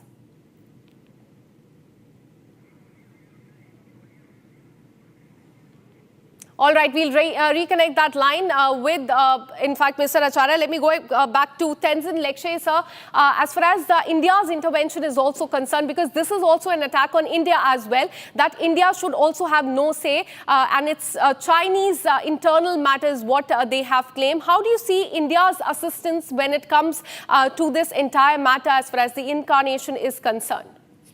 See, India has made a very clear position by saying that this is the religious tradition, right? As per the religious tradition, because it is the matter of His Holiness. So I think India has made the right decision by saying that it is up to His Holiness that His Holiness can decide upon where he should be, right? So therefore, I think for China over the last so many years, they've been saying that this Buddhist tradition is the Chinese characteristics. They said that this Buddhist tradition of this reincarnation should be from their side, should be controlled by them. It is nowhere in the history that China has a control. China has an authority on the reincarnation. Right? So therefore, let me reiterate again, China has no business and no authority on the reincarnation of His Holiness Dalai Lama. Right? They can bark all the time, but this is not the thing that China should interfere. It's not right traditionally. Historically, also, they don't have any record where they can say that they have the legitimate authority on the reincarnation of His Holiness the Dalai Lama. Nowhere they don't have the authority, right? So therefore, I think it is important for China to rethink and change their position by saying that the aspirations of Tibetan people should be deserved, should be fulfilled. That's what I think His Holiness has said many times. Quite clear when Dalai Lama charted out the succession plan. He had categorically mentioned that it is, in fact, the decision by the trust that he had founded in 2015, and China will have no say whatsoever. But in the last 3 or 4 days, we've been seeing back-to-back statement that have been coming from China as far as the succession plan is concerned. But as far as, in fact, how would you see, because since the last 3 days, these reactions have been coming in from China. It appears that China is very desperate when it comes to reincarnation and its selection. Mr. Tenzin. See, China always acts out of desperations. Whenever it comes to the matter of Tibetan people and His Holiness, right, they were always wrong. They were always wrong. Right? They claimed that Tibet was part of China since time immemorial. They were wrong. They claimed that Tibetan Buddhists are of Chinese characteristics. They were wrong. They claimed that His Holiness reincarnation should be born in Tibet, should be used through the golden urns, should be legitimized and authorized by the Chinese government. Nowhere, right? His Holiness will be born in Tibet. As His Holiness said many times, that if the Tibetan situation remains unchanged, he'll be born in a free world. Many times. Then right now at this present juncture, Tibet is more than ever critical. So how can His Holiness be born in Tibet? But second thing, absolutely. Was this is what China. Dalai Lama had also stated. So stay on with us. In fact, we are joined by Acharya Yeshi Phuntsok, who's been the former Deputy Speaker for the Tibetan Parliament in exile. So thank you so much for speaking to Republic TV. I wanted to ask you your first reaction to the statements, back-to-back statements that are coming in from China as far as the reincarnation is concerned. They're saying it's their internal matter. China have any powers and rights regarding the Tibetan Buddhist, the traditional, and particularly the reincarnation of the His Holiness Dalai Lama, and then the other or various lamas and chulkus. That is only the authorities and powers of the Tibetan Buddhist. It's the own tradition and authorities without any interference. China has no right, no power. So therefore, they always comes their reaction, but we never met any importance of the Chinese government. Authoritarians, the unknown about any Buddhist single word about the Buddhism, what they can to do something about the reincarnations of the His Holiness Dalai Lama and the other Tibetan traditions and culture. That is the I have mentioned several times in this various platforms. Absolutely. China can say all it wants that it's their internal matter, but the fact remains that it will be chosen by the trust that has been founded by the Dalai Lama. Thank you so much, gentlemen, for speaking to Republic TV. And with this, we're taking a very short break. Coming up on the other side, China has issued a message to India, as we told you, saying that reincarnation of the Dalai Lama is inherently their internal matter. And concerning news coming in from Karnataka, a youth brutally assaulted in Bangalore over relationship dispute. Actor Darshan case reference in this case as well. This and much more on the other side. Stay with us.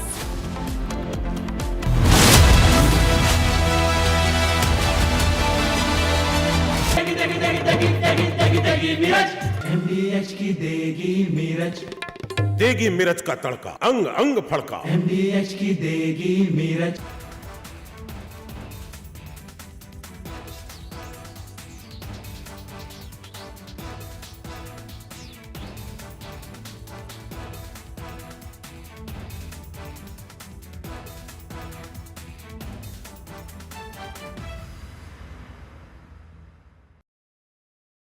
Donald Trump in first attempt, when the first part of his presidency in 2017, he has come out with the tax breaks.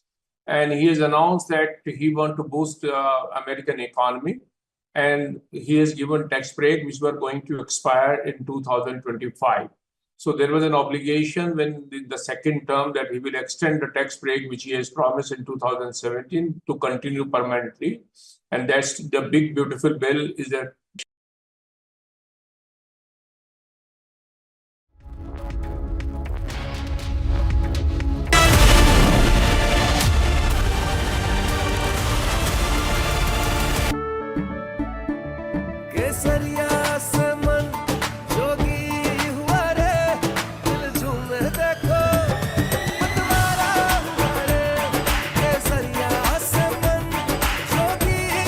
हर पल मनाओ केसरी त्योहार। विमल, बोलो जुबान केसरी। ये है secret recipe MDH का जीरा SIP जल जीरा मसाला। सिप सिप जीरा सिप जीरा सिप MDH का जल जीरा सिप MDH का जल जीरा SIP.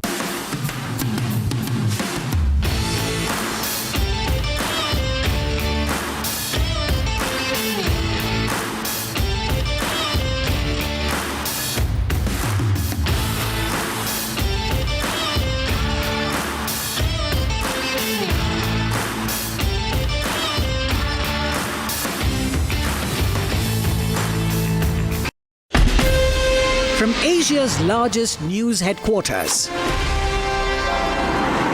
setting the agenda for Bharat.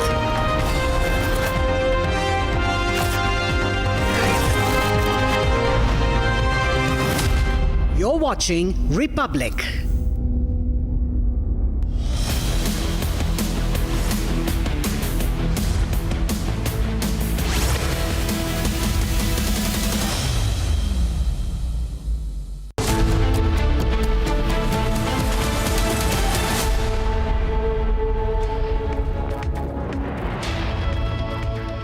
Welcome to this Monday 5 p.m. live and breaking, and it seems the bird is singing like a canary, and that's Tahawur Rana. He's been speaking about his deeper Pakistan army connections while being grilled by Indian agencies, and that's some evidence that's really building up to that extradition which Bilawal Bhutto has promised of Hafiz Saeed. Would it happen? That's our focus this evening. Let's begin with the headlines. VVIP shocker caught on camera. MNS leader's son harasses woman.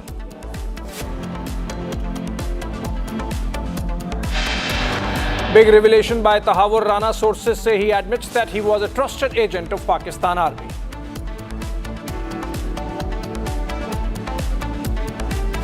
Clashes reported during religious procession in several states yesterday. In Lakhimpur, stones allegedly pelted on Hindu houses.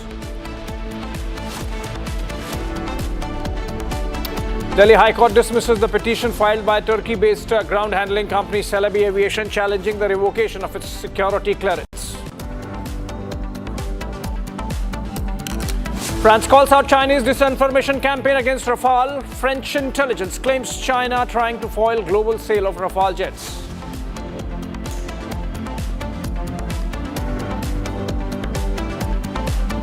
China clearly upping the ante on Tibetan Buddhists worldwide, says reincarnation of Dalai Lama inherently an internal affair.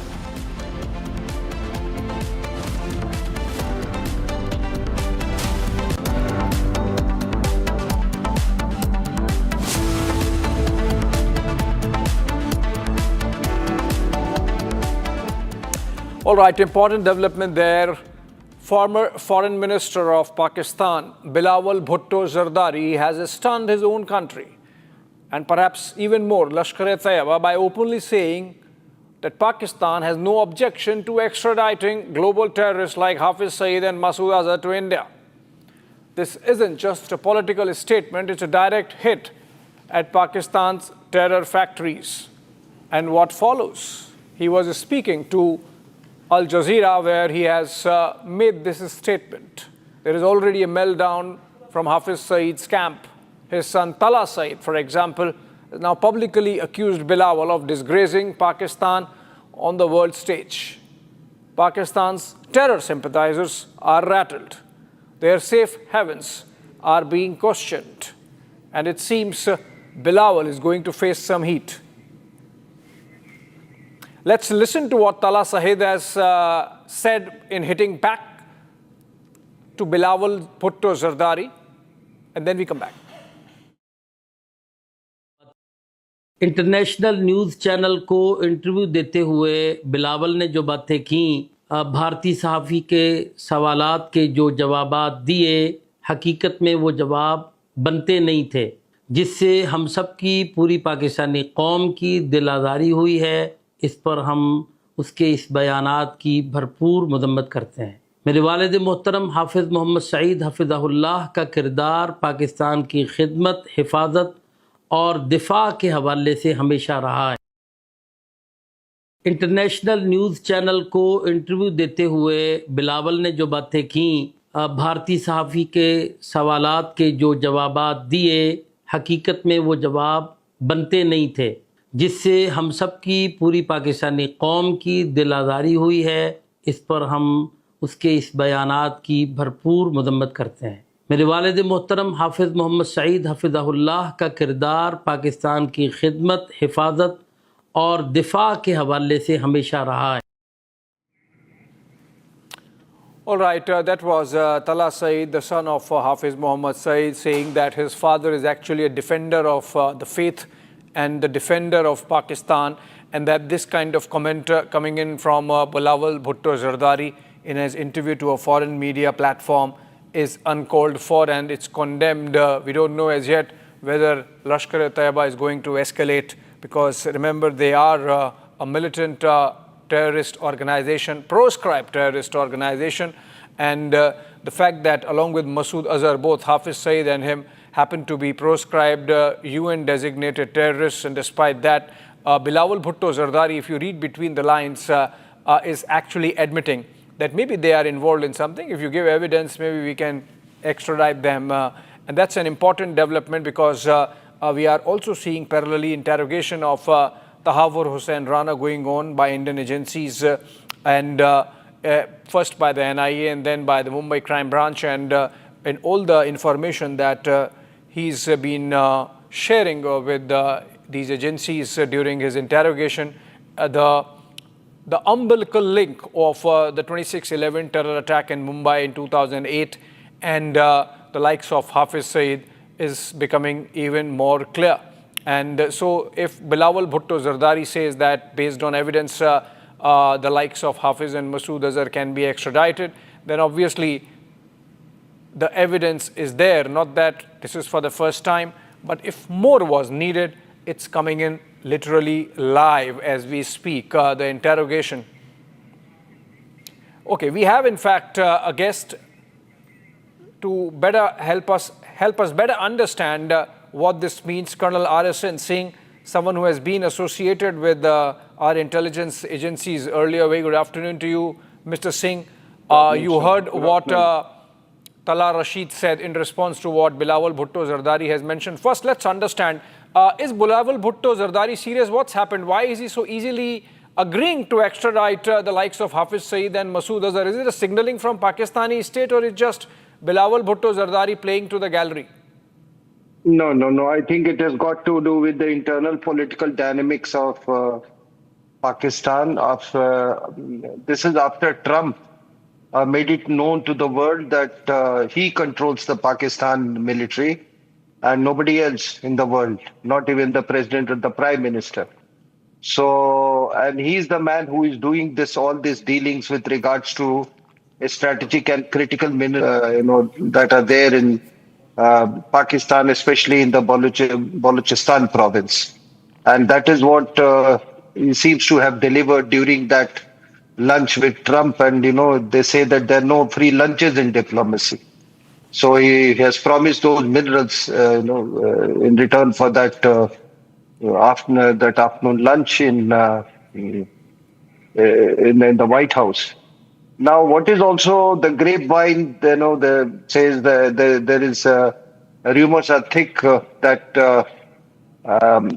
Asim Munir may be elevated to the level of president. He he may be the next president. So that means that Zardari goes out. Yeah. So once, this is what Bilawal Bhutto is trying to preempt. Right. Because now with this remarks and comments, if the Pakistan persists in making him the president, then it will have international fallouts. All right. Thank you so much, Mr. Arasan Singh, for that perspective. It's clear that there are internal dynamics of Pakistani politics at play, and the PPP of Asif Ali Zardari perhaps having some role in this comment made by Asif Ali Zardari's son, Bilawal Bhutto Zardari, there himself, former foreign minister of Pakistan. Moving on for now, and on to some other foreign policy stories. France has accused China of running a covert disinformation campaign to sabotage the global sales of its Rafale fighter jets. French intelligence claims Chinese embassies around the world were involved in spreading false narratives, especially after the 2019 India-Pakistan aerial clash, to push countries like Indonesia away from buying the French jets, all in an effort to promote Beijing's own fighter aircraft. And post-Operation Sindoor, perhaps the operation was taken to the next level.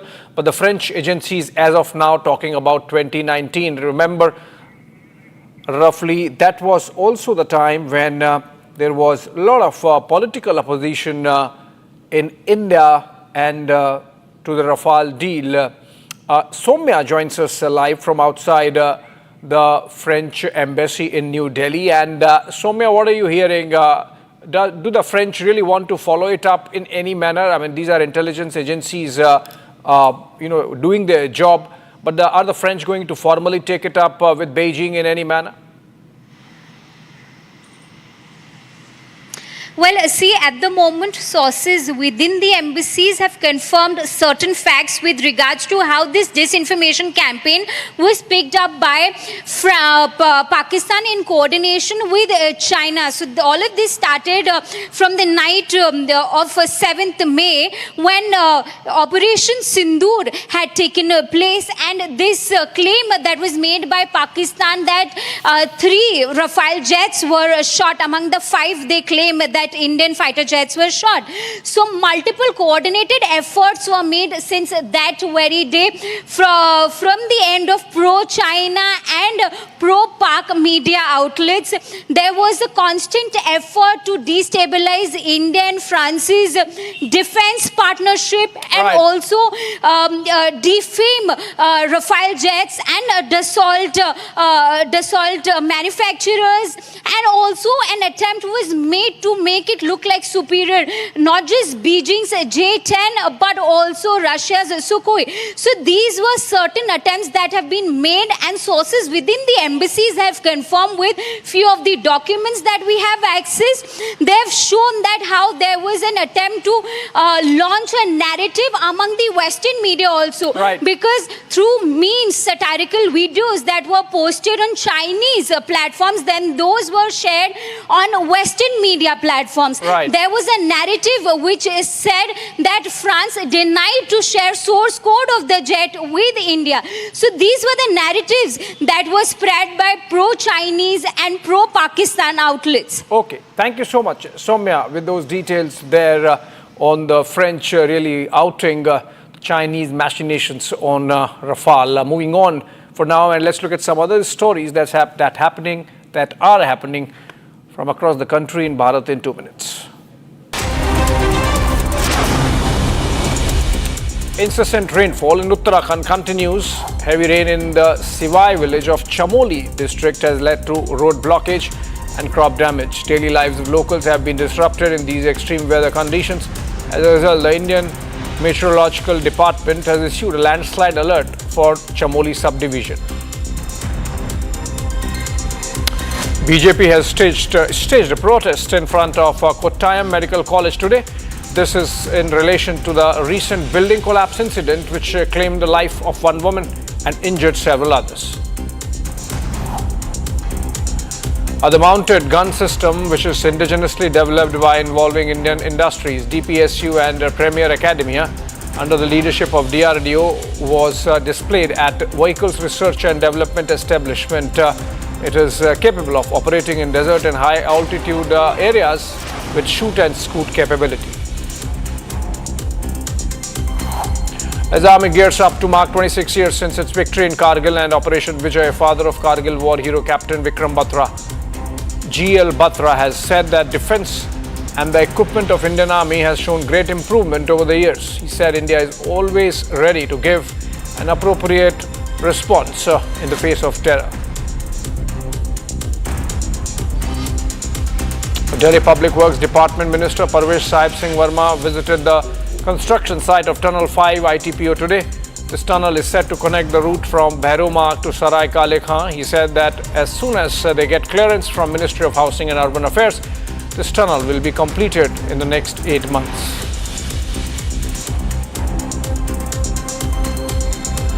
Japan Coast Guard ship Itsukushima has arrived at Chennai port as part of its global ocean voyage training. This visit underscores the deep and enduring bond between Indian Coast Guard and the Japan counterpart, further strengthening the strategic partnership in the vital Indo-Pacific region and enhancing interoperability between the two renowned maritime forces.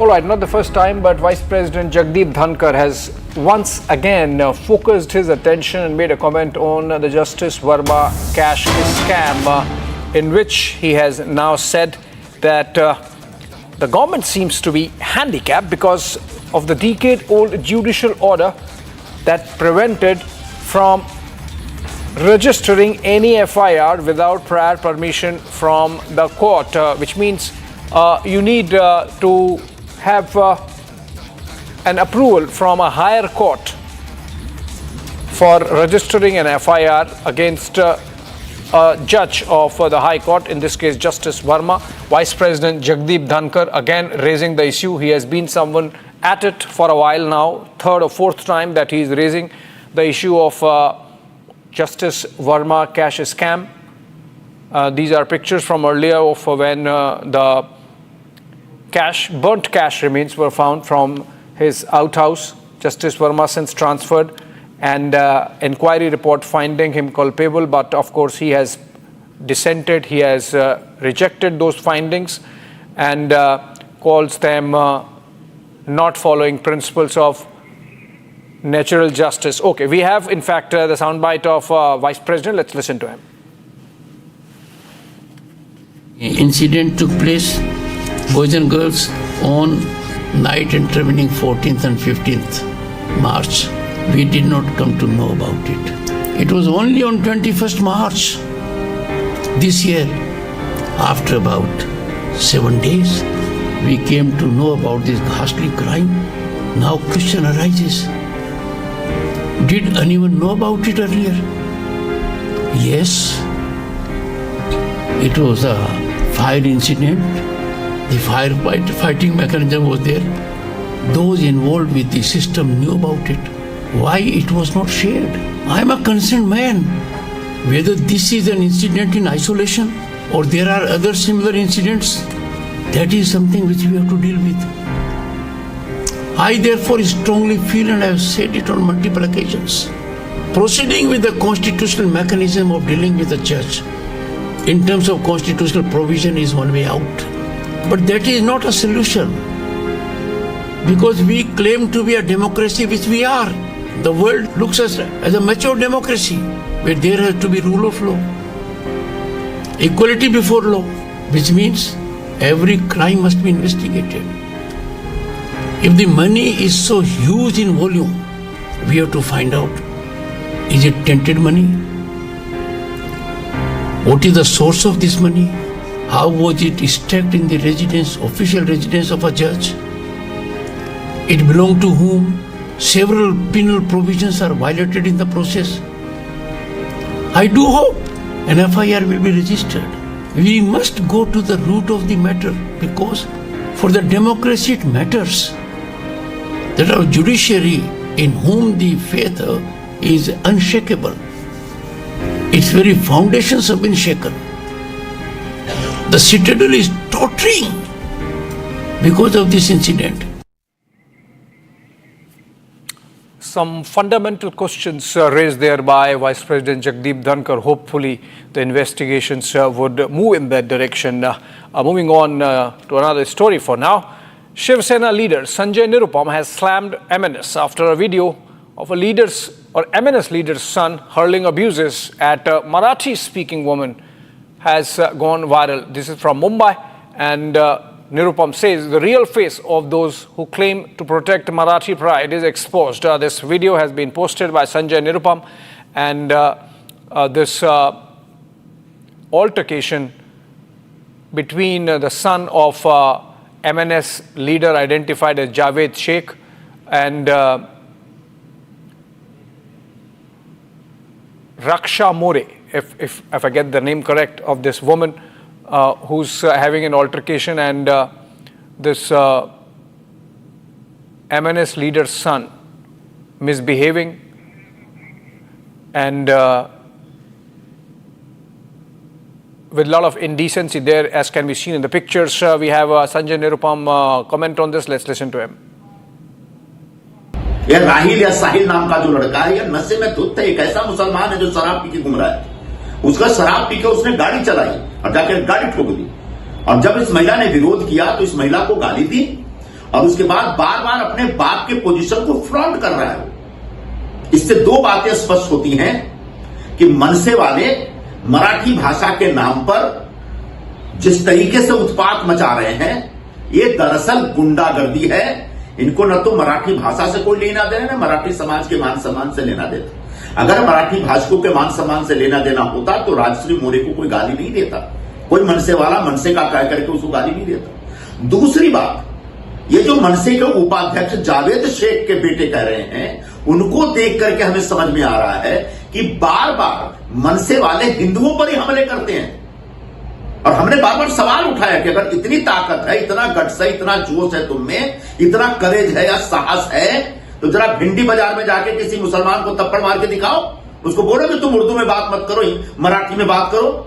अब समझ में आ रहा है कि मनसे के जो मुस्लिम नेता हैं, उनके दबाव में आकर के राज ठाकरे के गुंडे हिंदुओं के ऊपर सरेआम हमले कर रहे हैं। मैं सरकार से यह डिमांड करूंगा, मांग करूंगा कि ऐसे गुंडों के खिलाफ सख्त से सख्त कार्रवाई होनी चाहिए। माननीय मुख्यमंत्री जी ने घोषणा की है कि भाषा के नाम पे गुंडागर्दी कतई बर्दाश्त नहीं की जाएगी, लेकिन जिस तरीके से मुंबई की सड़कों पे, महाराष्ट्र की सड़कों पे मनसे की तरफ से मराठी भाषा के नाम पे गुंडागर्दी शुरू हुई है, इस गुंडागर्दी को तत्काल खत्म करना पड़ेगा, रोकना पड़ेगा, और इसके लिए पुलिस को हाथ में डंडा लेकर के इन तमाम गुंडों के खिलाफ सख्त कार्रवाई करनी पड़ेगी। तब कहीं जाके हर वर्ग के लोगों में एक सुरक्षा का भाव पैदा हो पाएगा।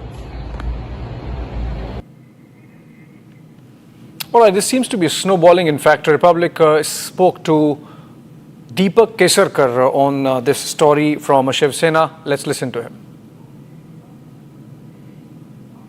देखिए, इस पे राजनीति नहीं होनी चाहिए, ऐसे मुझे लगता है। किसी को पीटना ये महाराष्ट्र की संस्कृति कभी भी नहीं थी। तो मुझे ऐसे लगता है कि जो भी आपको कहना है आप बोल सकते हैं, आपके विचार बोल सकते हैं, और फिर इकट्ठा रहना ये महाराष्ट्र की संस्कृति रह चुकी है, और महाराष्ट्र हमेशा प्रोग्रेसिव रह चुका है। तो हमने बहुत सारी चीज़ें मराठी के लिए की है, तो मराठी भाषा आगे जा रही है, उसको क्लासिकल लैंग्वेज का स्टेटस मिल गया है, और मराठी भाषा धोरण भी तय हुआ है।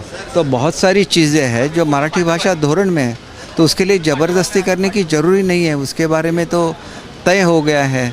तो आप किसी भी चीज़ को अच्छी तरह से किसी को बोलेंगे तो वो लोग फॉलो करते हैं। एक तरीका होता है, उस तरीके से अगर बोला जाए तो समाज में शांति भी रहती है और सब लोग इकट्ठा भी रहते हैं। मंत्री जो आशीष शेलार का कहना है कि जिस तरह से पहलगाम में आतंकियों ने धर्म पूछ के मारा, उसी तरह से महाराष्ट्र में भाषा के नाम से मारा जा रहा। देखिए, मारना ये अच्छी चीज़ बिल्कुल नहीं है, हम उससे एग्री नहीं होते, क्योंकि ये चीज़ें तो बाला साहब के ज़माने में इस तरह से नहीं होती थी। कोई भी अगर गलत काम करे तो उसके लिए शिवसेना का खुद का स्टाइल था, लेकिन हर किसी को वो कहाँ से है ये पूछ के मारा नहीं जाता था। ये बाला साहब का कभी भी स्वभाव नहीं रहा है। उन्होंने घोषणा भी दी थी वो गर्व से कहो हम हिंदू हैं। इसका मतलब तो हिंदी में ही घोषणा थी, उनके लिए मराठी हिंदी एक ही थी, लेकिन मराठी का उनको अभिमान था। मराठी लोगों के लिए खड़ा रहना, उनको नौकरी में प्रेफरेंस देना, ये उनकी भूमिका थी और वो भूमिका आज भी शिंदे साहब ने कायम रखी है और इसीलिए अच्छी तरह से लोगों का रिस्पांस भी मिल रहा है। All right, as Pakistan continues its strikes in tribal areas in North Waziristan, people have really come out and started protesting against the Pakistani state. These are pictures coming in from Waziristan, in fact, more precisely, the Shewa area of North Waziristan, where these voices have come out against Pakistan military operations in the area. Slogans being raised and rejecting the operation. Let's listen to some of the net sounds there. Okay, these are protests, rallies moving out, people moving out on the streets of Shewa, and they are protesting against Pakistan army. So these are protests of mass level now erupting inside of North Waziristan in Pakistan, and this gives you an idea of the kind of image that the Pakistani army has, contrary to the projection that they make of everything being in control.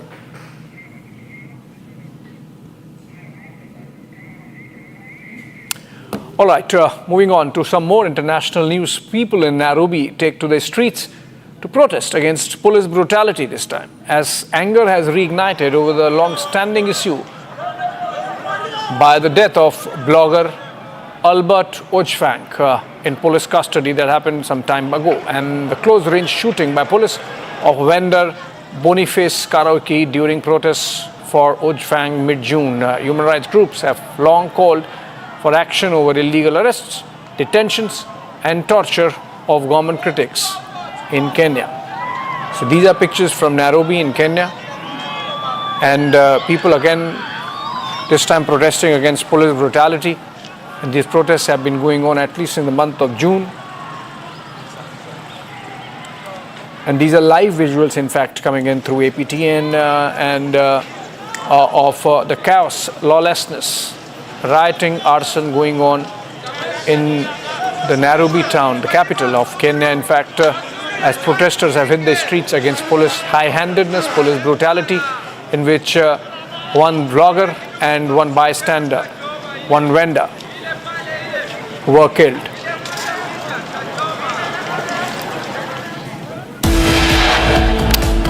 All right, with that, we slip into a short break. On the other side, clashes reported during religious procession in several states yesterday. In Lakhimpur, stones allegedly pelted on Hindu homes. Also, Delhi High Court dismisses the petition filed by Turkey-based ground handling company Celebi Aviation, challenging the revocation of its security clearance.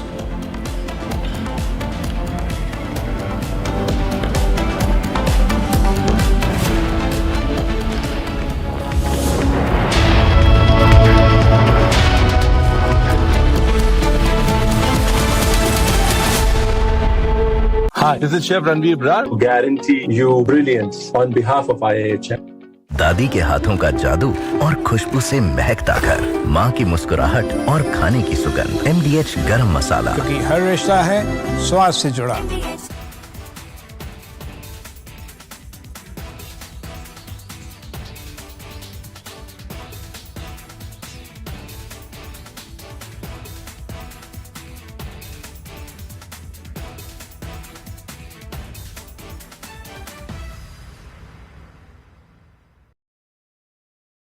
Donald Trump, in first attempt, when the first part of his presidency in 2017, he has come out with the tax breaks. And he has announced that he wants to boost the American economy. And he has given tax break, which were going to expire in 2025. So there was an obligation when the second term that he will extend the tax break, which he has promised in 2017, to continue permanently. And that's the big, beautiful bill, is a drastic reduction in the tax liability of the US taxpayers. So that's why it's a big bill, a big, beautiful bill.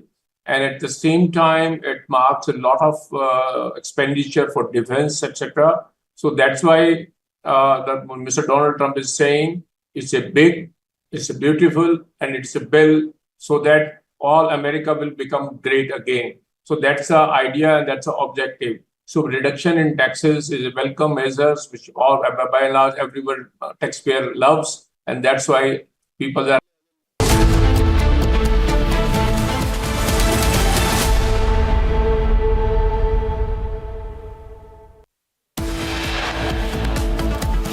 VVIP shocker caught on camera. MNS leader's son harasses woman. It's a big revelation by Tahawoor Rana. Sources say he admits that he was a trusted agent of the Pakistan army. Clashes reported during religious procession in several states yesterday. In Lakhimpur Kheri of Uttar Pradesh, stones allegedly pelted on Hindu houses. Delhi High Court dismisses the petition filed by Turkey-based ground handling company Celebi Aviation, challenging the revocation of its security clearance. France calls out Chinese disinformation campaign against Rafale. French intelligence claims China trying to foil global sale of Rafale jets. And China ups the ante on Tibetan Buddhists worldwide, says reincarnation of the Dalai Lama inherently an internal affair.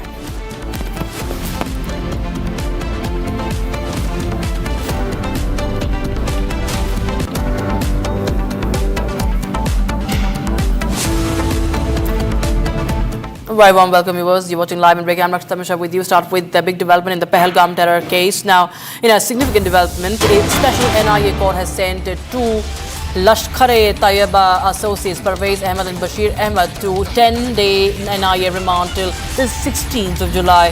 The duo is accused of providing logistical and local support to 3 Pakistani terrorists involved in the brutal 22nd of April attack, which claimed the lives of 26 innocent civilians. So, the Lashkar aides have been sent to custody. My colleague Gursimran Singh joins us for more. Gursimran, more details please on this important development in the investigation.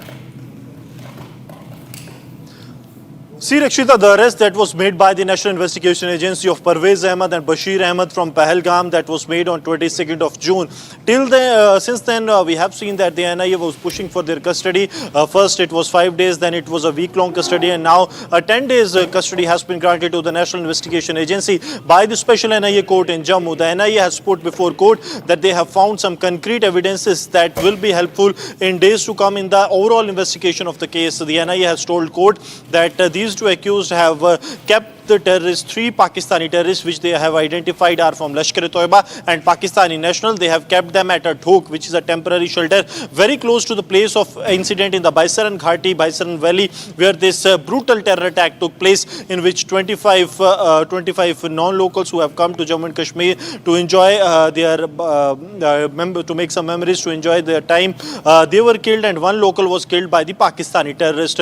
They were well known to the entire conspiracy that was hatched by the Lashkar-e-Taiba, and that is what the NIA has told court, that now they have to be taken to the site of the incident for the scene recreation and also the multiple evidences that the NIA is looking for in this entire case, so as to look at what were the incidents that unfolded during this Baisaran Valley terror attack in Pahalgam on 22nd of April. Apart from this, NIA has also informed court that they have received some of the financial assistance or financial aid from these terrorists in exchange of the help that they have given to the terrorist, and it was all deliberate. It was not that under some fear they have done it, but it was all deliberate that they have done, and based on that, the NIA court has agreed for a 10 days remand that has been given to these accused by the Special NIA court in Jammu till 16th, and now on 17th of July they will be presented before court again. Right, Gursimran Singh, thank you so much for joining us with those details coming in on the Pahalgam terror attack story. We will shift our focus to other stories. Violent clashes have been reported during Muharram in Shahjahanpur of Madhya Pradesh. Incident happened when a procession reached the Azad Chowk. There was allegedly a dispute that took place, which eventually turned into a fight. Police deployed on the spot took immediate action and brought the situation under control. So, multiple states have reported violence on the occasion of when Muharram has been marked. And there were tense verbal spat erupting in Shahjahanpur, case of stone pelting also in Uttar Pradesh's Lakim Kheri. These are visuals from Madhya Pradesh's Shahjahanpur.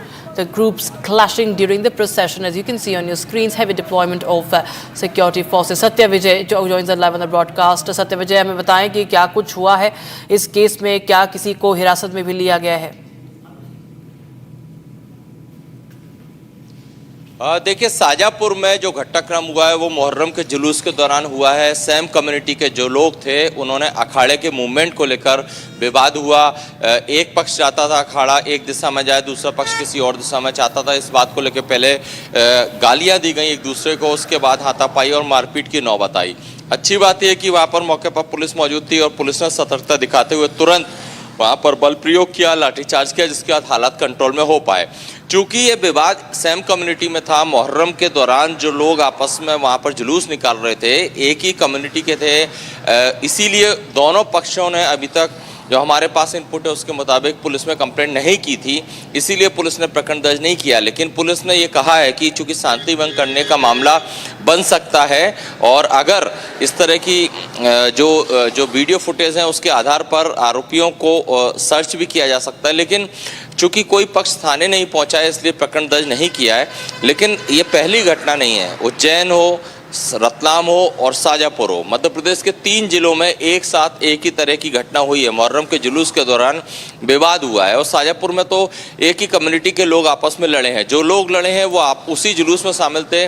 बताया जा रहा है कि पहले मंच पर से गालियां दी गई, उसके बाद दूसरा पक्ष भड़का और भड़कने के बाद इनमें मारपीट होने लगी। चूंकि 12 बजे से सुबह 5 बजे तक ये जुलूस निकलना था, इस दौरान वहाँ पर पुलिस की भारी तादाद थी, भारी संख्या में पुलिस वहाँ मौजूद थी। पुलिस ने स्थिति को सही समय पे भापा और वहाँ पर स्थिति को कंट्रोल में किया। थोड़ा बल प्रयोग पुलिस को करना पड़ा, लेकिन स्थिति वहाँ पर पूरी तरह से पुलिस ने सामान्य कर दी है। जी, सत्य विजय, बहुत धन्यवाद हमारे साथ जुड़ने के लिए viewers. In fact, we also spoke exclusively to the SP of Ujjain, who detailed what exactly happened during the procession.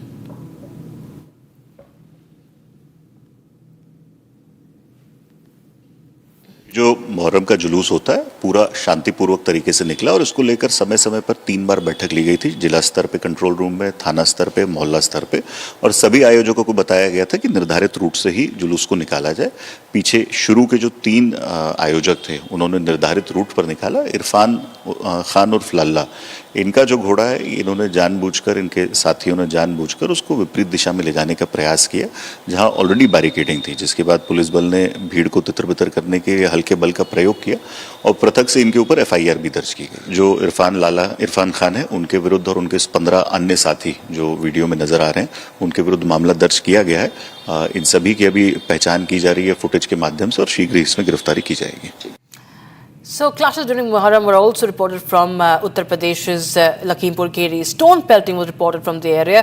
Locals alleged that a group specifically targeted some houses and started hurling stones. So these are the visuals, viewers, from the site in Lakhimpur of Uttar Pradesh, and you can see that this is in fact caught on camera how an individual is pelting stones. There you have the stone being pelted high up in the air, and it's all caught on camera, mob pelting stones. And what is Ajay Dubey, my colleague, has filed this report from the site of the clash. Listen in. Sir, कल लगभग 5 बजे शाम की बात है। ताजिया उधर सुनसरी से निकल के आया, हमारे घर के पीछे से निकलता है और कभी रखा ना गया। कल करीब 1.5 घंटे तक ताजिया रख के दिया गया, वहाँ से उठाया नहीं। हमारे गांव के प्रधान जी अब्दुल हसीब जी वो भी थे साथ में, और उसके बाद में क्या नारे लगा रहे थे और पत्थर क्यों फेंकने लगे आपके घर पर? ये पाउडर फेंका पहले हमारे घर पे, तो हम लोगों ने मना कि घर में क्यों फेंक रहे हो पाउडर। ये हमारे लड़के ने मना किया, ये पंकज को, तो जब मना करेंगे तो इनको पकड़ के खींच लिया और मारने लगे। तो हम लोग कहने ये क्या कर रहे हो, हम लोग जब दौड़े तब तक पत्थर चलने लगे। बाहर चलते हैं, तस्वीरें और भी आपको दिखाते हैं। घर में बिखरा ये पूरा ईटा पत्थर देखिए, छत पर भी फैला हुआ ईटा। आइए छत पर चलते हैं, आपको हम तस्वीरें दिखाते हैं किस तरीके से छत पर सारा सामान बिखराया गया है। छत के ऊपर चल के देखने को हमें जो घर के मालिक है वो कह रहे हैं, और देखिए यहाँ पर कितने ईंटे पत्थर पड़े हैं, गुम्बे पड़े हैं, और ये बता रहे हैं, कहानी की बानगी बता रहे हैं कि किस अंदाज में डराने के लिए, धमकाने के लिए ये सब कुछ किया गया। यहाँ पर जो घर का सामान है वो भी टूटा हुआ दिखाई दे रहा है, घर के सामान को भी देखिए तोड़ दिया गया है। आप यहाँ पर आप बताएं अंकल, क्या किस तरफ से जा रहे थे? ये इधर इससे जा रहे थे, पीछे से इधर से इधर से और ये इधर से पत्थर यहीं से फेंके गए, इधर से वहाँ से ये सारा पाउडर भी आपके घर के ऊपर बिखरा हुआ ये सर वहाँ तक सब पाउडर फेंका, वो वहाँ से सब पड़ा है सब। और ये पैनल टूट गया, देखो इस पे ईंटा क्या नारेबाजी क्या कर रहे थे और उनकी मंशा क्या थी? ये पत्थरबाजी कर क्यों रहे थे? ये केवल हिंदू मुस्लिम भड़काना चाहते थे। आप लोग को डराने की कोशिश थी? ये और यहाँ हमारे घर से ये हिंदुओं का घर केवट का, इनके घर पे पत्थरबाजी, इनकी टीन टूट गई है। और वो वहाँ एक हिंदू का घर, वहाँ भी पत्थरबाजी, वहाँ भी उनके। हम आपको जरा तस्वीरें एक बार फिर से दिखाते हैं और अंदाजा लगाइए कि किस तरीके से डराने की कोशिश की गई। कल के दिन इस गांव के हिस्से में ईंटें पत्थर छत पर भी बिखरे हुए हैं। और जरा ऊपर से ही नीचे आपको तस्वीर दिखाते हैं, एक फ्रेम।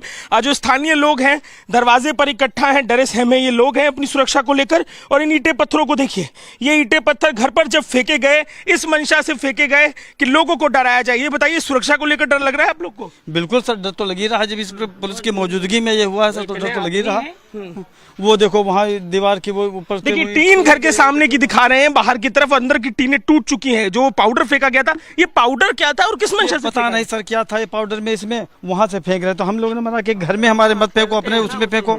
नीचे उतरते हैं, जरा वहां भी चलकर देखते हैं, समझते हैं कि क्या मंशा थी। ये हिंदू आबादी जिस तरफ गांव की रहती है, बेहद डरी हुई ये आबादी है। सीढ़ियों पर भी आप देखेंगे गुम्मे के टुकड़े फैले हुए हैं। और जिस अंदाज में फेंके गए, लड़कों ने खुद अपने वीडियो बनाए, इंस्टाग्राम पे डाला है। अपना जो हलक दिखाने की कोशिश है, डराने की कोशिश है। घर के बाहर चलते हैं। आप बताइए, घर में मौजूद थी आप जब हमला हुआ? जी यहाँ पे थे, बच्चों को लेके। ये बहू ने यहाँ पे खेल रहे थे, जब पत्थर आने लगे तो बहू इधर लेके कमरे में बच्चों को बंद कर दिया। डर पूरा परिवार डर गया होगा? डर के लिए। और सब सारे लोग बाहर थे, ये हम दोनों लोग। क्या नारेबाजी कर रहे थे ये लोग?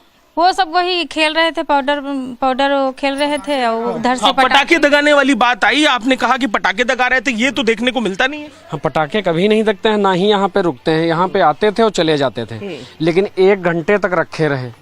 और हम 1-1.5 घंटा हो गया, हमने देखा कि इतनी देर तो कभी नहीं रुकते थे। उसके बाद इन्होंने यहाँ से वो यही पाउडर फेंकना शुरू किया। यहाँ पे हम लोग अपने घर के पास बैठे थे, लगभग वहाँ से 30 मीटर की दूरी पे। ये लोग झिल्लियों में उड़ा उड़ा के हम लोगों घर पे फेंक रहे थे। जब हमने मना किया, नहीं सुना किसी ने, हम वहाँ पे जाके मना करने लगे तो 4-5 लोगों ने पीछे से आके हमको पकड़ लिया, पीट दिया आपको? हाँ। अच्छा। जब हमने मना किया, फिर भी वहाँ पे कोई प्रशासन नहीं बोला कुछ भी। बाद में बीच बराव कराए और फिर वो लोग क्या किए, जैसे वहाँ ये हुआ लफड़ा तो वो लेके बढ़ाए ताजिया और फिर उसके बाद उधर से पत्थर फेंकने लगे। घर में बच्चे भी थे आपके। मुख्यमंत्री से सुरक्षा के लिए मांग क्या कीजिएगा? योगी जी से कहिएगा। हम तो चाहते हैं सभी लोगों की गिरफ्तारी हो, जितने लोग हैं जो दोषी हैं। अब तक अभी किसी की गिरफ्तारी नहीं हुई। FIR कराई है? FIR आपने कराई है? जी, आपके नाम आपने FIR कराई है? क्या FIR में मांग की? FIR में हमने कहा जितने दोषी हैं सभी लोगों को सजा होनी चाहिए। हमें कड़ी से कड़ी सजा, हमें न्याय मिलना चाहिए। Bharat 1 Minute brought to you by Canara Bank. Together we can. AIMIM Chief Asauddin Owaisi has questioned EC Special Intensive Revision Exercise ahead of the Bihar Assembly elections. Owaisi questioned the timing of the Election Commission's decision and said time must be given before conducting the revision. TMC MP Mahua Moitro, RGD MP Manoj Jha have moved the top court to challenge EC's move. The top court will hear the petitions on the 10th of July. आप इतने कम time में exercise कैसे कर पाएंगे? बहुत time कम है। SIR होने भाई, जो लोग जो अपना एड्रेस चेंज कर लिए उनको क्यों आप पूछ रहे हैं बर्थ सर्टिफिकेट? बीजेपी RSS बार बार ये भरम, ये झूठ फैलाती है कि यहाँ पर बांग्लादेश के लोग आ गए हैं। कहाँ है बताओ हमको। 3 miscreants riding a bike threw petrol bomb at a house near Adhampur town of Jalandhar and tried to damage the house. Footage now accessed shows how 3 unknown youths came on a motorcycle, fled after throwing bottles filled with petrol. Police have launched an investigation into the matter. Reaction also coming in from BJP.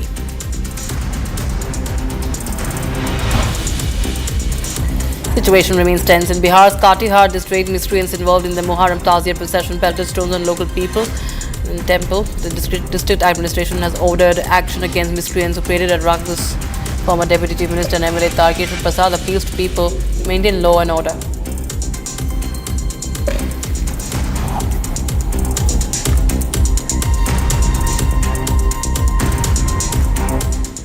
A startling revelation in the Jyoti Malhotra espionage case coming in. An RTI reply has revealed that the YouTuber was recently a state-sponsored guest under Kerala's influencer tourism program. The disclosure has triggered sharp political backlash and raised serious national security concerns. Here's the full story. Travel vlogger, digital influencer and now an accused spy, Jyoti Malhotra was arrested on 16th of May in Hisar in Haryana on charges of espionage for Pakistan. But before her arrest, she was enjoying Kerala's hospitality as a state-sponsored guest. An RTI reply has revealed that Malhotra's entire trip to Kerala, from luxury stays to curated cultural experiences, was funded by the state government under its digital influencer program. She visited top destinations, promoting them online, and even showcased Kerala's iconic Theyyam performances. And now, with her alleged links to Pakistani intelligence under investigation, political tempers are flaring. Both the BJP and Congress are slamming the Kerala government for failing to vet someone who is now facing serious espionage charges. The cat is out of the bag. The Kerala government, the left government of Pinarayi Vijayan, was the one which sponsored, patronized and invited Pakistani spy YouTube content creator Jyoti Malhotra. It is now in black and white, and RTI reply has shown this. This means that the Kerala government was busy inviting such anti-India elements, paying for them at the cost of taxpayer money, and this is a department, a ministry headed by no less than the son-in-law of the Chief Minister of Kerala. The 33-year-old vlogger had visited Kerala before the allegations of spying surfaced. She was arrested in May 2025 in the aftermath of the Pahalgam terror attack and Operation Sindoor. Haryana police has said that Pakistani intelligence agencies were grooming her as an asset. Her arrest is part of a broader national crackdown on a suspected cross-border spy ring, with at least 12 others detained across Punjab, Haryana and Uttar Pradesh. The network allegedly used social media and influencer clout as cover for espionage. Now the RTI response is not just causing the Kerala government to face heat, but overall triggered an alarm over national security vulnerabilities, particularly in how individuals are vetted for government-sponsored campaigns. As investigations continue, the fallout from Jyoti Malhotra's case is far from over. Japan Coast Guard ship Itsukushima arrived at the Chennai port on Sunday as part of its global ocean voyage training program, further cementing maritime cooperation between India and Japan in the Indo-Pacific region. The vessel, commanded by Captain Naoki Mizoguchi, was greeted with a ceremonial welcome that included traditional garlanding of officers, spirited cheers from NCC cadets, and a performance by a decorated ceremonial band. All right, time for a short break, viewers. We will get you more details on the VVIP shocking abuse caught on camera. MNS Neta's son harasses a woman. Big revelation by Taha Rana. Sources say he admits that he was a trusted agent of the Pakistan army.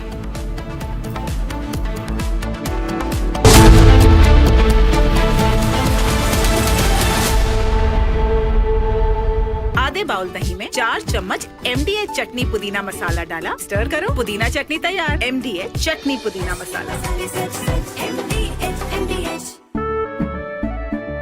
केसरिया से मन जोगी हुआ रे, दिल झूमे देखो मतवारा हुआ रे।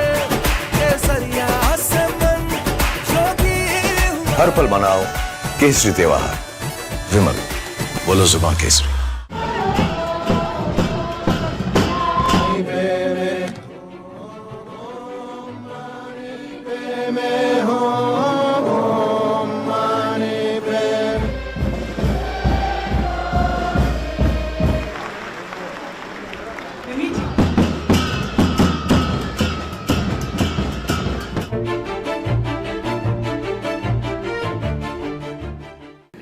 政府实行宗教信仰自由政策。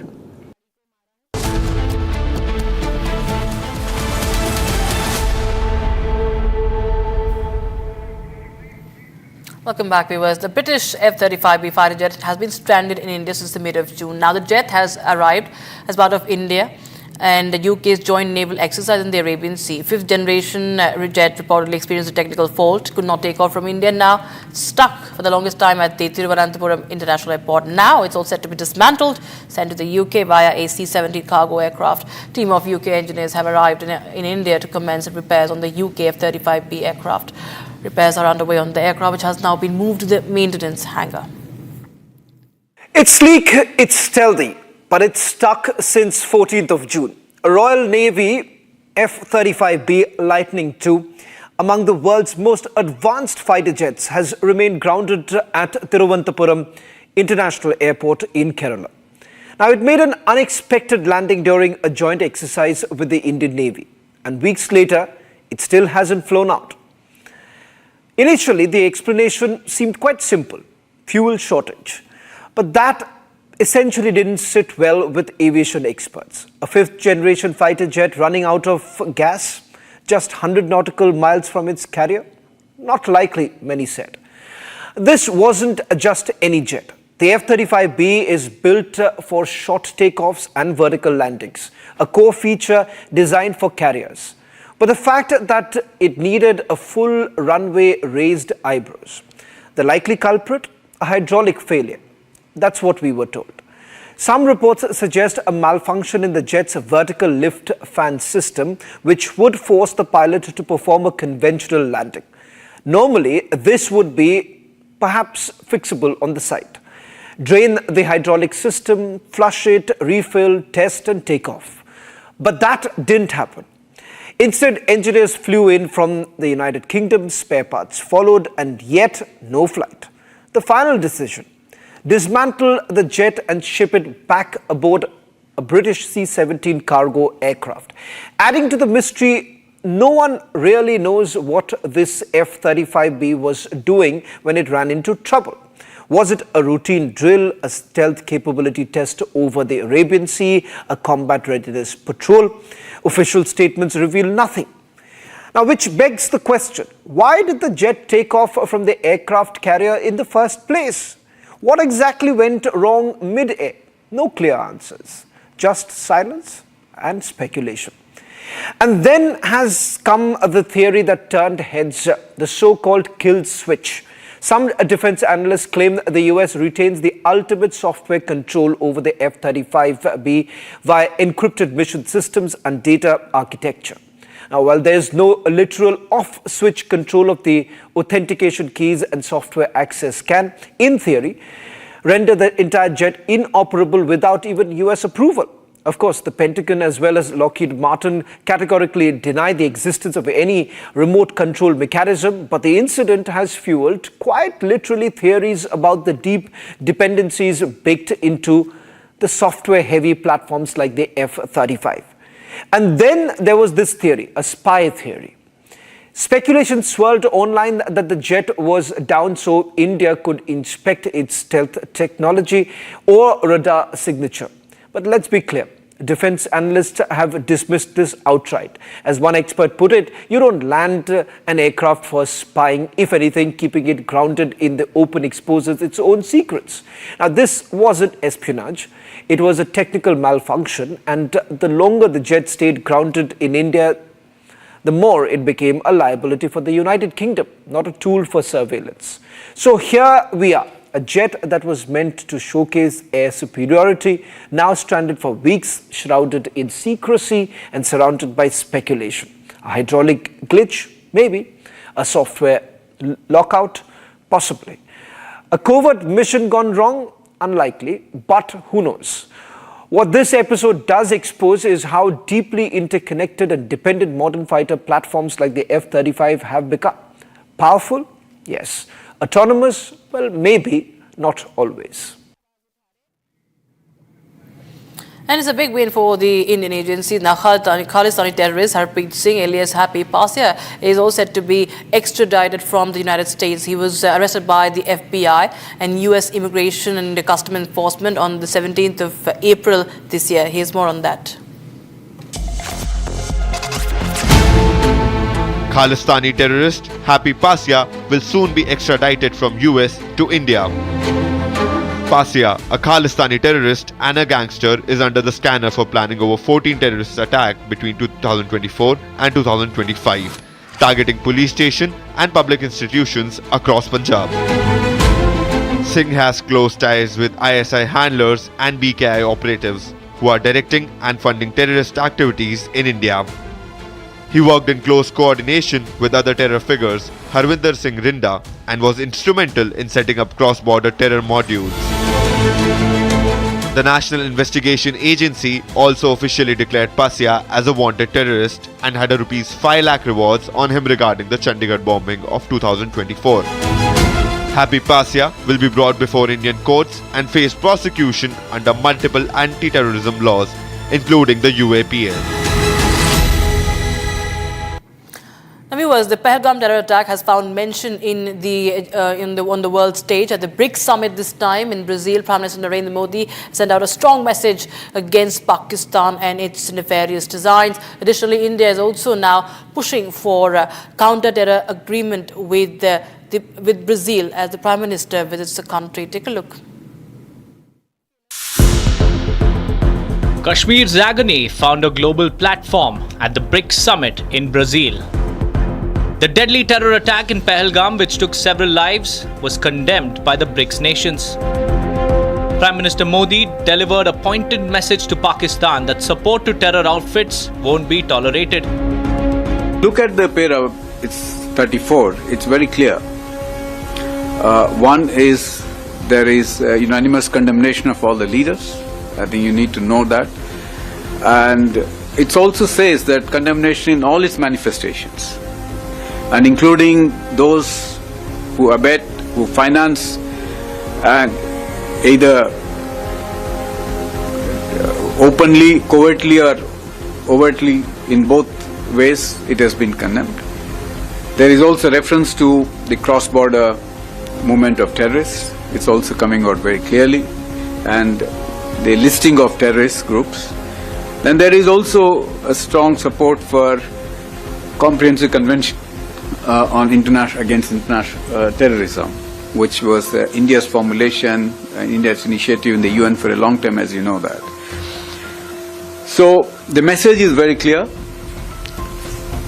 for anyone who understands the dangers of terrorism and how it can be, how it needs to be condemned, tackled not by just us. You know, there is a solidarity.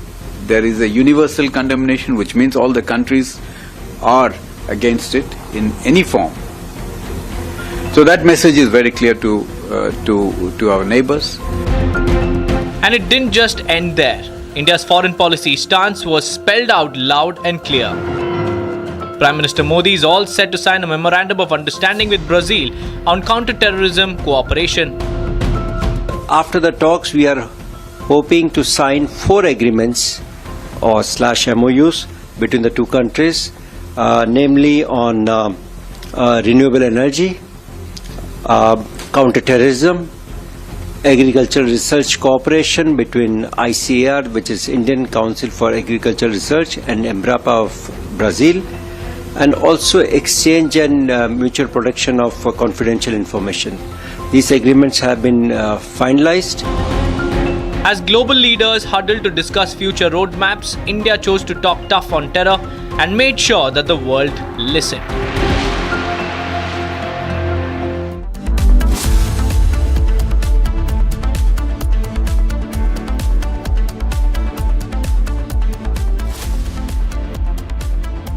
Hi, this is Chef Ranveer Brar. Guarantee you brilliance on behalf of IIHM. MDH की हल्दी मिर्ची धनिया करे कमाल, ये रंग दे, ये खुशबू दे, ये तीखा, ये कम पड़े, क्या निराला MDH masala.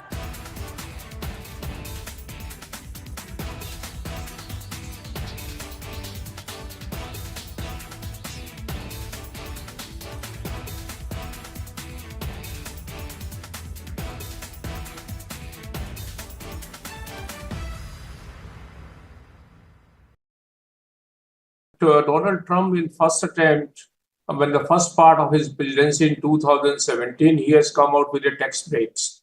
And he has announced that he wants to boost the American economy.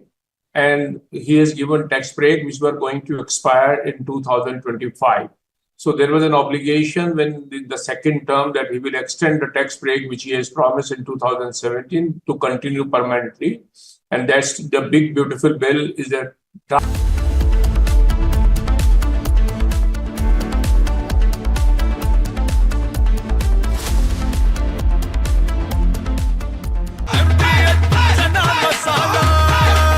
अब छोलिया हो या लोबिया, सफेद चने या काले चने, सब कुछ मजेदार बने। केसरिया से मन जोगी हुआ रे, दिल झूमे देखो मतवारा हुआ रे। केसरिया से मन जोगी हुआ। हर पल मनाओ केसरी त्योहार। विमल, बोलो जुबान Kesari.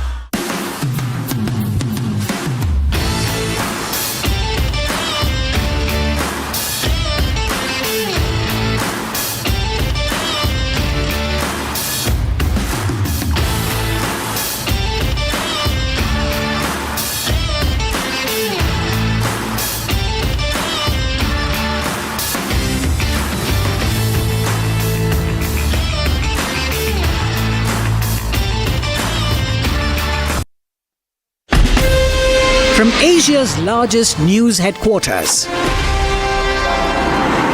setting the agenda for Bharat.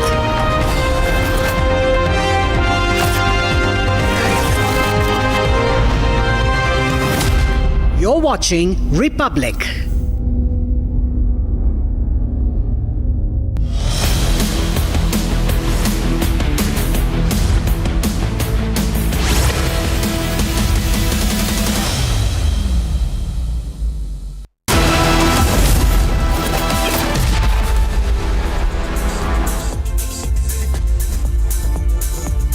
Hello and welcome. You're watching 6 Stories at 6 with me, Akanksha Khajuri, and this evening we will get you the biggest expose of Pakistan.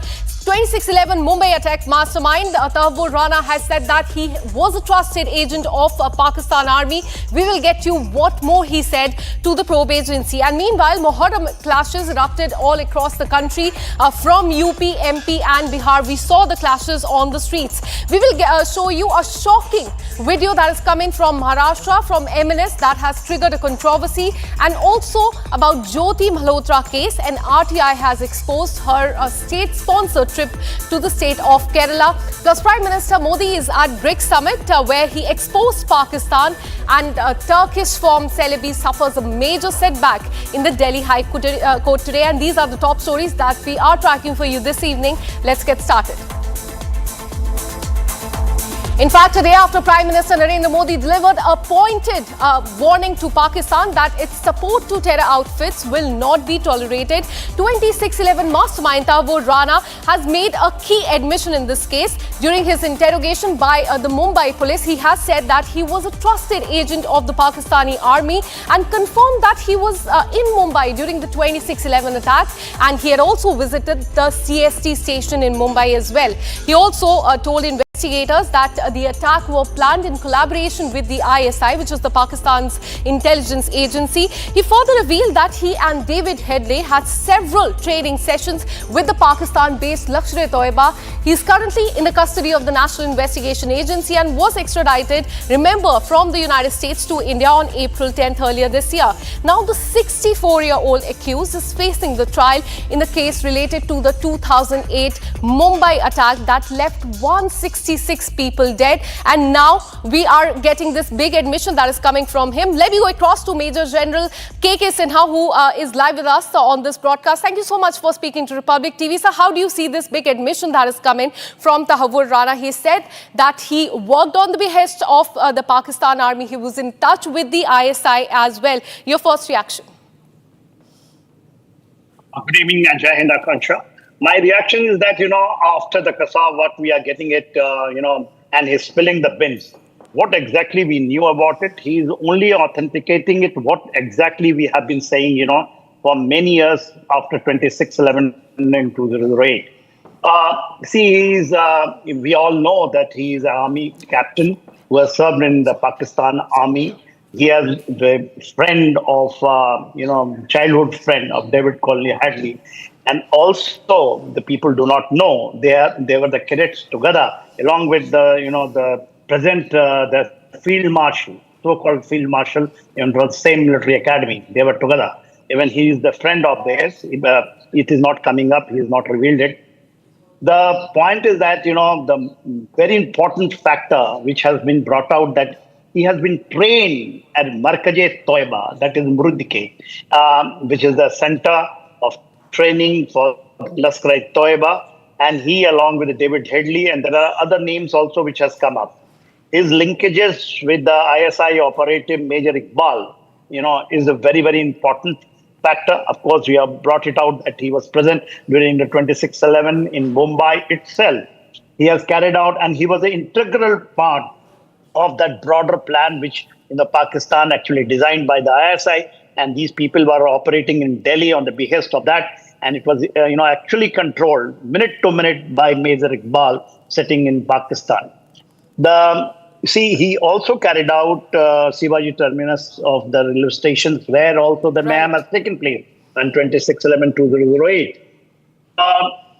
These confessions, which is a part of a bigger plan, we were able to put, and especially after the Operation Sindhu, where we have got the live which happened from Murudke, where when we hit in their funeral prayer, you have seen, how these terrorists were lined up in the front line, and the military, Pakistan military in the second line.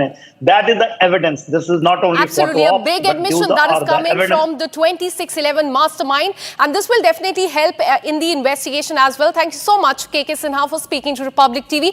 Now let me go across to our reporter on ground who's been tracking the details of the investigation. Soumya, I would like to come to you because now Tahir Rana is in the custody of the National Investigation Agency, but he was probed by the Mumbai police.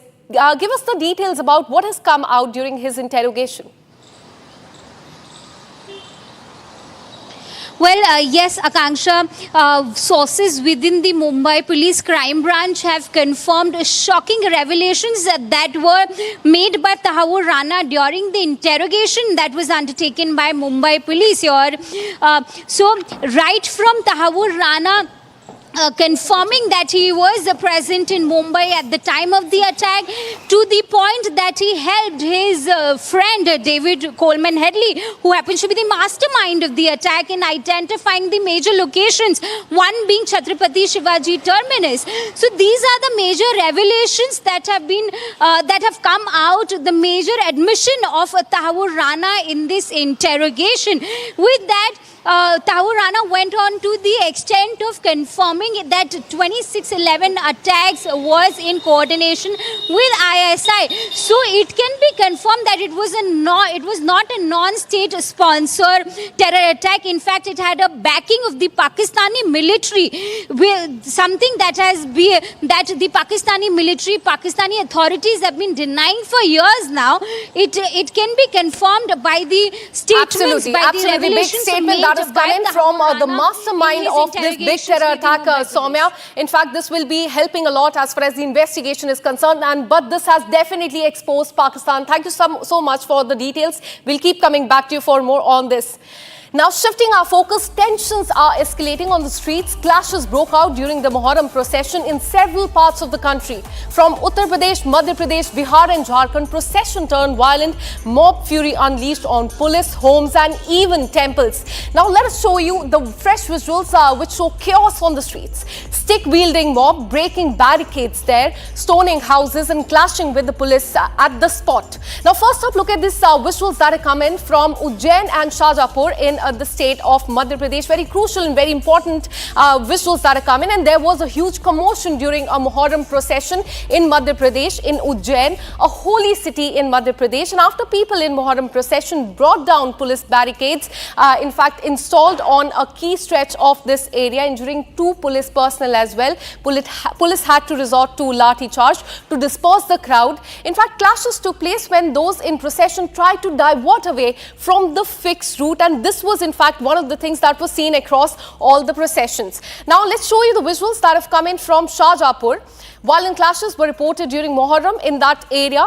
The incident happened when a procession reached Azad Chowk. In fact, there you can see in the visual, that is the area. There was a dispute that took place, which eventually turned into a full-blown fight on the streets. The police deployed on the spot, took immediate action and brought the situation under control. These are the two visuals from Madhya Pradesh. Now let's show you the visuals coming in from Bihar. Tensions flared up during the procession in Bihar's Gopalganj and Katihar district, leading to clashes between the groups in two separate incidents. Now these are the visuals that you can see on the screen are from Katihar, from Naya Tola area, in fact, where members of two communities clashed near a temple while the procession was underway. Stone pelting and vandalism of vehicles were also reported there.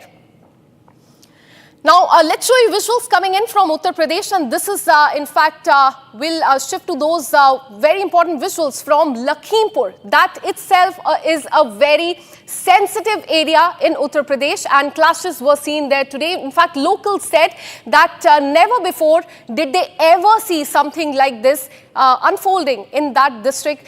We have filed a ground report from Lakhimpur. Have a look at that.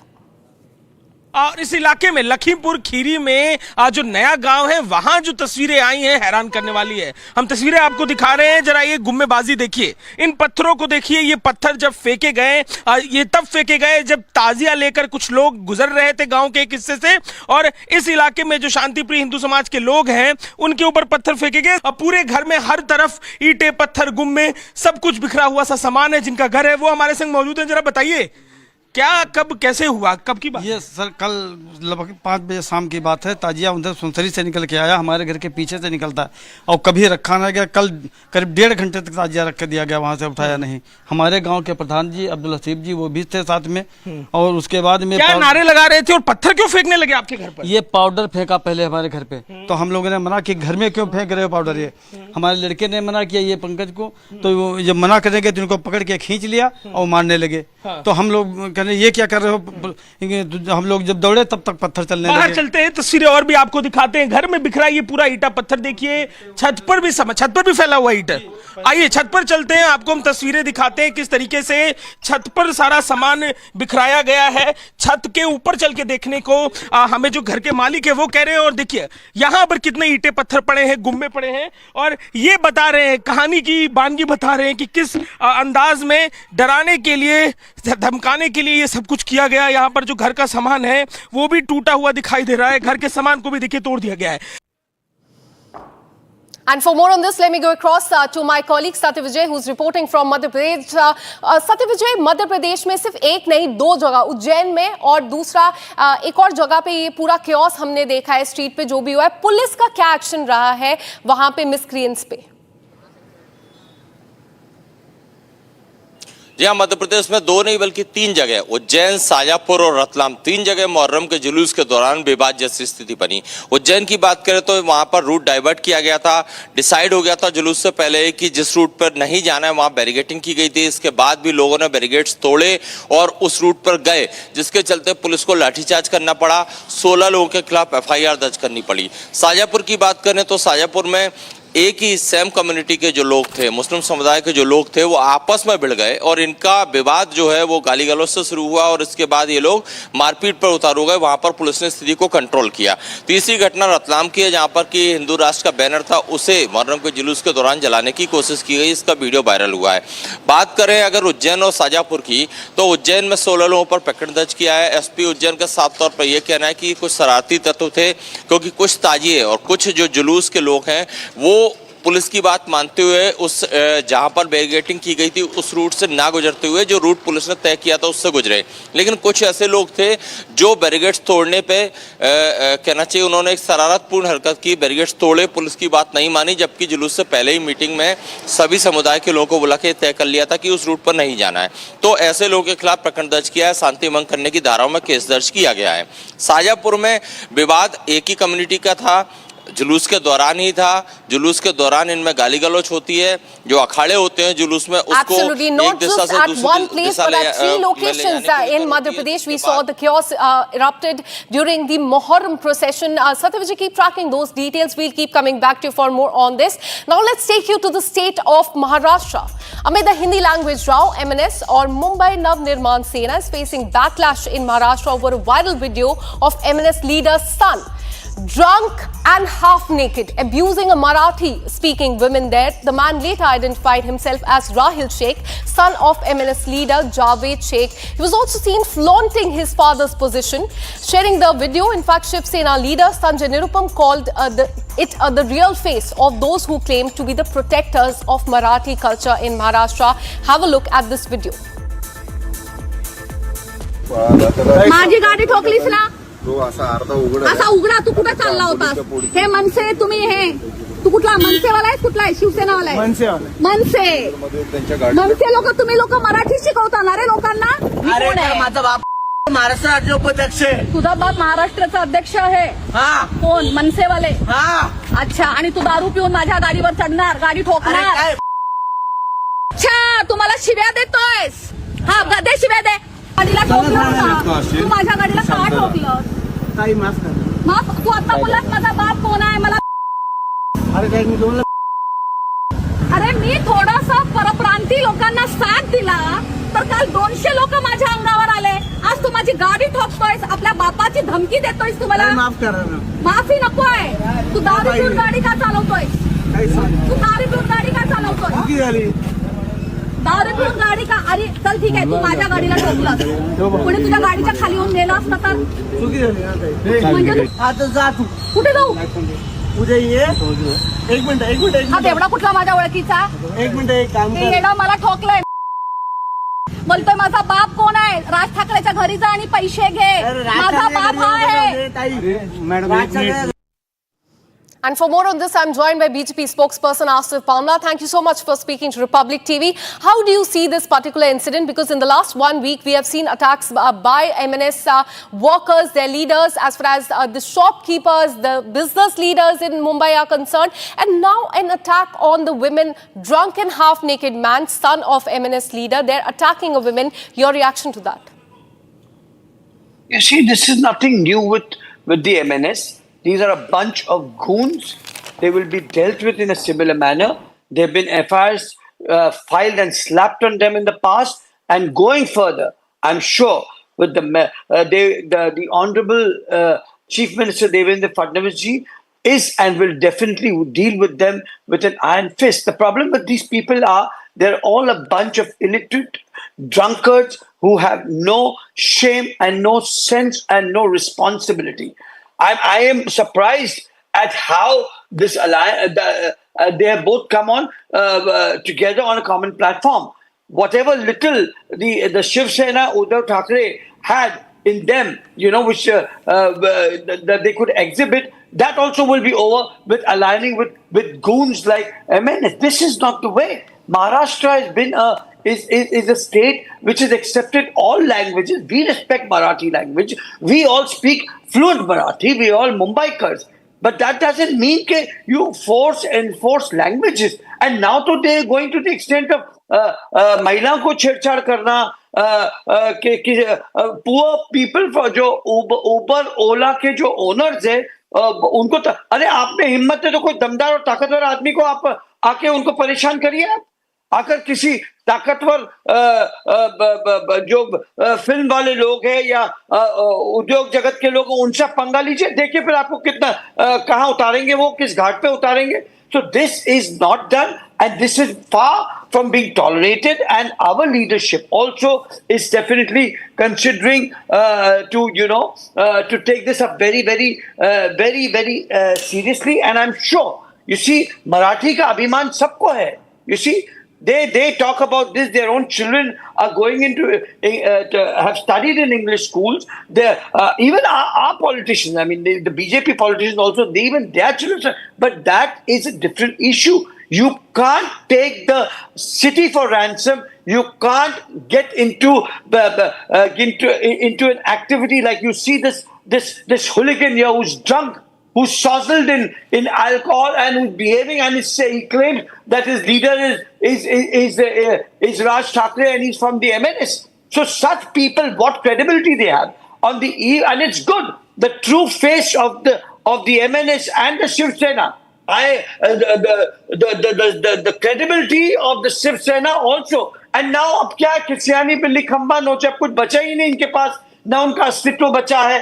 तो अब उन्होंने अपना alliance किया. And I'm asking Uddhav ji, where are you? What you were the one who used to ask Raj Thackeray ke inka andar chemical locha hai. Absolutely tough questions BJP they're asking to the leadership as far as MNS is concerned. Very shocking video that has come to the fore from Mumbai. Thank you so much, Mr. Bamla, for speaking to Republic TV. Now let's take you to the state of Kerala. Kerala government is under the scanner now. YouTuber Jyoti Malhotra, who's currently in the police custody for spying for Pakistan, was once a state guest in Kerala. Invited, funded and promoted by the ruling government there. An RTI bombshell has revealed that Jyoti Malhotra's official ties to the Kerala Tourism Department. And meanwhile, BJP has hit out at the ruling Kerala government. Listening to what the leaders are saying.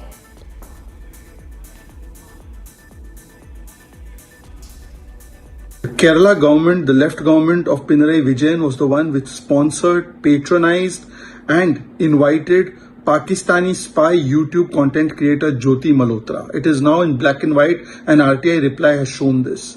This means that the Kerala government was busy inviting such anti-India elements, paying for them at the cost of taxpayer money, and this is a department, a ministry headed by no less than the son-in-law of the Chief Minister of Kerala. That means the son-in-law of Chief Minister of Kerala does not mind platforming, giving accommodation, giving state guest relations and state guest services to Pakistani spies. But they have a problem with Bharat Mata. They don't mind eulogizing Hamas. They don't mind crying for Naxals. They don't mind giving namaz-e-janaza to terrorists. And they don't mind rolling out a red carpet for Pakistani spies, but they have problem with Bharat Mata. This shows the priorities of the Kerala government. They are hand in glove with elements that are anti-India. In fact, CPI has also responded to this, but as far as BJP is concerned, it continues to hit out at the ruling government there. Now, shifting our focus to the BRICS summit that is happening, that is currently underway. The terror attack in Pahalgam has found mention on the world stage as well. The BRICS summit in Brazil, Prime Minister Modi sent out a strong message to Pakistan on terrorism. Additionally, India is also all set to sign a counter-terrorism agreement with Brazil. Here's more. Kashmir's agony found a global platform at the BRICS summit in Brazil. The deadly terror attack in Pahalgam, which took several lives, was condemned by the BRICS nations. Prime Minister Modi delivered a pointed message to Pakistan that support to terror outfits won't be tolerated. Look at the para, it's 34, it's very clear. One is there is unanimous condemnation of all the leaders. I think you need to know that. And it also says that condemnation in all its manifestations, and including those who abet, who finance, and either openly, covertly or overtly, in both ways, it has been condemned. There is also reference to the cross-border movement of terrorists. It's also coming out very clearly. And the listing of terrorist groups. Then there is also a strong support for comprehensive convention on against international terrorism, which was India's formulation, India's initiative in the UN for a long time, as you know that.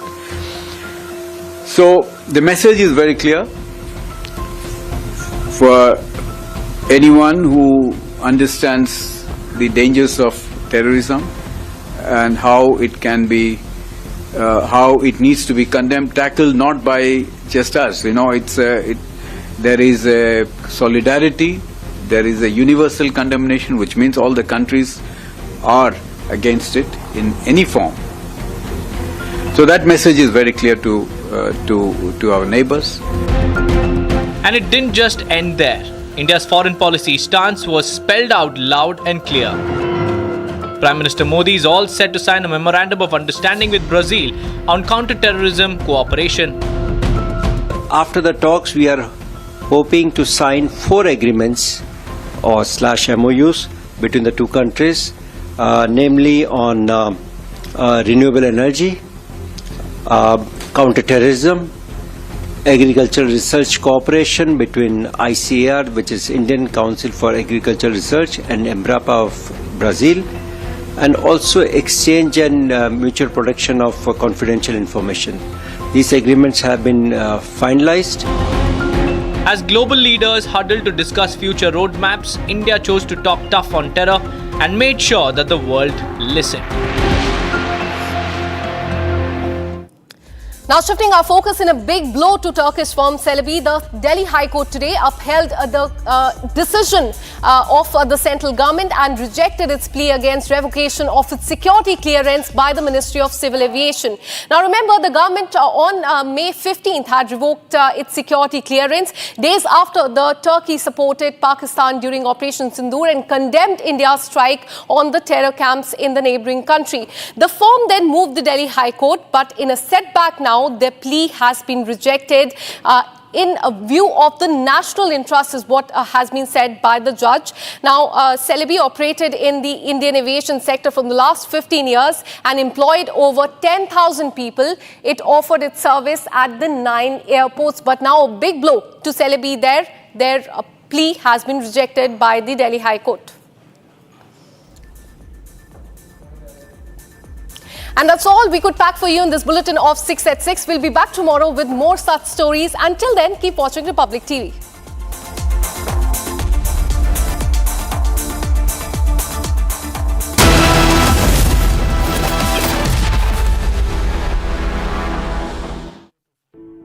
In the India Today Best Universities Survey, India's #1 ranked universities in various streams are JNU Delhi, Amity University, AIMS Delhi, IIT Delhi, and National Law School, Bengaluru.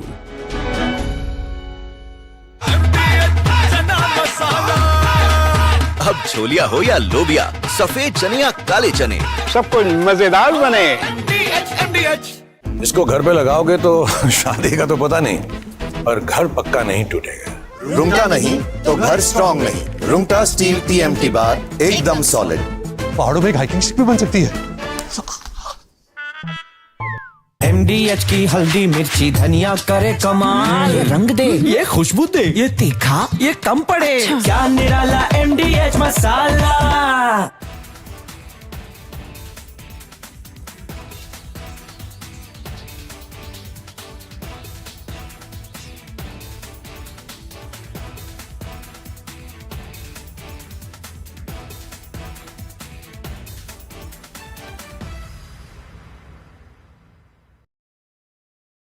Donald Trump, in first attempt, when the first part of his presidency in 2017, he has come out with the tax breaks. And he has announced that he wants to boost the American economy. And he has given tax break, which were going to expire in 2025. So there was an obligation when the second term that he will extend the tax break, which he has promised in 2017, to continue permanently. And that's the big, beautiful bill is a drastic reduction in the tax liability of the US taxpayers. So that's why it's a big bill, a big, beautiful bill.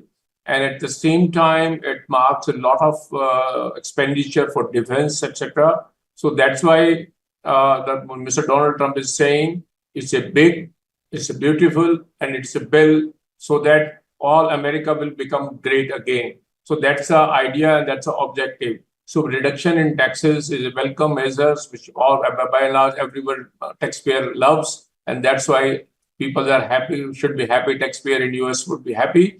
And there is all the more reason because the percentage of the taxpayer in US citizen being very high as compared to any developing nation like India, where the percentage is low as compared to the total population. So obviously people now paying lesser taxes, so they will be happier because there's across the board a tax concession which has been announced in this big bill.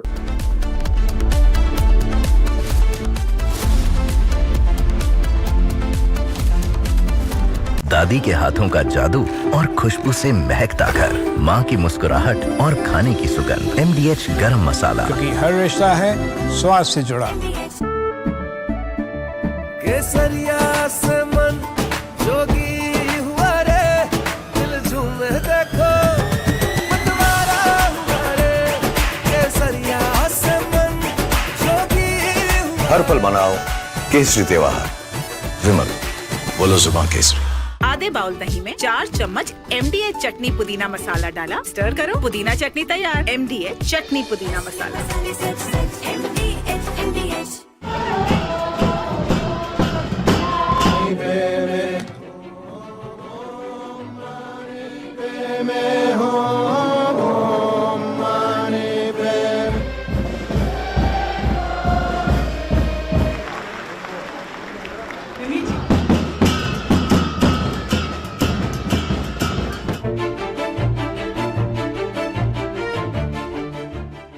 中国政府实行宗教信仰自由政策，颁有宗教事务条例和藏传佛教活佛转世管理办法，依法保护活佛转世这一传承方式。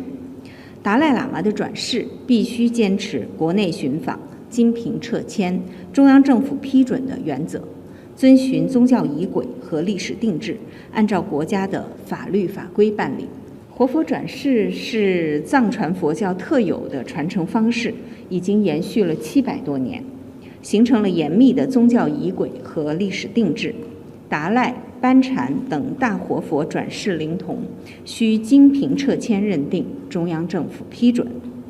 14世达赖本人就是在13世达赖喇嘛圆寂之后，严格按照宗教仪轨和历史定制寻访，由当时的国民政府颁令特准免于经凭撤迁继任的。我想，宗教中国化不是对宗教的限制，任何。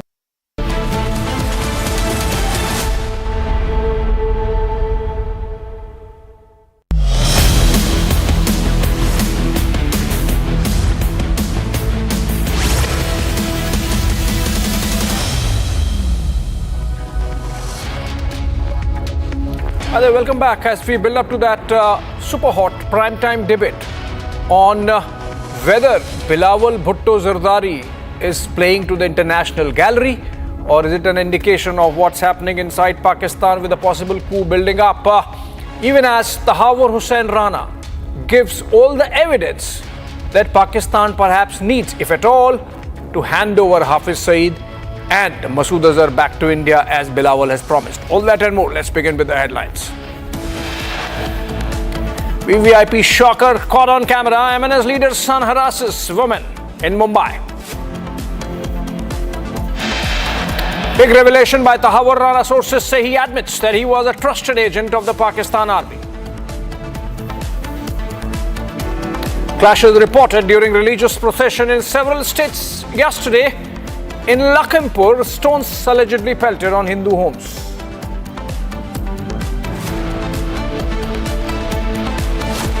Delhi High Court dismisses the petition filed by Turkey-based ground handling company Celebi Aviation challenging the revocation of its security clearance.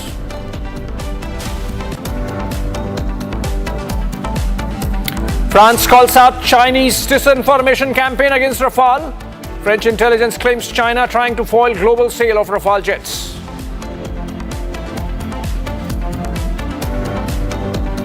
China upping the anti-owned Tibetan Buddhists worldwide, says reincarnation of Dalai Lama inherently an internal affair.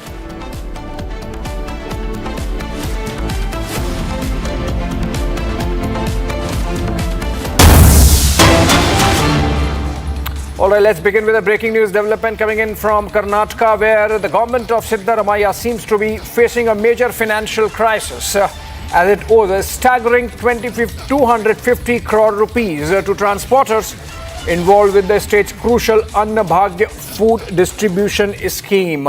This has led to transporters going out on a strike, and these are pictures, two sides.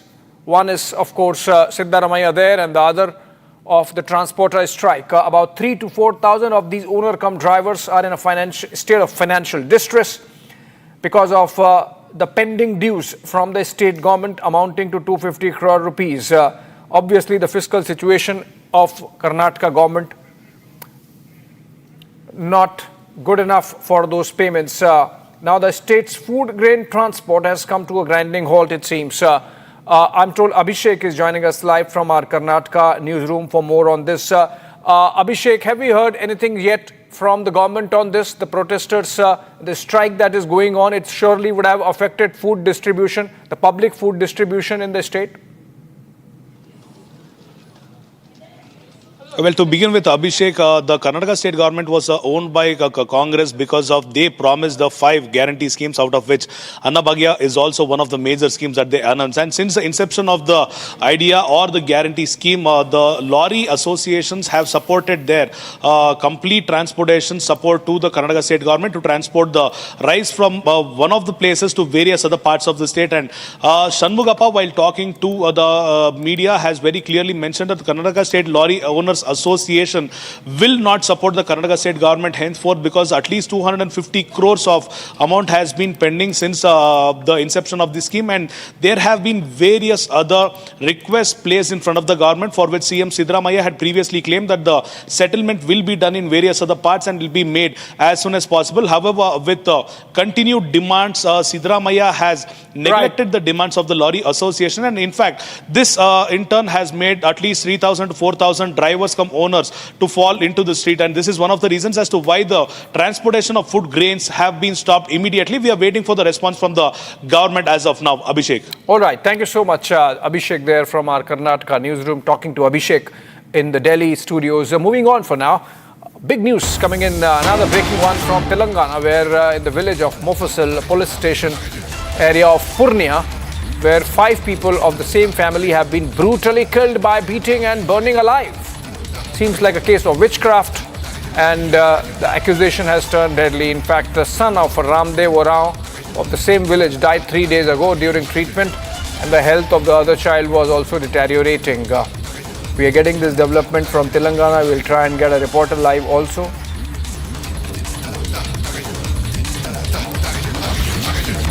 Five of the same family killed on accusations of witchcraft. It's coming from Purnia district. Purnia area of Telangana. The people of the village said that the cause of death was witchcraft, and 5 people of the same family were brutally killed on the charges of witchcraft. The dead include Babulal Orao, Sita Devi, Manjeet Orao, Rania Devi and Tapto Musmat.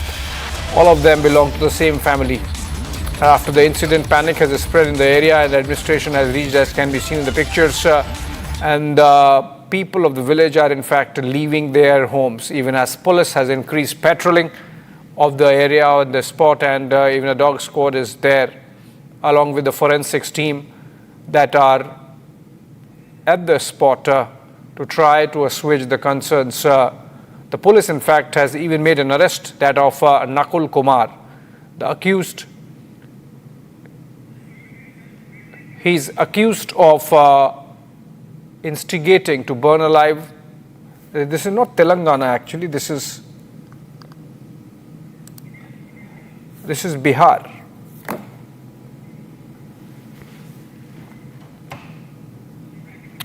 Lalit, the only heir of the deceased, has said that the whole family was beaten and burnt alive and accused of being witches. And he also said that somehow he escaped from there, saving his life. Lalit has said that everyone was burnt down and thrown in a water body nearby.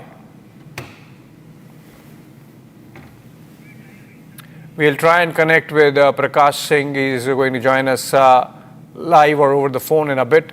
But this is information coming in from Tetgama village, not Telangana. It's Tetgama village of Mufassil police station in Purnia district of Bihar. That's where the information is coming from. A family burnt alive on fears of witchcraft or accusations of witchcraft. And those who burned them, all of that, one, Nakul Kumar, has been arrested, even as other villagers are scared, so scared that they have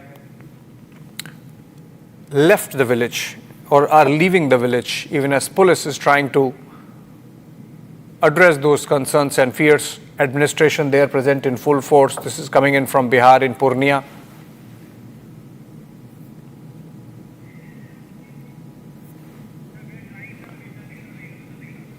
I think we'll get Prakash Singh in a bit. These are pictures coming in from Purnia in Bihar, where in a village called Tet Gama,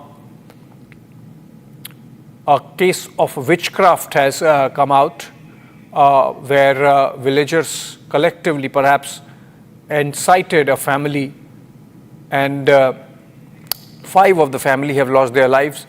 Not clear yet. We'll try and find out whether this is a case of incitement to abetment to suicide, or whether this is a case of killing, murder. In fact, we have Prakash Singh joining us over the phone, and he's live, in fact. Prakash, is this a case of suicide incited by the villagers? Is it a case of murder, collective murder by the villagers of the family? What is it about? Well, Abhishek, as you know, in the villages, and this conflict took place between 2 groups of tribal community on the border of Bihar and Bengal, in Raniganj specifically, and they are from the Urao community. And predominantly they are illiterate villagers, and one of the person in the family of Ramdev Urao, his son got ill, and then he went on to get him treated to some local person who is apparently a quack in the village, as we always find. And thereafter, the son died, and there were allegations that there was some witch hunt. So thereafter, the death of the concerned person on the allegation of witch hunt, then 5 people of one family member were mercilessly beaten, and they all died. All the villagers have left the village, and the police have started investigating into the case, and few arrests have also been made. One of the person who incited the entire incident has been arrested, as I spoke to the local SP of Purnia, and a few more people are to be arrested, few have been detained. And this is a conflict between 2 groups of the tribal community, as it has taken place, and the government has taken cognizance of it. We can listen to the sound bites of the villagers who are alleging that how the incident took place. Back to you. All right. Thank you so much, Prakash, for bringing those details. Essentially a case of lynching in a Bihar village on accusations of witchcraft between 2 communities. Moving on to a big development taking place in Tamil Nadu politics today, which is that the BJP and the AIADMK for the first time has come out and hit the streets in a showcase of the strength of the alliance heading into the elections to the State Assembly of Tamil Nadu next year. A political power play unfolding on your screens there of the BJP and the AIADMK showing their street power by way of a rally. Flags there side by side of the BJP and the AIADMK, the parties that have come together recently. The announcement of the alliance was made by Union Home Minister Amit Shah during a visit to Tamil Nadu.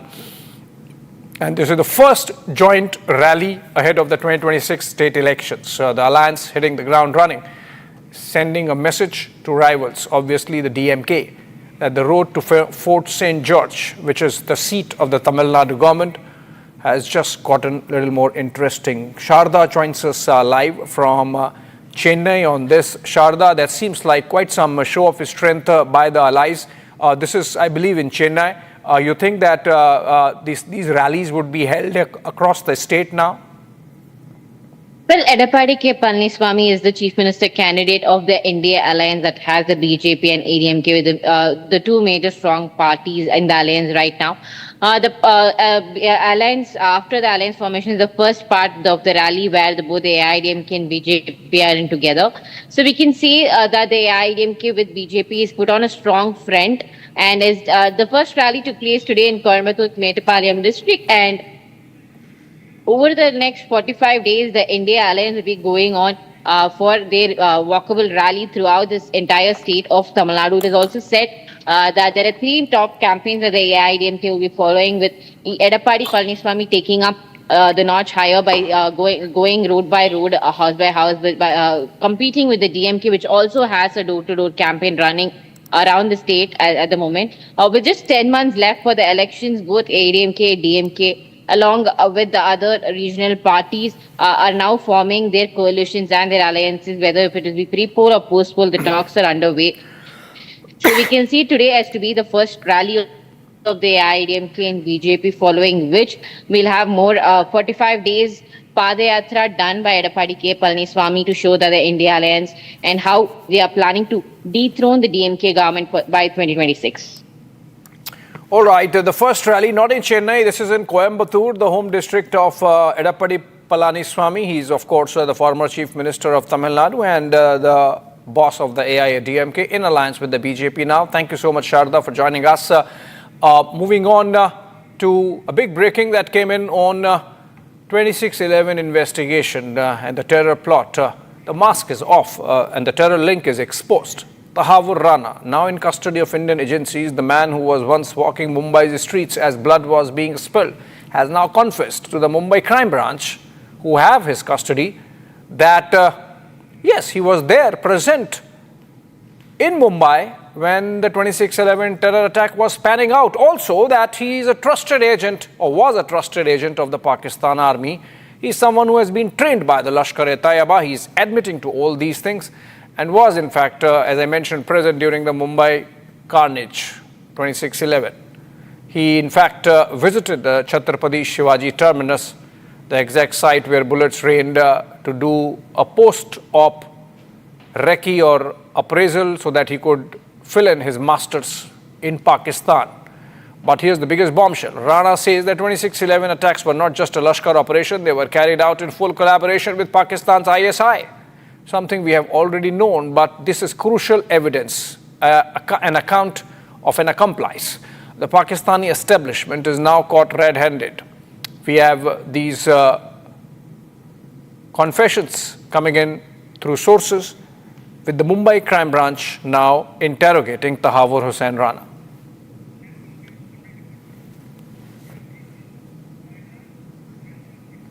All right, move on for now. Politics is heating up over Election Commission's special intensive revision drive of electoral rolls ahead of the 2025 Bihar Assembly polls that are slated to take place later this year. With leader of opposition Tejasvi Yadav calling EC confused, here are the details. The politics is heating up over Election Commission's special intensive revision of the electoral rolls ahead of the 2025 Bihar Assembly elections. Leader of opposition in the Bihar Assembly and former Deputy CM Tejasvi Yadav raked up the issue and said that the poll commission has issued 3 different directions and called the Election Commission confused.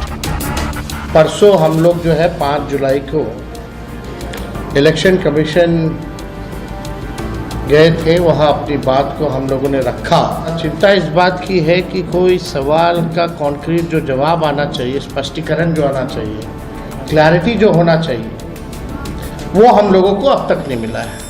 हालांकि आप सब लोग जानते हैं कि पटना का जो election commission है बिहार का, वो निर्णय लेने योग्य नहीं है, उनको अधिकार नहीं है। वो केवल जो है पोस्ट ऑफिस जैसा काम करते हैं। चुनाव आयोग एक दिन में 3 अलग अलग दिशा निर्देश जारी करता है, यानी चुनाव आयोग खुद ही कंफ्यूज है।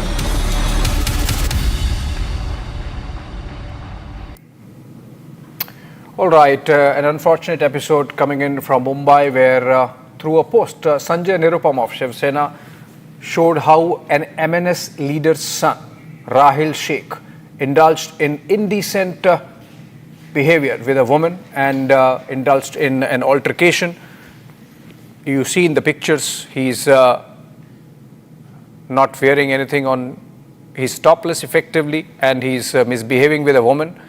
And amid the backdrop of the Marathi-Hindi debate, Sanjay Nirupam of the Shiv Sena slamming MNS for harboring these kind of elements. Rahil Sheikh happens to be the son of an MNS leader called Javed Sheikh, and We have, in fact, a soundbite of Sanjay Nirupam. Let's listen to him.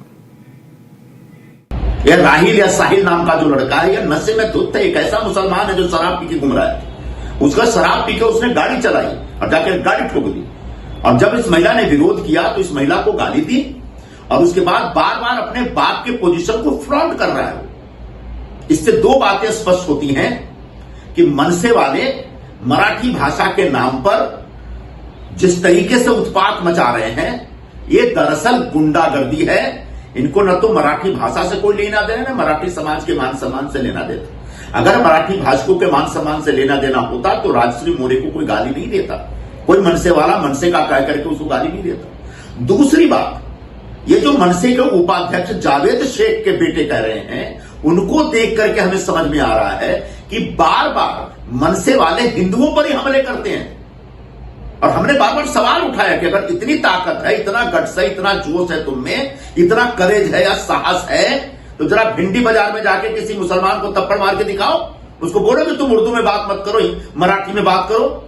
अब समझ में आ रहा है कि मनसे के जो मुस्लिम नेता हैं, उनके दबाव में आकर के राज ठाकरे के गुंडे हिंदुओं के ऊपर सरेआम हमले कर रहे हैं। मैं सरकार से यह डिमांड करूंगा, मांग करूंगा कि ऐसे गुंडों के खिलाफ सख्त से सख्त कार्रवाई होनी चाहिए। माननीय मुख्यमंत्री जी ने घोषणा की है कि भाषा के नाम पे गुंडागर्दी कतई बर्दाश्त नहीं की जाएगी। लेकिन जिस तरीके से मुंबई की सड़कों पे, महाराष्ट्र की सड़कों पे मनसे की तरफ से मराठी भाषा के नाम पे गुंडागर्दी शुरू हुई है, इस गुंडागर्दी को तत्काल खत्म करना पड़ेगा, रोकना पड़ेगा। और इसके लिए पुलिस को हाथ में डंडा लेकर के इन तमाम गुंडों के खिलाफ सख्त कार्रवाई करनी पड़ेगी। तब कहीं जाके हर वर्ग के लोगों में एक सुरक्षा का भाव पैदा हो पाएगा। More political reactions coming on the same story. Influencer Rajshri More heckled and misbehaved by this MNS leader's son. We have Deepak Kesarkar of the Shiv Sena speaking. Listen to him. देखिए, इस पे राजनीति नहीं होनी चाहिए, ऐसे मुझे लगता है। किसी को पीटना ये महाराष्ट्र की संस्कृति कभी भी नहीं थी। तो मुझे ऐसे लगता है कि जो भी आपको कहना है आप बोल सकते हैं, आपके विचार बोल सकते हैं, और फिर इकट्ठा रहना ये महाराष्ट्र की संस्कृति रह चुकी है। और महाराष्ट्र हमेशा प्रोग्रेसिव रह चुका है। तो हमने बहुत सारी चीज़ें मराठी के लिए की है। तो मराठी भाषा आगे जा रही है, उसको क्लासिकल लैंग्वेज का स्टेटस मिल गया है और मराठी भाषा धोरण भी तय हुआ है। तो बहुत सारी चीज़ें हैं जो मराठी भाषा धोरण में है, तो उसके लिए ज़बरदस्ती करने की ज़रूरी नहीं है। उसके बारे में तो तय हो गया है। तो आप किसी भी चीज़ को अच्छी तरह से किसी को बोलेंगे तो वो लोग फॉलो करते हैं। एक तरीका होता है, उस तरीके से अगर बोला जाए तो समाज में शांति भी रहती है और सब लोग इकट्ठा भी रहते हैं। मंत्री जो आशीष शेलार का कहना है कि जिस तरह से पहलगाम में आतंकियों ने धर्म पूछ के मारा, उसी तरह से महाराष्ट्र में भाषा के नाम से मारा जा रहा। देखिए, मारना ये अच्छी चीज़ बिल्कुल नहीं है, हम उससे एग्री नहीं होते, क्योंकि ये चीज़ें तो बाला साहब के ज़माने में इस तरह से नहीं होती थी। कोई भी अगर गलत काम करे तो उसके लिए शिवसेना का खुद का स्टाइल था, लेकिन हर किसी को वो कहाँ से है ये पूछ के मारा नहीं जाता था। ये बाला साहब का कभी भी स्वभाव नहीं रहा है। उन्होंने घोषणा भी दी थी, वो गर्व से कहो हम हिंदू हैं, इसका मतलब तो हिंदी में ही घोषणा थी। उनके लिए मराठी हिंदी एक ही थी, लेकिन मराठी का उनको अभिमान था। मराठी लोगों के लिए खड़ा रहना, उनको नौकरी में प्रेफरेंस देना, ये उनकी भूमिका थी। और वो भूमिका आज भी शिंदे साहब ने कायम रखी है और इसीलिए अच्छी तरह से लोगों का रिस्पांस भी मिल रहा है।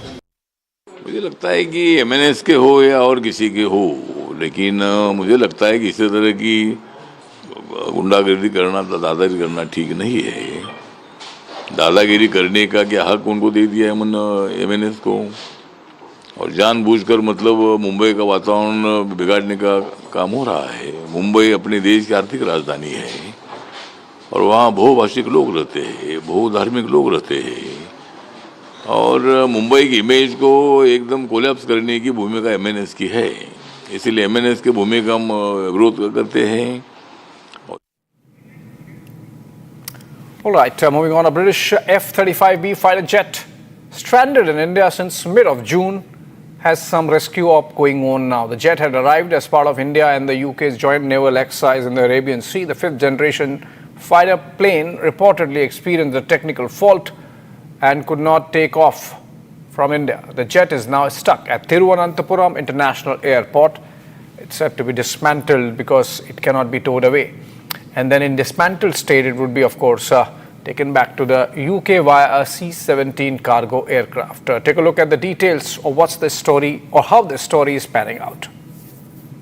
It's sleek, it's stealthy, but it's stuck since 14th of June. A Royal Navy F-35B Lightning II, among the world's most advanced fighter jets, has remained grounded at Thiruvananthapuram International Airport in Kerala.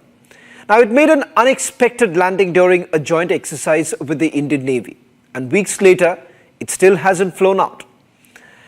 Initially, the explanation seemed quite simple: fuel shortage. But that essentially didn't sit well with aviation experts. A fifth-generation fighter jet running out of gas, just 100 nautical miles from its carrier? Not likely, many said.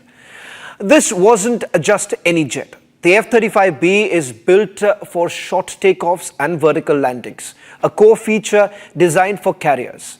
But the fact that it needed a full runway raised eyebrows. The likely culprit? A hydraulic failure. That's what we were told. Some reports suggest a malfunction in the jet's vertical lift fan system, which would force the pilot to perform a conventional landing. Normally, this would be perhaps fixable on the site. Drain the hydraulic system, flush it, refill, test and take off. But that didn't happen. Instead, engineers flew in from the United Kingdom, spare parts followed, and yet no flight. The final decision: dismantle the jet and ship it back aboard a British C-17 cargo aircraft. Adding to the mystery, no one really knows what this F-35B was doing when it ran into trouble. Was it a routine drill, a stealth capability test over the Arabian Sea, a combat readiness patrol? Official statements reveal nothing. Now, which begs the question, why did the jet take off from the aircraft carrier in the first place? What exactly went wrong mid-air? No clear answers, just silence and speculation. And then has come the theory that turned heads, the so-called kill switch. Some defense analysts claim the US retains the ultimate software control over the F-35B via encrypted mission systems and data architecture. Now, while there is no literal off-switch control of the authentication keys and software access can, in theory, render the entire jet inoperable without even US approval. Of course, the Pentagon as well as Lockheed Martin categorically deny the existence of any remote control mechanism, but the incident has fueled quite literally theories about the deep dependencies baked into the software-heavy platforms like the F-35. And then there was this theory, a spy theory. Speculation swirled online that the jet was down so India could inspect its stealth technology or radar signature. But let's be clear, defense analysts have dismissed this outright. As one expert put it, you don't land an aircraft for spying. If anything, keeping it grounded in the open exposes its own secrets.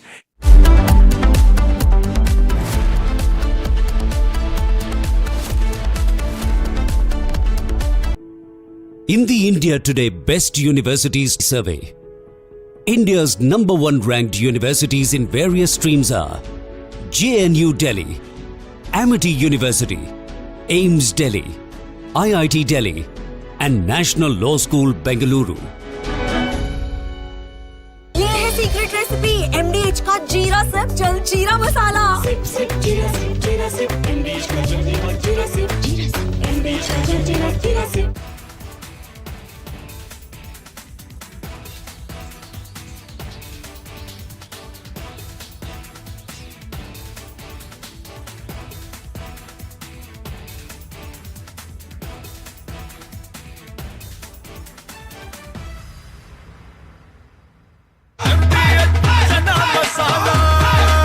अब छोलिया हो या लोबिया, सफेद चने या काले चने, सब कुछ मजेदार बने। Donald Trump, in first attempt, when the first part of his presidency in 2017, he has come out with the tax breaks, and he has announced that he wants to boost the American economy, and he has given tax break which were going to expire in 2025. So there was an obligation when the second term that he will extend the tax break which he has promised in 2017 to continue permanently. And that's the big beautiful bill, is a drastic reduction in the tax liability of the US taxpayers. So that's why it's a big bill, a big beautiful bill.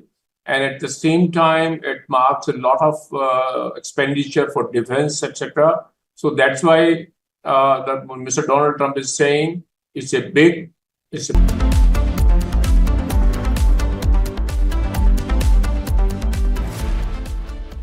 Hi, this is Chef Ranveer Brar. Guarantee you brilliance on behalf of IIHM.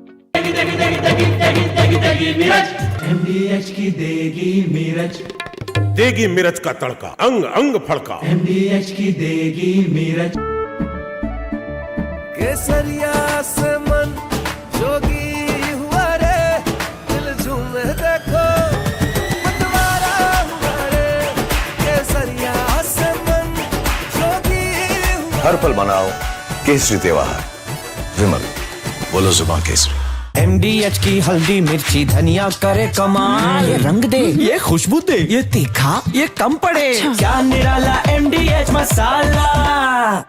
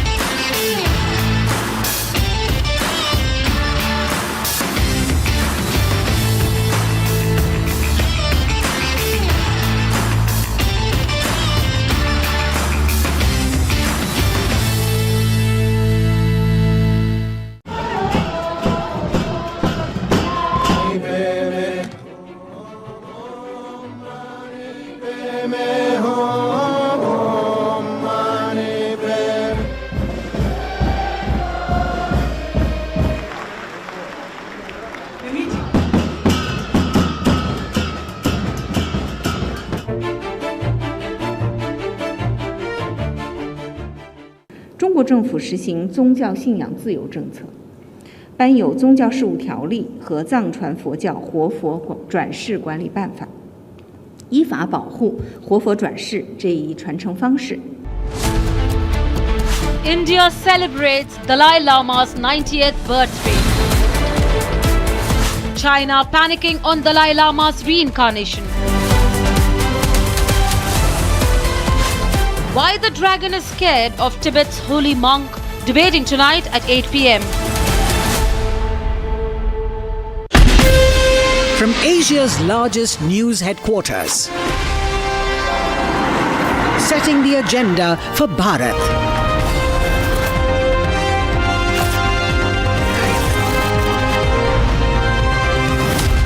You're watching Republic.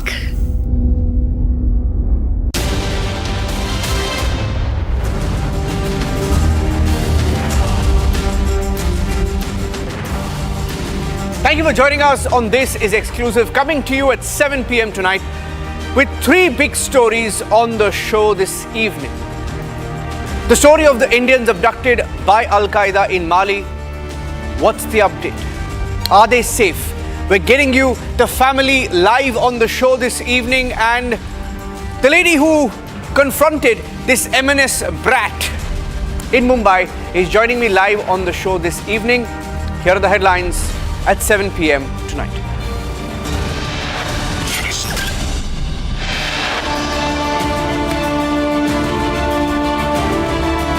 He's the M&S brat caught on camera abusing a woman in Mumbai. The video goes viral. The lady who confronted him is joining us live.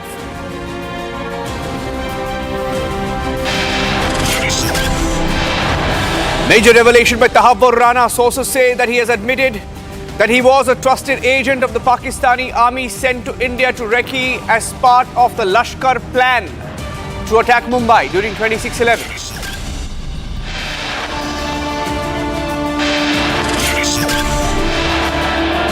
It's Bilawal Bhutto versus Lashkar and the Pakistani army. He talks about extradition of Hafiz Saeed and Masood Azhar. Lashkar is fighting back. The Pakistan army is plotting a coup.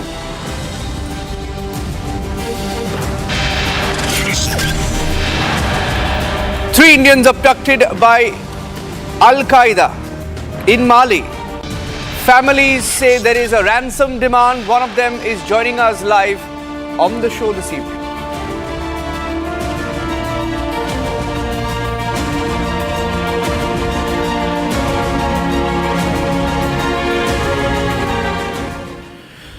On top of 7 p.m., ladies and gentlemen, we're getting to you a story of fear and relentless hope that binds families together in the face of unimaginable adversity.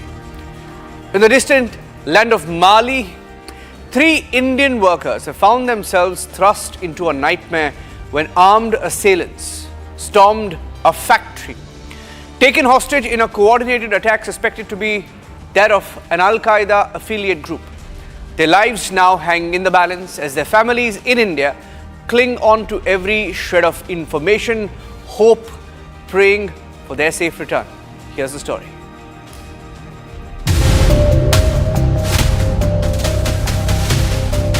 On the 1st July, armed assailants stormed the diamond cement factory in Kayes, Mali, taking 3 Indian workers hostage in a coordinated attack.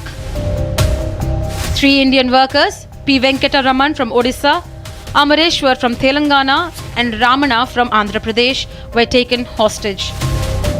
The attack is suspected to be the work of Al-Qaeda affiliated group Jamaat Nusrat al-Islam wal Muslimin or JNIM, which claimed responsibility for multiple terror strikes across Mali on the same day. While no group has officially claimed the kidnapping, the Ministry of External Affairs is treating this as a critical priority. For the families, the wait is agonizing. They have revealed that the kidnappers are demanding a ransom for the workers' release. Venkat last time मुझे 30 तारीख को call किए थे, 30 जून को हम लोग बातचीत हुआ था नॉर्मली, वो सब कुछ ठीक था। उनका कंपनी में कुछ वेस्ट अफ्रीका माली कंट्री में आइस बोल के एक जगह है, वो डायमंड सीमेंट फैक्ट्री में काम कर रहे थे। तो पिछले 9 महीने से वो वेस्ट अफ्रीका गए हुए हैं। वो उस दिन कॉल किए थे तो फिर हम लोग बोले कि इधर अपना कंपनी में बोला है कि कुछ बाहर मत निकलो, इधर कुछ टेररिस्ट लोग आए हुए। तो वो वैसे हम लोग भी बोले थोड़ा संभल कर रुक जा, मतलब बाहर मत निकाल। वो ठीक बोल रहा था, लेकिन उसने 1 तारीख को ये मैटर हुआ है, जो टेररिस्ट लोग ने उन लोग को किडनैप किए हुए। जो श्री वेंकटरमन जो है, उनके परिवार के तरफ से किडनैपिंग के बारे में सूचना मिला था। उसके बाद तुरंत लोकल एडमिनिस्ट्रेशन उनके पास जाकर पहुंचा, तो ये सूचित किया गया है कि सरकार के एंड में नेसेसरी जो स्टेप्स है वो लिया जा रहा है। The Indian government has issued a stern advisory to its citizens in Mali, urging them to stay vigilant amid escalating violence in the region. Senior officials have reportedly travelled to Mali and are assisting local authorities in efforts to secure the workers' release. As the search for 3 Indian nationals continue, the families hold on to hope and the world watches united in the call for their swift release. There's very little known about the 3 Indians who were abducted. I have Bablu.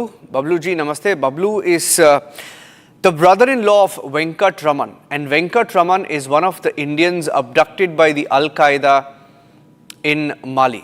Bablu ji, मेरी आवाज़ आ रही है? जी sir. हमारे साथ बात करने के लिए बहुत शुक्रिया। हमें बताइए, हमारे दर्शकों को बताइए, आप लाइव है, आपका जो अभी का जो स्टेटस है, आपको क्या बताया गया है? अब तक तो कुछ डाटा नहीं मिला है सर, क्या मतलब कैसा है अभी। आज से मतलब 1 तारीख से वो किडनैप्ड है, आज 7 तारीख हो चुका है। आज तक कुछ भी डाटा नहीं मिला हम लोग।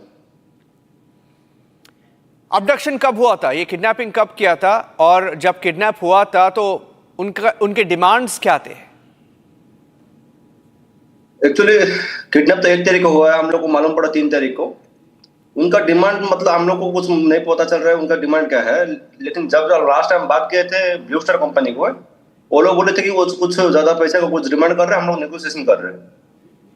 हम लोग जल्दी से नेगोशिएशन करेंगे, 7-8 दिन में वो लोग रिटर्न आ जाएंगे, कोई दिक्कत नहीं है, टेंशन से ज्यादा मत लो, ऐसे बोल रहे थे। ये जो रैंसम है, ये जो डिमांड कर रहे हैं, इसके बारे में क्या पता है आपको? कितना डिमांड कर रहे हैं? और ये जो नेगोशिएशन चल रहा है, इस नेगोशिएशन कौन कर रहा है? नेगोशिएशन उनका कंपनी कुछ कर रहा है बोल के बोल रहा था, कितना डिमांड कर रहे हैं वो कुछ उसके बारे में नहीं बता रहे थे। ओके। और ये जो कंपनी का ओनर है, मालिक है, ये जो माली में जो कंपनी था, ये कंपनी का मालिक हमें जो बताया गया है, ये इंडियन ओरिजिन, एक आंध्रा या तेलंगाना से गया था वहां पे और वो कंपनी को सेटअप किया था। थोड़ा हमें वो उस कंपनी के बारे में बताइए थोड़ा। सर मुझे भी वही न्यूज की तरफ से मालूम पड़ा कि ये इंडिया का ग्रुप है, इंडियन प्रसाद इंडियन ग्रुप कुछ है बोल के मैं भी सुना हूँ। उस कंफर्म नहीं है उसके कंपनी ओनर कौन है, क्या है। और क्या आप ये हमारे भारत सरकार के साथ आप बातचीत कर रहे हैं? आपको क्या रिस्पांस मिली है MEA से और भारत सरकार से? सर अभी तक सेंट्रल गवर्नमेंट से कुछ भी हम लोग को इन्फॉर्मेशन नहीं मिला है। जो मिला मतलब कॉन्टेक्ट किया हूँ मैं हम लोग को अपना कलेक्टर साहब से, और आज वीडियो आए थे, वीडियो मैम आए थे, उनसे बात किया हुआ, बस नहीं। अभी तक कुछ भी नहीं आया है आपको? कुछ भी इन्फॉर्मेशन नहीं, कुछ भी, कोई कॉल नहीं, कोई मैसेज नहीं, कुछ नहीं सर।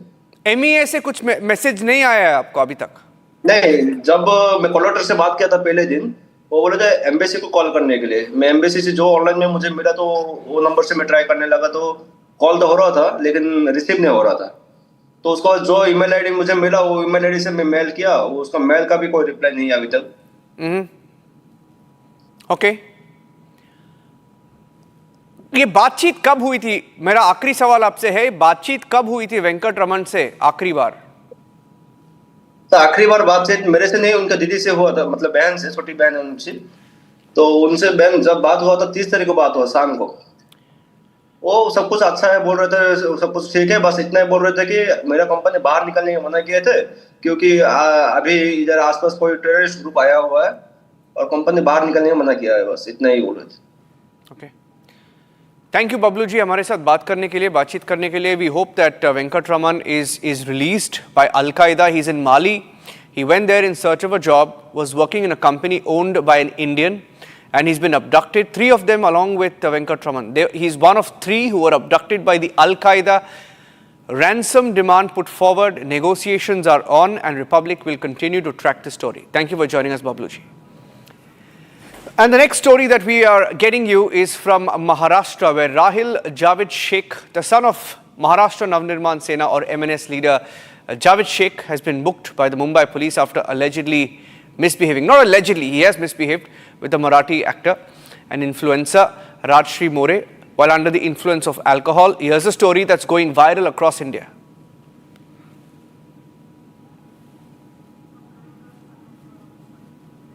ते लोक तुम्ही लोक मराठी शिकवता रे लोकांना? अरे माझा बाप महाराष्ट्र राज्य उपाध्यक्ष आहे. तुझा बाप महाराष्ट्राचा अध्यक्ष आहे? हा. कोण? मनसेवाले? हा. अच्छा, आणि तू दारू पिऊन माझ्या गाडीवर चढणार, गाडी ठोकणार? अच्छा, तुम्हाला शिव्या देतोयस? हा, दे शिव्या दे. गाडीला ठोकलं का? तू माझ्या गाडीला का ठोकलं? काही माफ कर. माफ? तू आता बोललास माझा बाप कोण आहे मला?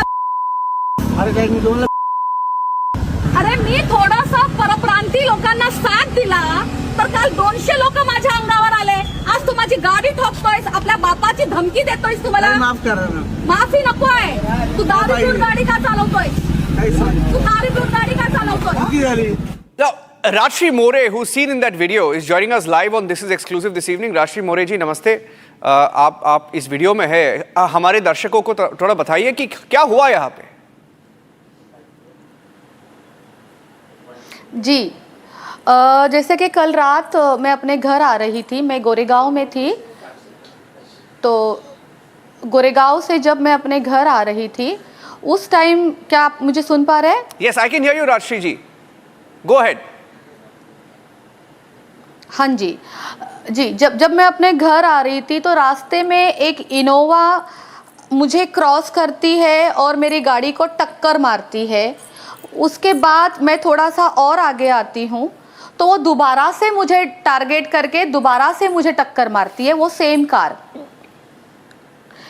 दो पुलिस वालों ने मेरी हेल्प की, जो हेड कांस्टेबल थे, वो लोगों ने मेरी हेल्प की उसको पकड़ने के लिए। आगे जाके उसको रोका गया, उसको पकड़ा, तब जाके वो रुका। वो गाड़ी से उतरने के लिए रेडी नहीं था, पहली बात। सेकंड चीज़, जैसे उसने मुझे देखा उसने गाली गलौज करना स्टार्ट कर दिया। वो अपनी आईडी नहीं दे रहा था, अपना नाम नहीं बता रहा था। उसने स्टार्टिंग ही ऐसे की कि मेरा बाप मनसे का उपाध्यक्ष है थाना में।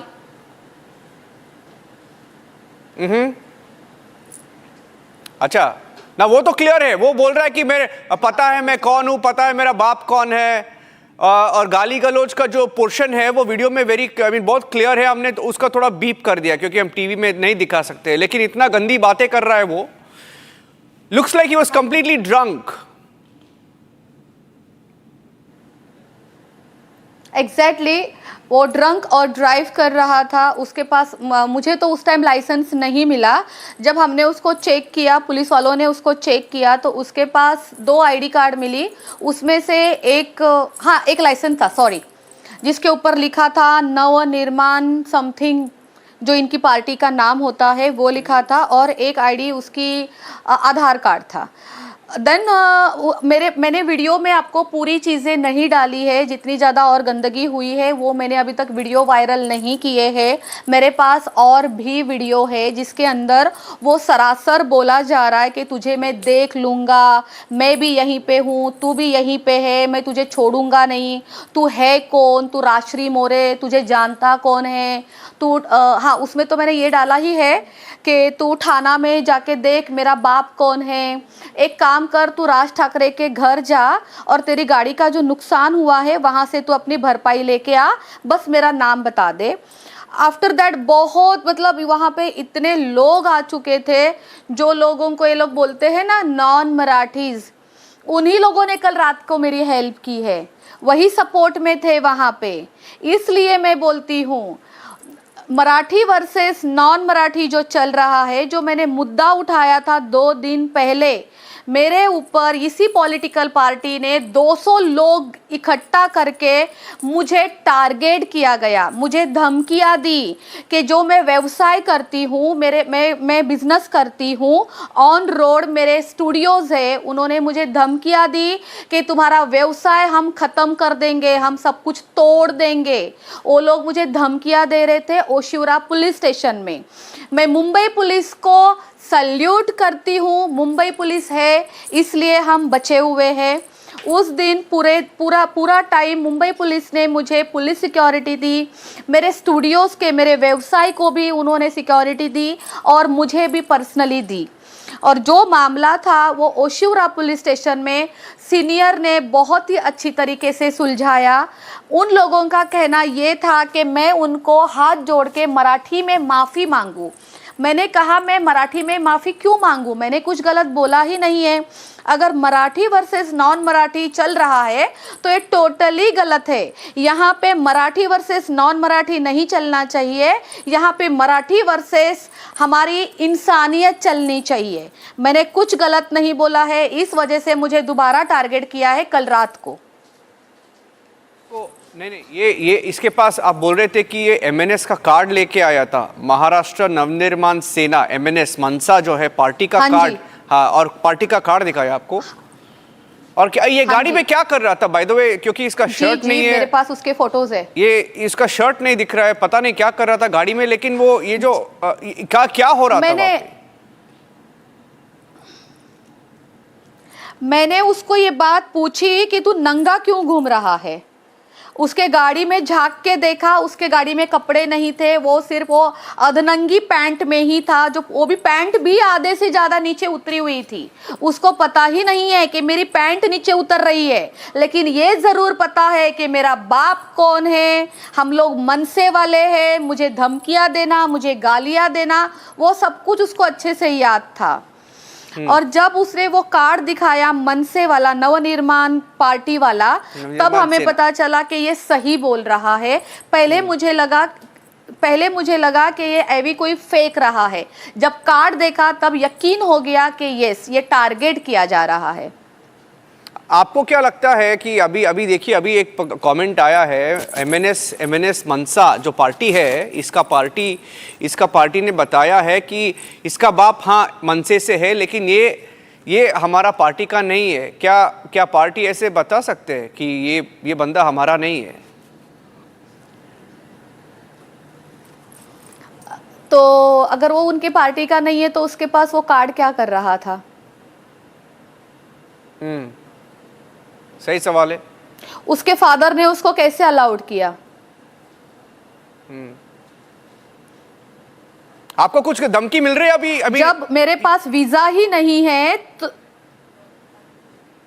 उसको डिटेन किया है, उसको अरेस्ट नहीं किया है। जब मेरे पास वीजा ही नहीं है तो मैं आउट ऑफ इंडिया जा ही नहीं सकती। राइट। तो उसी तरीके से अगर वो उनके पार्टी का नहीं है तो वो कार्ड उसके जेब में क्या कर रहा था? मतलब उनके लिए ये वो कार्ड ये इसलिए वो यूज किया जाता है, लोगों को धमकाने के लिए, दिखाने के लिए। नहीं, ये भी रिपोर्ट आ रहा है कि इसको डिटेन कर दिया, डिटेन करके उसको छोड़ दिया गया। क्या आपको इस बारे में पता है कुछ? आपने कुछ देखा वहाँ पे? जी बिल्कुल नहीं, मुझे नहीं पता था। मैं मॉर्निंग 7:30 घर पे आई हूँ। उसके बाद मैं आफ्टरनून जब मैं सो के 2-3 घंटे के बाद उठी तब मुझे पता चला कि उसको छोड़ा गया है नोटिस देके। मैं आपको दिखाती हूँ, मेरे पास मेरी एफआईआर है।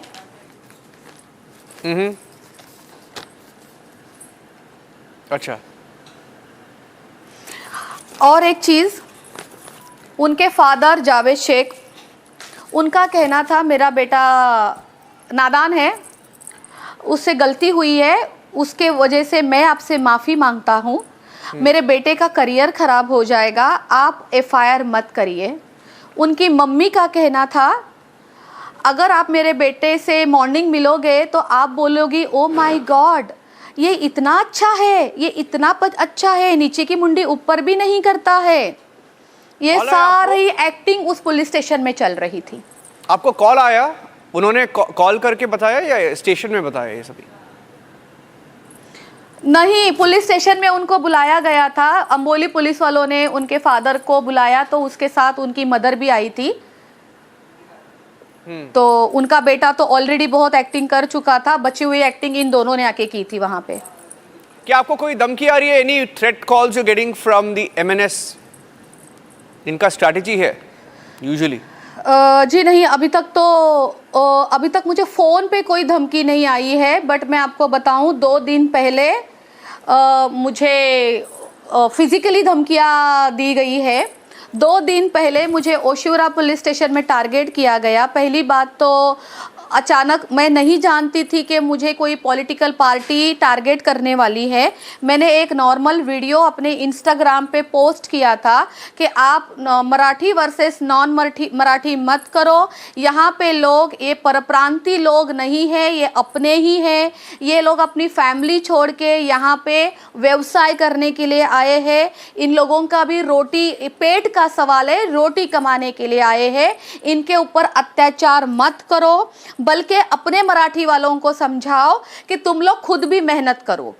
तो इन लोगों ने मुझे ही टारगेट किया। 200 लोग लेके वो ओशिवरा पुलिस स्टेशन पहुंचे थे। मेरे नाम से मोर्चे निकले।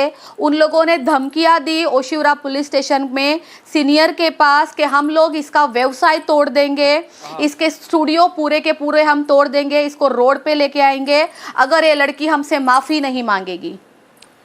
Okay, so the MNS, which has spent a large chunk of all of last week targeting traders, businessmen, one of their leaders seen on camera abusing, drunk on power, completely out of his mind, not wearing clothes, sitting inside a car, abusing a woman, and it's all on camera. So I wonder what Raj Thackeray or his party will now have to say regarding this incident. Rajshri More, thank you for speaking to Republic TV this evening. Thank you very much. And our final story on the show this evening. If you're wondering, Pakistan's former Foreign Minister Bilawal Bhutto Zardari's remarks, why they came now and what they meant on Pakistan-sponsored terrorism and extradition of Hafiz Saeed and Masood Azhar to India. Now, are they actually going to do that? Why did the statement come now? And does it have any correlation to reports, even within Pakistan, that possibly there's a coup loading with Asim Munir, the failed Marshal Asim Munir, now trying to topple Zardari and become the president of Pakistan? Is that possible? We have some breaking news updates. In fact, from Pakistan, we are picking up details that this is possibly a staged act by Pakistan, which is under non-stop pressure. And that's the final breaking news update. Let's go across straight to the breaking news. Talha Saeed, the son of terrorist Lashkar-e-Toiba chief Hafiz Saeed, has taken on Bilawal Bhutto. Here's a story, quick story, putting the story in context, and then we have the breaking news update coming in on why Pakistan is doing what it is at a time like this. Why Bilawal Bhutto mentioned Hafiz extradition ahead of the FATF review in October. Increasingly, it's becoming the government of Pakistan versus Lashkar-e-Toiba, government of Pakistan versus army chief. Here's the story, and then the breaking news update. Bilawal Bhutto Zardari, chairman of the Pakistan's People Party and former foreign minister, has made headlines by stating that Pakistan would not oppose extraditing Hafiz Saeed to India as a confidence-building measure. Hafiz Saeed, the mastermind behind the 2008 Mumbai attacks, remains a fugitive in India but moves freely in Pakistan despite being under house arrest. India's repeated demands for his extradition have been rebuffed, citing the lack of bilateral treaty. And now Pakistan's former foreign minister's remarks on Pakistan-sponsored terrorism and extradition of notorious terrorists like Hafiz Saeed and Masood Azhar have been met with backlash. Talha Saeed, the son of terrorist organization Lashkar-e-Toiba chief Hafiz Saeed, has blasted Bilawal Bhutto, saying that his comments have insulted his father and brought disgrace to the nation globally. International news channel को interview देते हुए बिलावल ने जो बातें की, भारतीय सहाफ़ी के सवालात के जो जवाबात दिए, हकीकत में वो जवाब बनते नहीं थे, जिससे हम सब की पूरी पाकिस्तानी कौम की दिल आज़ारी हुई है। इस पर हम उसके इस बयानात की भरपूर मदम्मत करते हैं। मेरे वालिद मोहतरम हाफिज़ मोहम्मद सईद हफ़िज़हुल्लाह का किरदार पाकिस्तान की खिदमत, हिफाजत और दिफा के हवाले से हमेशा रहा है। उनका कोई अमल भी रियासत पाकिस्तान के बरअक्स नहीं रहा, इसलिए Imran Khan's Pakistan Tehreek-e-Insaf party has also criticized Bilawal Bhutto's remarks, calling him an immature political child. Bilawal Bhutto's statement comes at a time when India, post the Pahalgam terror attack and Operation Sindoor, has pushed for Pakistan to be put on the FATF grey list. The mounting pressure has sent politicians into a tizzy, and hence the extradition claim. In the meantime, the outburst of the son of a notorious terrorist brought forth the deep-seated contradictions within Pakistan's approach to terrorism. The controversy surrounding Bilawal Bhutto's statement outlined the infected power dynamics in Pakistan, where the military and intelligence agencies wield huge influence over major decisions. And the breaking news update, ladies and gentlemen, before we let you go on this is exclusive. The FATF review coming up in October. India is preparing to expose Pakistan on the global scale. Bilawal Bhutto's statement is being viewed as Pakistan coming under pressure. We plan to expose the use of international funds. Pakistan has been getting billions, even as recent as post-Operation Sindoor. And they had recently been removed from the FATF grey list. And that is why, when they are removed from the grey list and you have comments like this, is Pakistan trying something very sinister this time? And does it have any link to reports of Asim Munir, the failed marshal, taking over as the president? Perhaps a coup loading, as even Pakistani media is reporting. That's it on this edition. On This is Exclusive. Thanks for watching.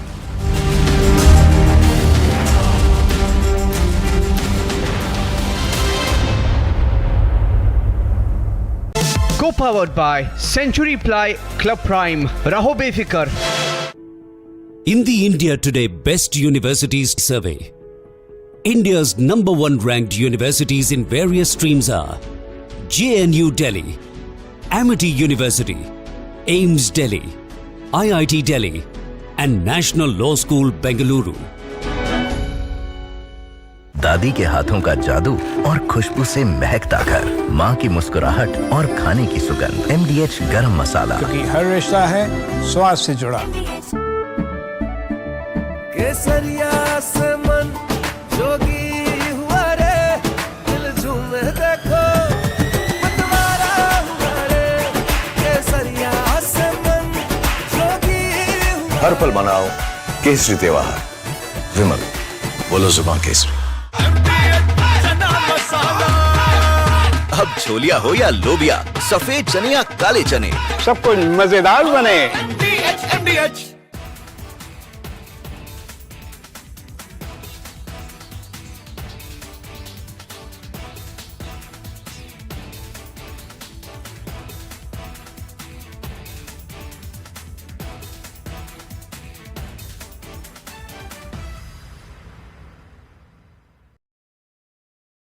Donald Trump, in first attempt, when the first part of his presidency in 2017, he has come out with the tax breaks.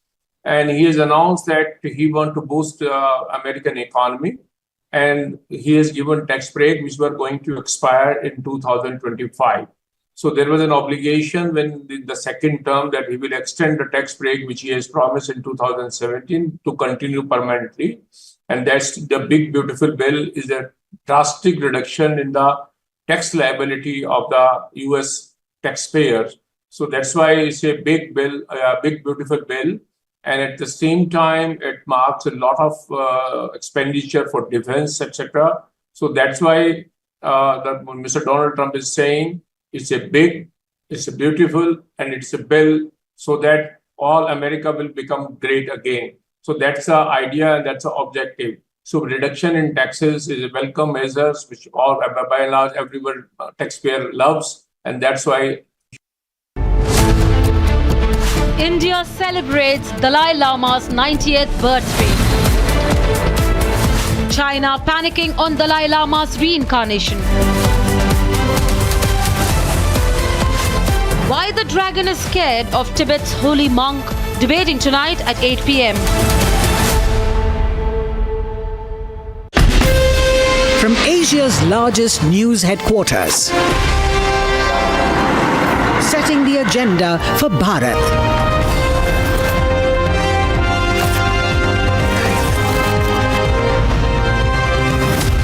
You're watching Republic.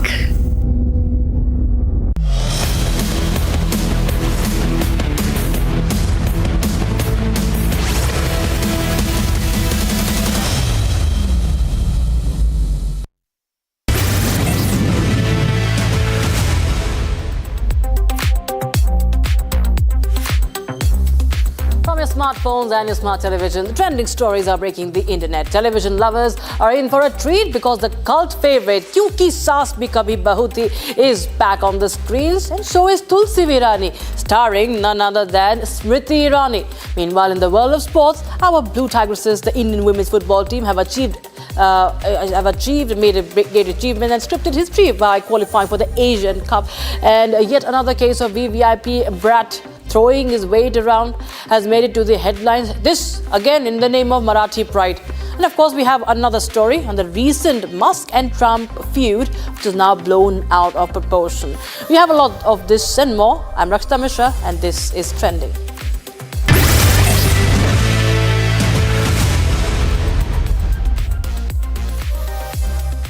It is a comeback television lovers did not expect. We are talking about India's very own Tulsi, played by none other than Smriti Irani, coming back on the sets of the cult classic Kyunki Saas Bhi Kabhi Bahu Thi. The first look of the show has been unveiled, featuring Smriti in a stunning maroon sari and traditional jewellery, instantly evoking memories of the original show, the first part of the show rather. And as the show celebrates its 25th anniversary, Smriti Irani reflected on its enduring impact, describing it as a shared memory that transcends generations. She says, and I quote, "It isn't just a show, it's a shared memory for those who created it and the millions who embraced it. It was a story of families, faith, and the fabric that binds us across generations." Now, the internet is in frenzy, and it is obvious that fans cannot wait to sit in front of the TV and hear Tulsi enter with Rishton ke bhi roop badalte hain playing in the background. Fans are thrilled to see Tulsi and Mihir reunite on screen. Their bond, emotional arcs, and dramatic highs made them household names across the country. This new chapter promises to bring that magic back with a modern twist.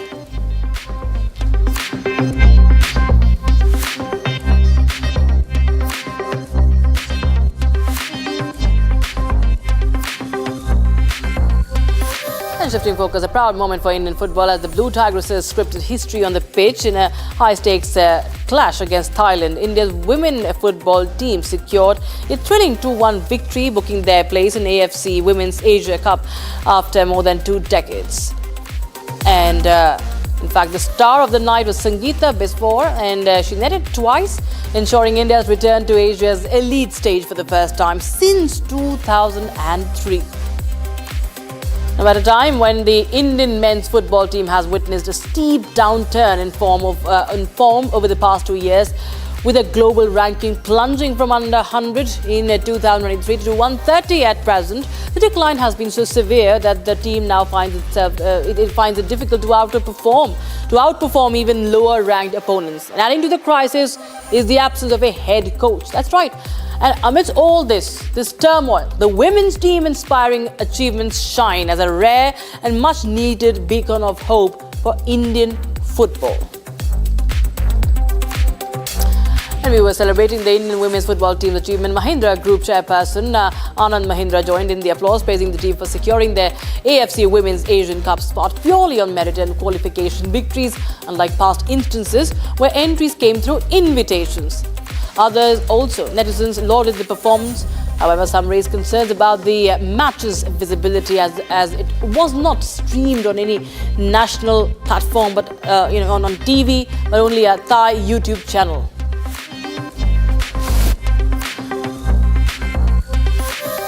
All right, viewers.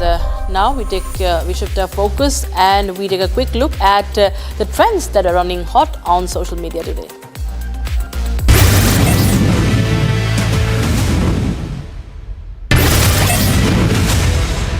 Saif Ali Khan's ancestral properties in Bhopal, including the historic Flagstaff House and Noor-us-Sabah Palace, have been declared enemy property by the Madhya Pradesh High Court.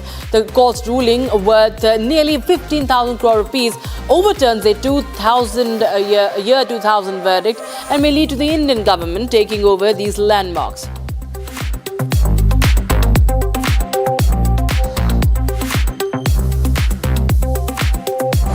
Dramatic time-lapse video shows how heavy rainfall turned a dry riverbed into Texas into surging rapids within 20 minutes, causing flash floods. The CCTV footage captures the rapid onset of the floods, which have been devastating. Within minutes, a road crossing the river is entirely submerged, with the water line rising significantly on both sides of the river bank and completely covering trees and bushes.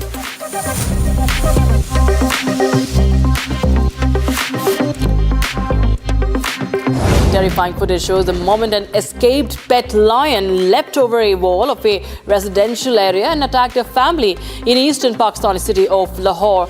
Authorities have since arrested the lion's owner and the woman and her 5- and 7-year-old children who suffered injuries to their faces and arms. The wild animal has now been relocated to a wildlife park. The UAE has introduced a new nomination-based golden visa for Indians, offering lifetime residency for a one-time fee of 1 lakh, which is approximately 23.3 lakh rupees, without requiring any property or business investment.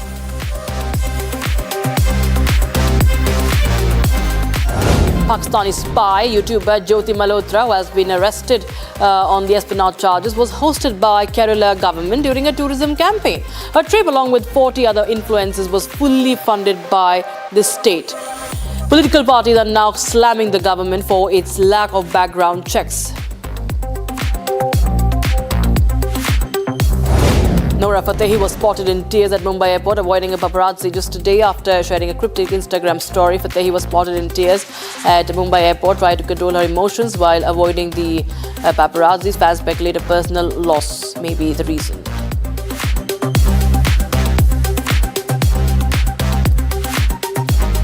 Former CJI of India, Justice D.Y. Chandrachud, has responded to criticism over his continued stay in the official residence, explaining that his foster daughters suffer from a rare genetic disorder requiring 24/7 care in a specially modified home. He said the family is ready to move once the allotted alternative is ready.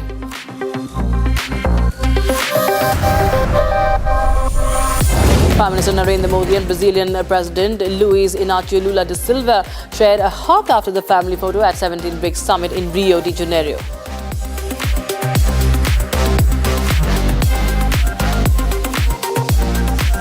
Indian Army's Major Rohit Bachwala delivered a baby on a footover bridge, at Jhansi railway station using just a pocket knife and cloth. Off duty and travelling home, he stepped in when a woman went into premature labour, showcasing true military valour and compassion.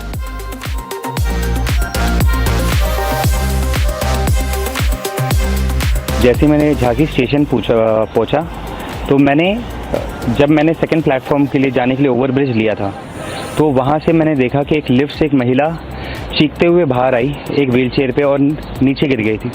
बिना कुछ सोचे समझे, बिना एक second waste करे, मैंने पहले उसके पास गया और ये देखने की कोशिश की कि उसका दर्द क्यों हो रहा है। फिर मुझे पता चला कि वो एक्टिव लेबर में थी, तो मैंने आसपास से कुछ हेल्प मांगने की कोशिश की थी, जिसमें मैं कुछ सामान कलेक्ट कर पाया, जैसे एक पॉकेट नाइफ होता है, कुछ क्लिप्स होते हैं और कुछ धोती, कुछ कपड़ा।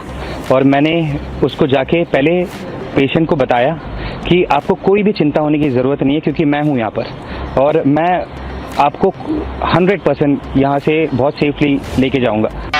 Parking just got a major upgrade thanks to Parky, the robot that's stealing the show online. It casually rolls in, lifts the cars like it's no big deal and parks them with zero fuss. Safe to say, the internet's obsessed over it.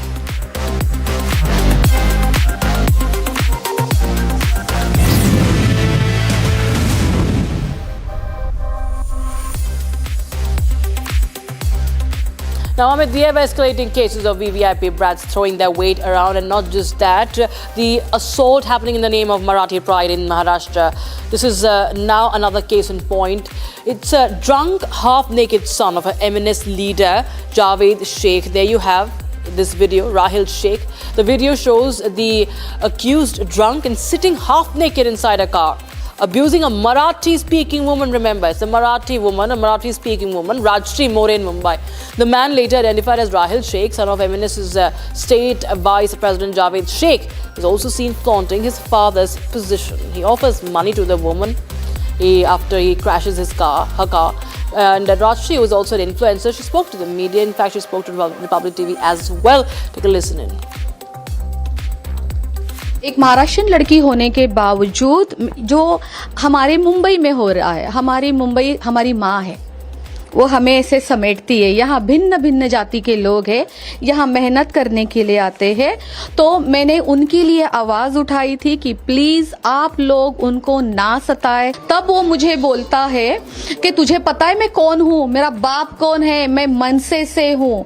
उसने अपना नाम बताना ज़रूरी नहीं समझा, उसने ये बोला कि मैं मनसे से हूँ और तुझे पता है मेरा बाप कौन है। पुलिस वालों ने बहुत अच्छे से सपोर्ट किया। उन्होंने उसको, जब वो मुझे गालियाँ दे रहा था, इतनी गंदी गालियाँ दे रहा था जो मैं अभी यहाँ पे बोल भी नहीं सकती, वो मुझे पुलिस वालों के सामने गालियाँ दे रहा था। वो पुलिस वालों के सामने मुझे मारने के लिए भी आया। Now, a political storm is brewing in America like never before. In a stunning twist that's shaking the very foundation of United States politics, Elon Musk has declared war on the two-party system. Just a day after President Trump signed his controversial domestic spending bill, Musk has launched what he calls the America Party. With billions at his disposal, a massive online following, Musk says it's time for political revolution.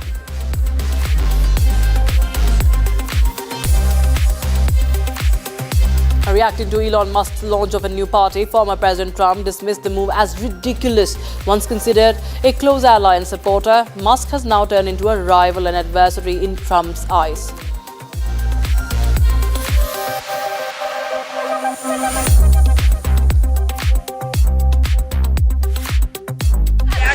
Elon Musk starting a third party. I think it's ridiculous to start a third party. We have a tremendous success with the Republican Party. The Democrats have lost their way, but it's always been a two-party system. And I think starting a third party just adds to confusion. It really seems to have been developed for two parties. Third parties have never worked. So he can have fun with it, but I think it's ridiculous. All right, now, quick viewers, we will get you more updates. The read between SpaceX and Tesla boss Elon Musk and US President Donald Trump continues to escalate shortly after Trump's latest attack on Truth Social against Musk for floating a third America party. The tech mogul took to X and said he had never heard of the social media platform.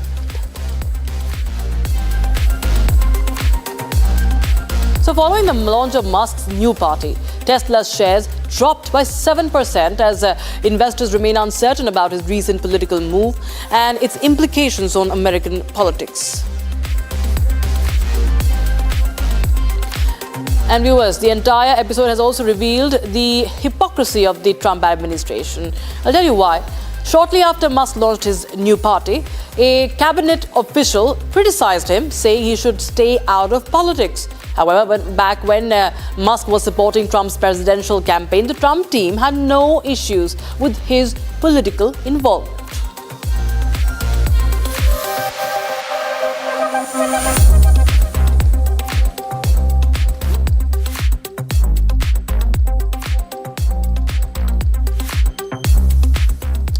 All right, viewers, that's all we could pack in this edition of Trending.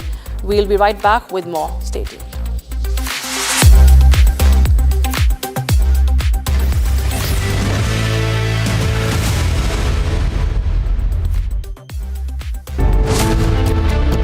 Violence mars Muharram processions in India.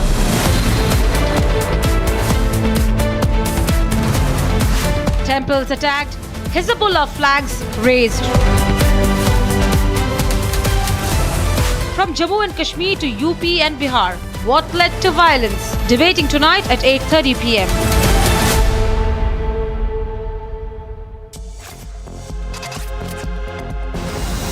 Pakistan is open to handing over wanted terrorists to India. That's the sensational claim made by Pakistan's former foreign minister, Bilawal Bhutto Zardari. In an interview to a foreign TV channel, Bhutto said Pakistan was willing to extradite Lashkar-e-Toiba chief Hafiz Saeed and Jaish-e-Mohammed founder Masood Azhar if New Delhi showed what he called willingness to cooperate. He even labelled it a confidence-building measure and blamed India for not providing required evidence for convictions in Pakistani courts. But the so-called gesture sparked outrage back home. Talha Saeed, son of Hafiz Saeed, launched a blistering attack on Bhutto, accusing him of humiliating Pakistan globally. He went a step further, calling such comments a betrayal of Pakistan's national heroes, a shocking defense of internationally designated terrorists. International news channel को interview देते हुए बिलावल ने जो बातें की, भारतीय सहाफ़ी के सवालात के जो जवाबात दिए, हकीकत में वो जवाब बनते नहीं थे, जिससे हम सब की पूरी पाकिस्तानी कौम की दिल आज़ारी हुई है। इस पर हम उसके इस बयानात की भरपूर मदम्मत करते हैं। The backlash didn't end there. Former PM Imran Khan's party, Pakistan Tehreek-e-Insaf, slammed Bhutto too, calling him a symbol of political confusion with no authority to make such statements. While Bhutto talks cooperation, India has walked that path for years. New Delhi has submitted extensive dossiers detailing the involvement of Hafiz Saeed and Azhar in attacks like 26/11, the 2001 Parliament attack and Pulwama. From satellite intel to bank records, the evidence is compelling. Yet, Pakistan routinely rejects it, citing technicalities or outright denial. Experts call Bhutto's offer a desperate bluff, with no military or political consensus backing him. The statement holds no weight for India. It is clear, unless Pakistan backs words with actions, such peace gestures will continue to ring hollow. Bilawal Bhutto says will extradite Hafiz Saeed if evidence given. Sahabur Rana Singh's ISI Pak Army plot in custody. Will Bilawal walk the talk? Will Pak extradite? Debating tonight at 9 p.m.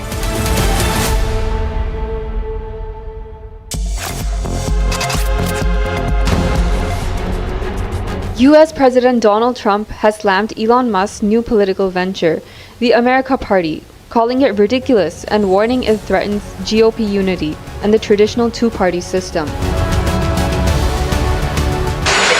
Musk starting a third party.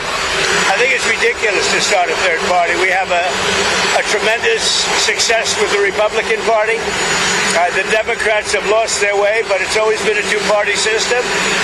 And I think starting a third party just adds to confusion. It really seems to have been developed for two parties. Third parties have never worked. So he can have fun with it, but I think it's ridiculous. What's golden key back? Golden key back from Elon. Go ahead. What's your Just days ago, Elon Musk announced the launch of the American Party, aimed at breaking what he calls a one-party system, dominated by Democrats and Republicans. Musk plans to focus on flipping a small number of key congressional seats to influence legislation and shake up Washington's gridlock. Once allies, Musk and Trump have grown apart. Musk served briefly in Trump's administration, but left after opposing a major tax and spend bill. Their split has sparked public clashes, with Trump warning that a third party risks splitting conservative votes and weakening the GOP.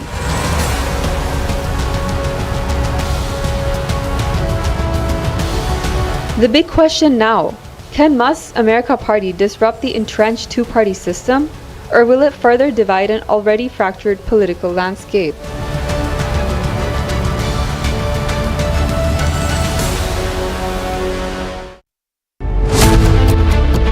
India celebrates Dalai Lama's 90th birthday. China panicking on Dalai Lama's reincarnation. Why the dragon is scared of Tibet's holy monk? Debating tonight at 8 p.m.